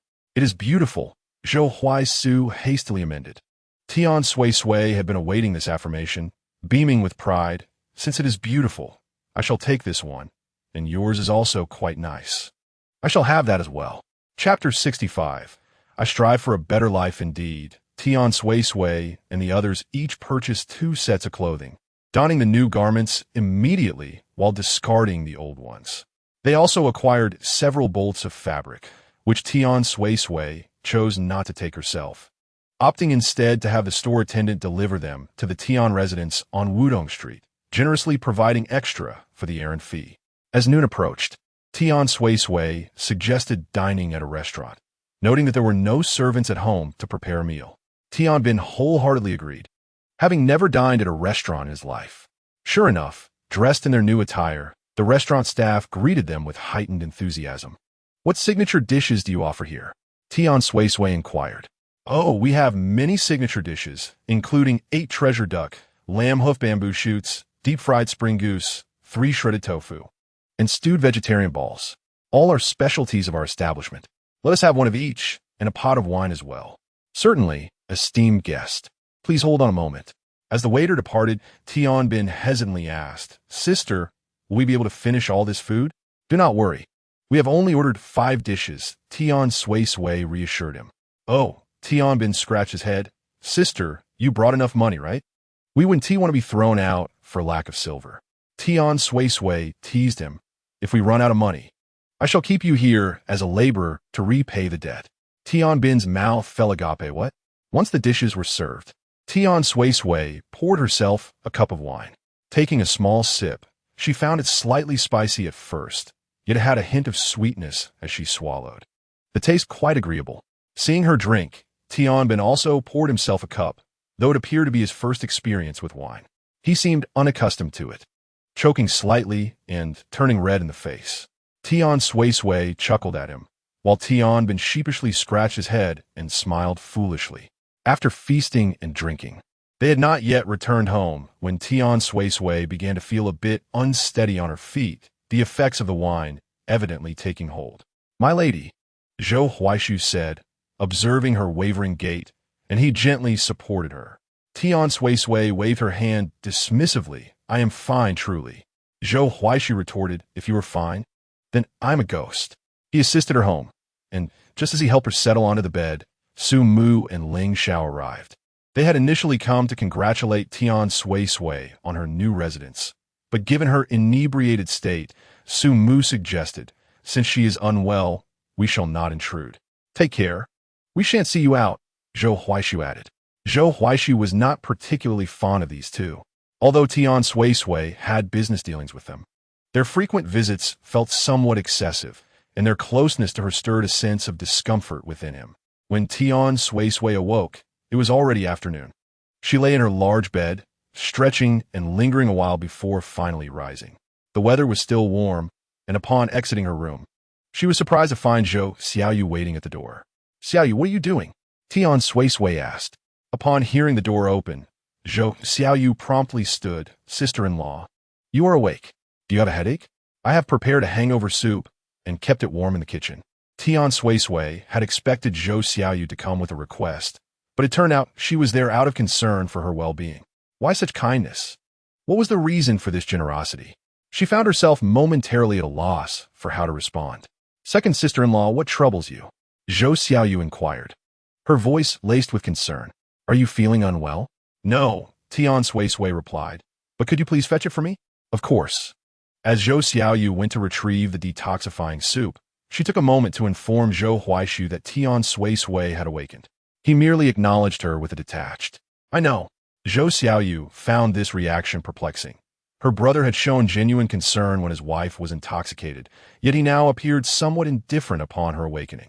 After drinking the soup, Tian Suisui instructed Tian Bin to go to Yagang and have the midwife bring some people over, as she intended to purchase several servants. Tian Bin, visibly pleased, set off. Zhou Linghuan, confused, asked, "Mother, why do we need to buy servants?" "Someone has to do the work," Tian Suisui explained. "But when we were at home, didn't you do most of the chores?" "Ah, this is not that household," Tian Suisui replied. Zhou Linghuan remained puzzled. "But purchasing servants requires a great deal of silver." Tian Suisui scoffed lightly. "Spending silver is just spending silver. I toil to earn money, not solely to provide for your comfort." "For whom, then, do you labor?" Zhou Linghuan questioned, increasingly bewildered. "I do it for my own well-being." Zhou Linghuan felt a mix of confusion and understanding, sensing that her mother was different from others. Worried about Tian Suisui, Zhou Huaishu couldn't help but chuckle upon overhearing her words. He stood silently, listening to the exchange between Tian Suisui and Zhou Linghuan. During their time in Tianjia village, Zhou Huaishu had discerned that Tian Suisui was a woman of strong character, never one to compromise her own needs for others. She was discerning in her affections. Those who treated her well received her kindness in return, while she readily dismissed those who did not, as evidenced by her contrasting attitudes towards Tan Wan and Tian Wu. Reflecting on their recent interactions, Zhou Huaishu recognized that Tian Suisui had been decent to him and quite kind to Zhou Linghuan, even exceptionally so. However, he understood from her earlier remarks that her goodwill was primarily a result of the agreement they had forged. Without that binding contract, it was likely she would have departed at the first opportunity, and she certainly would not have invited them to relocate together into this house. The reason Tian Suisui remained, beyond the constraints of the agreement, was her genuine desire to pursue education and literacy.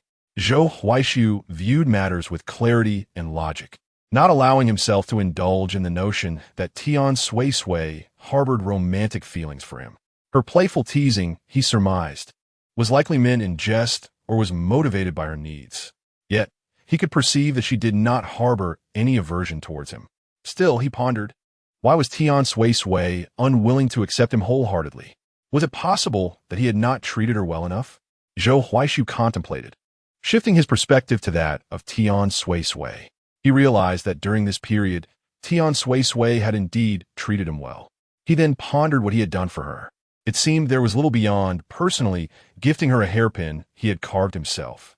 Tian Suisui had been using that hairpin, although she had mentioned it was difficult to manage. Zhou Huaishu had never considered it as a means to distract her. His intention in gifting the hairpin was a genuine expression of gratitude. Indeed, Tian Suisui had remarked that he appeared quite handsome, standing behind her. Did this imply that as long as he steadfastly stood by her side and treated her with kindness, she would genuinely accept him from the depths of her heart? Chapter 66. Should I buy you 2 maidservants? Before long, Tian Bin arrived, leading the matron of the tooth shop along with several others. "Sister, I have brought the matron," Tian Bin proclaimed as he approached Tian Suisui, eager for recognition. "Well done," Tian Suisui casually praised him. The 3 of them sat in the front courtyard, with Tian Suisui holding a cup of tea that Zhou Xiaoyu had just brewed for her. The matron, accompanied by her attendants, instructed them to take turns greeting Tian Suisui and Zhou Huaishu, allowing the 2 to select individuals. The first to step forward was a delicate young woman. She took a timid step forward, raising her eyelids just slightly, seemingly hesitant to speak. "I am called Saixia," she introduced herself. Zhou Huaishu did not even glance at her, choosing to disregard her completely. Tian Suisui chuckled, noting how perceptive he was, immediately recognizing the intentions of the previous servant.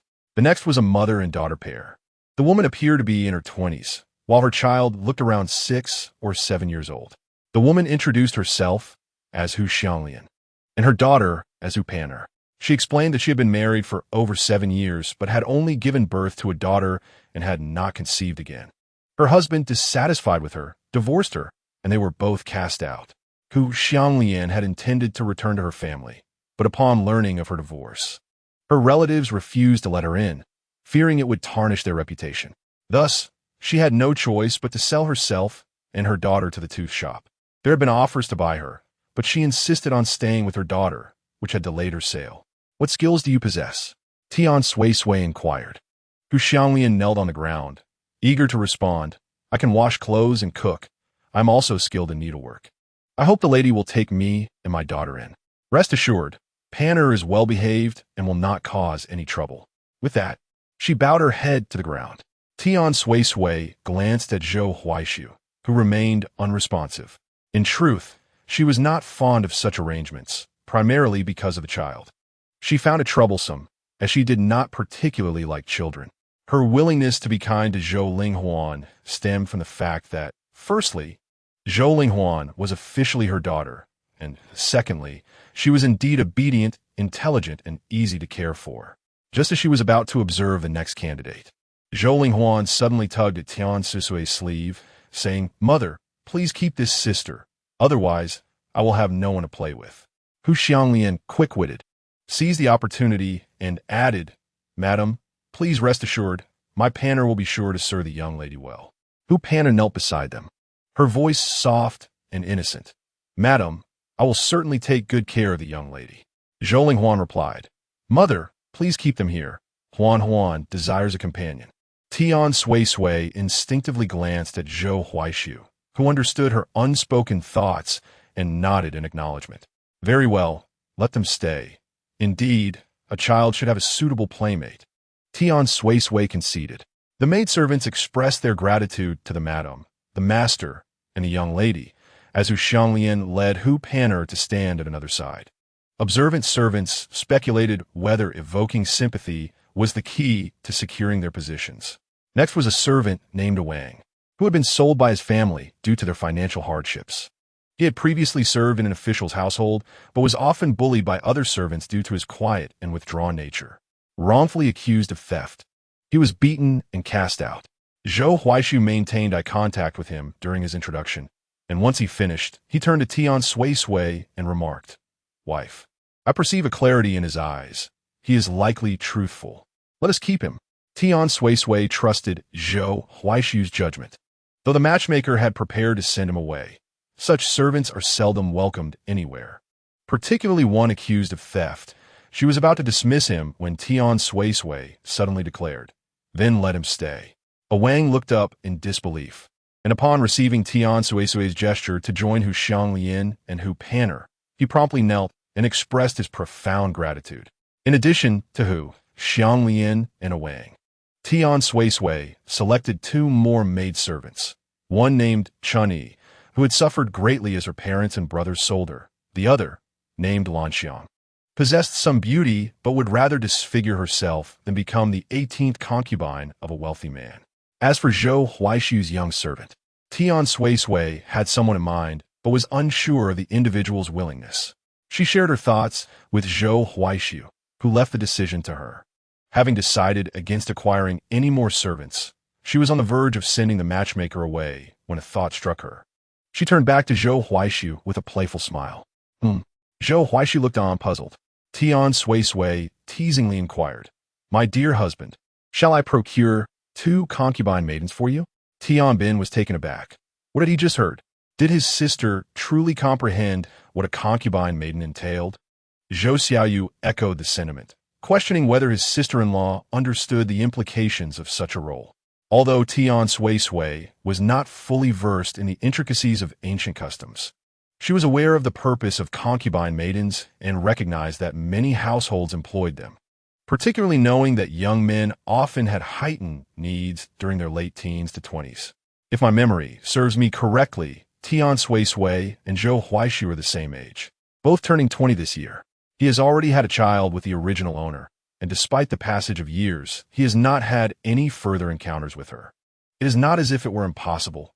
Undoubtedly, he has been suppressing his desires. The last time they shared a bed in Tianjiakan, upon awakening, Although Tian Suisui momentarily failed to comprehend the situation, she distinctly remembered encountering something remarkably firm. In hindsight, what else could be so rigid on a man's exposed body, if not a certain part? Thus, it stands to reason that Zhou Huaishu must have certain needs. As Tian Suisui finished her thought, she failed to notice the darkening expression on Zhou Huaishu's face, believing herself to be quite considerate. Below, a maid, who fancied herself rather attractive, immediately knelt, declaring her willingness to serve as the Lord's concubine. Another maid followed suit, pleading, "My lord, please keep me. I have parents to support and younger siblings to care for. As long as you do not find me unworthy, I am willing to be your concubine." Tian Suisui glanced at the two, acknowledging their decent appearances. Concerned that Zhou Huaishu might feel embarrassed, she was about to ask him again when she realized his expression had turned as cold as ice. Gritting his teeth, he remarked, "My dear wife is remarkably generous, so much so that she can so casually share her own man with others." Zhou Huaishu was incensed, and Tian Suisui, sensing her own guilt, felt her bravado wane. She weakly replied, "I was merely worried you might have certain needs." "Unnecessary," Zhou Huaishu retorted tersely before storming off, nearly beside himself with anger. He recognized that Tian Suisui did not hold him in high regard, yet he was taken aback by her willingness to actively offer him a concubine. Chapter 67. A grievance greater than a ghost. Tian Suisui contemplated bringing Mingyuan over to serve as Zhou Huaishu's young attendant while he studied. Mingyuan, now 13, had likely not received any education over the years. After much deliberation, she resolved to inquire about Mingyuan's thoughts. Upon seeing her, Mingyuan was overjoyed. "Suisui, why have you returned?" "I came to visit," Tian Suisui replied. After some conversation, Tian Suisui casually spun a tale about Mingyuan's heritage and posed a question. "Mingyuan, if you were the young man in the story, would you wish to clear your father's name and seek justice for the general? Or would you prefer to live a life of simplicity?" The answer to this question would determine Tian Suisui's course of action. Should Mingyuan choose the former, she would reveal the blood letter to him. If he opted for the latter, she would never mention the matter again, treating it as if she had never received such correspondence. Even if she ultimately decided to present the blood letter, she would not involve Mingyuan, perhaps choosing to entrust it to Ling Xiao instead, even if he might not be the most suitable candidate.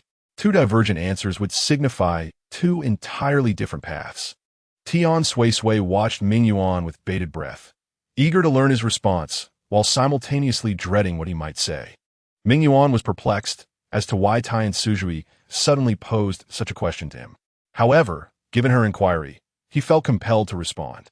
After a moment of contemplation, he articulated, "If I were the youth depicted in the book, I would undoubtedly strive to vindicate my father and the loyal general who served the nation, even if it meant facing perilous odds.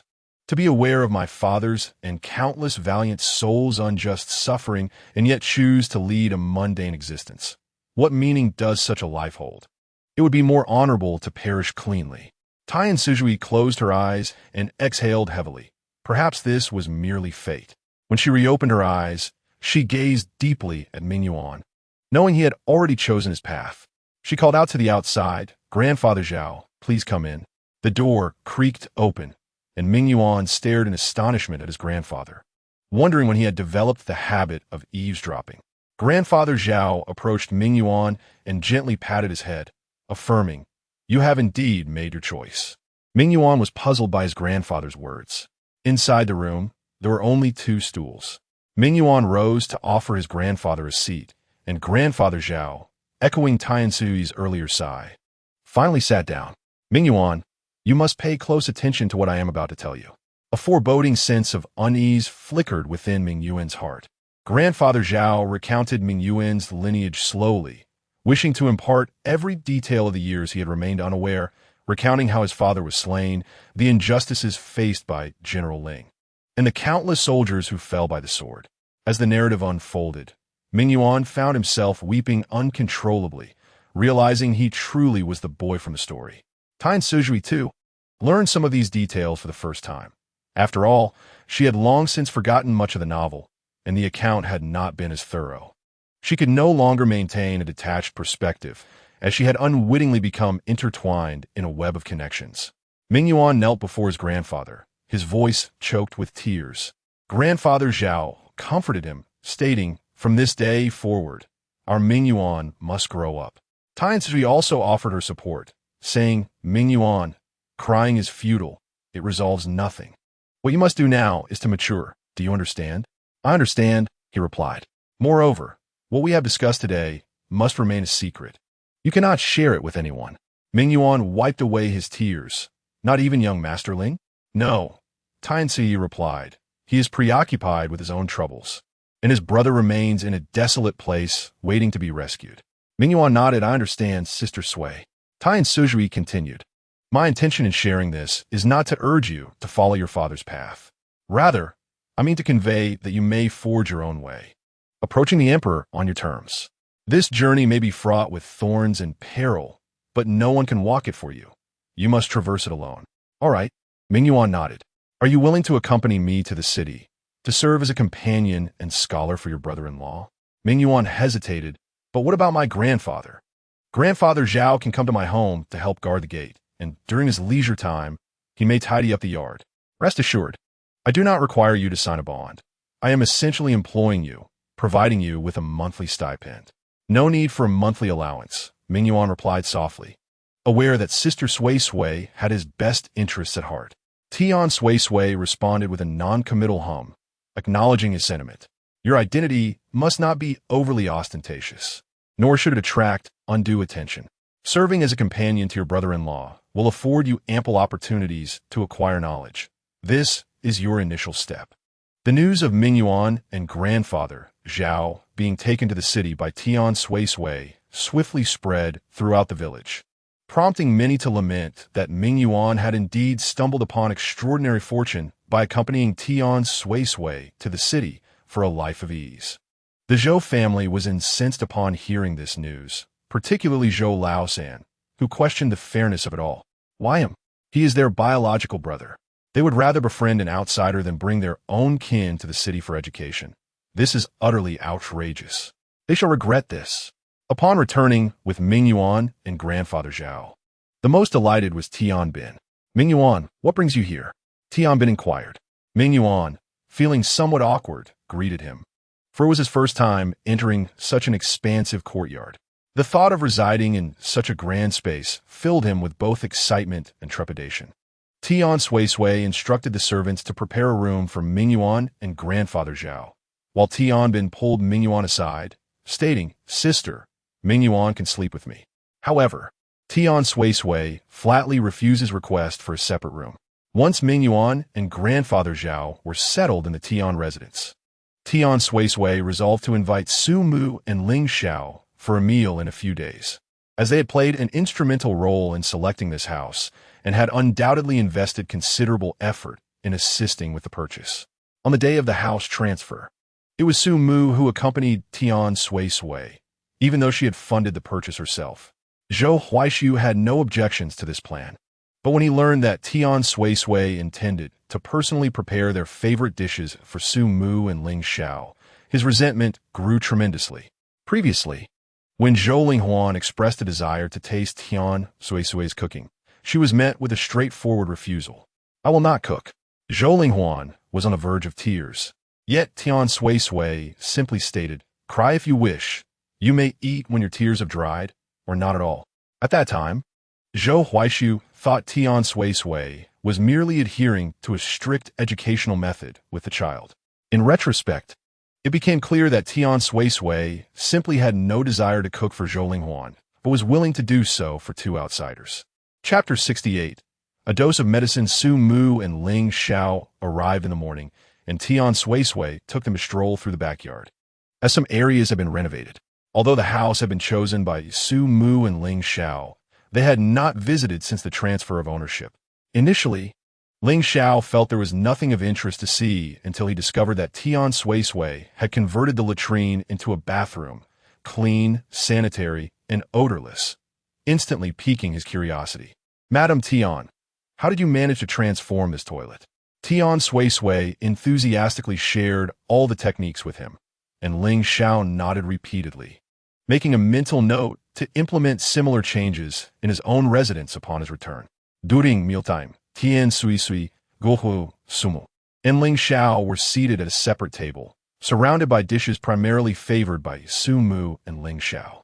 Zhou Huaishu felt a twinge of jealousy as he observed the lively conversation between Tian Suisui and the two, rendering him the outsider, uncertain if it was merely his imagination.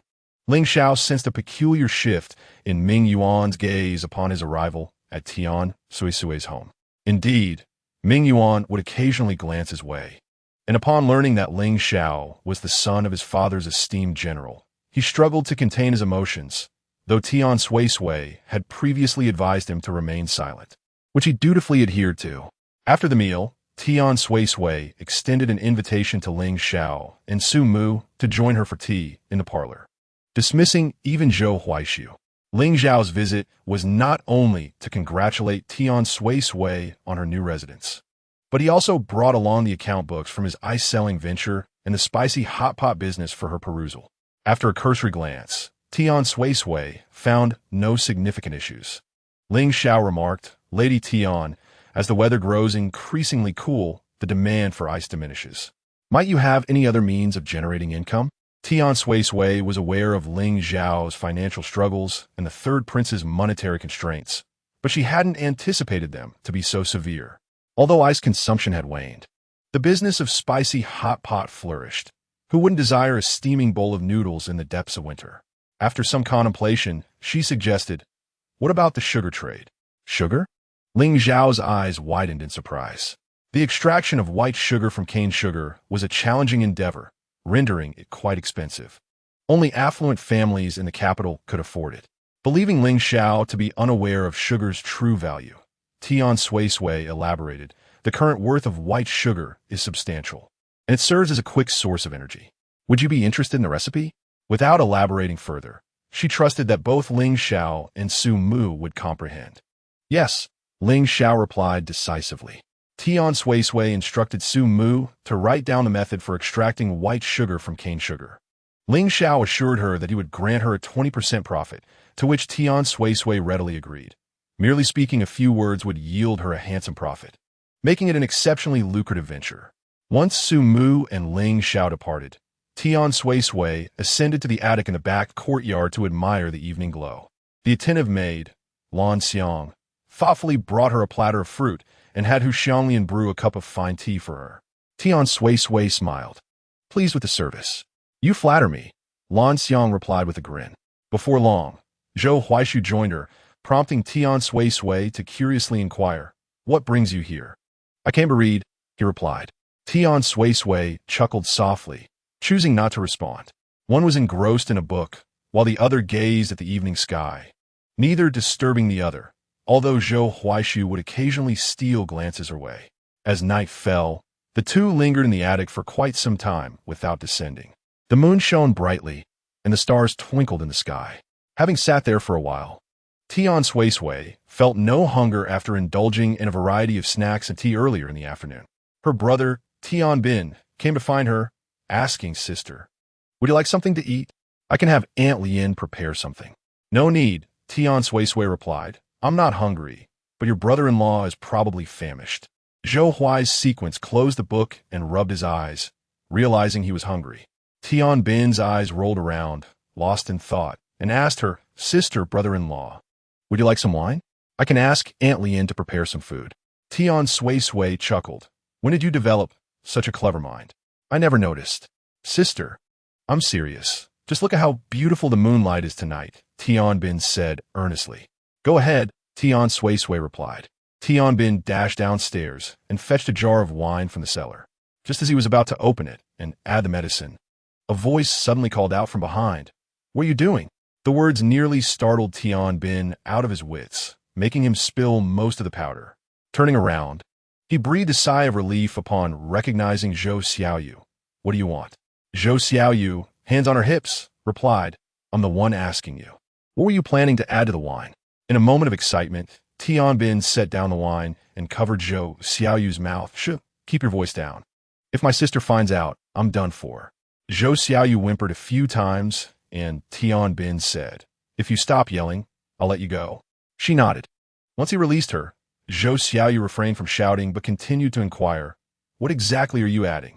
You're not trying to harm my second brother and sister-in-law, are you?" "I wouldn't harm them," Tianbin whispered. "It's medicine. You actually intend to drug them?" Zhou Xiaoyu's eyes widened. "Keep your voice down," Tianbin urged. "It won't harm them. It's that kind of medicine. I discreetly asked Dr. Su for it today." Zhou Xiaoyu elongated her tone. "Oh," and Tianbin continued. "You mustn't tell my sister. I've been watching her and your brother for quite some time, and they still sleep separately. I thought a little medicine might help enhance their relationship." Zhou Xiaoyu agreed. "But is that a little bit enough?" Tianbin complained. "If you hadn't suddenly spoken, I wouldn't have spilled the medicine." "I have some," Zhou Xiaoyu said, producing the medicine and pouring it all into a jar of wine Tianbin had set down. Tianbin stared in astonishment. "How do you have that?" Zhou Xiaoyu replied nonchalantly. "Just like you, I asked Dr. Su for it this afternoon." Tianbin gave her a thumbs up. Impressive. Previously, while staying together in Shaoshui village, Zhou Xiaoyu had felt anxious upon discovering that Tian Suisui and Zhou Huai were not sharing a bed. Now that they had moved to the city with better conditions, her concern grew as they still did not sleep together. She often thought of ways to help them share a bed. She had once encouraged Zhou Linghuan to speak to Tian Suisui, but Tian Suisui had simply said, "Because our parents have grown up, they no longer need someone to sleep with." Zhou Linghuan had asked, "Mother, that is not true. Why do little Tiger's parents sleep together?" "Many parents in the village do." Tian Suisui replied, "It's an adult matter. Children shouldn't meddle." Since Zhou Linghuan couldn't solve the problem, Zhou Xiaoyu decided to take matters into her own hands, which is why she discreetly asked Dr. Su for a packet of medicine that afternoon. She had just overheard the servants in the manor mention that Tian Suisui was to share a drink with Zhou Huaishu in the attic. She thought to herself that the opportunity had finally arrived. However, upon her arrival, she encountered the equally furtive Tianbin. Chapter 69. Last night. It was you who took the initiative. A sumptuous feast had already been prepared by Aunt Lien, eagerly awaiting Tianbin's arrival to be delivered. After sending the provisions upstairs, Tian Suisui inquired of Tianbin, "Would you care to join us for a drink?" Tianbin declined, saying, "Sister, I shall pass on the drink. I feel tired and will retire for the night." Tian Suisui then turned to Zhou Xiaoyu, asking, "What about you, Xiaoyu?" Zhou Xiaoyu shook her head repeatedly. "Second sister-in-law, I too shall forego the drink. I have been busy all day and wish to rest." Tian Suisui harbored no suspicion. She simply urged them to rest well and instructed the others not to attend to them. Ming Yuan was still young, and she had never contemplated allowing him to drink. She only wished for him to retire early, as he was to attend school the following day. In the attic, only Zhou Huaishu and Tian Suisui remained. She poured each of them a glass of wine and gently clinked her glass with Zhou Huaishu's, exclaiming cheers. She truly had not anticipated a day where she could revel in wine and song with Zhou Huaishu. His gaze towards her softened considerably. The wine she poured for him was consumed in one gulp. Although the glass was small, one could easily become intoxicated with such swift consumption. Tian Suisui remarked, when drinking, "There's no need to rush. Take your time." Zhou Huaishu smiled and looked at her. As she admired the stars above, she turned her gaze back to him. "To drink and sing. How fleeting life is." "Zhou Huaishu, did you ever imagine we would share a moment like this?" "Indeed, I did not," Zhou Huaishu replied. He had never envisioned such a day with Tian Suisui. Previously, he had harbored resentment towards the original owner for ruining his life, to the extent that he wished to eliminate her. Yet, one day, Tian Suisui revealed to him that she was not his wife, but a different person entirely. Initially filled with skepticism and distrust, he gradually transformed those feelings into reliance and admiration for Tian Suisui. The dishes prepared by Aunt Lien were all delightful accompaniments to the wine, fried peanuts and marinated beef, leading the two to drink hastily. Before long, Tian Suisui felt a flush of warmth envelop her, and a sense of dizziness began to take hold. "Strange, does this wine have such a potent effect?" she mused aloud. She glanced at Zhou Huaishu and, perhaps due to the influence of alcohol, found him to be strikingly handsome under the moonlight, his elegance accentuated by the silvery glow. Zhou Huaishu, too, was slightly inebriated, typically adept at concealing his emotions, whether joy or sorrow. He now felt liberated by the effects of the potent concoction administered by Tian Bin and Zhou Xiaoyu, allowing him to forget much and focus solely on one thought: his deep yearning for Tian Suisui. "Zhou Huaishu, come here," Tian Suisui beckoned him. Upon hearing her call, Zhou Huaishu approached her. Suddenly, she reached out and pressed her finger against his lips, saying, "Zhou Huaishu, your lips appear quite inviting, so soft."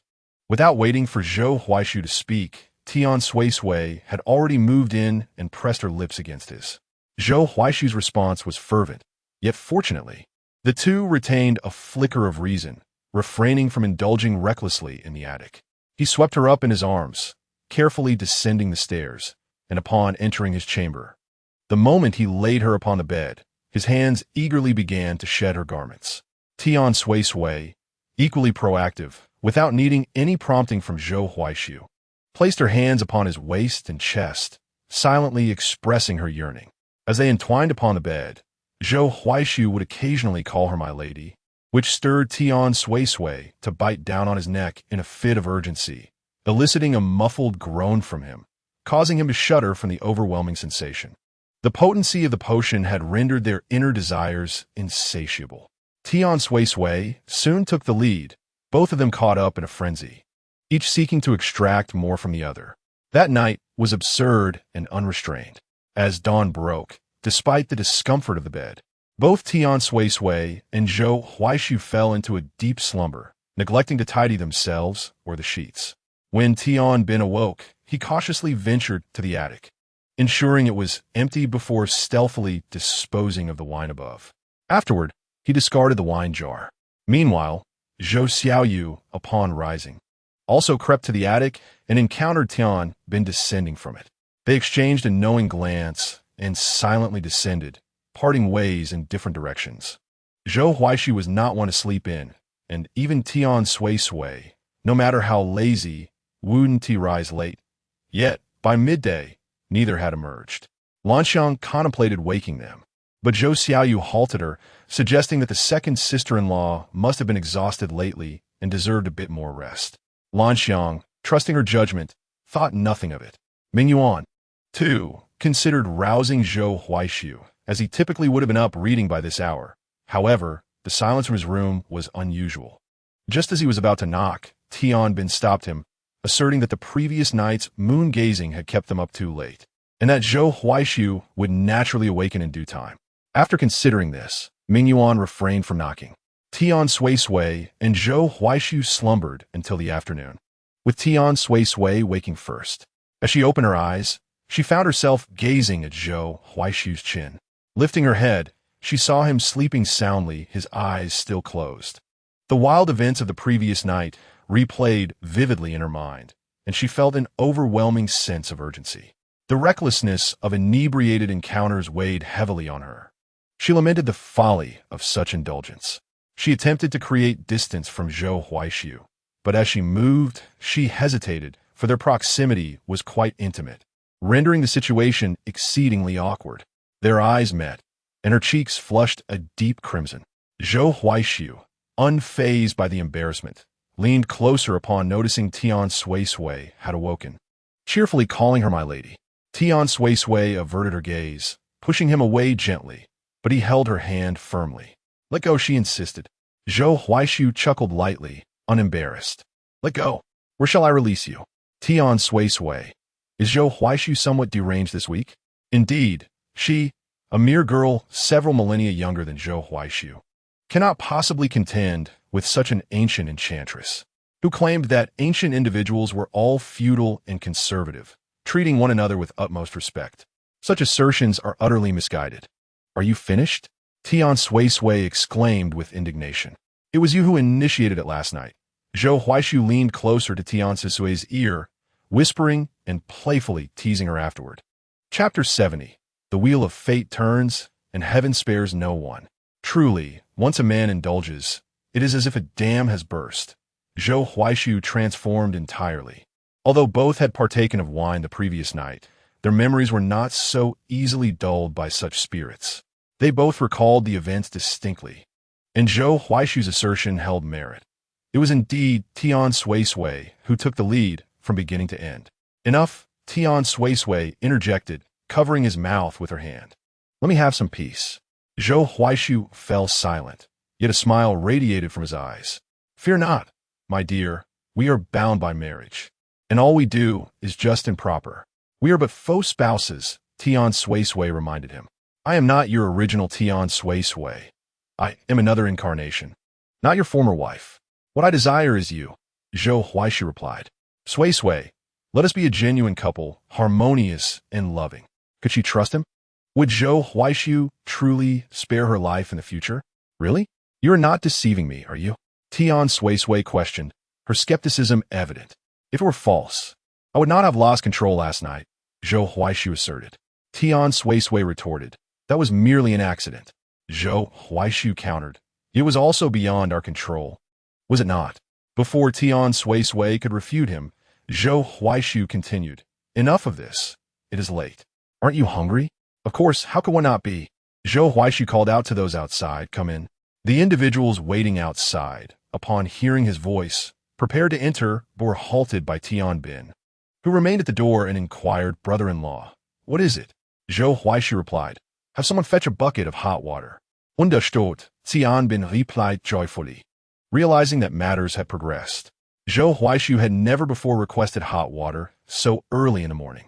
The water was soon prepared, brought in by Lanxiang, who froze upon seeing Tian Suisui nestled under the covers in Zhou Huaishu's bed. So, the need for hot water arose because the lady spent the night in the master's chamber? What splendid news!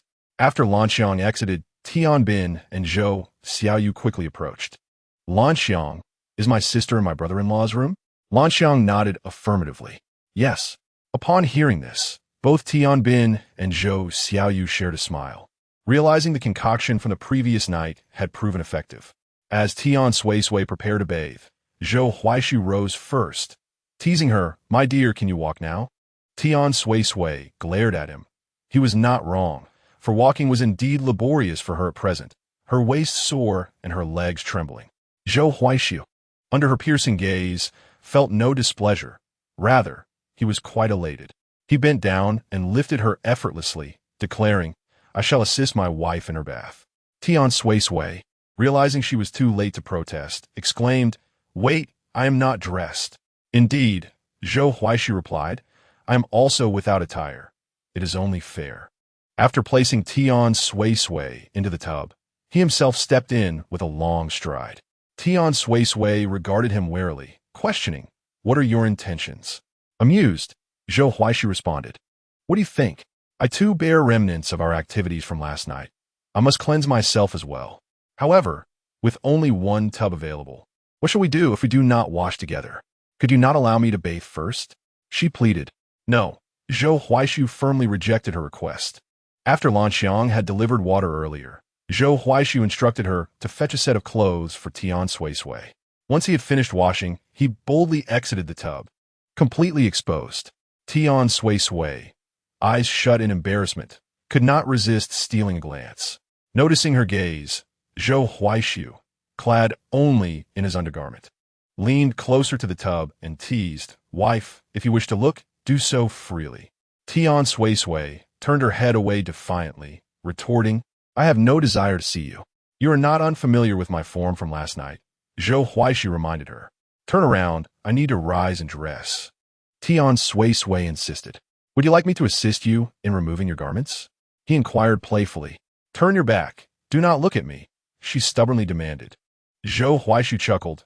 You have seen me before, not only once but entirely, inside and out. His words flushed Tian Suisui's cheeks, for it was usually she who bantered. Yet now Zhou Huaishu had assumed the role of the provocateur. Indeed, the wheel of fate turns, sparing none. However, she could not shake the feeling that following a night's rest, Zhou Huaishu seemed transformed, exuding a newfound boldness, almost brazen. Had he concealed his true nature so well before? Now choosing to abandon pretense entirely? As Tian Suisui exited Zhou Huaishu's chamber, Tian Bin approached her with a mischievous grin, feigning ignorance. Sister, Did you sleep in brother-in-law's room last night? So you too. Tian Suisui shot him a frosty glance, delivering a curt reply, get lost. Tian bin, undetariert. Promptly complied. After the meal, as Tian Suisui reflected on the events of the previous night, she grew increasingly perplexed. Was her tolerance for alcohol truly so low? Even if it were, could Zhou Huaishu's capacity be so poor? They had merely consumed a few cups each, surely. Such modest libations could not lead to the depths of passion they had experienced.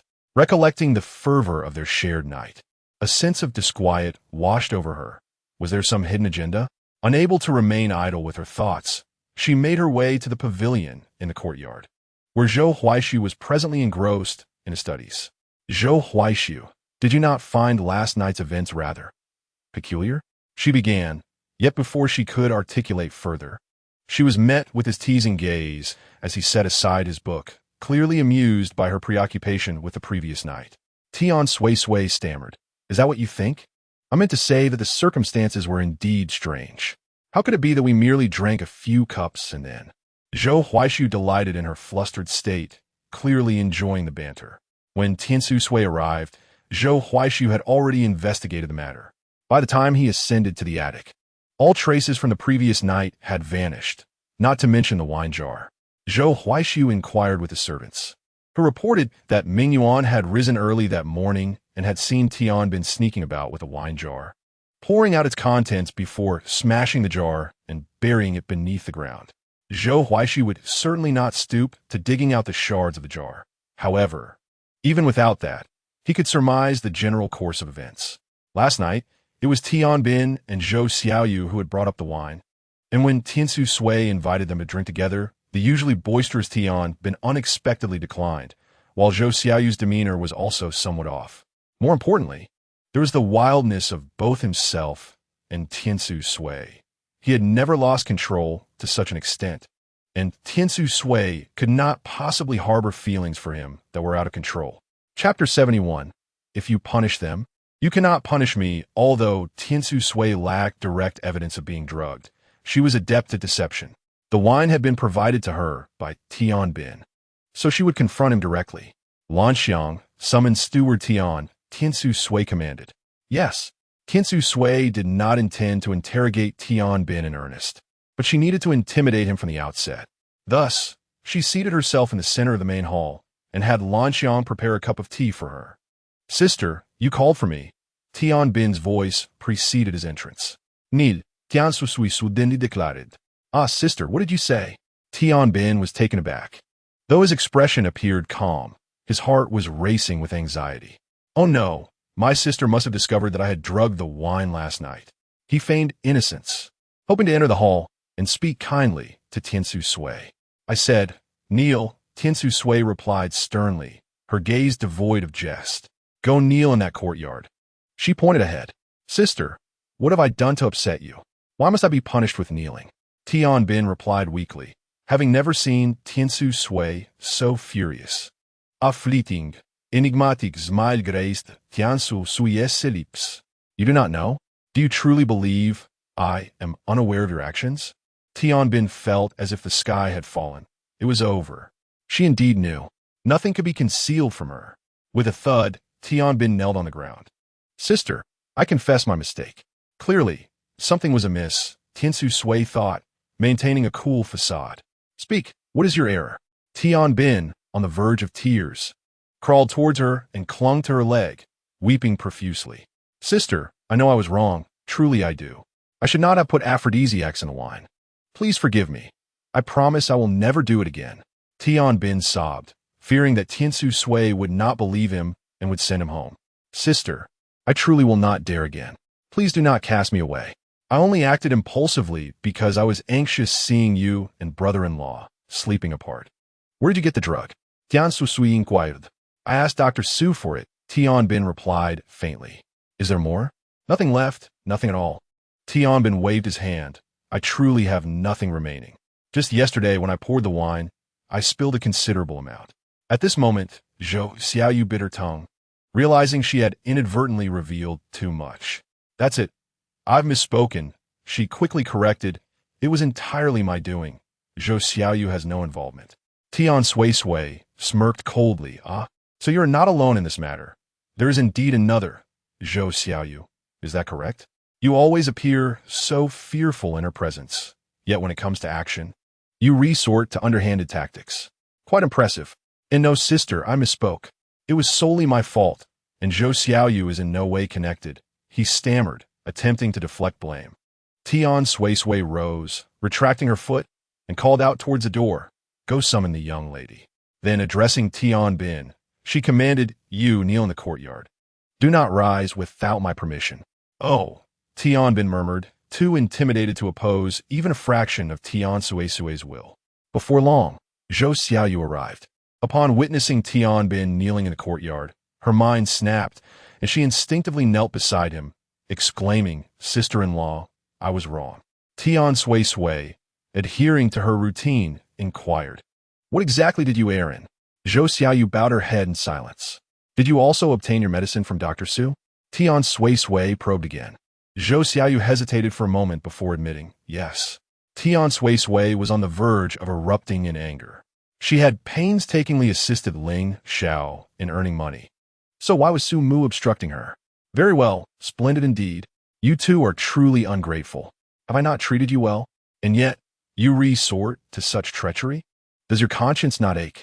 Is it amusing to engage in such antics? Honestly, it is quite entertaining.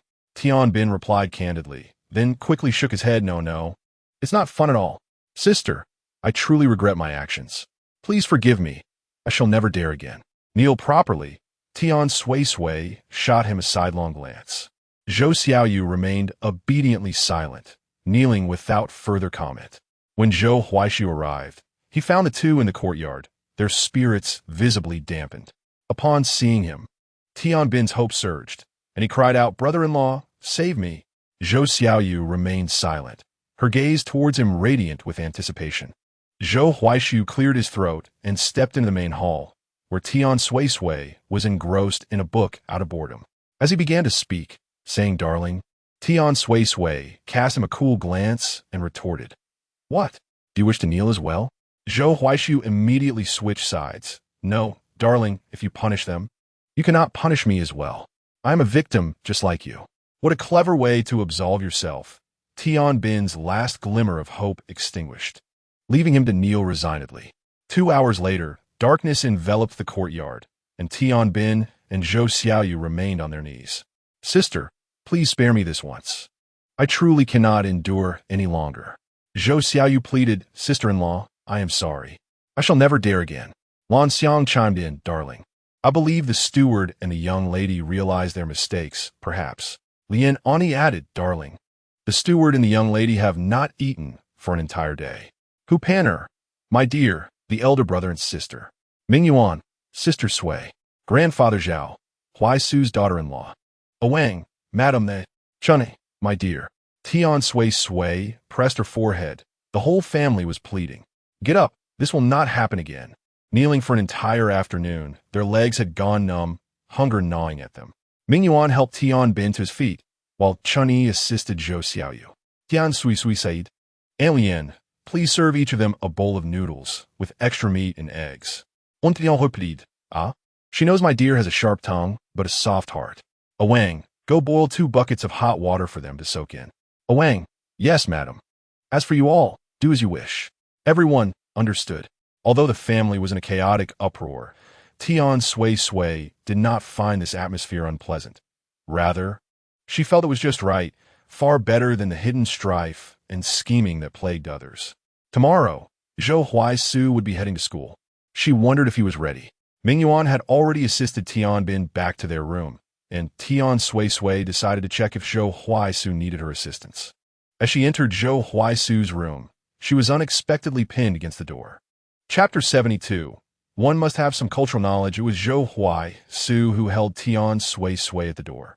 What are you doing? She asked. Zhou Huaisu gazed at her and said, My dear, tomorrow I shall go to school. Do you have anything to say to your husband? Study well and make progress every day, she replied. Zhou Huaisu chuckled softly. Is that all? Yes, Tian Suisui insisted. Now let me go. Zhou Huaisu did not relent. His breathing became slightly hurried. My dear, do you wish to repeat what happened last night? All day. Zhou Huaisu had been unable to calm his mind, his thoughts consumed by the events of the previous night, especially after returning to his own room. Despite the maid having tidied everything and changed the bedding, the lingering scent of Tian Suisui enveloped him, refusing to dissipate. It felt as if he were under a spell, desperately yearning to unite with her once more. Indeed, a man who has indulged knows no restraint. After being so intense last night, you've recovered so quickly today? No, Tian Suisui rejected, attempting to push him away. Zhou Huaisu perceived her intent and said, My dear, be gentle. My leg has been injured. If you are too forceful, it may relapse and you might have to care for me for another 6 months. After speaking, he leaned in for a kiss, but she turned her head away, breaking free. Tian Suisui pushed him away, seizing the opportunity to escape. You're going to school tomorrow. Rest well tonight and do not be foolish. Moreover, what happened last night was an accident. With that, she opened the door and left. Zhou Huaisu watched her retreating figure, feeling a twinge of frustration. Why did his wife always refuse him? The school was not far from home, and Tian Suisui arranged for a carriage to take Zhou Huaisu and Mingyuan. Will you not see me off? No, Mingyuan will accompany you, she replied. Zhou Huaisu appeared somewhat disappointed. He had hoped for Tian Suisui to escort him to school. My dear, why not accompany me? On the way back, we could buy a carriage. What do you think? Tian Suisui pondered for a moment and concluded that acquiring a carriage was indeed a viable option, for it had become inconvenient to venture out without one. Very well, she said. Zhou Huaishu had amassed quite a collection of books and belongings, necessitating his stay at the academy after he commenced his studies. Therefore, Mingyuan had already prepared everything he would need for boarding. After loading their possessions onto the carriage, they all climbed aboard.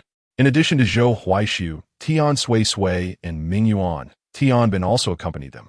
Tian Suisui mused that if possible, she might explore the opportunity to enroll Tian Bin in the academy as well, for it would be unseemly for a steward of his stature to lack any education.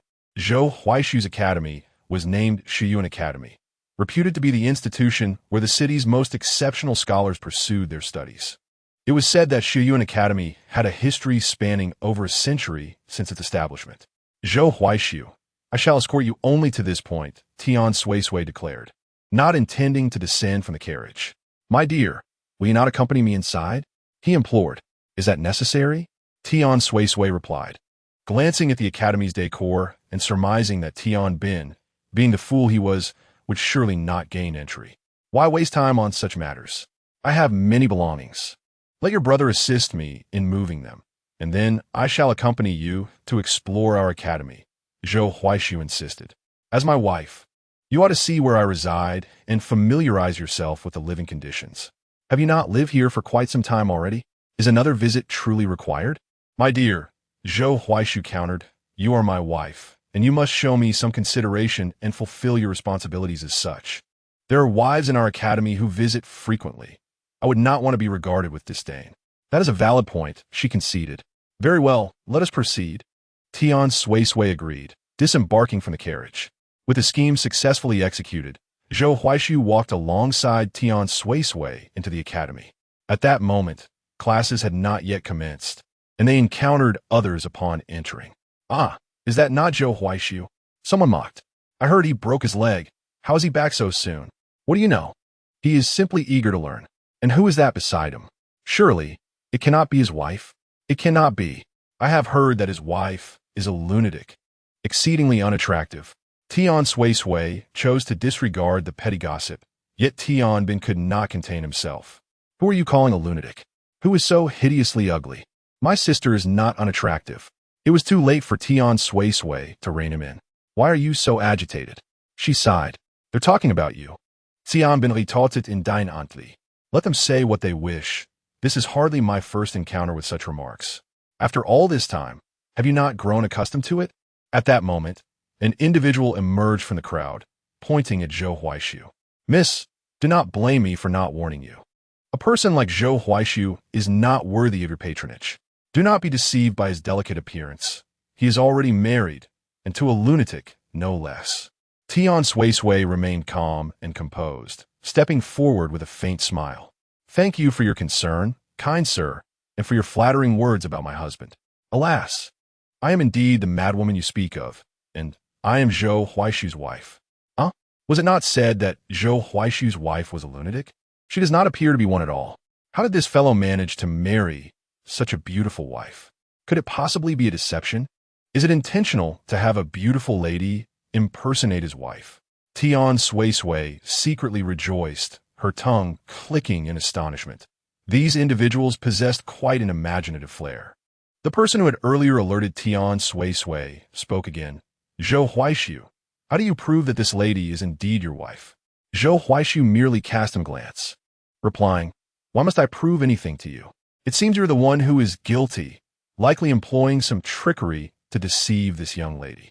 Tian Suisui, not wishing to engage in a lengthy debate with a bunch of fools, proactively addressed Zhou Huaishu, my dear husband, were you not going to show me your dormitory? Let us go, Zhou Huaishu replied. Tian Suisui took the initiative to grasp Zhou Huaishu's hand, and he felt a surge of joy in his heart.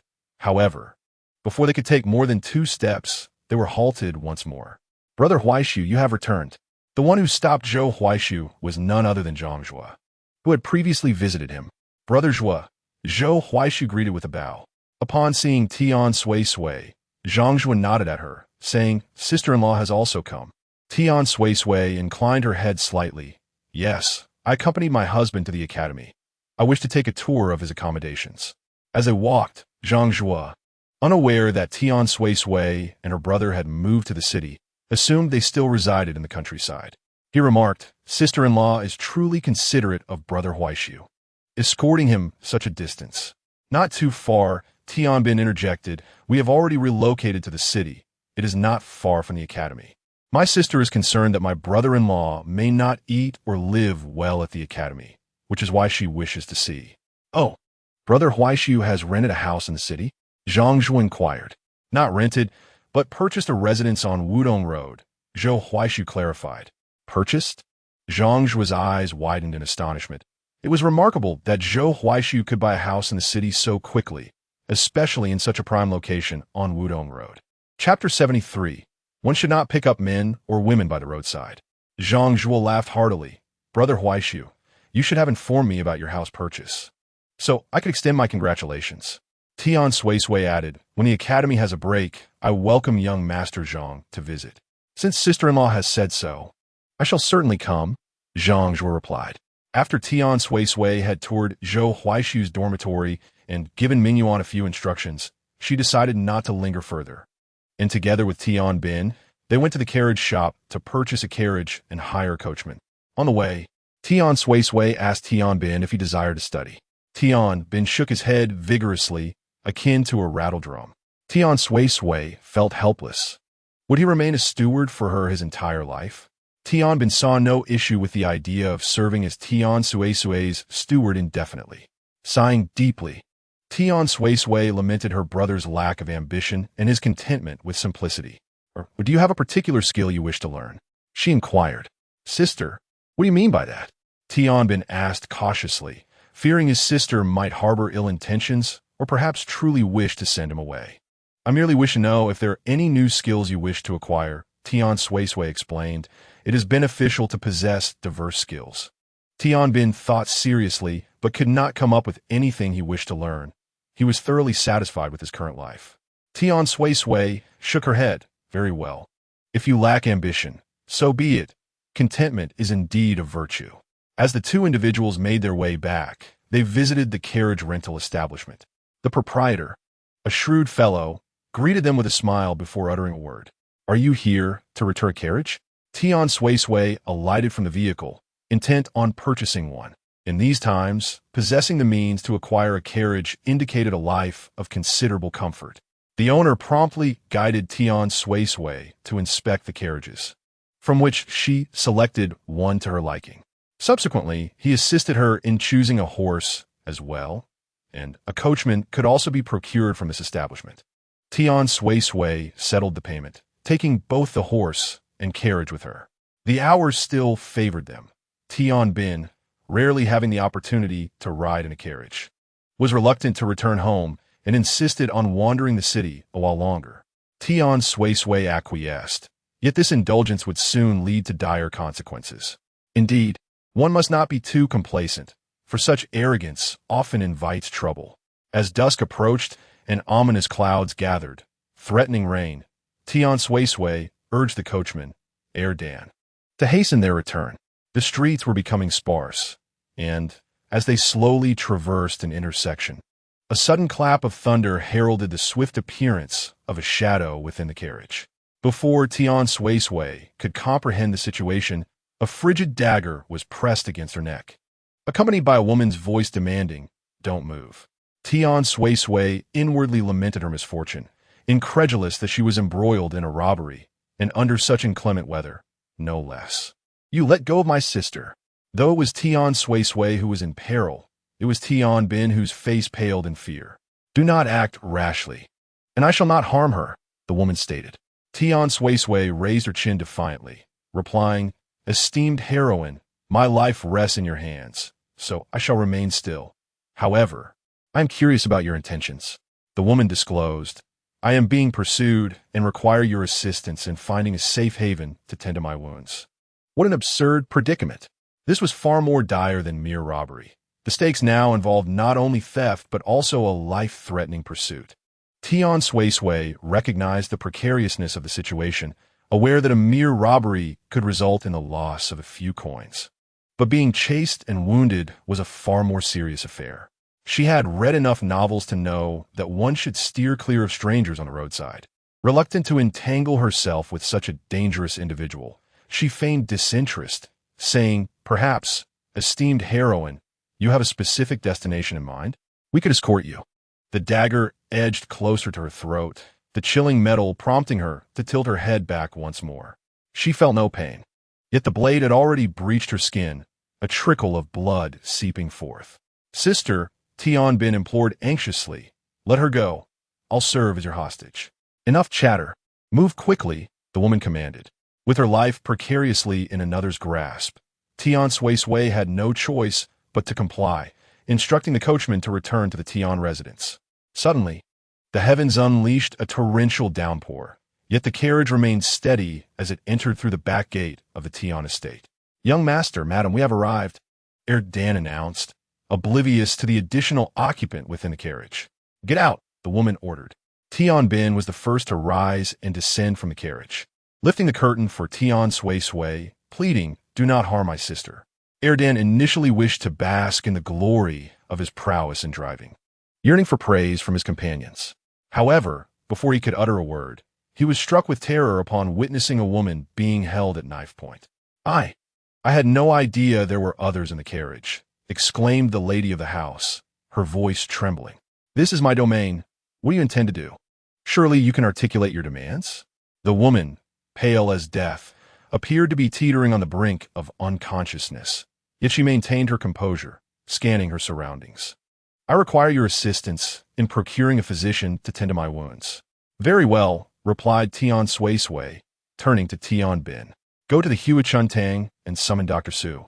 Inform him that I have requested his presence, and he must bring his medical kit discreetly." "Understood." The woman, anxious about Tian Bin's departure, threatened him before he left. "Should you dare to alert the authorities, prepare to collect your sister's remains." "I won't report it, I swear," Tian Bin assured him. With that, he dashed away, fearful that the assassin might inadvertently sever his sister's throat. Tian Bin returned swiftly, not only bringing Dr. Su, but also Ling Xiao. The two had been waiting in the courtyard, but they were now in Tian Suisui's chamber. Despite her desire to keep this matter private, Dan was unable to contain his tongue. Furthermore, when she returned, it was Wang who opened the door, and within mere moments, the entire household was aware of Tian Suisui's predicament. The household gathered anxiously outside Tian Suisui's room, awaiting Dr. Su's arrival. "Why is Dr. Su taking so long?" questioned the steward. Could he have truly gone to report this matter? "Impossible. Our mistress is still in the clutches of that female assassin," another voice chimed in. "Surely, she will not come to harm? Heaven forbid.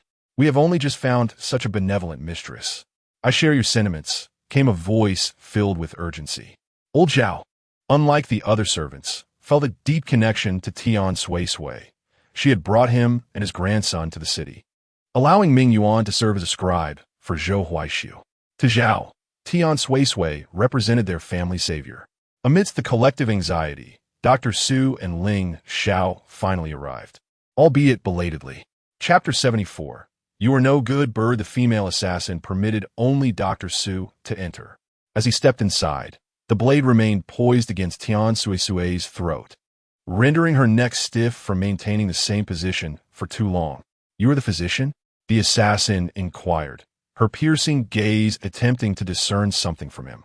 With polite demeanor, Dr. Su replied, I am Su Mu, the proprietor of Huachuntang and a physician. Tian Suisui interjected, Heroine, I have brought the doctor as you requested. Will you now release me? The assassin pondered for a moment before delivering a stern warning. You would do well to refrain from any tricks, should I release you. Rest assured, I possess ample means to ensure your demise.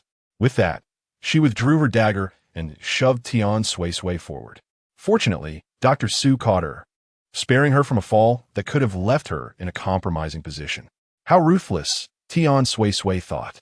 The female assassin sustained an injury just beneath her left shoulder, the wound deep and unceasingly bleeding.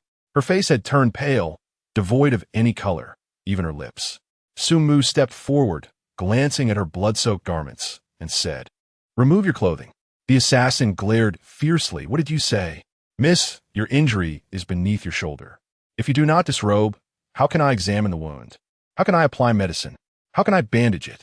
Su Mu observed her quietly, while Tian Suisui also regarded her in silence. Should I step outside for a moment? Tian Suisui suggested. You shall not leave, the assassin retorted, raising her dagger once more and pointing it menacingly towards Tian Suisui. Gradually, the assassin lowered her clothing to reveal the wounded area. After assessing the injury, Su Mu addressed Tian Suisui. Madam Tian, could you kindly instruct the servants to bring a basin of hot water? Tian Suisui remained seated, unyielding. I cannot do that. Why not? Su Mu inquired. Tian Suisui pointed at the assassin. She has taken me hostage.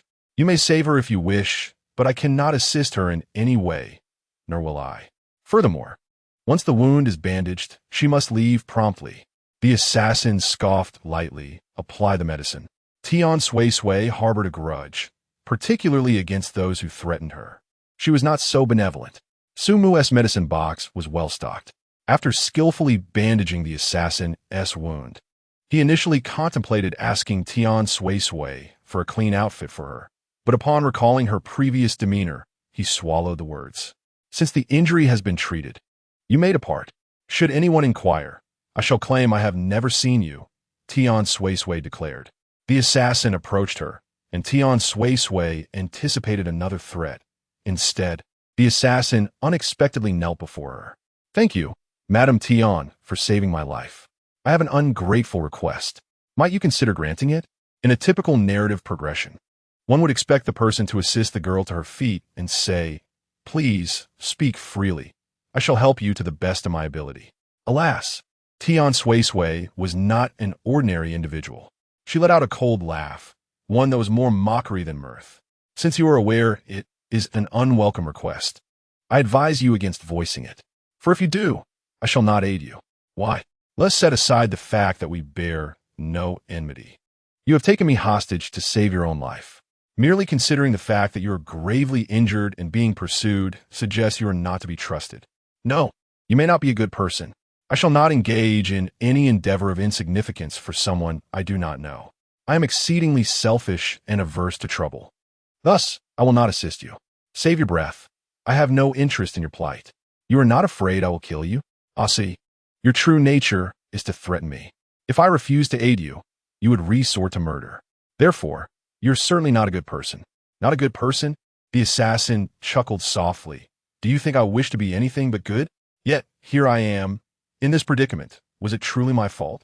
In pursuit of seizing the Chun family estate, the county magistrate, Lord Yang, has committed heinous acts, including the murder of my parents, the slaying of my brother, and the brutal killing of my youngest brother, who was merely 13 years old.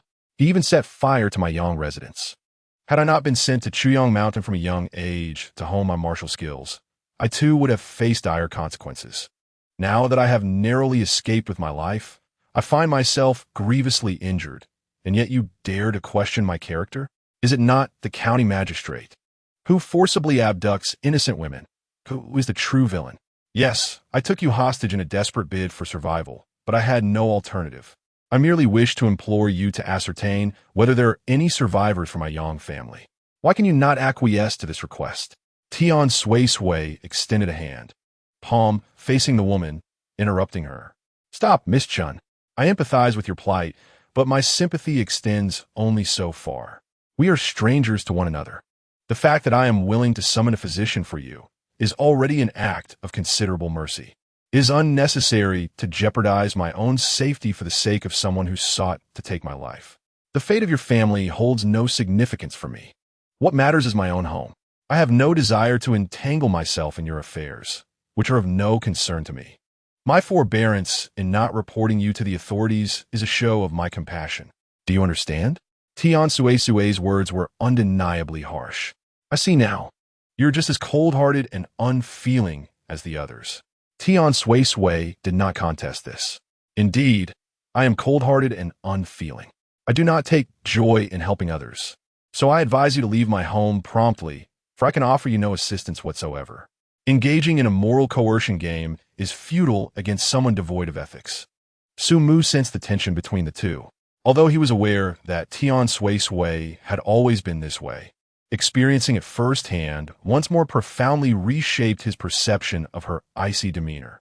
Nonetheless, he understood that she was correct.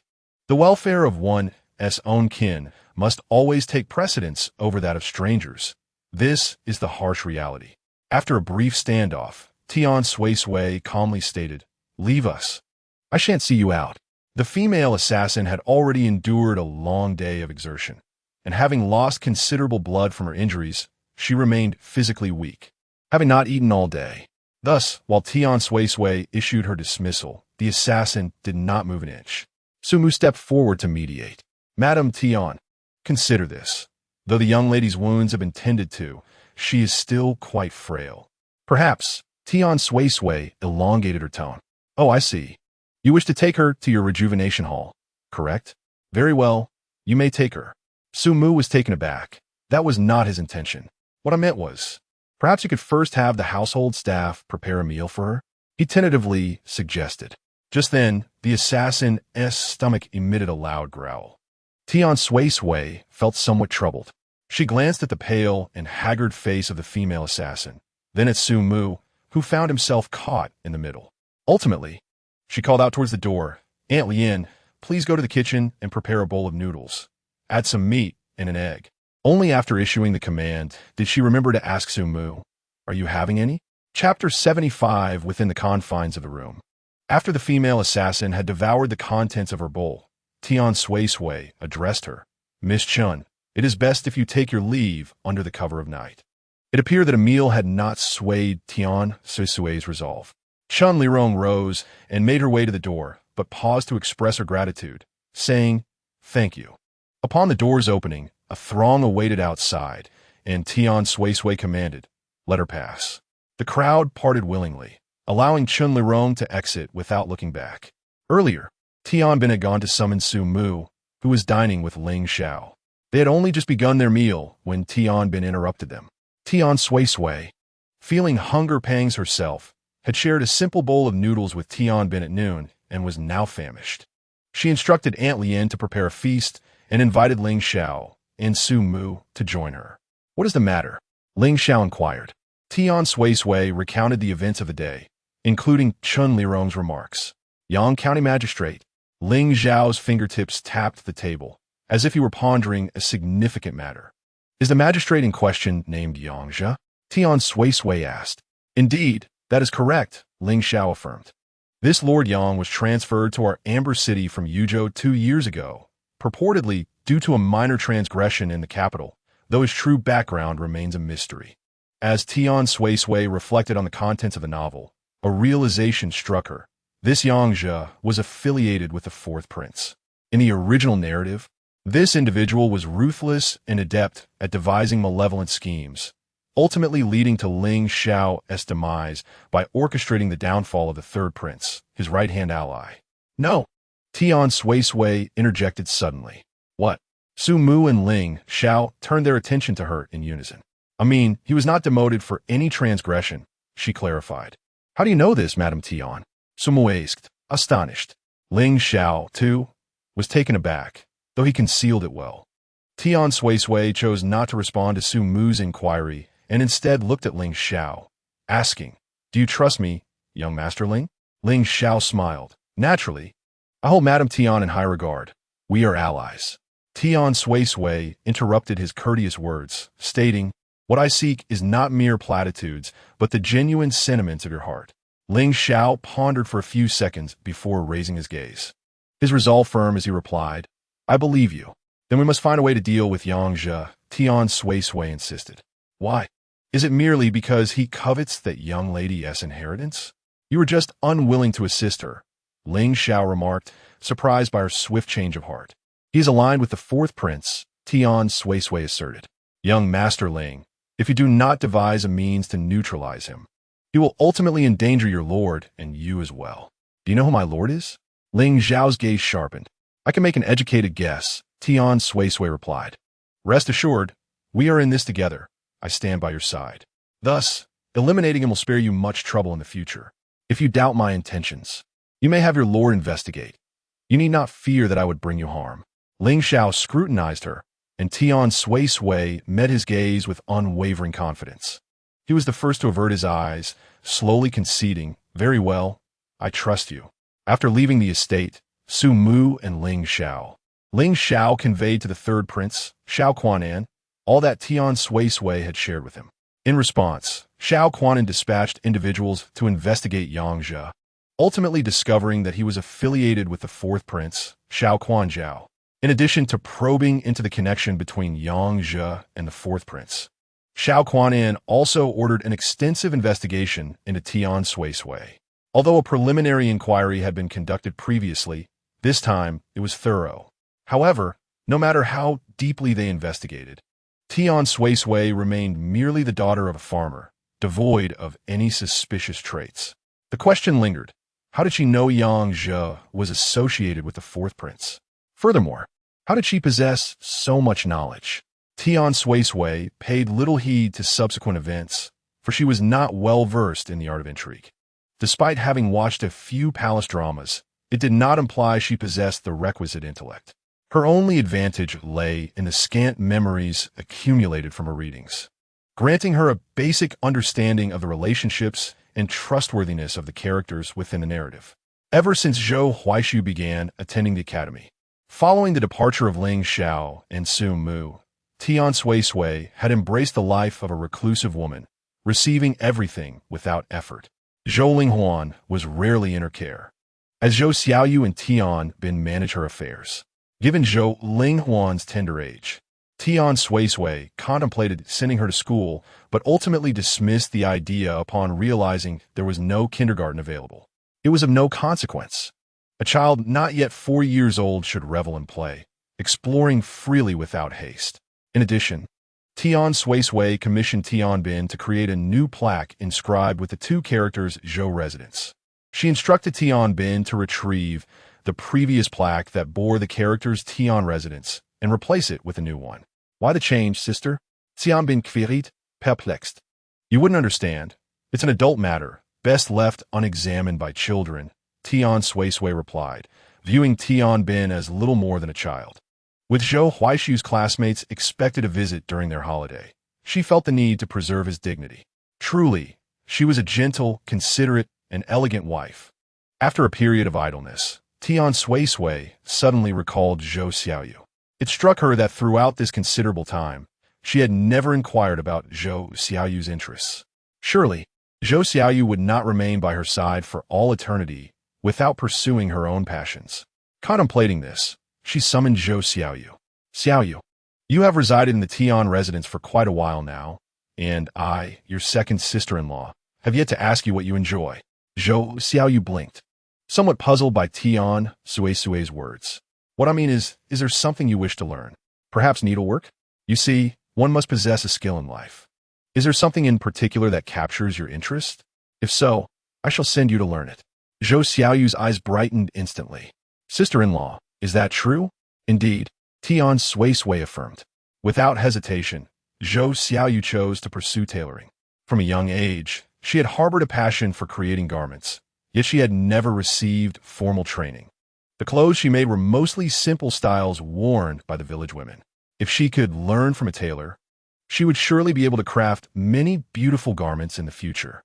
Tailoring? Yes, I wish to learn how to make clothes, Zhou Xiaoyu replied. Tailoring? Tian Suisui pondered for a moment. A tailor is indeed one who crafts garments, and mastering this skill is quite advantageous.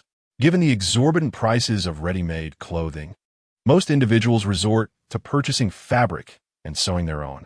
If Zhou Xiaoyu were to learn the art of tailoring and create designs inspired by future styles, she could potentially earn a living from it. Very well. I shall help you find a tailor shop where you can begin your apprenticeship. How's that sound? Thank you. Sister-in-law, the city boasts numerous tailor shops, and the following day, Tian Suisui accompanied Zhou Xiaoyu on her quest. 3 establishments were seeking apprentices.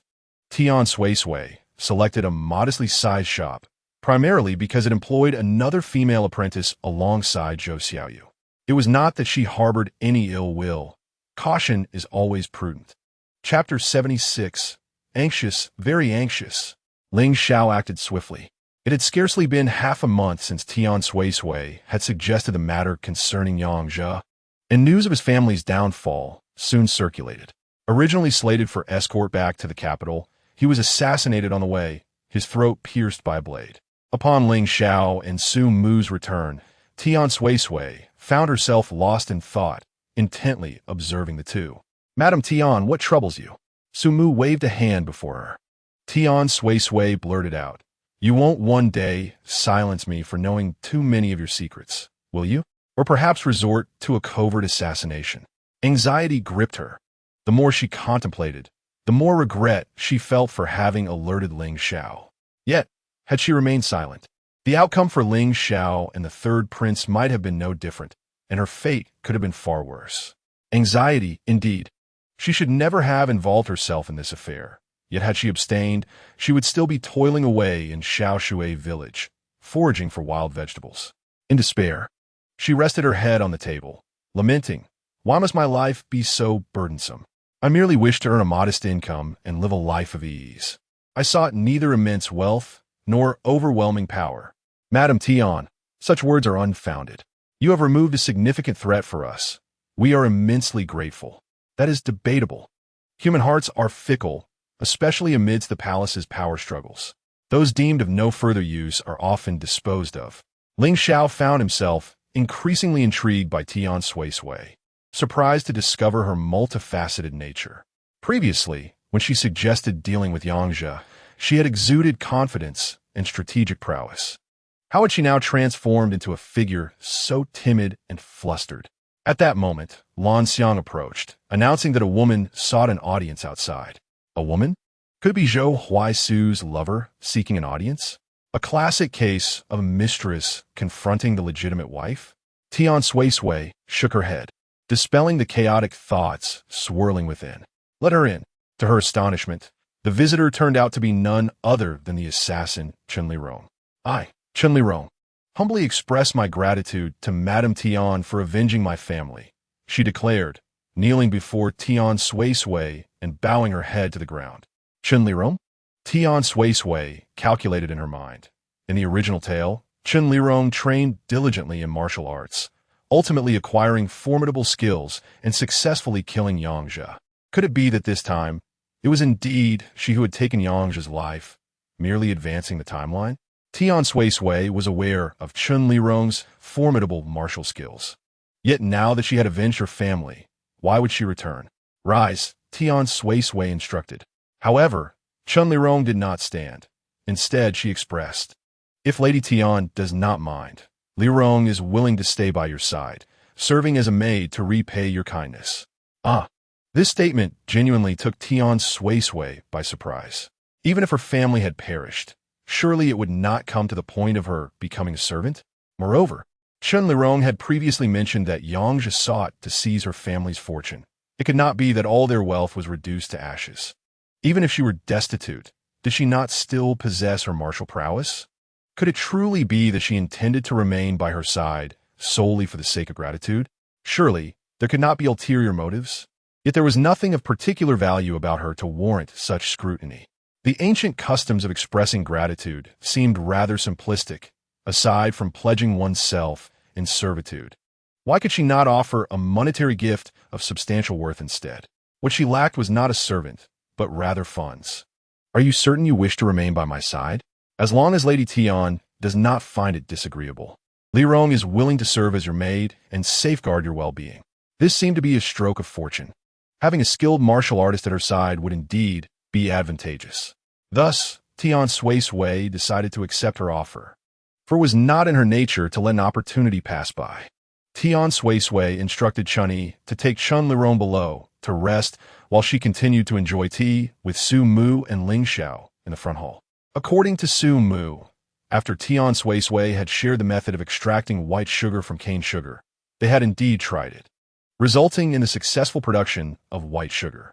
The third prince, Xiao Quanan, had presented this method to the current emperor, outlining the numerous benefits of white sugar. The emperor was greatly pleased, rewarding Xiao Quanan generously and even appointing him to oversee the southern region of Chu on behalf of the emperor. It was anticipated that in due time, the third prince would arrive in Amber City. This turn of events infuriated the fourth prince, Xiao Quanzhao. Ling Xiao had come on the third prince's orders to deliver a monetary gift of 10,000 taels of silver to Tian Suisui. While this sum might be insignificant for them, it represented a considerable fortune for her. "Oh, this money leaves me quite astonished," Tian Suisui exclaimed, her eyes sparkling with delight. "This is all that Lady Tian deserves. Please accept it with peace of mind," Ling Xiao remarked. Thank you. A month later, on a day off, Zhou Huaishu was eager to return home after a month away from Tian Suisui. However, as he stood before the entrance of the Tian residence, gazing at the plaque inscribed with the characters Zhou residence, he fell into deep contemplation. What did this mean? Had Tian Suisui sold the house to someone else? Had she taken her family and left him behind? No. Even if that were the case, Zhou Xiaoyu was his own sister. Surely she could not have abandoned him as well. Zhou Huaishu pondered various possibilities, yet he never considered that Tian Suisui would rename the Tian residence to the Zhou residence. Not only was he lost in contemplation, but Ming Yuan also found himself deep in thought. How could a visit to the academy result in the loss of his home? Ming Yuan, go knock on the door, instructed Zhou Huaishu. After a few knocks, the door swung open. Excuse me, Ming Yuan, you've returned. Grandfather Zhao exclaimed joyfully upon seeing his grandson. Grandfather? Ming Yuan replied, surprised to find it was his grandfather who opened the door. Where is Sister Suisui? And why has the Tian residence been transformed into the Zhou residence? Your sister Suisui is inside, Grandfather Zhao replied. Noticing Zhou Huaishu standing behind Ming Yuan, he added, Huaishu, you're back too. Tian Yangzi is in the house. Zhou Huaishu nodded in acknowledgement and stepped inside. At that moment, Tian Suisui was in the courtyard sitting and chatting with Tian Bin while enjoying some sunflower seeds. The house was devoid of maids, as Tian Suisui had sent them away to rest. Sister, it has been a month since brother-in-law went to the academy. Shouldn't he be taking a break soon? Tian Bin remarked. That should be the case, she replied. Sister, after such a long time, do you miss brother-in-law? As Zhou Huaishu entered, he overheard this question. He remained silent, waiting to learn whether Tian Suisui had thought of him during his absence. Chapter 77. Am I here just to touch you?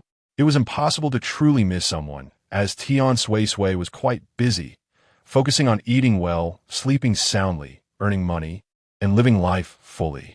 Before she could respond, the observant Tian Bin noticed Zhou Huaishu standing at the door. Brother-in-law, you're back. I returned today as tomorrow is a day off, Zhou Huaishu replied, his gaze never leaving Tian Suisui. I'll go call Aunt Lian to prepare something for you, Tian Bin said, assuming he was being considerate as he exited the front hall. Tian Suisui felt inexplicably shy upon seeing Zhou Huaishu again after just over a month apart. She stood up to greet him. You must be tired. Why don't you come sit down? Zhou Huaishu simply responded with a greeting as he walked towards her. Yet, just a step away, without warning, he grasped her and pulled her into his embrace. Tian Suisui had just begun to utter a word when Zhou Huaishu spoke. "My dear, I missed you." "All right, I understand," she replied, patting him lightly, though she secretly wished to push him away, unable to muster the strength to do so. Feeling a bit awkward, she found herself at a loss for words. Fortunately, Zhou Huaishu did not require her to say anything. He had never anticipated feeling so fondly towards Tian Suisui, though they had lived together daily before.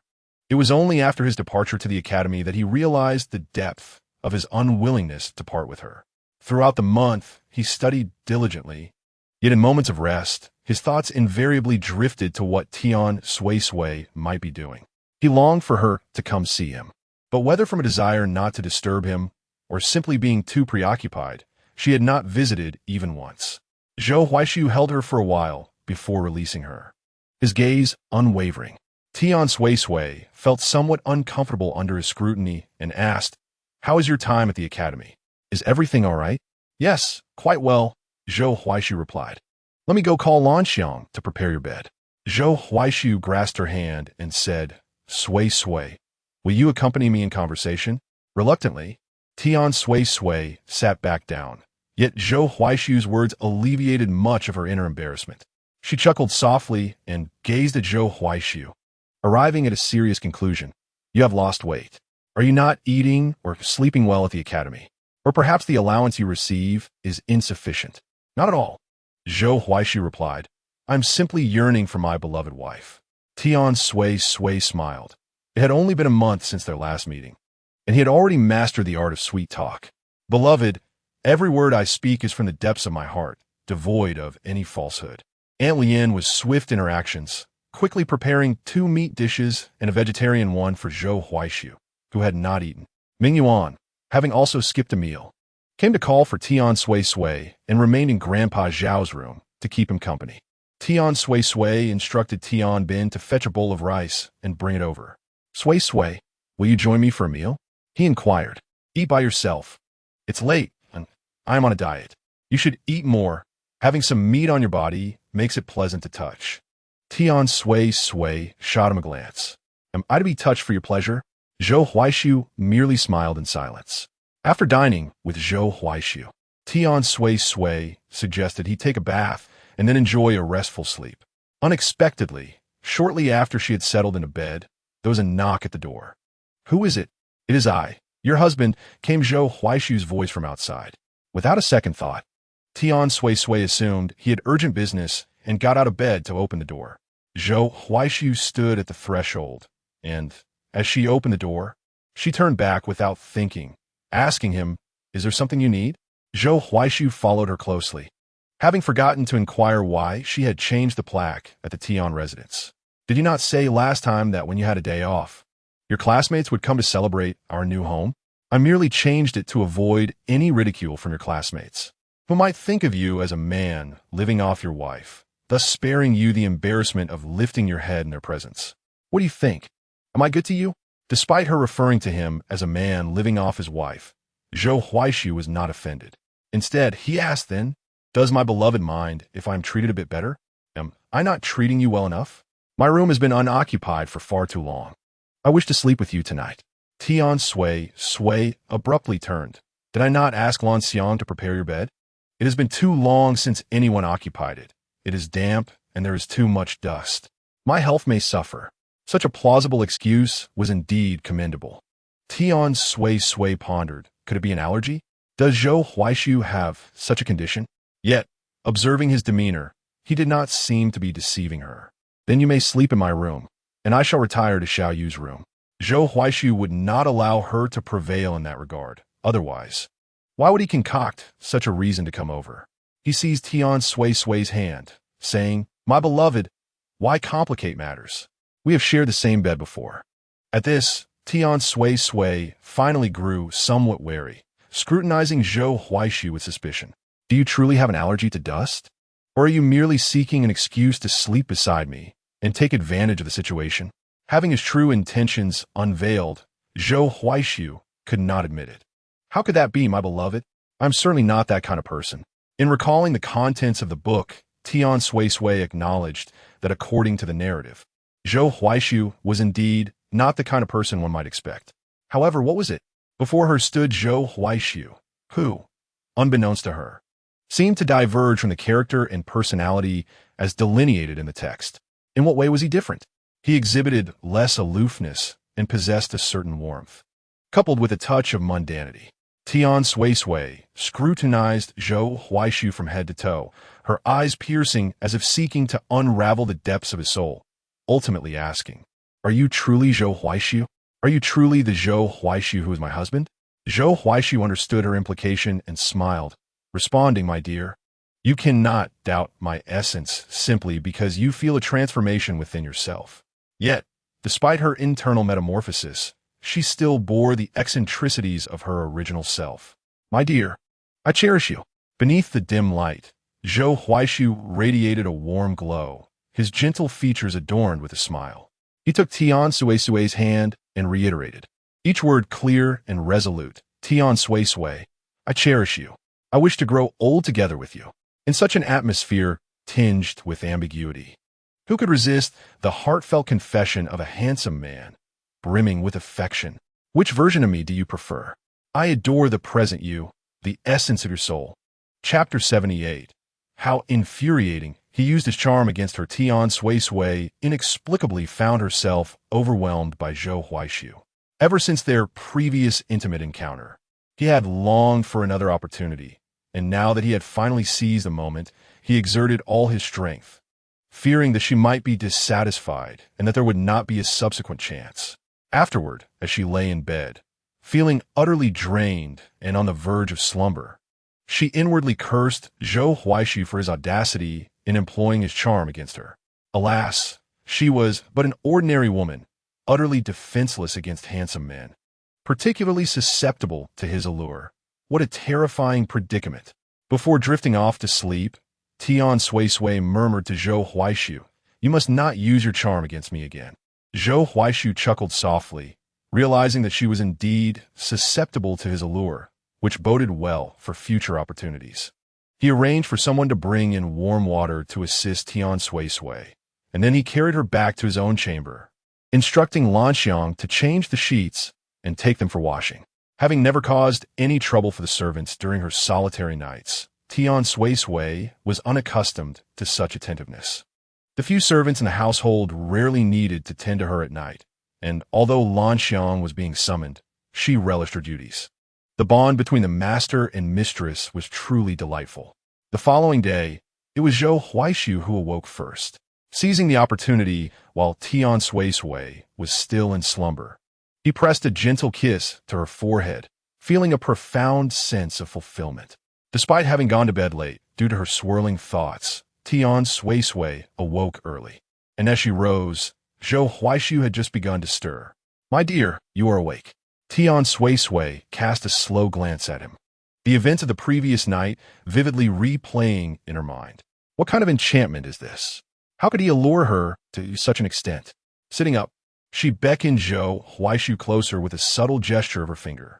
As he complied and approached, he inquired, "What is it?" Tian Suisui pinched his face, glancing around with a hint of despondency. Well, it was true. She had no defenses against his visage. Even handsome men possess their advantages. Zhou Huaishu, undaunted by her playful grip, readily allowed her to inspect him, teasingly asking if his wife favored his appearance. Of course, how could she not? A man who not only protects his wife, but is also handsome, capable in certain aspects, and ambitious. Who wouldn't he be drawn to such qualities? Tian Suisui offered no reply.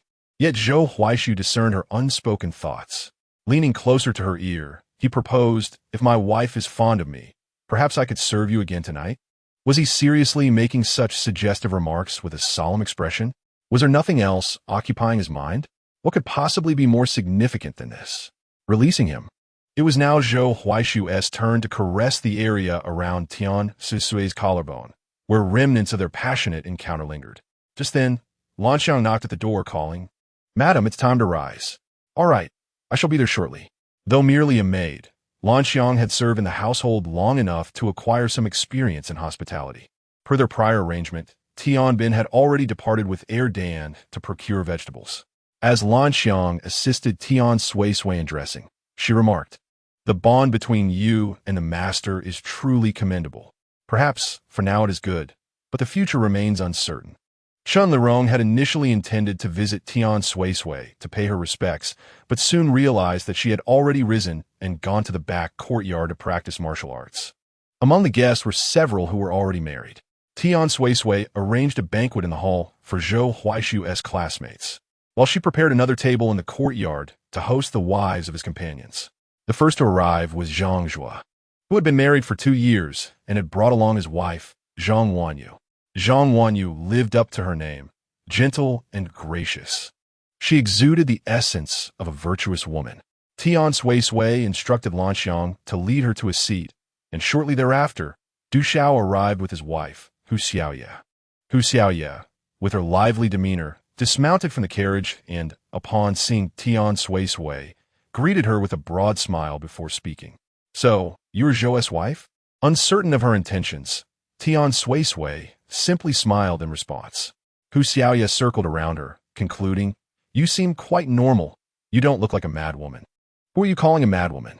Chun Lirong interjected, stepping protectively in front of Tian Suisui. Hu Xiaoye was taken aback. "Madam, please refrain from such remarks," Du Xiao urged. Pulling her back, "My wife speaks bluntly, but she means no offense. She did not intend to insult you." Du Tongshang responded courteously. "I understand," said Tian Suisui. Before Du Xiao and Hu Xiaoye could enter, Zhao Yuan arrived, accompanied not by his wife, but by another young gentleman dressed in a similar fashion. The arrogant young gentleman cast a disdainful glance over Zhou Huaishu and Tian Suisui, but his eyes brightened upon spotting Chun Lirong, who stood behind Tian Suisui, prompting him to lick his lips unconsciously. This trivial gesture did not escape Tian Suisui's notice. How disgusting this man was, clearly a lecher. Zhao Yuan took the initiative to introduce, "This is Lord Zhuang's son, Zhuang Xiang, whom I encountered on the road earlier." Zhou Huaishu clasped his hands in a polite salute. "Please, Master Zhuang, come in." Zhuang Xiang maintained an air of superiority as he proceeded with the others into the hall. Tian Suisui led several female guests to the backyard, where a table was laden with an array of snacks, some of which she had prepared herself. "Madam Tian, what is this?" asked Hu Xiaoye, pointing at one of the delicacies. "This is rainbow cake," Tian Suisui replied. "It looks quite delicious. I've never had it before. If you like it, I shall have a servant pack some for you to take home," she offered. "Thank you. And what about this one? It resembles a mooncake. Yet it is different from the ones I have tasted," inquired Zhang Wanyu. "It is indeed a mooncake, but instead of mixed nuts. It is my homemade lotus seed paste and salted egg yolk mooncake. If you fancy it, I can have a servant prepare one for you as well." "That would not be necessary," Zhang Wanyu replied. "I wouldn't want to trouble Madame Tian." "It's no trouble at all. It's merely a small effort," Tian Suisui reassured her. After enjoying the snacks, Aunt Lian's dishes were ready, marking the commencement of the main meal. "I've had too many snacks. I can barely eat now," Hu Xiaoye lamented. "Do try a little. The flavors of Aunt Lian's cooking are quite splendid," Tian Suisui encouraged. In the front hall, Zhou Huaishu raised his glass and addressed the gathering. "I extend my heartfelt gratitude to all for your presence. Let me drink to your health first." He drained his glass, prompting the others to follow suit. After a few rounds of drinks, Zhuang Xiang, emboldened by the alcohol, suggested, "What is the point of just drinking? Let us engage in something more entertaining." "What does Master Zhuang wish to play?" Zhou Huaishu inquired. "Earlier, I noticed a charming beauty standing beside your lady. She held a sword. Why not summon her to perform a sword dance for our amusement?"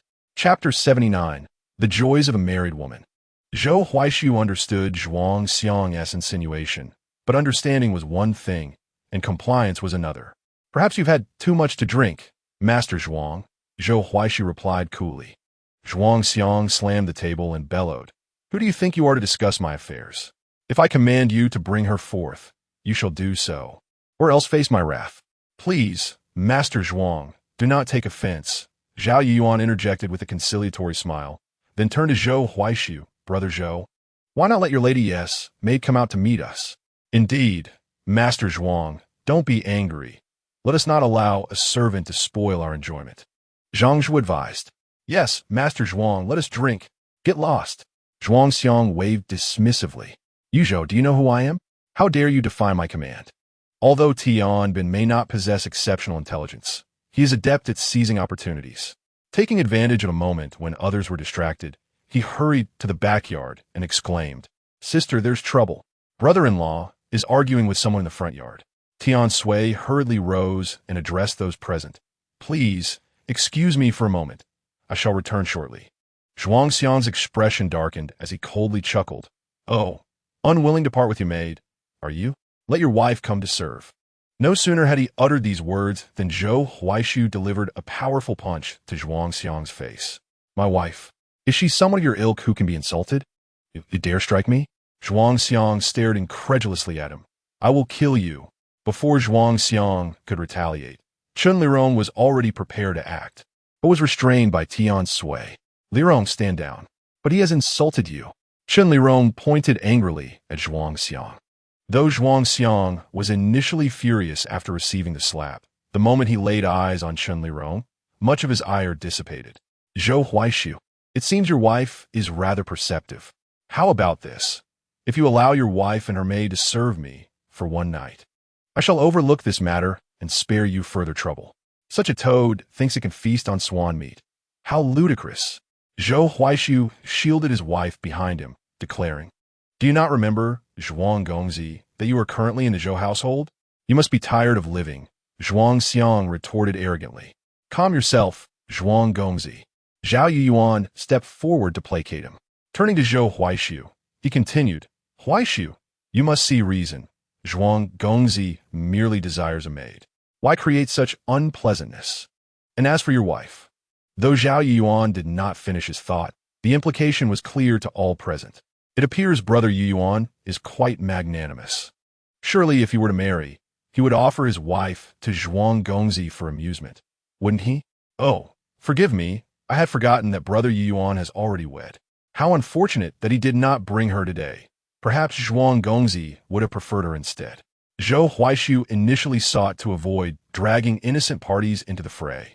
But Zhao Yuan had crossed a line. My wife is coarse and unrefined. How could she possibly catch Zhuang Gongzi's eye? The flames of anger now licked at Zhao Yuan, who finally felt panic. Zhou Huaishu could no longer tolerate the hypocritical smirk on Zhao Yuan's face or the repulsive demeanor of Zhuang Xiang. Someone, escort our guests out. Tian Sui gave Tian Bin a knowing glance, and he promptly stepped forward. Zhuang Gongzi, Zhao Gongzi, this way, please. Zhuang Xiang glared coldly at Zhou Huaishu and Tian Sui, leaving behind a menacing remark. You wait, Zhou. I will make sure you regret this. With that, he stormed off. Zhao Yuan sighed. Brother Zhou, you may not be aware of Zhuang Gongzi's nature. He is one to repay grudges. Why provoke him? He hurried after Zhuang Xiang, calling, Wait, Zhuang Gongzi. The remaining Zhang Zhua and Du Xiao felt uncomfortable lingering and offered Zhou Huaishu a few words of comfort before departing with their own wives. Hu Xiaoya was still contemplating the pastries that Tian Sui had mentioned earlier. Ah, my dear husband. Observing their eager attempts to dissociate themselves, Tian Sui teased. My beloved husband, it seems your judgment of character may be somewhat lacking. Zhou Huaishu, following the current, expressed to his wife that she should take greater care in the future. Well said, replied Tian Suisui, patting his shoulder before gracefully turning away. After hosting a meal, the most bothersome task is undoubtedly the cleanup. Fortunately, Tian Suisui no longer has to concern herself with such matters, as her household is now staffed with numerous servants.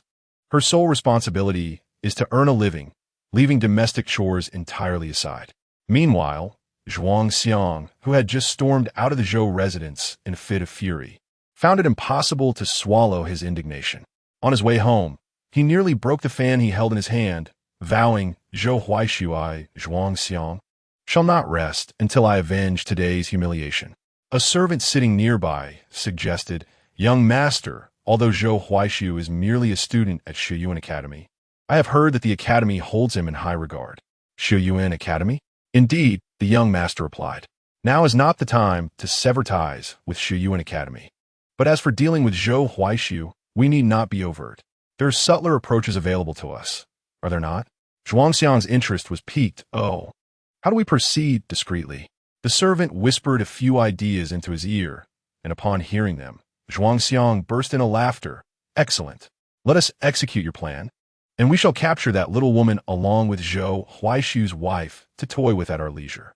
A married woman, after all, is far more entertaining than those young maidens who howl and cry for responsibility once they are deceived. You speak wisely, young master. From this day forth, I shall assign someone to keep a watchful eye on the Zhou residence. I intend to keep it firmly within my grasp. At that moment, Chen Lirong was in the courtyard, practicing her swordsmanship. Zhou Huaishu observed her for a while before applauding. Miss Chen, your martial skills are truly commendable. I am in awe. Although Chen Lirong had not signed a contract of servitude, she maintained a modest demeanor, replying, You flatter me, young Master Zhou. Might I trouble you for a favor? He inquired. Please do speak, she responded. Zhou Huaishu leaned in to whisper a few words in her ear, and Chen Lirong gazed at him in disbelief. This matter. I fear Tian Yangzi will not consent. Zhou Huaishu chuckled softly. Miss Chen, as you have observed today, Zhuangxiang will not rest until he seeks revenge. I will be returning to the academy in a couple of days. My safety is assured. Zhuangxiang, being merely the son of a minor official, already acts so brazenly. If I do not take firm action, he may very well turn his malice toward your lady. Thus, I must impose upon you. After pondering briefly, Chen Lirong recognized that the events had been set into motion by her actions. Grateful for Tian Suisui's previous rescue of her life, she could not bear the thought of placing her in danger due to her. Moreover, Zhou Huaishu's intentions were merely preventative. He was not overstepping. Thus, she resolved without hesitation to comply. After nightfall, clad in dark attire, Chen Lirong stealthily departed the Zhou residence under the cover of darkness. Chapter 80. A moonless, windy night. A night of bloodshed and arson that night. Tian Suisui, who had been peacefully asleep, was abruptly awakened by a piercing cry emanating from next door. Rubbing her eyes, she initially planned to wait for the noise to subside before returning to slumber, but alas, the cries only intensified, growing ever louder. In discomfort, she covered her ears. Yet the din persisted unabated. Unable to endure any longer, she called out, Lan Xiang. Lan Xiang promptly entered the room. Madam, has the noise from next door disturbed your rest? Could you find out what is happening? Miss Chen had already gone, and she was expected to return shortly. After a while, indeed, Chen Lirong came back. Without waiting for Tian Suisui to inquire, she spoke of the events that had transpired. Madam Tian is the family next door. Somehow, in the midst of their slumber, a venomous snake suddenly slithered in from outside and bit the male head of the household. Now, with the onset of the snake's venom, it appears that the situation is dire. A venomous snake? Tian Suisui mused. It seems that such creatures have never graced Wudong Street, especially in the urban area. It is already September. How can there still be venomous snakes? Rising to her feet, she declared, Let us go and see. Chen Lirong followed closely, and Zhou Huaishu emerged from his own room. Madam, I shall accompany you. Last night, Zhou Huaishu had wished to join Tian Suisui in her chamber.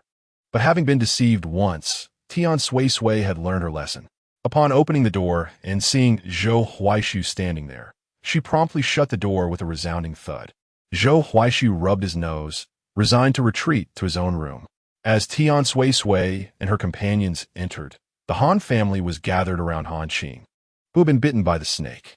Han Qing, 18 years old, had awoken in the night due to an urgent need to relieve himself.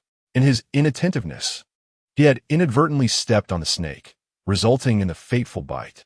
The venom's potency was evidently overwhelming, as Han Qing was now completely paralyzed, unable to move, his complexion gradually turning a shade of purple.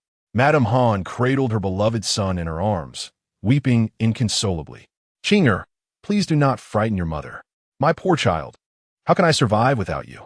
The head of the Han family, Han Jie, paced back and forth, hands clasped behind his back. Has the doctor been summoned?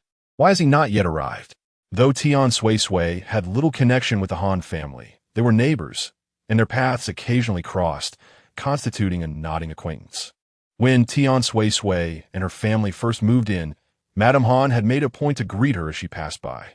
"Shall I attempt to assist young Master Han?" Upon hearing Tian Suisui's voice, the members of the Han family turned their gazes toward her. Madame Tian is knowledgeable about snake venom? Madame Han recognized Tian Suisui at once. "I shall give it a try," Tian Suisui replied. "Please proceed." Han Jie gestured courteously. Tian Suisui approached and instructed them to elevate Han Qing's upper body to prevent the venom from circulating more swiftly within him. The bite was located on his calf. After examining the wound, she inquired about the appearance of the snake, but aside from Han Qing, no one else had any knowledge, and currently, Han Qing lay in a state of unconsciousness. "Bring me a knife." Tian Suisui extended her hand. Chen Lirong placed a dagger in her palm. Tian Suisui made a small incision around the wound to expel the venomous blood, which had already taken on a dark hue. Once the venomous blood was extracted, she made a small cut at the tip of Han Qing's finger, allowing the blood to flow gradually. Madame Han was perplexed by Tian Suisui's actions and was about to step forward to inquire, but Han Jie stopped her with a shake of his head. Madame Han had no choice but to remain still, anxiously observing Tian Suisui's procedure. "Lirong, please return and fetch the 7-leaf flower I have stored in the apothecary." "Yes," she replied. Tian Suisui rose to her feet and addressed Mr. Han and Madame Han, stating, "I am presently uncertain as to which venomous serpent has bitten your young master. For now, I can only apply herbal remedies to suppress the toxin and prevent its spread. Tomorrow, once he awakens, you may send someone to seek me out. We must ascertain the type of serpent to properly counteract the poison." "Thank you, Lady Tian," replied Madame Han. Chen Lirong returned swiftly, and Tian Suisui applied the medicine to Han Qing's wound before departing. "Remember, do not use cold or heat compresses. Simply await young Master Han's awakening with patience." On the way back, Zhou Huaishi remarked, "I never expected my wife to be so kind-hearted, so eager to lend a helping hand." Tian Suisui glanced at him and interjected, "If I were not benevolent." She leaned closer to Zhou Huaishi's ear, whispering in a tone audible only to the two of them, "When I first arrived here, I'd already quietly poisoned you." With that, she skipped home.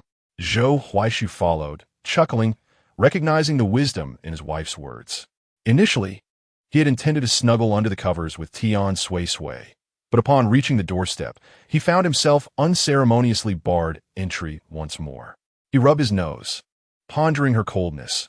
Had not the previous night been quite delightful? Why did she seem disinterested this evening? The next day, Zhou Huaishu prepared to return to the academy, and Tian Suisui rose early as well. This time, she did not accompany him, but instead sent Chen Lirong in her stead. Concerned that Zhuang Xiang might seize the opportunity to retaliate against Zhou Huaishu on his journey back to the academy, she felt more at ease with Chen Lirong by his side. Zhuang Xiang harbored similar thoughts, but he was no fool. He would not strike during the day, preferring to wait until nightfall. Under the cover of darkness, he would devise a way to draw Zhou Huaishu out, ensuring that should anything happen, he would not be held accountable. After breakfast, a messenger from the Han family arrived, announcing that Han Qing had awakened. When Tian Suisui arrived, it was true that Han Qing was awake, yet he appeared rather unwell. "Did you see the serpent that bit you, young master?" she inquired. Han Qing shook his head, recalling only that it was entirely green with a triangular head and seemed to possess 3 eyes. Entirely green, a triangular head, 3 eyes? Tian Suisui pondered, her thoughts coalescing into a hypothesis. "I understand now. Young Master Han, please rest well." Upon exiting Han Qing's room, Madame Han anxiously approached Tian Suisui, asking Lady Tian, "How is my son? Is there hope for him?" "Do not worry, madam. He shall be fine," Tian Suisui reassured her. "Will there be any lingering effects?" Madame Ampe said, "I have heard that snake bites, if not treated promptly or properly, can leave behind repercussions such as misaligned features, slurred speech, or stiffness in the limbs, rendering one unable to walk." "Madam, do not speak such nonsense," Han Jie interjected. Tian Suisui was about to respond when Madame Han continued, "Very well. As long as Qing'er can survive, that is all that matters." "Rest assured, madam," Tian Suisui replied, "with appropriate treatment, the toxins within your son can be entirely expelled. However, He will require a period of proper recuperation. In due time, he shall be no different from others. Tian Suisui then prepared a prescription, and Han Jia, glancing at it, was taken aback. Chapter 81. Trust him, and there will be spirits in the prescription penned by Tian Suisui. The words scorpion venom were clearly inscribed. Rest assured, Master Han. Tian Yangzi assured, the snake that bit your son last night possesses fiery toxicity, while the scorpion venom is of a cold nature. The two substances counteract each other perfectly. Han Jia, somewhat bewildered, responded with a couple of O's, acknowledging his own lack of knowledge. Upon returning home, Tian Suisui noticed that Chun Lirong had yet to arrive, which was unusual for this hour. Nonetheless, she did not dwell on it, for she understood the need for a modicum of personal freedom. Meanwhile, the ostensibly free Chun Lirong was not engaged in leisurely pursuits. Rather, she was meticulously observing Zhuang Xiang. For 2 days, she had shadowed him, noting that he frequented the Yuanyang Pavilion every day afternoon, only to return home in a sedan chair between the hours of the dog and pig. However, she resolved to bide her time, planning to observe him for a few more days. Should Zhuang Xiang's route home prove consistent, her ambush would be considerably simplified. Days later, Zhuang Xiang summoned Zhao Yuan. Brother Zhou, Zhao Yuan knocked on the door of Zhou Huaishu's dormitory. Zhou Huaishu opened the door, his tone somewhat frosty. To what do I owe the pleasure of your visit, Brother Zhao? Since their last encounter, Zhou Huaishu had ceased all communication with Zhao Yuan, holding him in disdain, much like he did Zhang Zhua. In contrast, he regarded Du Xiao with marginally better disposition, yet it remained a scant improvement. Understanding Zhou's aversion, Zhao Yuan quickly donned a facade of friendliness. Brother Zhou, young Master Zhuang has sent me to inform you that he wishes to invite you to the Pearl Tower tomorrow at noon. He acknowledges that he may have spoken impulsively during your last meeting and sincerely wishes to apologize for his inappropriate remarks. Zhou Huaishu, perceiving ulterior motives in Zhao Yuan's demeanor, felt a sense of foreboding. His eyes betrayed a hidden malice, as if he wished for Zhou Huaishu's downfall. Indeed, Zhao Yuan harbored such sentiments. Feeling unjustly overshadowed by Zhou Huaishu in the eyes of their mentors at the academy, he swore that one day he would usurp Zhou Huaishu's position. Initially, Zhao Yuan relished the fact that Zhou Huaishu had married a woman deemed insane, believing this would grant him perpetual superiority over him, even feeling a hint of sympathy. However, upon their last meeting, it became apparent that Zhou Huaishu's wife was neither mad nor unattractive, but rather strikingly beautiful. Why should Zhou Huaishu be gifted with such a virtuous and lovely spouse? Why did the Academy's mentors shower him with praise? Why, after 2 months of absence, had Zhou Huaishu moved into a grand residence? All these factors ignited a jealousy within Zhao Yuan that bordered on madness. Thank you for your trouble, Brother Zhao. Zhou Huaishu said, I shall not detain you from your studies any longer. Please excuse me, Brother Zhou, Zhao Yuan replied as he took his leave. No sooner had Zhao Yuan departed than Chun Lirong arrived, relaying the details of her surveillance to Zhou Huaishu. After a moment of contemplation, he instructed, we shall act tonight. Chun Lirong nodded, but as she turned to leave, Zhou Huaishu called her back. Remember, do not let my wife know of this matter. Understood. In the early hours of the morning, the door of the Zhou residence was rapped upon insistently. Tian Yangzi, open the door. Tian Suisui resided in the backyard, unaware of the commotion, while Grandpa Zhao, stationed at the front, heard someone knocking at the door. He promptly rose to open it, only to find Su Mu standing outside, accompanied by several others. Mingdi, I urgently seek your wife, Tian Yangzi. Could you possibly summon her?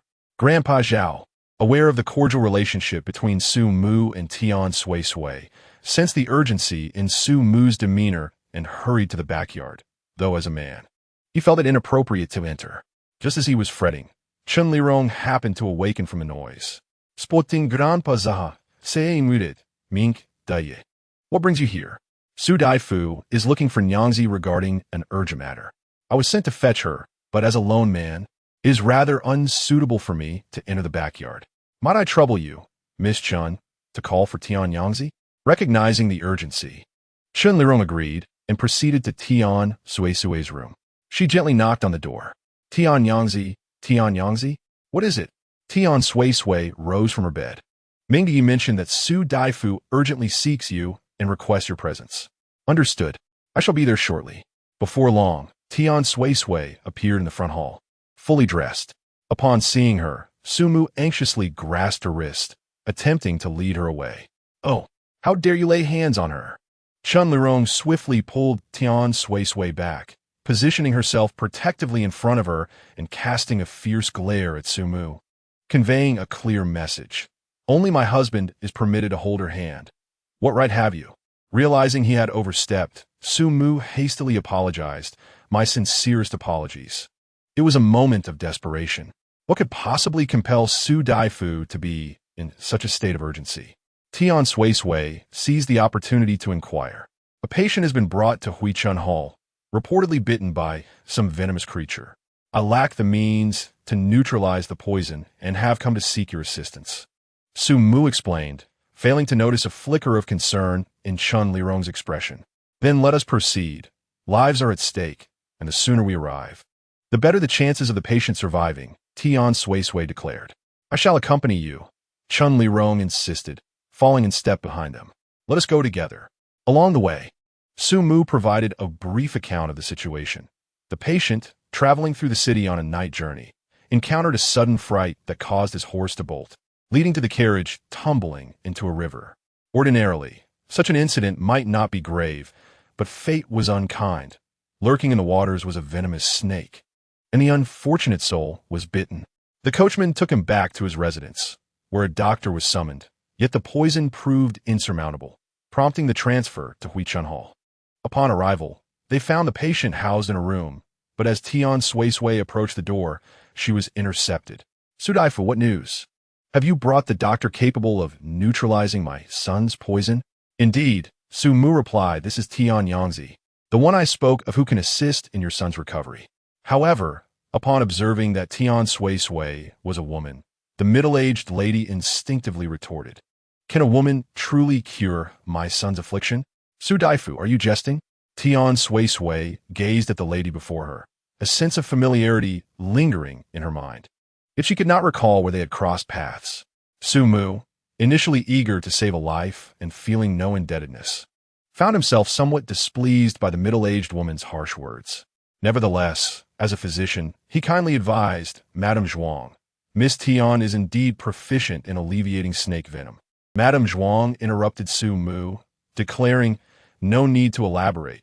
I do not trust her. Please find someone else. Chapter 82. Even a glance would tarnish my eyes. To request assistance with such an attitude, take it or leave it. I do not know her anyway. Yet, Tian Suisui prided herself on her politeness, especially in the presence of others. Before departing, she ensured that all formalities were observed. Thus, she decided to take her leave. Before Tian Suisui could exit, the door creaked open, revealing a middle-aged man's voice. Divine physician, please wait. My lord, what divine physician? She is nothing but a woman of no discernment, someone retorted. Silence. The man chastised. Since she was summoned by Dr. Su, she must possess some skill. He approached Tian Suisui without pretense, adopting a humble demeanor. Esteemed physician, please do not take offense. My wife is rather short-sighted and did not intend to offend you. I am Zhuang Zigua, the magistrate of Amber City. Initially, Tian Suisui remained indifferent to the title of divine physician bestowed upon her, but the latter half of his introduction nearly propelled her to leave on the spot. Zhuang Zigua, magistrate of Amber City? If her memory served her correctly, Zhuang Xiang was indeed the magistrate's son. Could it be that he was the one lying inside? Was fate truly so whimsical? Suppressing her burgeoning curiosity, she feigned nonchalance. Ah, it is indeed Magistrate Zhuang. I apologize for my rudeness. Esteemed physician, might you first examine my son? Certainly. Tian Suisui followed Zhuang Zigua into the room and, upon closer inspection, recognized the unconscious figure on the bed, none other than the foolish Zhuang Xiang. His complexion was a dreadful shade of purple, and his hair was disheveled. Had she not looked closely, she might not have recognized him. Had it not been for the circumstances, a laugh would have escaped her lips. Doctor, Su mentioned that your son was bitten by a venomous snake. Is that correct? Indeed. Do you know what kind of snake inflicted the bite? Zhuang Zigua shook his head. Uncertain. And where exactly was he bitten? Zhuang Zigua hesitated. Well, to be honest, the location of the bite is rather complicated. Tian Suisui's imagination ran wild. The chest? The rear? The most intimate area? She considered numerous possibilities, but never fathomed that Zhuang Xiang had been bitten in the most indescribable region, the man's essence. Oh dear! A forced laugh escaped Tian Suisui, her expression shifting through a kaleidoscope of emotions. Zhuang Xiang's misfortune was truly excessive. Having been bitten, there was unfortunate enough, and now it had turned a dark, ominous hue. Observing the situation, even if Zhuang Xiang were to survive, his future happiness was likely irrevocably compromised. She averted her gaze, feeling that even a moment's longer observation would taint her eyes. Madame Zhuang has long harbored discontent towards Tian Suisui. Observing her reluctance to take action, she demanded, "If you possess the antidote, hasten to administer it to my son. One moment you inquire about the type of venomous serpent that has harmed him, and the next, you wish to examine his wounds. It is evident that you lack the knowledge to concoct an antidote, and thus seek to delay with excuses. Sommes interdicted, mesdames. You may not be aware that only by identifying the specific serpent can we ascertain the nature of its venom and prescribe the appropriate remedy. Cease with your pretexts and expedite the antidote, or I shall undoubtedly demolish your clinic," she retorted. Tian Suisui, not one to be easily intimidated, decided to withdraw from the situation. After all, she had no intention of saving Zhuang Xiang. A person like him would only become a bane to society if restored to health. She promptly bowed to Zhuang Zigua, stating, "Sir, please forgive me. I am powerless to assist. I cannot provide an antidote for your son's affliction." Zhuang Zigua, undeterred, exclaimed, "Madame Zhuang certainly will not allow you to depart so easily. I have warned you that this is nothing but a charlatan's ruse. To expect a mere woman to save our son is nothing short of laughable. If you cannot cure him, you shall pay with your life." Tian Suisui, bewildered, questioned the absurdity of his accusation, as if she were responsible for his son's current plight. "Seize this woman and destroy her clinic. If she cannot save even one person, then the physicians of your establishment must be nothing but frauds," commanded Madame Zhuang. As her subordinates advanced to apprehend her, Ling Xiao stepped forward, positioning himself protectively in front of Tian Suisui and Su Mu. Does Madame Zhuang believe that the esteemed clinic of rejuvenation has no capable defenders? No sooner had Ling Xiao spoken than numerous shadowy figures infiltrated from the windows and doorways, encircling him and the others in a protective formation. Zhuang Zigua recognized the extraordinary skills of these shadow guards and understood that Ling Xiao's status was far from ordinary. He approached with an apology. "Young Master Ling, Dr. Su, my wife is merely anxious due to our son's condition. I hope you will not hold her words against her."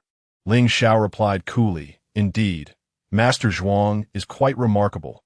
A mere assistant holds dominion over such a retinue. One cannot be too cautious while traversing the night."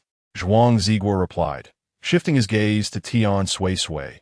"Might the esteemed healer possess a means to save my son?"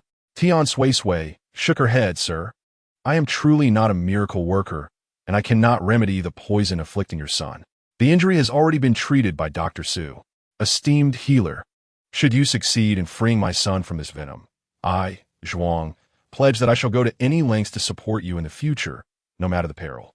Tian Suisui appeared contemplative. "Master Zhuang, it is not that I wish to withhold assistance, but the toxins within your son have already spread.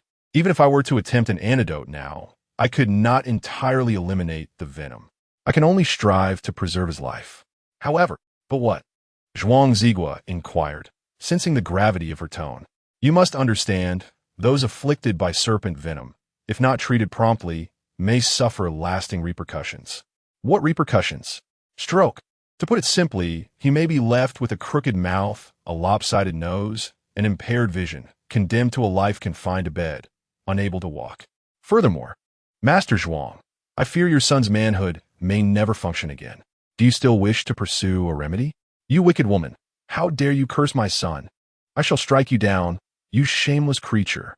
Upon hearing this, Madame Zhuang became agitated and lunged toward Tian Suisui, yet before the hidden guards could intervene. A resounding slap echoed as Madame Zhuang's face met a heavy hand. Silence. Zhuang Zigua bellowed. Are you not satisfied with the chaos you have sown? Must you witness Xiang'er perish before you find joy? My lord, Madame Zhuang exclaimed, clutching her face in disbelief. I never imagined you would defend that little vixen, Tian Suisui, in front of so many. I cannot fathom why you would humiliate me so publicly. She collapsed by the bed, weeping. Why is my son's fate so tragic? Oh, my poor child. Chapter 83. Some lives are more painful than death despite Madame Zhuang's outrageous and domineering behavior.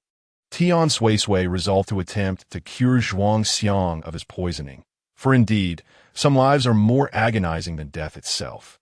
Although Su Mu had already applied herbs to Zhuang Xiang's wound, it appeared that the herbs chosen were not entirely appropriate. Without voicing her concerns, Tian Suisui simply prepared a standard prescription for snake venom antidote. Lord Zhuang, this is all I can offer, as your household staff failed to identify the specific snake that bit your esteemed son. My prescription is based solely on my observations of the wound. Of course, Lord Zhuang could seek another physician for a different perspective. Thank you, divine physician. Despite Tian Suisui having stated multiple times that she was not a divine physician, Zhuang Zigua persistently referred to her as such, given his current need for her assistance. After the staff of the Hua Chuntang prepared the medicine, Madame Zhuang forced Zhuang Xiang to drink it. The effects of traditional Chinese medicine are inherently gradual. Thus, one dose would not suffice for an immediate recovery. Tian Suisui, unwilling to wait any longer to see if Zhuang Xiang would awaken, instructed Su Mu to arrange for her transport home. The Hua Chuntang had other physicians in attendance. It was not solely reliant on Su Mu. To Tian Suisui's surprise, Ling Xiao accompanied Su Mu to escort her home. As she observed the two men, she couldn't shake the feeling that something was amiss between them. Are you two close friends? She could not help but inquire. Su Mu replied, What is a close friend? Forget I asked, she retorted. Lady Tian, Su Mu continued, it seemed you were reluctant to save the son of the chief. Is there some past grievance between you and him, or perhaps with the chief's son? What grievance could I possibly have with him? I am but a commoner. How could I dare provoke such a prominent figure? Not necessarily a prominent figure, Su Mu countered, albeit with difficulty. His remark elicited a laugh from Tian Suisui. Then why do you hesitate to save the chief's son? Sumo praised for clarity. Tian Suisui, observing his insatiable curiosity, retorted, Why don't you first enlighten me on your relationship? You seem inseparable. Is it true that life would be unbearable for one without the other? Even married couples do not cling to each other so tightly. Su Mu interjected, pointing at Ling Xiao. He cannot live without me. Ling Xiao, with an impassive expression, responded. Say that again if you dare. The truth remains unchanged, regardless of your denial. When I first arrived in Amber City, who was it that cried and insisted on accompanying me? I was merely concerned for your safety. There are many eyes upon you. Su Mu and Ling Xiao grew up together, their families maintaining a close bond. When Lady Su was pregnant with Su Mu, Ling Xiao was merely a year old, and it was then that the two families made a pact. If a daughter were born, she would be promised to Ling Xiao as his wife. Alas, Su Mu was a boy, and thus the betrothal was never formalized.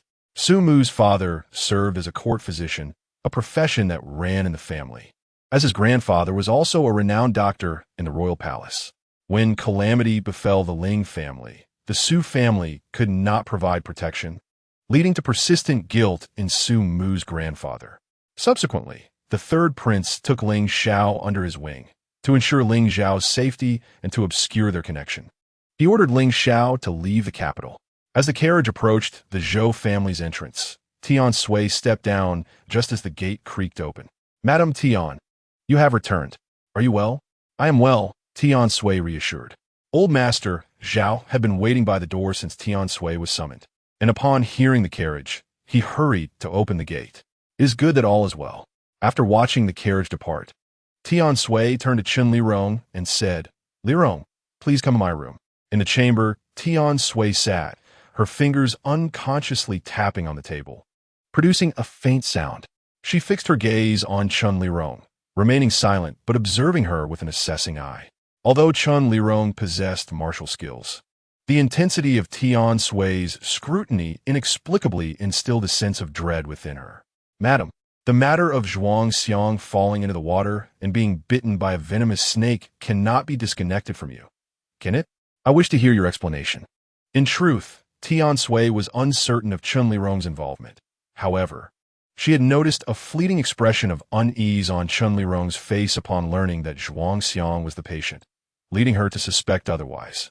Unbeknownst to her, Chun Lirong had been tailing her, but Tian Sui felt that Chun Lirong had been absent for too long lately, sometimes even disappearing at night, which fueled her conjectures. Now, with Tian Sui's unwavering demeanor, it was clear she sought to elicit a confession. Feeling exposed, Chun Lirong lowered her head and whispered, "It was I. How did you cause the horse to lose control? And how did you ascertain that the snake would indeed bite Zhuang Xiang? Earlier, I sprinkled the powder on Zhuang Xiang's clothing to attract the snake. When the carriage reached the moat, I frightened the horse, causing it to panic. The snake was one I had captured beforehand. I placed it in the water only after confirming that Zhuang Xiang had fallen in. Are you not afraid that the Zhuang family will investigate this matter? They will find nothing. The powder that attracted the snake would have dissolved in the water long before they could trace it." Tian Sui continued her examination of Chun Lirong, who stated, "Madam, that is the entirety of the situation. I have disclosed all. Was this your idea, or was it proposed by Zhou Huaishu?" Chun Lirong faltered under Tian Sui's penetrating gaze and replied truthfully, "It was the master's idea. After Zhuang Xiang spoke disrespectfully to you, I took the master to the academy, and he mentioned it to me. Indeed, Zhou Huaishu has never been a magnanimous individual. Rather, he harbors a profound desire for vengeance. Anyone who intentionally offends him will certainly face retribution. It was not without reason that he sought to end the life of the original owner for the sake of his own dignity. Following the division from the Zhou family, he has shown nothing but disdain towards them, severing ties with resolute finality. I understand now. You may leave. Remember, do not mention this matter to anyone." "Yes." Tian Suisui sat in silence for a considerable time, pondering whether Zhou Huaishu's actions were truly for her benefit or merely for the preservation of his own pride. Could she indeed be the bottom line for Zhou Huaishu? Was it possible that he had developed genuine feelings for her, rather than merely coveting her physical form and wealth? The following day, as the time approached for his meeting with Zhuang Xiang at the Pearl Tower, Zhou Huaishu prepared to depart. However, before he could leave the academy, he was halted by Zhao Yuan. "Brother Zhou, wait a moment." Zhou Huaishu paused, looking at Zhao Yuan with a hint of confusion. Zhuang Gongzi mentioned he is unable to meet today due to pressing matters. He wishes to reschedule for another day. Upon hearing this, Zhou Huaishu felt no surprise. His expression remained impassive as he turned back, his demeanor unchanged. Zhao Yuan, oblivious to any suspicion, accepted this as Zhou Huaishu's consistent attitude since their last encounter. 2 days later, Zhuang Xiang awakened, though only nominally.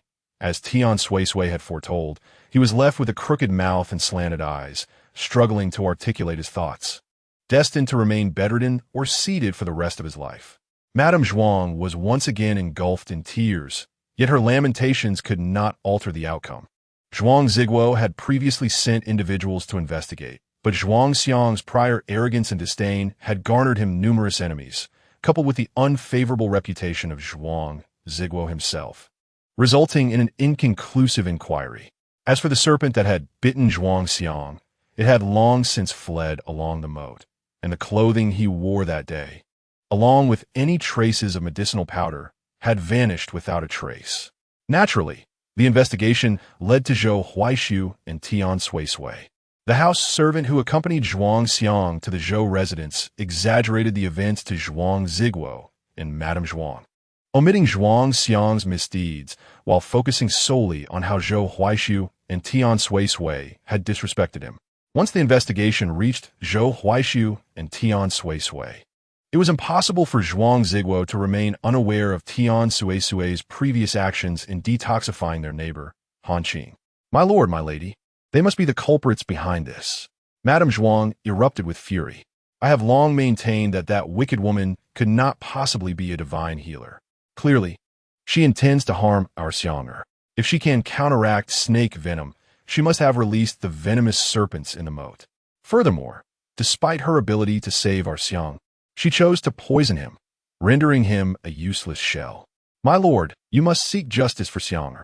Zhuang Ziguo gripped the armrest of his chair tightly. So, Zhou Huaishu and Tian Suisui dare to lay hands on my son? Someone, go to Shuyuan Academy and fetch them. Housekeeper, take several men to the Zhou residence. Ensure that you capture that malevolent woman. I shall make her experience a fate worse than death.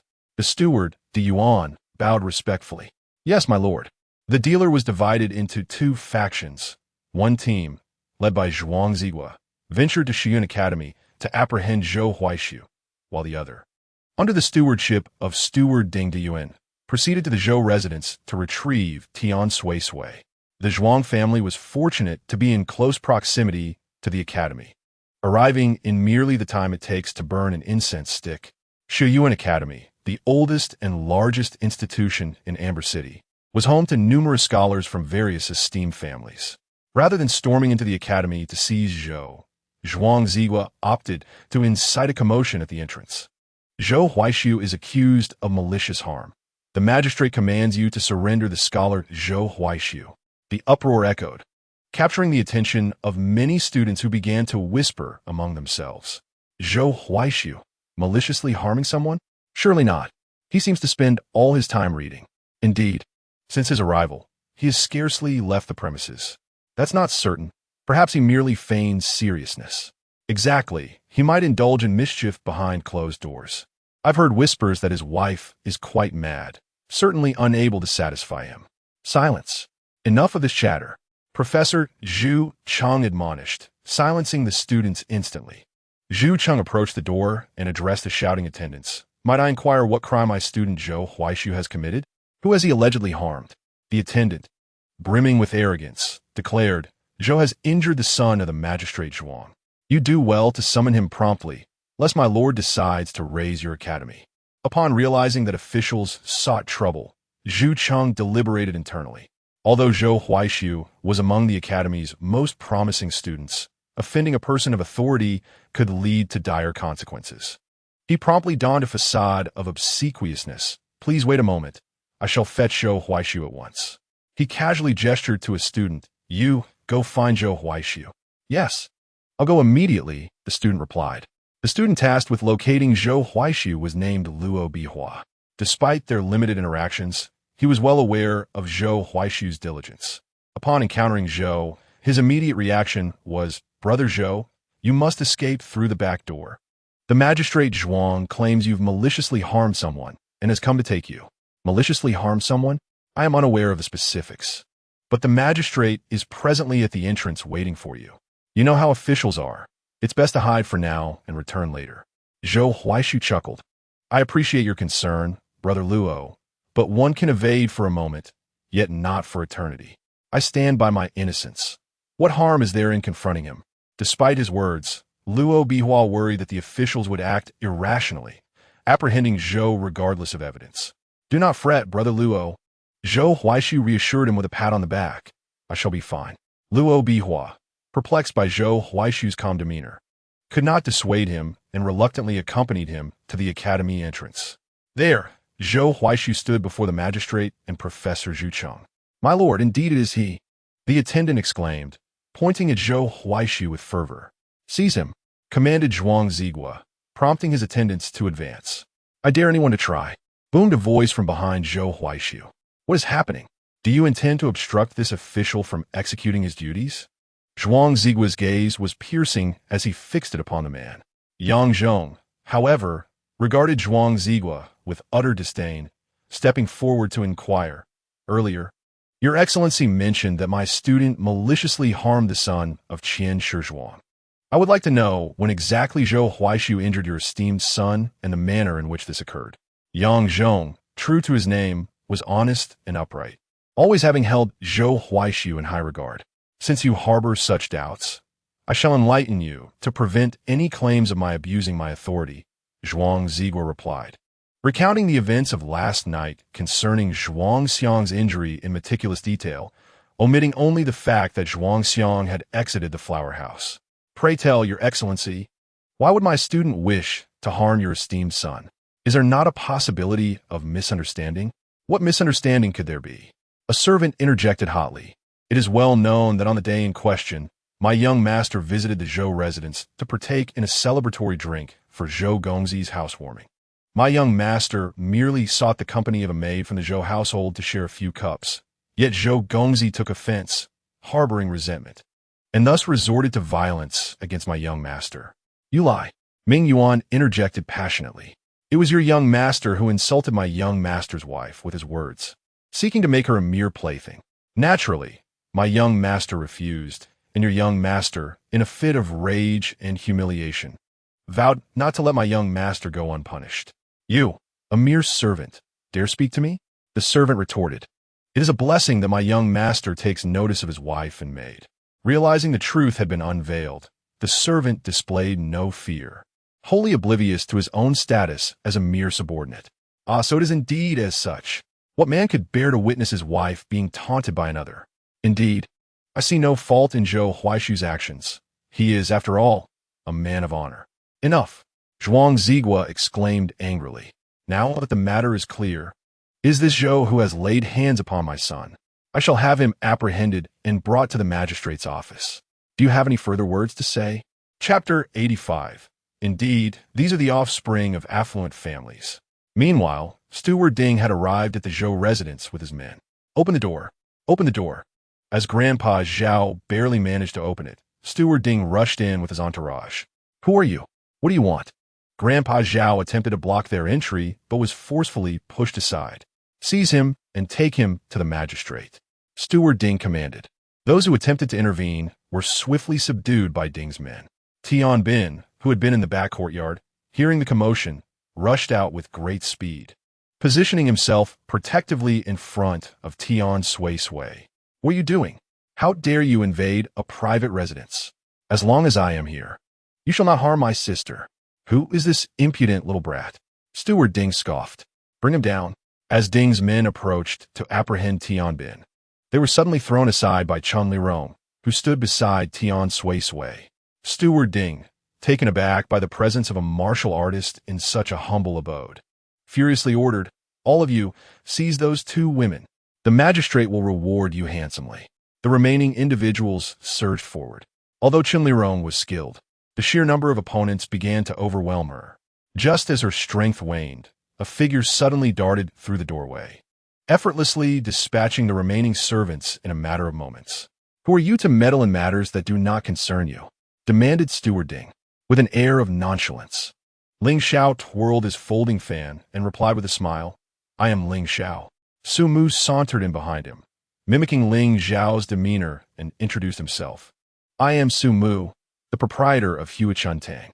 "Ah, our master has yet to seek retribution from Hua Chuntang, yet you present yourselves at her doorstep. Men, seize these two. They are the accomplices of that quack." As his subordinates prepared to act, Qianqing interjected coldly, "Should anyone dare lay a finger on my young master, I wouldn't hesitate to ensure you lose a hand or a leg." The servants, intimidated, hesitated. Steward Ding, furious, urged them, "Act quickly, or you shall face the consequences when we return to the manor." With no other choice, the group of servants lunged toward Ling Xiao and Su Mu. Yet, as they drew within 2 meters, they were sent sprawling by a swift counterattack from the 2 guards flanking Ling Xiao, who regarded Steward Ding with disdainful contempt. Ling Xiao strolled forward, addressing the steward. "Surely you require evidence before apprehending someone?" "Our master never requires evidence to detain anyone," Ding retorted. "Such a brazen assertion." Came a voice from the entrance, as a young man clad in opulent attire entered, exuding an extraordinary presence. After a symbolic applause, he clasped his hands behind his back. "Is your master truly so untouchable? Does the entirety of Amber City fall under his dominion?" Steward Ding, in a tone that could instill terror, replied, "My master is a deputy minister, Lord Zhuang." The young man chuckled. "A mere deputy minister, and he dares to call himself a master?" Ling Xiao and Su Mu approached respectfully and bowed. "We pay our respects to His Highness, the Third Prince." "The Third Prince?" Tian Suisui froze. Realizing this was Prince Xiao Quanan, the most formidable ally of Ling Xiao and Sumu. No wonder he possessed such an imposing stature, embodying the grace of a wealthy upbringing. Indeed, the third prince, Ding, collapsed in fear, his legs giving way beneath him. Tian Suisui, though reluctant to kneel, found herself compelled by the prince's lofty status and knelt. I am Tian Suisui, honored to meet his highness. You are Tian Suisui? Indeed. Xiao Quanan merely smiled at her, before redirecting his gaze to Steward Ding. You claim that your master apprehends individuals without requiring evidence, as he pleases? Your highness, that was merely a servant's folly. It holds no truth, Ding stammered. Seizing the opportunity, Ling Xiao stepped forward and recounted how Tian Suisui had offended Zhuang Xiang and subsequently aided in detoxifying him. Tian Suisui added, Your Highness, since Deputy Minister Zhuang is convinced that I have harmed his son, I am willing to confront him in court, seeking your justice on my behalf. Meanwhile, Deputy Minister Zhuang was seething with rage at the academy, perplexed by the principal's interference in his affairs. Li Jilin, the head of Shiyun Academy, stood at the entrance like a majestic mountain, stroking his beard. Just moments ago, the magistrate Zhuang had accused one of his students of maliciously causing harm. Li Jilin wished to inquire of the magistrate. Is there any evidence? I have never required evidence to apprehend anyone. How intriguing that you claim not to need proof. Li Jilin raturta. As far as I am aware, my student Zhou Huaishu has remained within the confines of the academy, never stepping beyond 8 paces from it. All within can attest to this. Pray tell, how did Zhou Huaishu injure your esteemed son? And when and where did this occur? Zhuang Zigua, incensed, seethed, old fool. Do you think that your position as the academy's head intimidates me? A servant hastily interjected. My lord, please temper your anger. This Li Jilin has substantial backing in the court. Zhuang Zigua, clenching his fists and gritting his teeth, swallowed his indignation and replied, Very well. Today you may have your protector, but Zhou Huaishu, your wife may not be so fortunate. What have you done to my wife? Zhou Huaishu, who had maintained his composure until now, faltered at the mention of his spouse. What is it? Zhuang Zigua scoffed. Your wife, that quack, has deliberately poisoned my son, rendering him unable to move. I shall ensure she faces justice as a warning to others. Zhou Huaishu, it is not too late for you to confess. Should you do so now, perhaps I might show mercy and spare your wife. Otherwise, prepare to deal with the consequences on her behalf. I grant you 3 days to consider your options. Should you fail to present yourself to the magistrate by then, do not blame me for my ruthlessness. With those harsh words, Zhuang Zigua turned sharply and departed with his entourage. Zhou Huaishu, his mind in turmoil, staggered back a few steps. Had Ming Yuan not steadied him, he would surely have fallen. My lord, what shall we do? He queried, concern etched on his face. Sister Sui. Zhou Huaishu turned and, without hesitation, knelt before Li Jilin, pleading, Headmaster, I wish to return home for a visit. I hope for your approval. Li Jilin sighed in resignation, gesturing go on. Zhou Huaishu rose and, alongside Ming Yuan, raced towards the academy's gates, unaware that at this very moment, Tian Sui was waiting at the yamen. Chapter 86. A good man cannot prevail on his way back to the magistrate's office. Zhuang Zigua was met by a servant who had previously accompanied Butler Ding to trouble Tian Sui, reporting, My lord, the county magistrate has summoned you back to the court. To the court? Yes, His Highness the Third Prince has arrived, along with the quack who treated the young master. What did you say? The Third Prince? Zhuang Zigua pondered the situation. Why had the Third Prince suddenly appeared? Was it mere coincidence or a deliberate act? Let us return to the yamen, he commanded. Inside the yamen, Tian Sui awaited Zhuang Zigua's return in the main hall, while the Third Prince, Xiao Quanan, sat as a silent observer beside the magistrate. Ling Xiao and Su Mu made no effort to acknowledge their acquaintance with Xiao Quanan before the gathered assembly. Upon his arrival at the yamen, Zhuang Zigua bowed and smiled ingratiatingly. Zhuang Zigua pays his respects to His Highness the Third Prince and the county magistrate. Xiao Quanan cast a cold glance in his direction and replied, Proceed, Magistrate Qi. The county magistrate, Qi Feiyang, gestured to the Third Prince, striking the gavel to call the court to order. Within the courtroom, Zhuang Zigua, relying on his official position, took the initiative to cast aspersions, unjustly attributing all blame to Tian Suisui. With a cold laugh, Tian Suisui retorted, "By your esteemed reasoning, might I inquire, does your noble son's flirtation with the women of the Zhou family and their maidservants also fall upon their shoulders? When has my son ever engaged in such behavior? All members of the Zhou family can attest to this. You Zhou family members will naturally speak in your favor," Zhuang Zigua countered. Zhang Zhua from the academy, along with his wife, Du Xiao and his spouse, as well as Zhao Yuan, can all provide testimony. My son merely exchanged a few light-hearted remarks with you. How could you resort to such malicious actions against him? Such lightheartedness, you say? Might I ask, do you have any evidence to substantiate your claims against my son?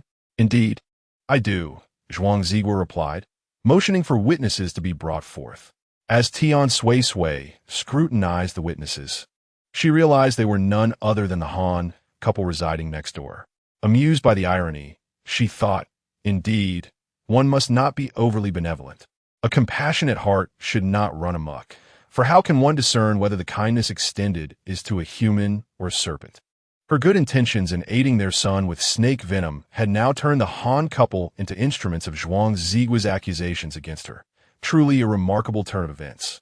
The Han couple, under the pressure of Zhuang Zigua's gaze, hesitantly stammered, "It was she. She provided the prescription that saved our son, Han Qing, which even included a dose of scorpion venom. Your Highness, Magistrate Qi, have you heard? This woman, Tian Suisui, is adept at poison and harbors a malevolent heart. Not only has she harmed my son, but she has also targeted other innocent individuals. I implore your Highness to deliver justice for my son." Wait, Sumo suddenly stood, approached Tian Suisui, bowed, and spoke slowly. "Your Highness, Magistrate Qi, I have a question that I would like to pose to these two witnesses." Magistrate Qi gestured for him to proceed. Su Mu approached the Han couple with a smile and inquired, "May I ask, after your son was bitten by the snake, did you follow the prescription provided by Madame Tian?" Madame Anu did affirmatively. "We did." "Then, was your son's snake venom neutralized? Did he suffer any lingering effects?" "No, none at all." Turning to the elevated seats, Su Mu addressed the prince and Magistrate Qi. As the witness has stated, they followed Madame Tian's prescription and prepared the medicine, successfully neutralizing their son's venom. Thus, how can it be concluded that Madame Tian had malicious intent towards Zhuang Deren's son? How can it not? Zhuang Zigua interjected, agitated. This proves that this venomous-hearted woman is capable of using poison. Would it not be a simple matter for her to poison my son discreetly? Pray tell, does Magistrate Qi still possess the prescription that Madame Tian provided to your noble son? Certainly. That serves as evidence, Zhuang Zigua declared, commanding that the original prescription from Tian Suisui be presented. May I be permitted to examine it? Su Mu inquired. Of course. Su Mu picked up the prescription and first asked Tian Suisui to confirm whether it was indeed the same prescription she had originally written. Once Tian Suisui affirmed this, he scrutinized the prescription closely and finally declared, "My lord, I am willing to assure you, with the reputation of Hua Chuntang, that there is nothing wrong with this prescription provided by Madame Tian." "You lie," Zhuang Zigua shouted, pointing at Sumo. "You are clearly in cahoots with her.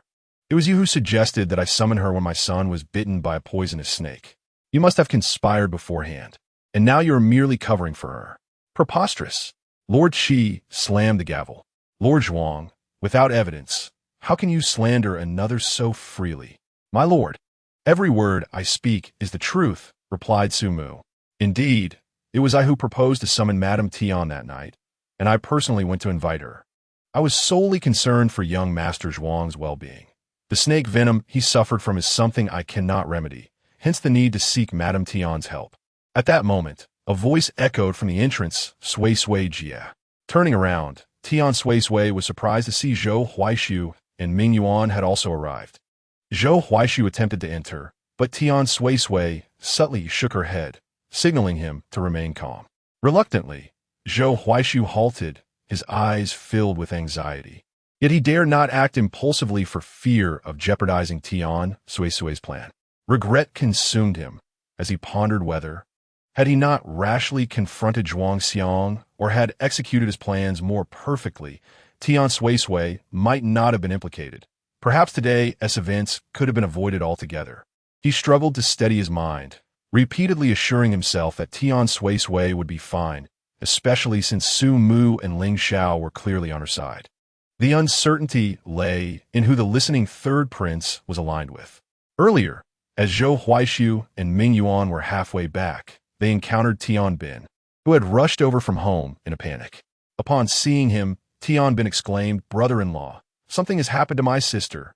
He quickly recounted the situation to Zhou Huaishu, who promptly declared, "Let's go to the magistrate's office." The three then altered their course towards the magistrate's office and arrived just in time to hear Zhuang Zigua passionately accusing, urging the county magistrate to condemn Tian Suisui. For a fleeting moment, Zhou Huaishu contemplated stepping forward to confess and take the blame upon himself. Fortunately, Ming Yuan called out to Tian Suisui, and she noticed him.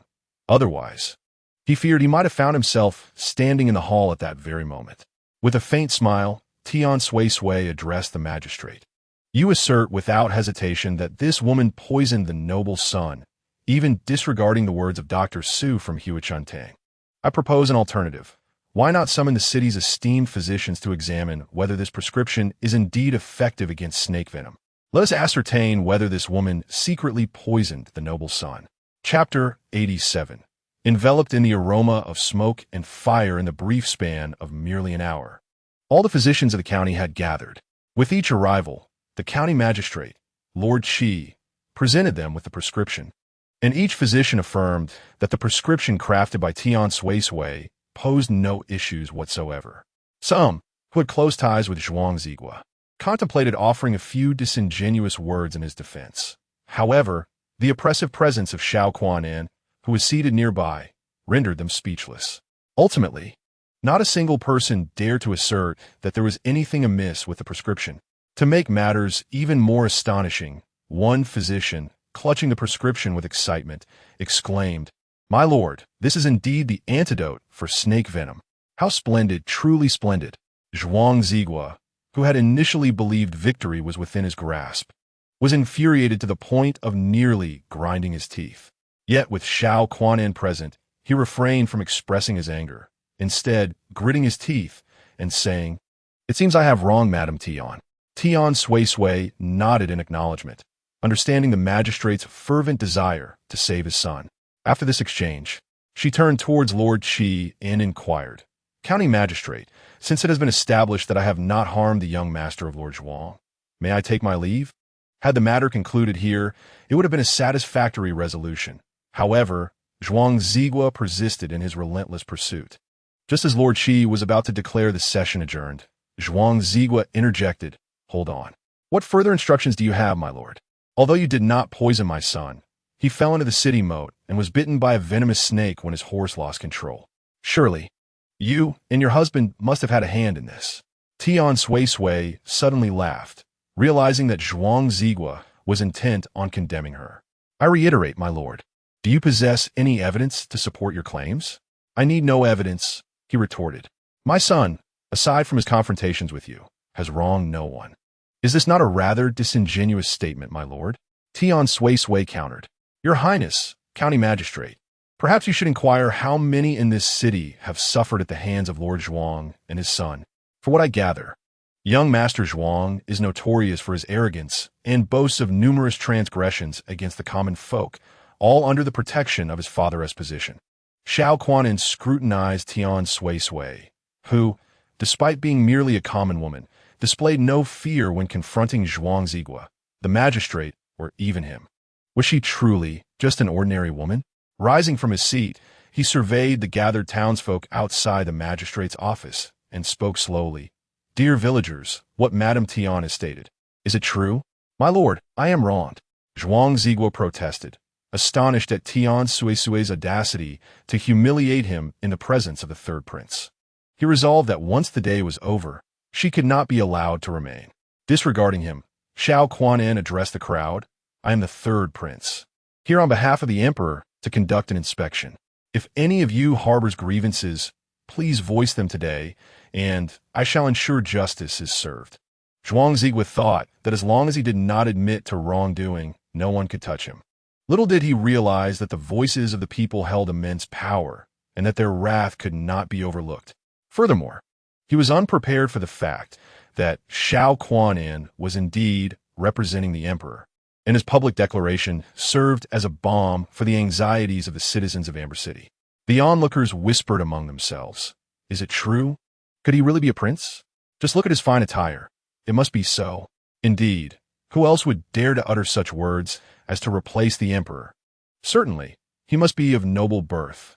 Otherwise, how could he sit beside the county magistrate and listen in?" Initially, no one dared to step forward until an elder, gathering his courage, approached and recounted how, not long ago, Zhuang Zigwe had, relying on his father's position as an official, forcibly seized a plot of his farmland.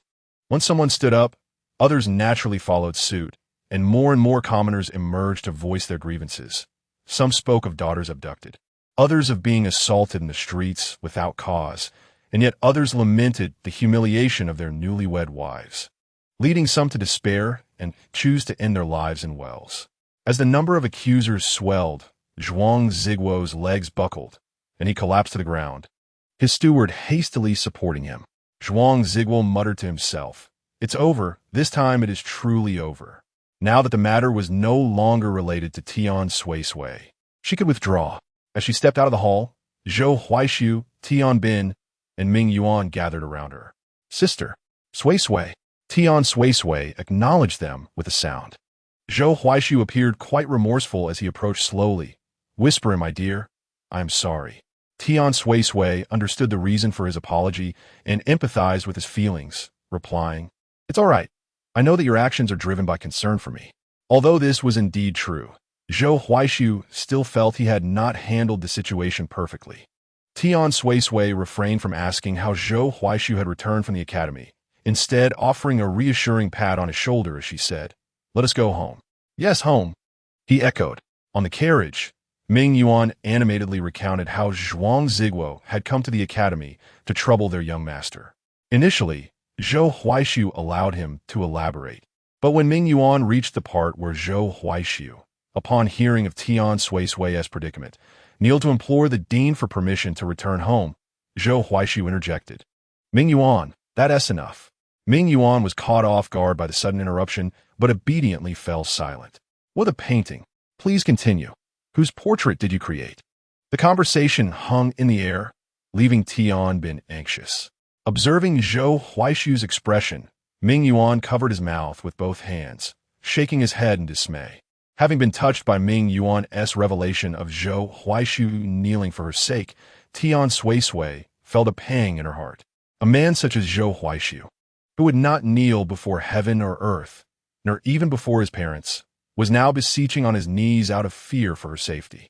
She gazed at Zhou Huaishu, who, sensing her scrutiny, turned to meet her gaze, taking her hand and placing it within his palm.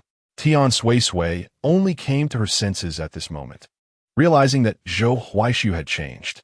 He had become more human, infused with the essence of life, and his demeanor had softened considerably, no longer resembling the cold and gloomy figure she encountered upon her arrival.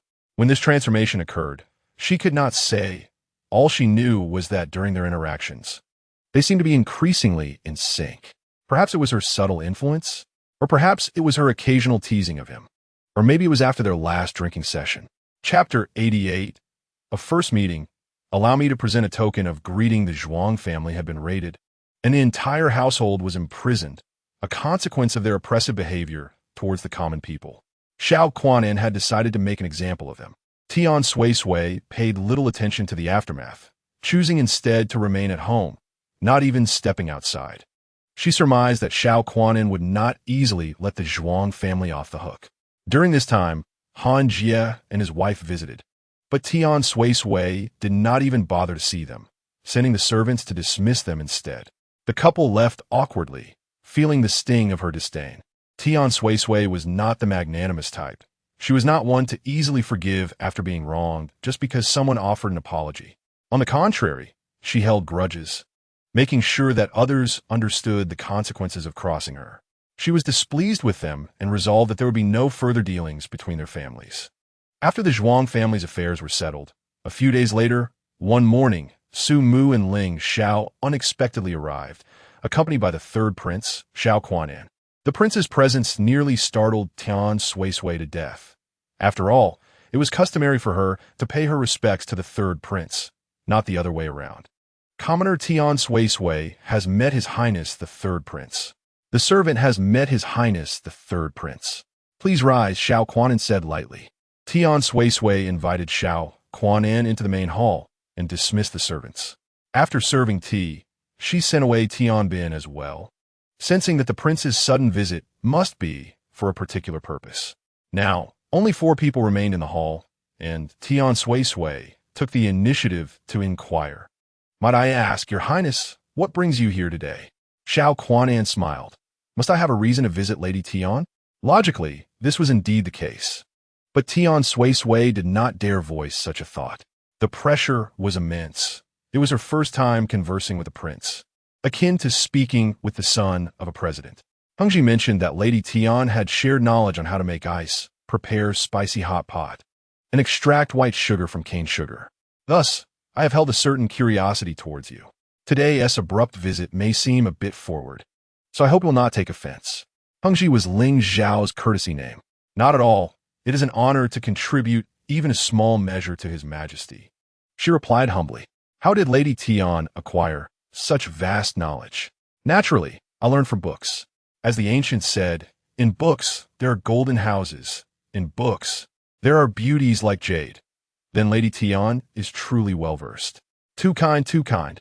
Xiao Quanan's visit this time was indeed aimed at probing the depths of Tian Suisui's intentions.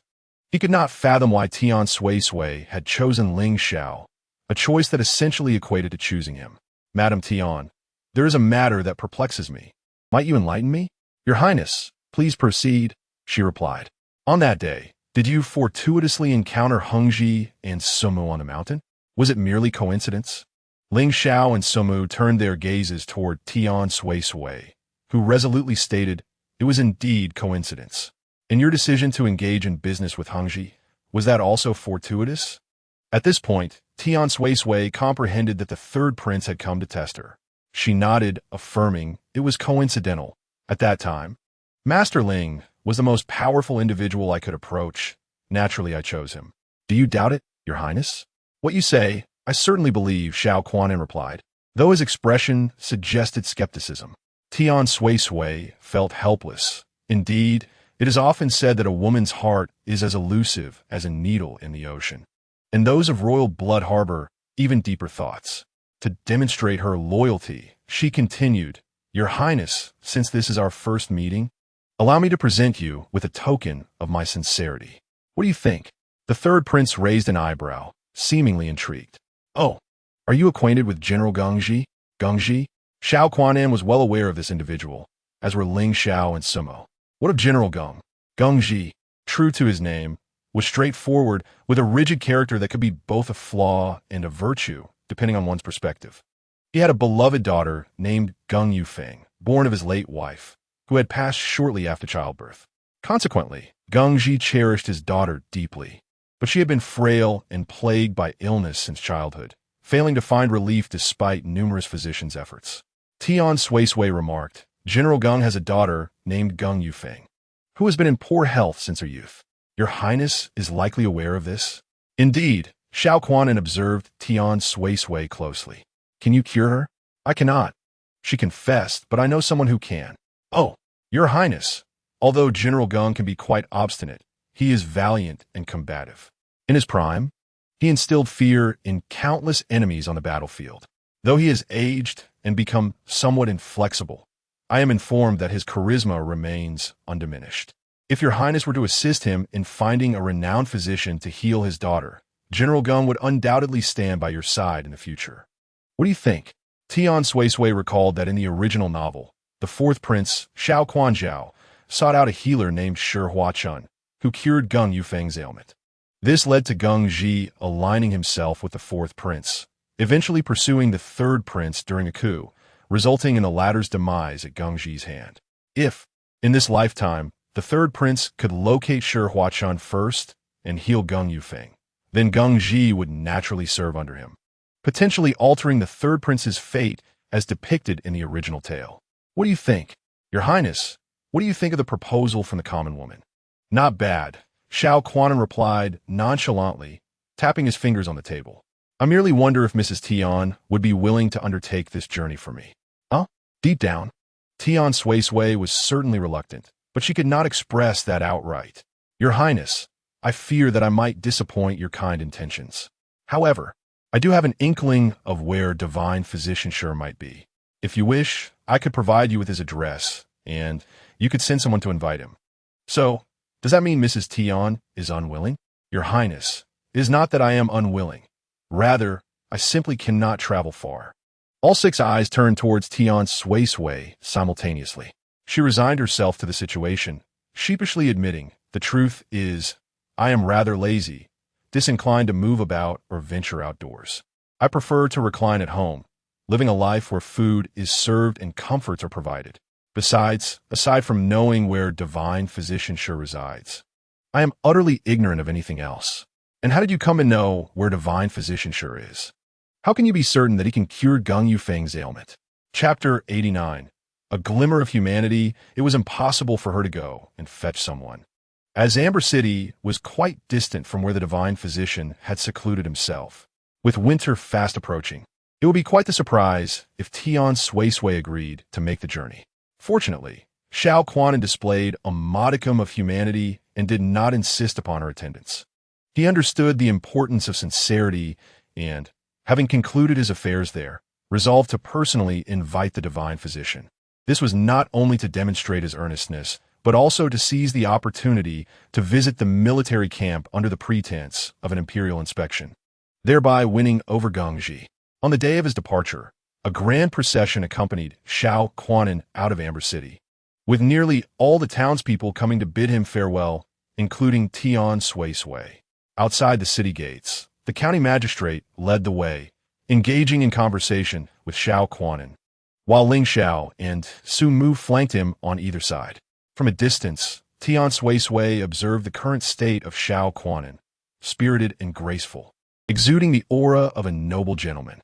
She silently hoped he would ultimately claim the exalted throne, for perhaps then the people of the nation would fare better. After all, the fourth prince, Xiao Quanzichou, was a duplicitous scoundrel with a malicious heart, willing to resort to any means necessary. Once Xiao Quanan departed, Tian Suisui officially commenced her life of leisure. She had anticipated a life filled with indulgence and playful interactions with children, but this tranquility was soon disrupted by the arrival of Zhou Youfu. Sister-in-law, it is nearly October, and the crops are close to harvest. For some inexplicable reason, there are far more pests this year than in previous ones. If we allow them to continue their feast, we may not even reap half of last year's yield. The indigo we planted might not even be harvestable by year's end. Could you devise a plan to help us drive away the pests? Such a large number of pests at this time of year is quite unusual, Tian Suisui remarked with a nod. Elder brother, I shall return to inspect this matter tomorrow. Good, Zhou Youfu grinned, revealing his teeth upon hearing her agreement. Then, sister-in-law, I shall take my leave. Would you not stay the night here? I could arrange for a room for you, and we could return together tomorrow. Zhou Youfu declined, explaining that there were still chores awaiting him at home and that he had come in a cart drawn by an ox. Tian Suisui understood why Zhou Youfu was reluctant to stay. He merely felt himself a country bumpkin unworthy of residing in such a splendid home. She did not press him further and instead prepared an ample assortment of pastries and provisions for him. Brother, please take these back home for your family, she insisted, pressing the items into Zhou Youfu's hands. No, we have enough at home, Zhou Youfu replied, somewhat embarrassed. His visit was solely to request Tian Suisui's assistance in driving away the pests. He had no intention of imposing upon her generosity. Brother, please accept them, Tian Suisui urged. Otherwise, it would be a shame to come all this way without even a sip of water. And he would surely scold me. I did manage to drink, Zhou Youfu chuckled, conceding with a smile and no longer refusing her offer. Zhou Linghuan, knowing that Tian Suisui was returning to Zhaishuikan, decided to accompany her. All right, We'll head back tomorrow. For now, let us go to the market and buy some things, Tian Suisui said while gently ruffling her hair. Okay, Zhou Linghuan exclaimed joyfully, twirling in delight. She adored visiting the market and shopping. Spotting various delectable treats, she urged, Mother, let us buy this. Get some candied hawthorn skewers for Brother Xiaohu. Certainly. 6 skewers of candied hawthorn, please, Tian Suisui instructed the vendor. 1 skewer is enough. Zhou Linghuan tugged at her mother's sleeve. But your sister Mei would want some too. We can't buy only for Brother Xiaohu. Can we? 1 skewer for you as well. All right? All right. Zhou Linghuan beamed with pride, lifting her chin. Who else's mother could compare to hers? In addition to the candied hawthorn, Tian Suisui procured some durable pastries, a few pounds of meat, and several yards of fabric. This trip home would also allow her to visit Wang He, and her elder brother from the Tian family village. Early the next morning, Zhou Linghuan rushed to knock on Tian Suisui's door. Mother, aren't we going to see Brother Xiaohu? Wake up. Tian Suisui sighed deeply. What time is it? She struggled to rise from her bed. Aunt Lian had prepared breakfast, and Tian Suisui had already instructed Tian Bin to manage affairs at home. He had initially wished to accompany her back, but she insisted he remain to oversee the household, allowing only Chun Lirong to return with her. Tian Bin, not daring to defy Tian Suisui, obediently stayed behind. To be safe, Tian Suisui asked Lan Xiang to help her and Zhou Linghuan pack a few outfits before they boarded the carriage back to Zaishuikan. Having been away for just 2 months, the village had not changed significantly, and thus Tian Suisui felt no nostalgia. However, Chen Lirong expressed her surprise upon seeing the humble abode where Tian Suisui once lived, marveling at how she had resided in such modest conditions. When Dan halted the carriage at the dilapidated thatched cottage, he too was filled with doubt. How could Tian Suisui afford such a splendid home in the city, yet return to such a decrepit dwelling in the countryside? Though he kept his thoughts to himself, he silently contemplated the contrast. Having experienced the grandeur of a large house, the sight of the shabby thatched cottage appeared somewhat beneath him, especially when considering the foul-smelling outhouse. Yet, Zhou Linghuan showed no signs of disdain. Her spirits remained high. Tian Suisui twitched her lips and remarked, What do you think? Should we consider rebuilding? Without waiting for Chun Lirong to voice her thoughts, she swiftly dismissed them herself. Never mind, let us make do. If a new house is to be built, it is indeed a matter for Zhou Huaishu. Should I choose to construct a dwelling anew, it would have to be on land selected from my maternal home. Why here? Of all places? Chun Lirong felt somewhat bewildered. Can one truly build a house at their maternal home after marriage? Besides, is she not wed to Zhou Huaishu? Why is it solely his affair? Tian Suisui had no intention of providing an explanation. Instead, she directed Dan and Chun Lirong to assist with the moving. The villagers of Xiaoshui village observed with a mix of envy and jealousy as Tian Suisui returned in a horse-drawn carriage, especially when they noticed her accompanied by maids and attendants, which only deepened their feelings of discontent. Oh, that madwoman Tian has not returned since entering the city, has she? Look at her attire. One might mistake her for a lady of high standing. The gossip swirled. Has she grown too proud to associate with us common folk? Indeed, it was true that she had always looked down upon them, as Tian Suisui remarked to the gossipy aunt. In the brief span of 2 months, she had forgotten the woman's name. Chun Lirong was astonished. Did her sister-in-law possess such boldness in speech? Did she truly acknowledge it so openly? The aunt, wishing to retort, was silenced by a glare from Chun Lirong. Speak ill of my sister-in-law again, and I shall have your tongue. With her naturally fierce appearance, the glare made her seem even more formidable, causing the aunt to swallow her words in defeat. Some individuals seem intent on seeking discomfort. When confronted with the truth, they cannot accept it and demand a sour demeanor from others to feel satisfied. Tian Suisui, however, paid no heed to the happiness of others. Her own joy was sufficient. Chapter 90. Too much kindness leads to misconception. At that moment, Zhou Xiaohu came running from a distance, calling out, Annie, you're back. Where's Huan? Has Huan returned? Little brother, I'm here. Zhou Linghuan waved her hand, holding a candied hawthorn. Aunt Li Hahua, aware of her return, emerged from her home with a few little ones in tow. Suisui, you're back. Yes, Annie, Tian Suisui replied with a smile, encouraging Zhou Linghuan to share her candied hawthorns with the little ones beside Li Hehua. Wu Deshu, having learned of her return, also came back from the fields. Dashing and Ershing happened to see Zhou Linghuan distributing candied hawthorns and rushed over from afar, exclaiming, "I want some too." After 2 months apart, Wu Deshu seemed to have forgotten her manners, still adopting a tone of a senior as she addressed Tian Suisui, daughter-in-law. "Please give 2 bunches of candied hawthorns to your 2 nephews. We cannot have outsiders receive treats while our own children are left without."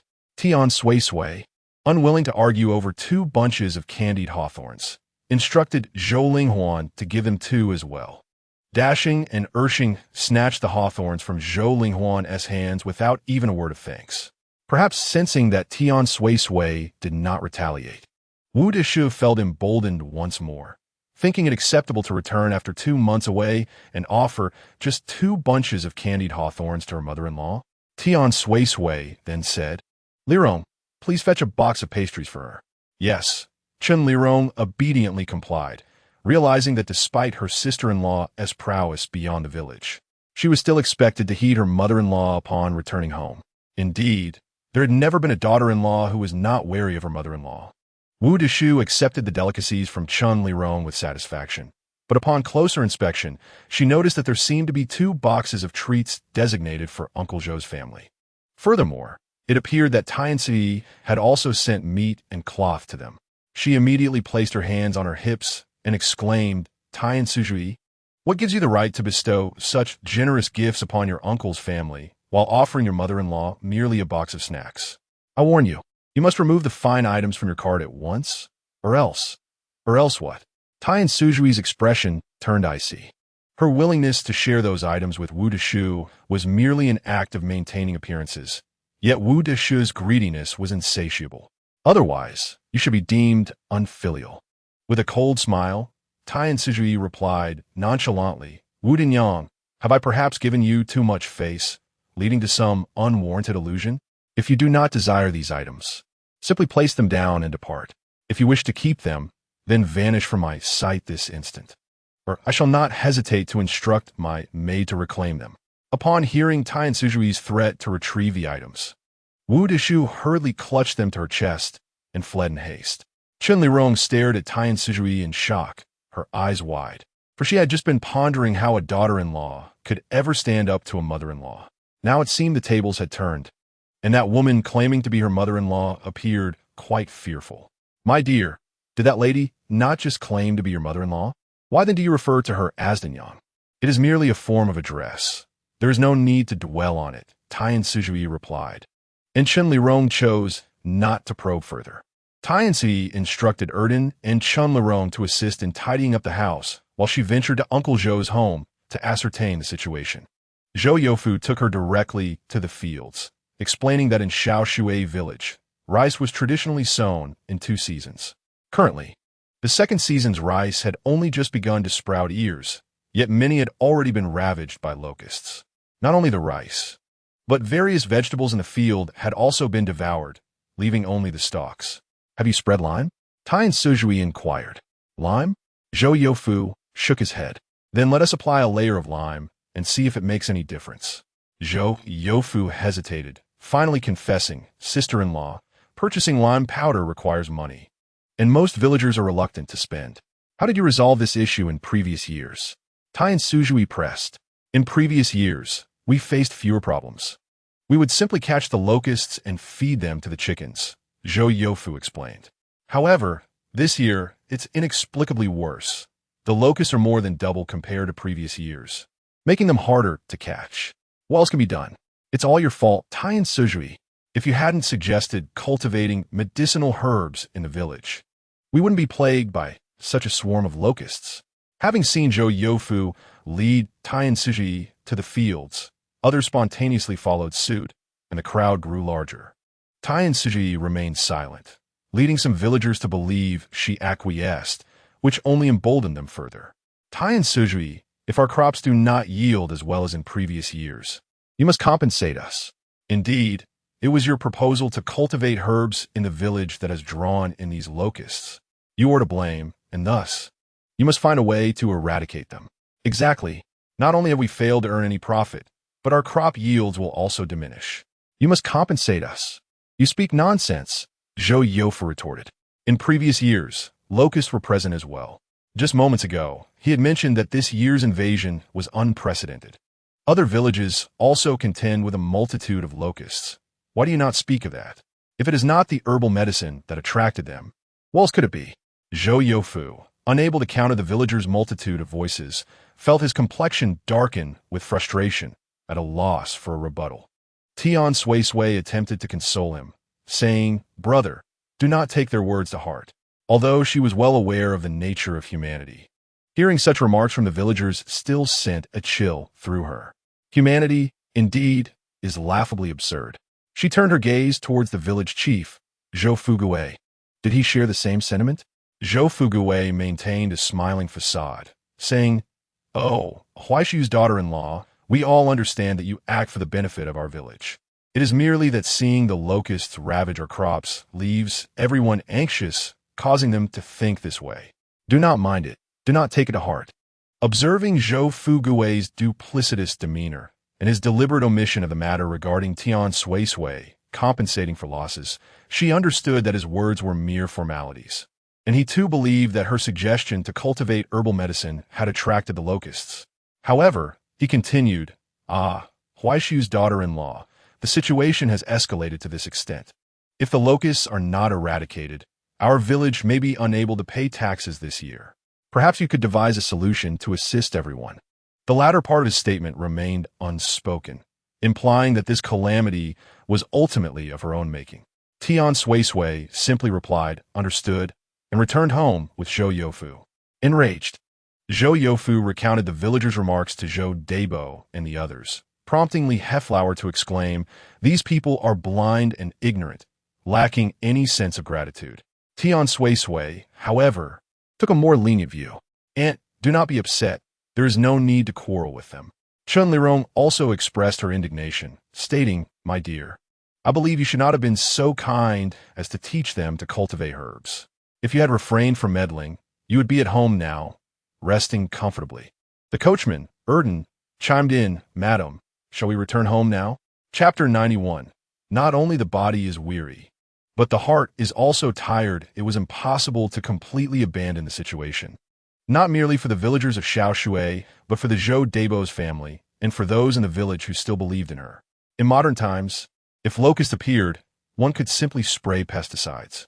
Yet in this era, where could one find pesticides? No, without pesticides, can medicinal powder suffice? Tian Suisui pondered that employing a method of scattering medicinal powder to eliminate locusts might be worth trying. Uncertain of which powder to use, she resolved to find the herbs that locusts despise the most. She recalled from her visits to the doctor with Grandpa Zhong that locusts feared the leaves of the neem tree and thought it worth a try. Armed with a hatchet, she ventured into the mountains, accompanied by Chun Lirong. True to her prowess, Chun Lirong effortlessly leaped up trees that Tian Suisui would typically struggle to climb. After collecting several branches, Chun Lirong prepared to drag them back. When Tian Suisui asked, "Can you hunt? Perhaps we could catch a rabbit or a wild chicken while in the mountains. What shall we eat tonight otherwise?" Chun Lirong set down the branch and followed Tian Suisui deeper into the mountains. After a while, they had yet to encounter any rabbits or wild chickens. "Never mind. Let us dig up some sweet potatoes," suggested Tian Suisui, recalling the sweet potato plant she had marked back in June. "I forgot to bring a hoe," she lamented, gazing at the sweet potato before her, feeling an overwhelming sense of helplessness for the first time. "Can this be eaten?" Chun Lirong inquired. "Indeed, it can satiate hunger," replied Tian Suisui. Just then, Chun Lirong unsheathed her sword and, with a few swift strokes towards the ground, sent the dirt flying in all directions. Before long, the sweet potato was fully uncovered. Tian Suisui gave her a thumbs up, utterly impressed. "Amazing." Chun Lirong chuckled sheepishly, thanking her for the praise. "Look, a rabbit." Tian Suisui pointed to a fleeting white figure nearby. Chun Lirong had already dashed 2 meters ahead and shortly returned triumphantly with a rabbit, albeit one that bore a wound and was impaled by a dagger. What a skilled hunter! Truly remarkable. Tian Suisui applauded. They had lunch at Uncle Zhou's house, bringing the rabbit along. Tian Suisui initially thought eliminating the locusts would be a simple task, taking merely a day or two. However, she ended up staying in Xiaoshui village for over 10 days. At first, she had dried the leaves of the bitter neem tree, ground them into powder, and scattered them across the fields. While the locusts were indeed driven away, it was only temporary. As the wind scattered the powder, the locusts returned. In desperation, she added other herbal powders, all derived from plants that locusts detested, but the same issue persisted. Once the wind blew away the powder, the locusts would reappear, causing her great frustration. On the evening of the 5th day, Zhou Huaishu arrived while Tian Suisui was experimenting with new herbal powders. A few individuals were in the house, assisting her in crushing leaves and fruits as needed. Zhou Huaishu had rented a cart to come back. Upon his arrival, the villagers greeted him warmly. Huaishu is back, they exclaimed. He nodded in acknowledgement. Oh, why has Huaishu returned? The academy is on break tomorrow, and my wife is back, so naturally, I returned as well. Have you resumed your studies at the academy? Yes, I've been there for quite some time. Zhou Yushi, who had been hiding at home under the pretense of studying, hurried out upon hearing that Zhou Huaishu was back, only to find that he was no longer the person he remembered. Now, Zhou Huaishu donned finely tailored clothing, clearly worth a considerable sum, and exuded an air of warmth and charm, embodying the elegance of a cultured gentleman, a far cry from his former rustic self. Zhou Yushi was filled with envy, pondering why Zhou Huaishu could now lead such a splendid life, residing in a grand city house, wearing fine garments, attending the best academy, and returning to the countryside as someone of stature, garnering the villagers' admiration. Zhou Laosan suppressed the jealousy simmering within him. Second brother, you have returned? Zhou Huaishu merely nodded slightly upon seeing him, refraining from further conversation, and swiftly bypassed him, striding toward home. Zhou Linghuan, who had been playing with Zhou Xiaohu, hurriedly dashed out from Zhou Xiaohu's house, calling out to him, Father, why are you back? Zhou Huaishu lifted her up, inquiring about her mother. Mother is at home preparing herbal powders. Herbal powders? Indeed, Zhou Linghuan explained, the crops in the village are being plagued by locusts. The villagers say it was mother's idea to plant herbs to attract them, and now she's trying to find a way to eliminate the locusts. She's been working on it for several days. Was it your mother who caused the villagers to plant herbs, thereby attracting the locusts? Although the question was directed at Zhou Linghuan, his gaze subtly shifted toward the villagers. Huaishu, do not listen to a child's fanciful tales. Such things cannot be true. Someone quickly intervened. Yes, one should not heed the words of a child. Others echoed in agreement. I'm not speaking nonsense. You all said so before. Zhou Linghuan retorted loudly. Father, if you do not believe me, you can ask granduncle and grandaunt, as well as uncle and second uncle. They can attest to it. Huanhuan would never speak falsely. Understood, let us return home. Zhou Huaishu maintained a warm demeanor, ensuring that his daughter remained unaware of his troubled thoughts. The gate to the courtyard was left ajar, releasing the fragrance of herbs. Inside, several individuals were busy grinding herbal powders. As Zhou Huaishu entered, Tian Suisui was inhaling the scent of the mixed powders, sprinkling some onto the captured locusts, which quickly wilted but did not perish. A slight frown creased her brow as she pondered the underlying issue. My dear, Zhou Huaishu gently set Zhou Linghuan down and called out to her softly. Tian Suisui doubted her senses, wondering if the aroma of the herbs had induced a hallucination, for how could she hear Zhou Huaishu's voice? Turning to the direction of the courtyard entrance, she found him standing there, smiling at her. Oh, it was an illusion, Tian Suisui murmured. What illusion? Zhou Huaishu inquired as he approached her. Nothing, she replied, as Zhou Huaishu navigated through the various herbs in the courtyard to reach her. The confidence she had previously felt suddenly dissipated, as if his presence provided her with support. With a gentle thud, she leaned her head against his shoulder, sighing Zhou Huaishu. I am so tired. Not only was she physically exhausted, but her heart was weary as well. Zhou Huaishu steadied her and tenderly stroked her hair. I understand. Chapter 92. A man only affects the speed of drawing a blade. The day had not yet grown late, and Zhou Huaishu addressed the others. Uncle, We shall conclude for today. Joe de Bear, perceptive and considerate, responded, "Very well, there is no rush. We can continue tomorrow. My dear niece-in-law, do not feel overly pressured." "Oh no, uncle, if you all work a little longer, perhaps I can concoct it tonight," Tian Suisui urged, struggling to free herself from Zhou Huaishu's grasp. Zhou Huaishu remained unfazed, lowering his voice as he leaned closer to her ear. "If you do not allow them to leave, do you believe I shall kiss you before their very eyes? You dare?" Tian Suisui gritted her teeth, glaring at him. "Try me and see if I dare," he retorted. "You are despicable." Zhou Huaishu chuckled lightly. "My dear wife, despicable is not quite the term to use here." Uncle Zhou, thinking they were quarreling, hurried to intervene. "Huaishu, speak civilly. Do not argue with your wife.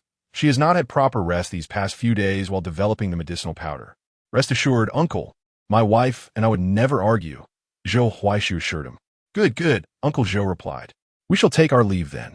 You two come over for dinner later. The yard is filled with medicinal powder, so do not bother cooking."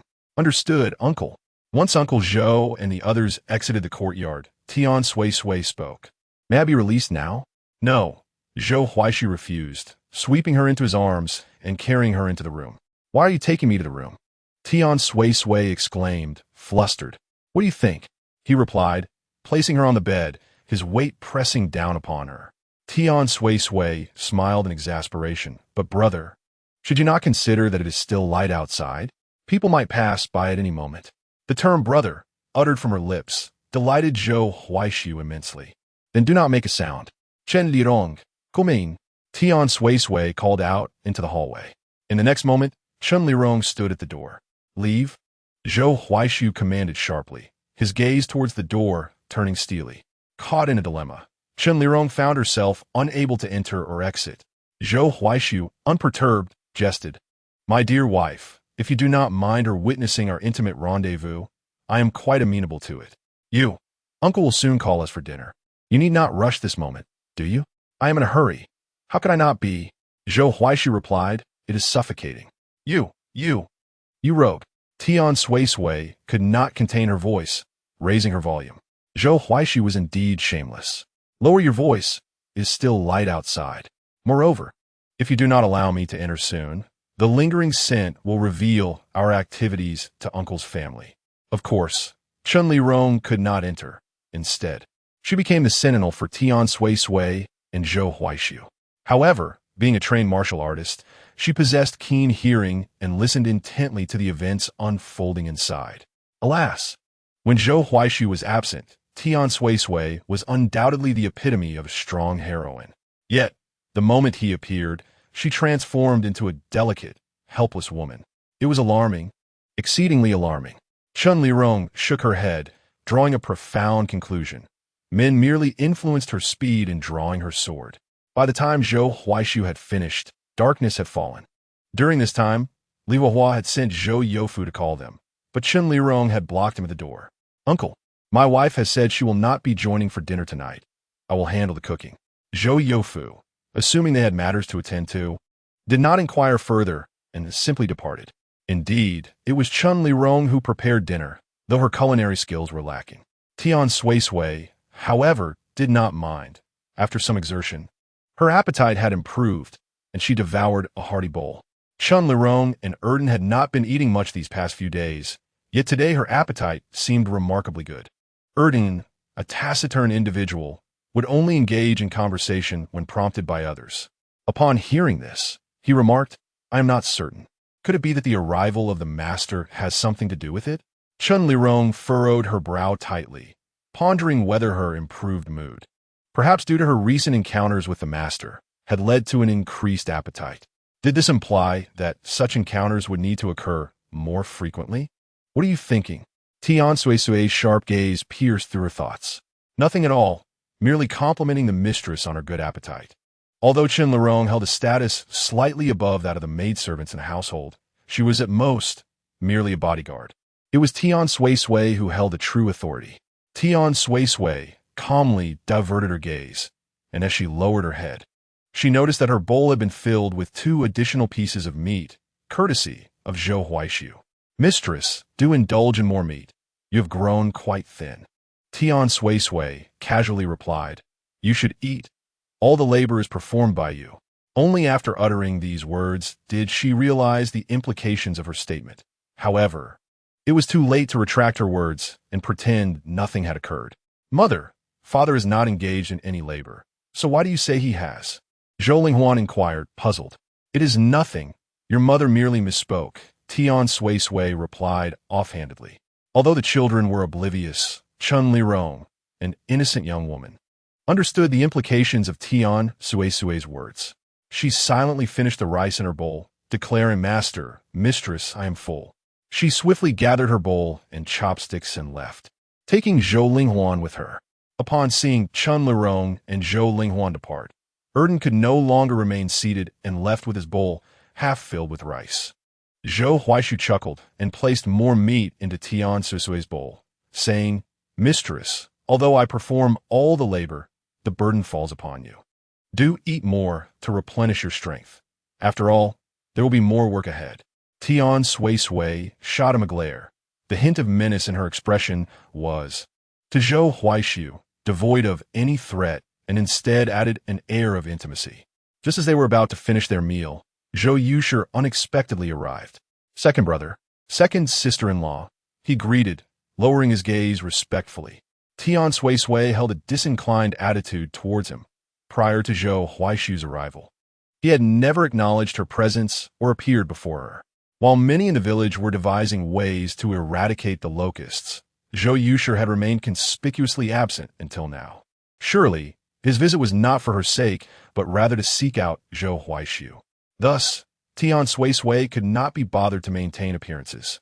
She collected her bowl and retreated to the kitchen, allowing Zhou Yushi the space to express himself freely, lest she hinder his performance. "Is there something you need?" Zhou Huaishu inquired coolly. Zhou Yushi, with a slightly cautious demeanor, asked, "Second brother, have you come to take me to the city this time?" Zhou Huaishu was taken aback. He had never uttered such words, so how could Zhou Yushi have the audacity to ask this question? What a fine display of feigned helplessness. Such acting skills, indeed. Were it not for the knowledge of Zhou Yushi's true character, one might easily be deceived by his pitiful fade. Chapter 93. Are you attempting to murder your own husband?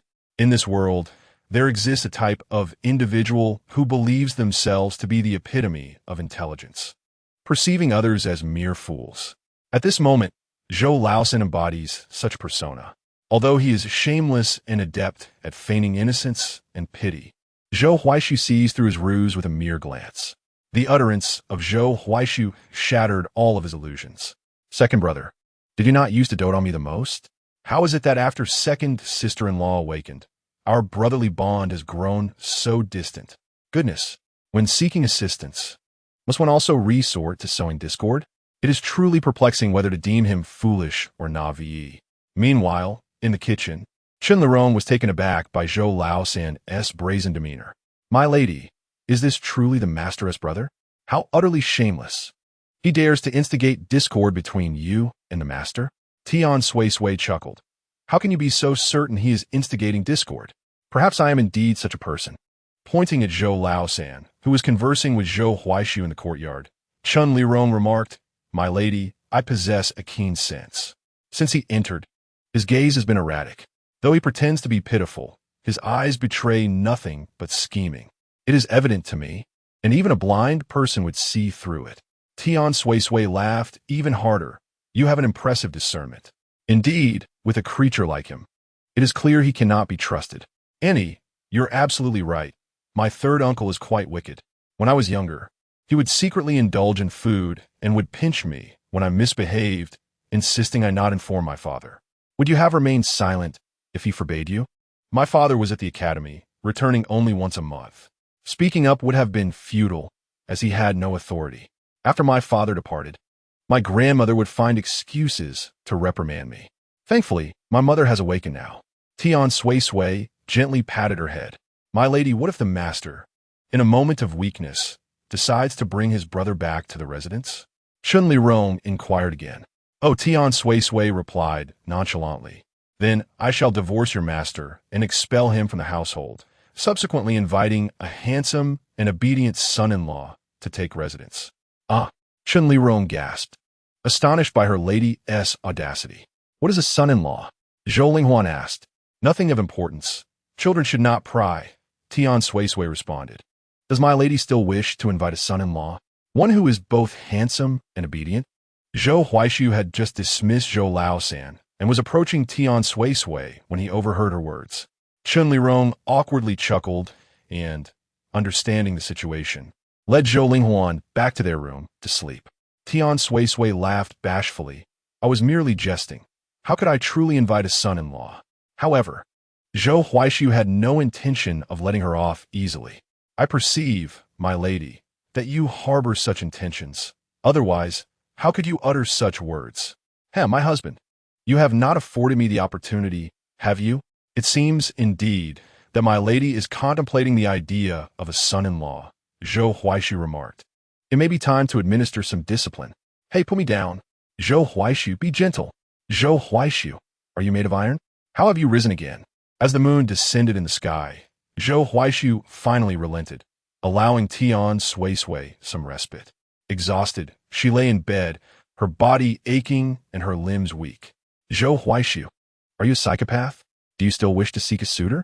She exclaimed, waving her hand in fatigue. The wrath of a man was truly formidable. In her contemplation, she pondered how to eradicate the locusts, yet the remedies she devised proved ineffective, merely able to repel rather than annihilate them. Immersed in her thoughts, she inadvertently voiced her doubts aloud. Zhou Huaishu, hearing her, inquired, then why do you seek only herbs that can drive away locusts? What? Tian Suisui asked, her mind seemingly grasping a pivotal realization, yet unable to articulate it clearly. I mean, why limit yourself to herbs that only repel locusts? Are locusts the only pests in the fields? Or can't we utilize herbs that restrain other creatures as well? Indeed, Tian Suisui, invigorated by this epiphany, struck the bed with enthusiasm. She had been singularly focused on exterminating locusts, thus only collecting herbs aimed at them. However, this approach was inherently limited. Just as rat poison is not solely effective against rats, nor is cockroach bait exclusive to cockroaches. It was a matter of perspective, and she had been ensnared in a narrow-minded dilemma. Suddenly, she sprang upright, but quickly fell back due to her aching waist, only to be caught by Zhou Huaishu. With a playful grin, she leaned in and planted a kiss on him, exclaiming, "My dear, you have been an immense help." As she prepared to rise again, Zhou Huaishu firmly held her in his embrace, teasingly suggesting, "If you wish to express your gratitude, perhaps we could indulge once more?" "No more, no more," she replied, laughing. Zhou Huaishu chuckled, smoothing her hair. "Let us rest for now. Dawn is approaching." "Whose fault is this?" she retorted. "Yours, of course. Had you not mentioned seeking a suitor, I would not have acted this way," he responded. "My fault? Zhou Huaishu, do you even possess a heart?" Perhaps he was still preoccupied with his plans, for despite only having slept for a couple of hours, Tian Suisui awoke at daybreak. Stretching, she prepared to rise from bed, prompting Zhou Huaishu to jest. "Can my lady truly get out of bed?" Tian Suisui shot him an irritated glance, but Zhou Huaishu, unfazed by her dagger-like gaze, got up as well, declaring, "My lady, I shall accompany you." Chun Lirong had already prepared breakfast and was waiting. While eating, a portion of Tian Suisui's neck accidentally became exposed. Chun Lirong, having restrained herself, could no longer hold back and pointed at the exposed skin, saying, "My lady, perhaps you should change your attire? I fear the villagers may gossip if you venture out like this." "I have no other clothes," she replied, although they were not in a hurry to return. She had packed only a couple of outfits, thinking her stay would last no more than 2 days. To her surprise, it had stretched to 5 or 6. Tian Suisui glared at Zhou Huaishu, the instigator of this predicament, who seemed utterly oblivious, engrossed in his breakfast. Frustrated, she stepped on his foot beneath the table. "My lady, be gentle. Are you attempting to commit fratricide?" he exclaimed. "How dare you?" Zhou Huaishu moved his foot, attempting to soothe her. "My lady, do not fret." Which couple can endure over a month apart without losing composure? Tian Suisui covered his mouth, urging, "Just eat your meal." The mirth in Zhou Huaishu's eyes was nearly overflowing. Inspired by the events of last night, Tian Suisui resolved to gather herbs capable of countering various poisonous insects. As per her usual routine, she first scattered medicinal powder across the fields before ascending the mountain once more to forage for herbs. This time, she collected a greater variety, including those effective against locusts and other harmful creatures. Every toxic specimen was duly noted. With Zhou Huaishu accompanying her on this occasion, the villagers treated her with increased courtesy. After amassing the necessary herbs, Tian Suisui descended the mountain with Zhou Huaishu. As they crossed the stone bridge in the village, they were intercepted. "Brother Huaishu, I have finally seen you again." Yang Ying had returned. Although she appeared well, her mind was evidently shattered. "Brother Huaishu, I have long awaited your return. Have you come back to see me?" Her gaze lingered on Zhou Huaishu, her infatuation more pronounced than ever. "Brother Huaishu, do you know how I endure these past 2 months? I miss you every moment." "Oh, Brother Huaishu, I'm so glad you have come to see me." A flicker of disdain crossed Zhou Huaishu's eyes as he instinctively took a step back from her advance. Chen Lirong observed his reaction, stepping forward to shield Tian Suisui and Zhou Huaishu from Yang Ying. Upon seeing Chen Lirong, Yang Ying's mind spiraled into confusion. "Brother Huaishu, who is she? Is she another admirer of yours? Why does she protect you so fiercely? Is she your concubine? Does she care for you as deeply as I do? Why would you choose her as a concubine, but not me?" Yang Ying became increasingly agitated, her emotions overflowing until she broke into tears. "Brother Huaishu, do you disdain me because I am tarnished? But I had no choice. I didn't want this, yet they came one after another, and I could not stop them. It was not my will that I was imprisoned, nor that I lost my virtue. Otherwise, Brother Huaishu would have been mine, and you would have taken me as your concubine. If I were to be good to you, you would accept me and forget her. Ha ha ha. Brother Huaishu, will you have me? I am the one who loves you the most, more than anyone else." After pouring out her affections and yearning, Yang Ying's madness escalated. "Brother Huaishu, if I cannot have you, I shall not let any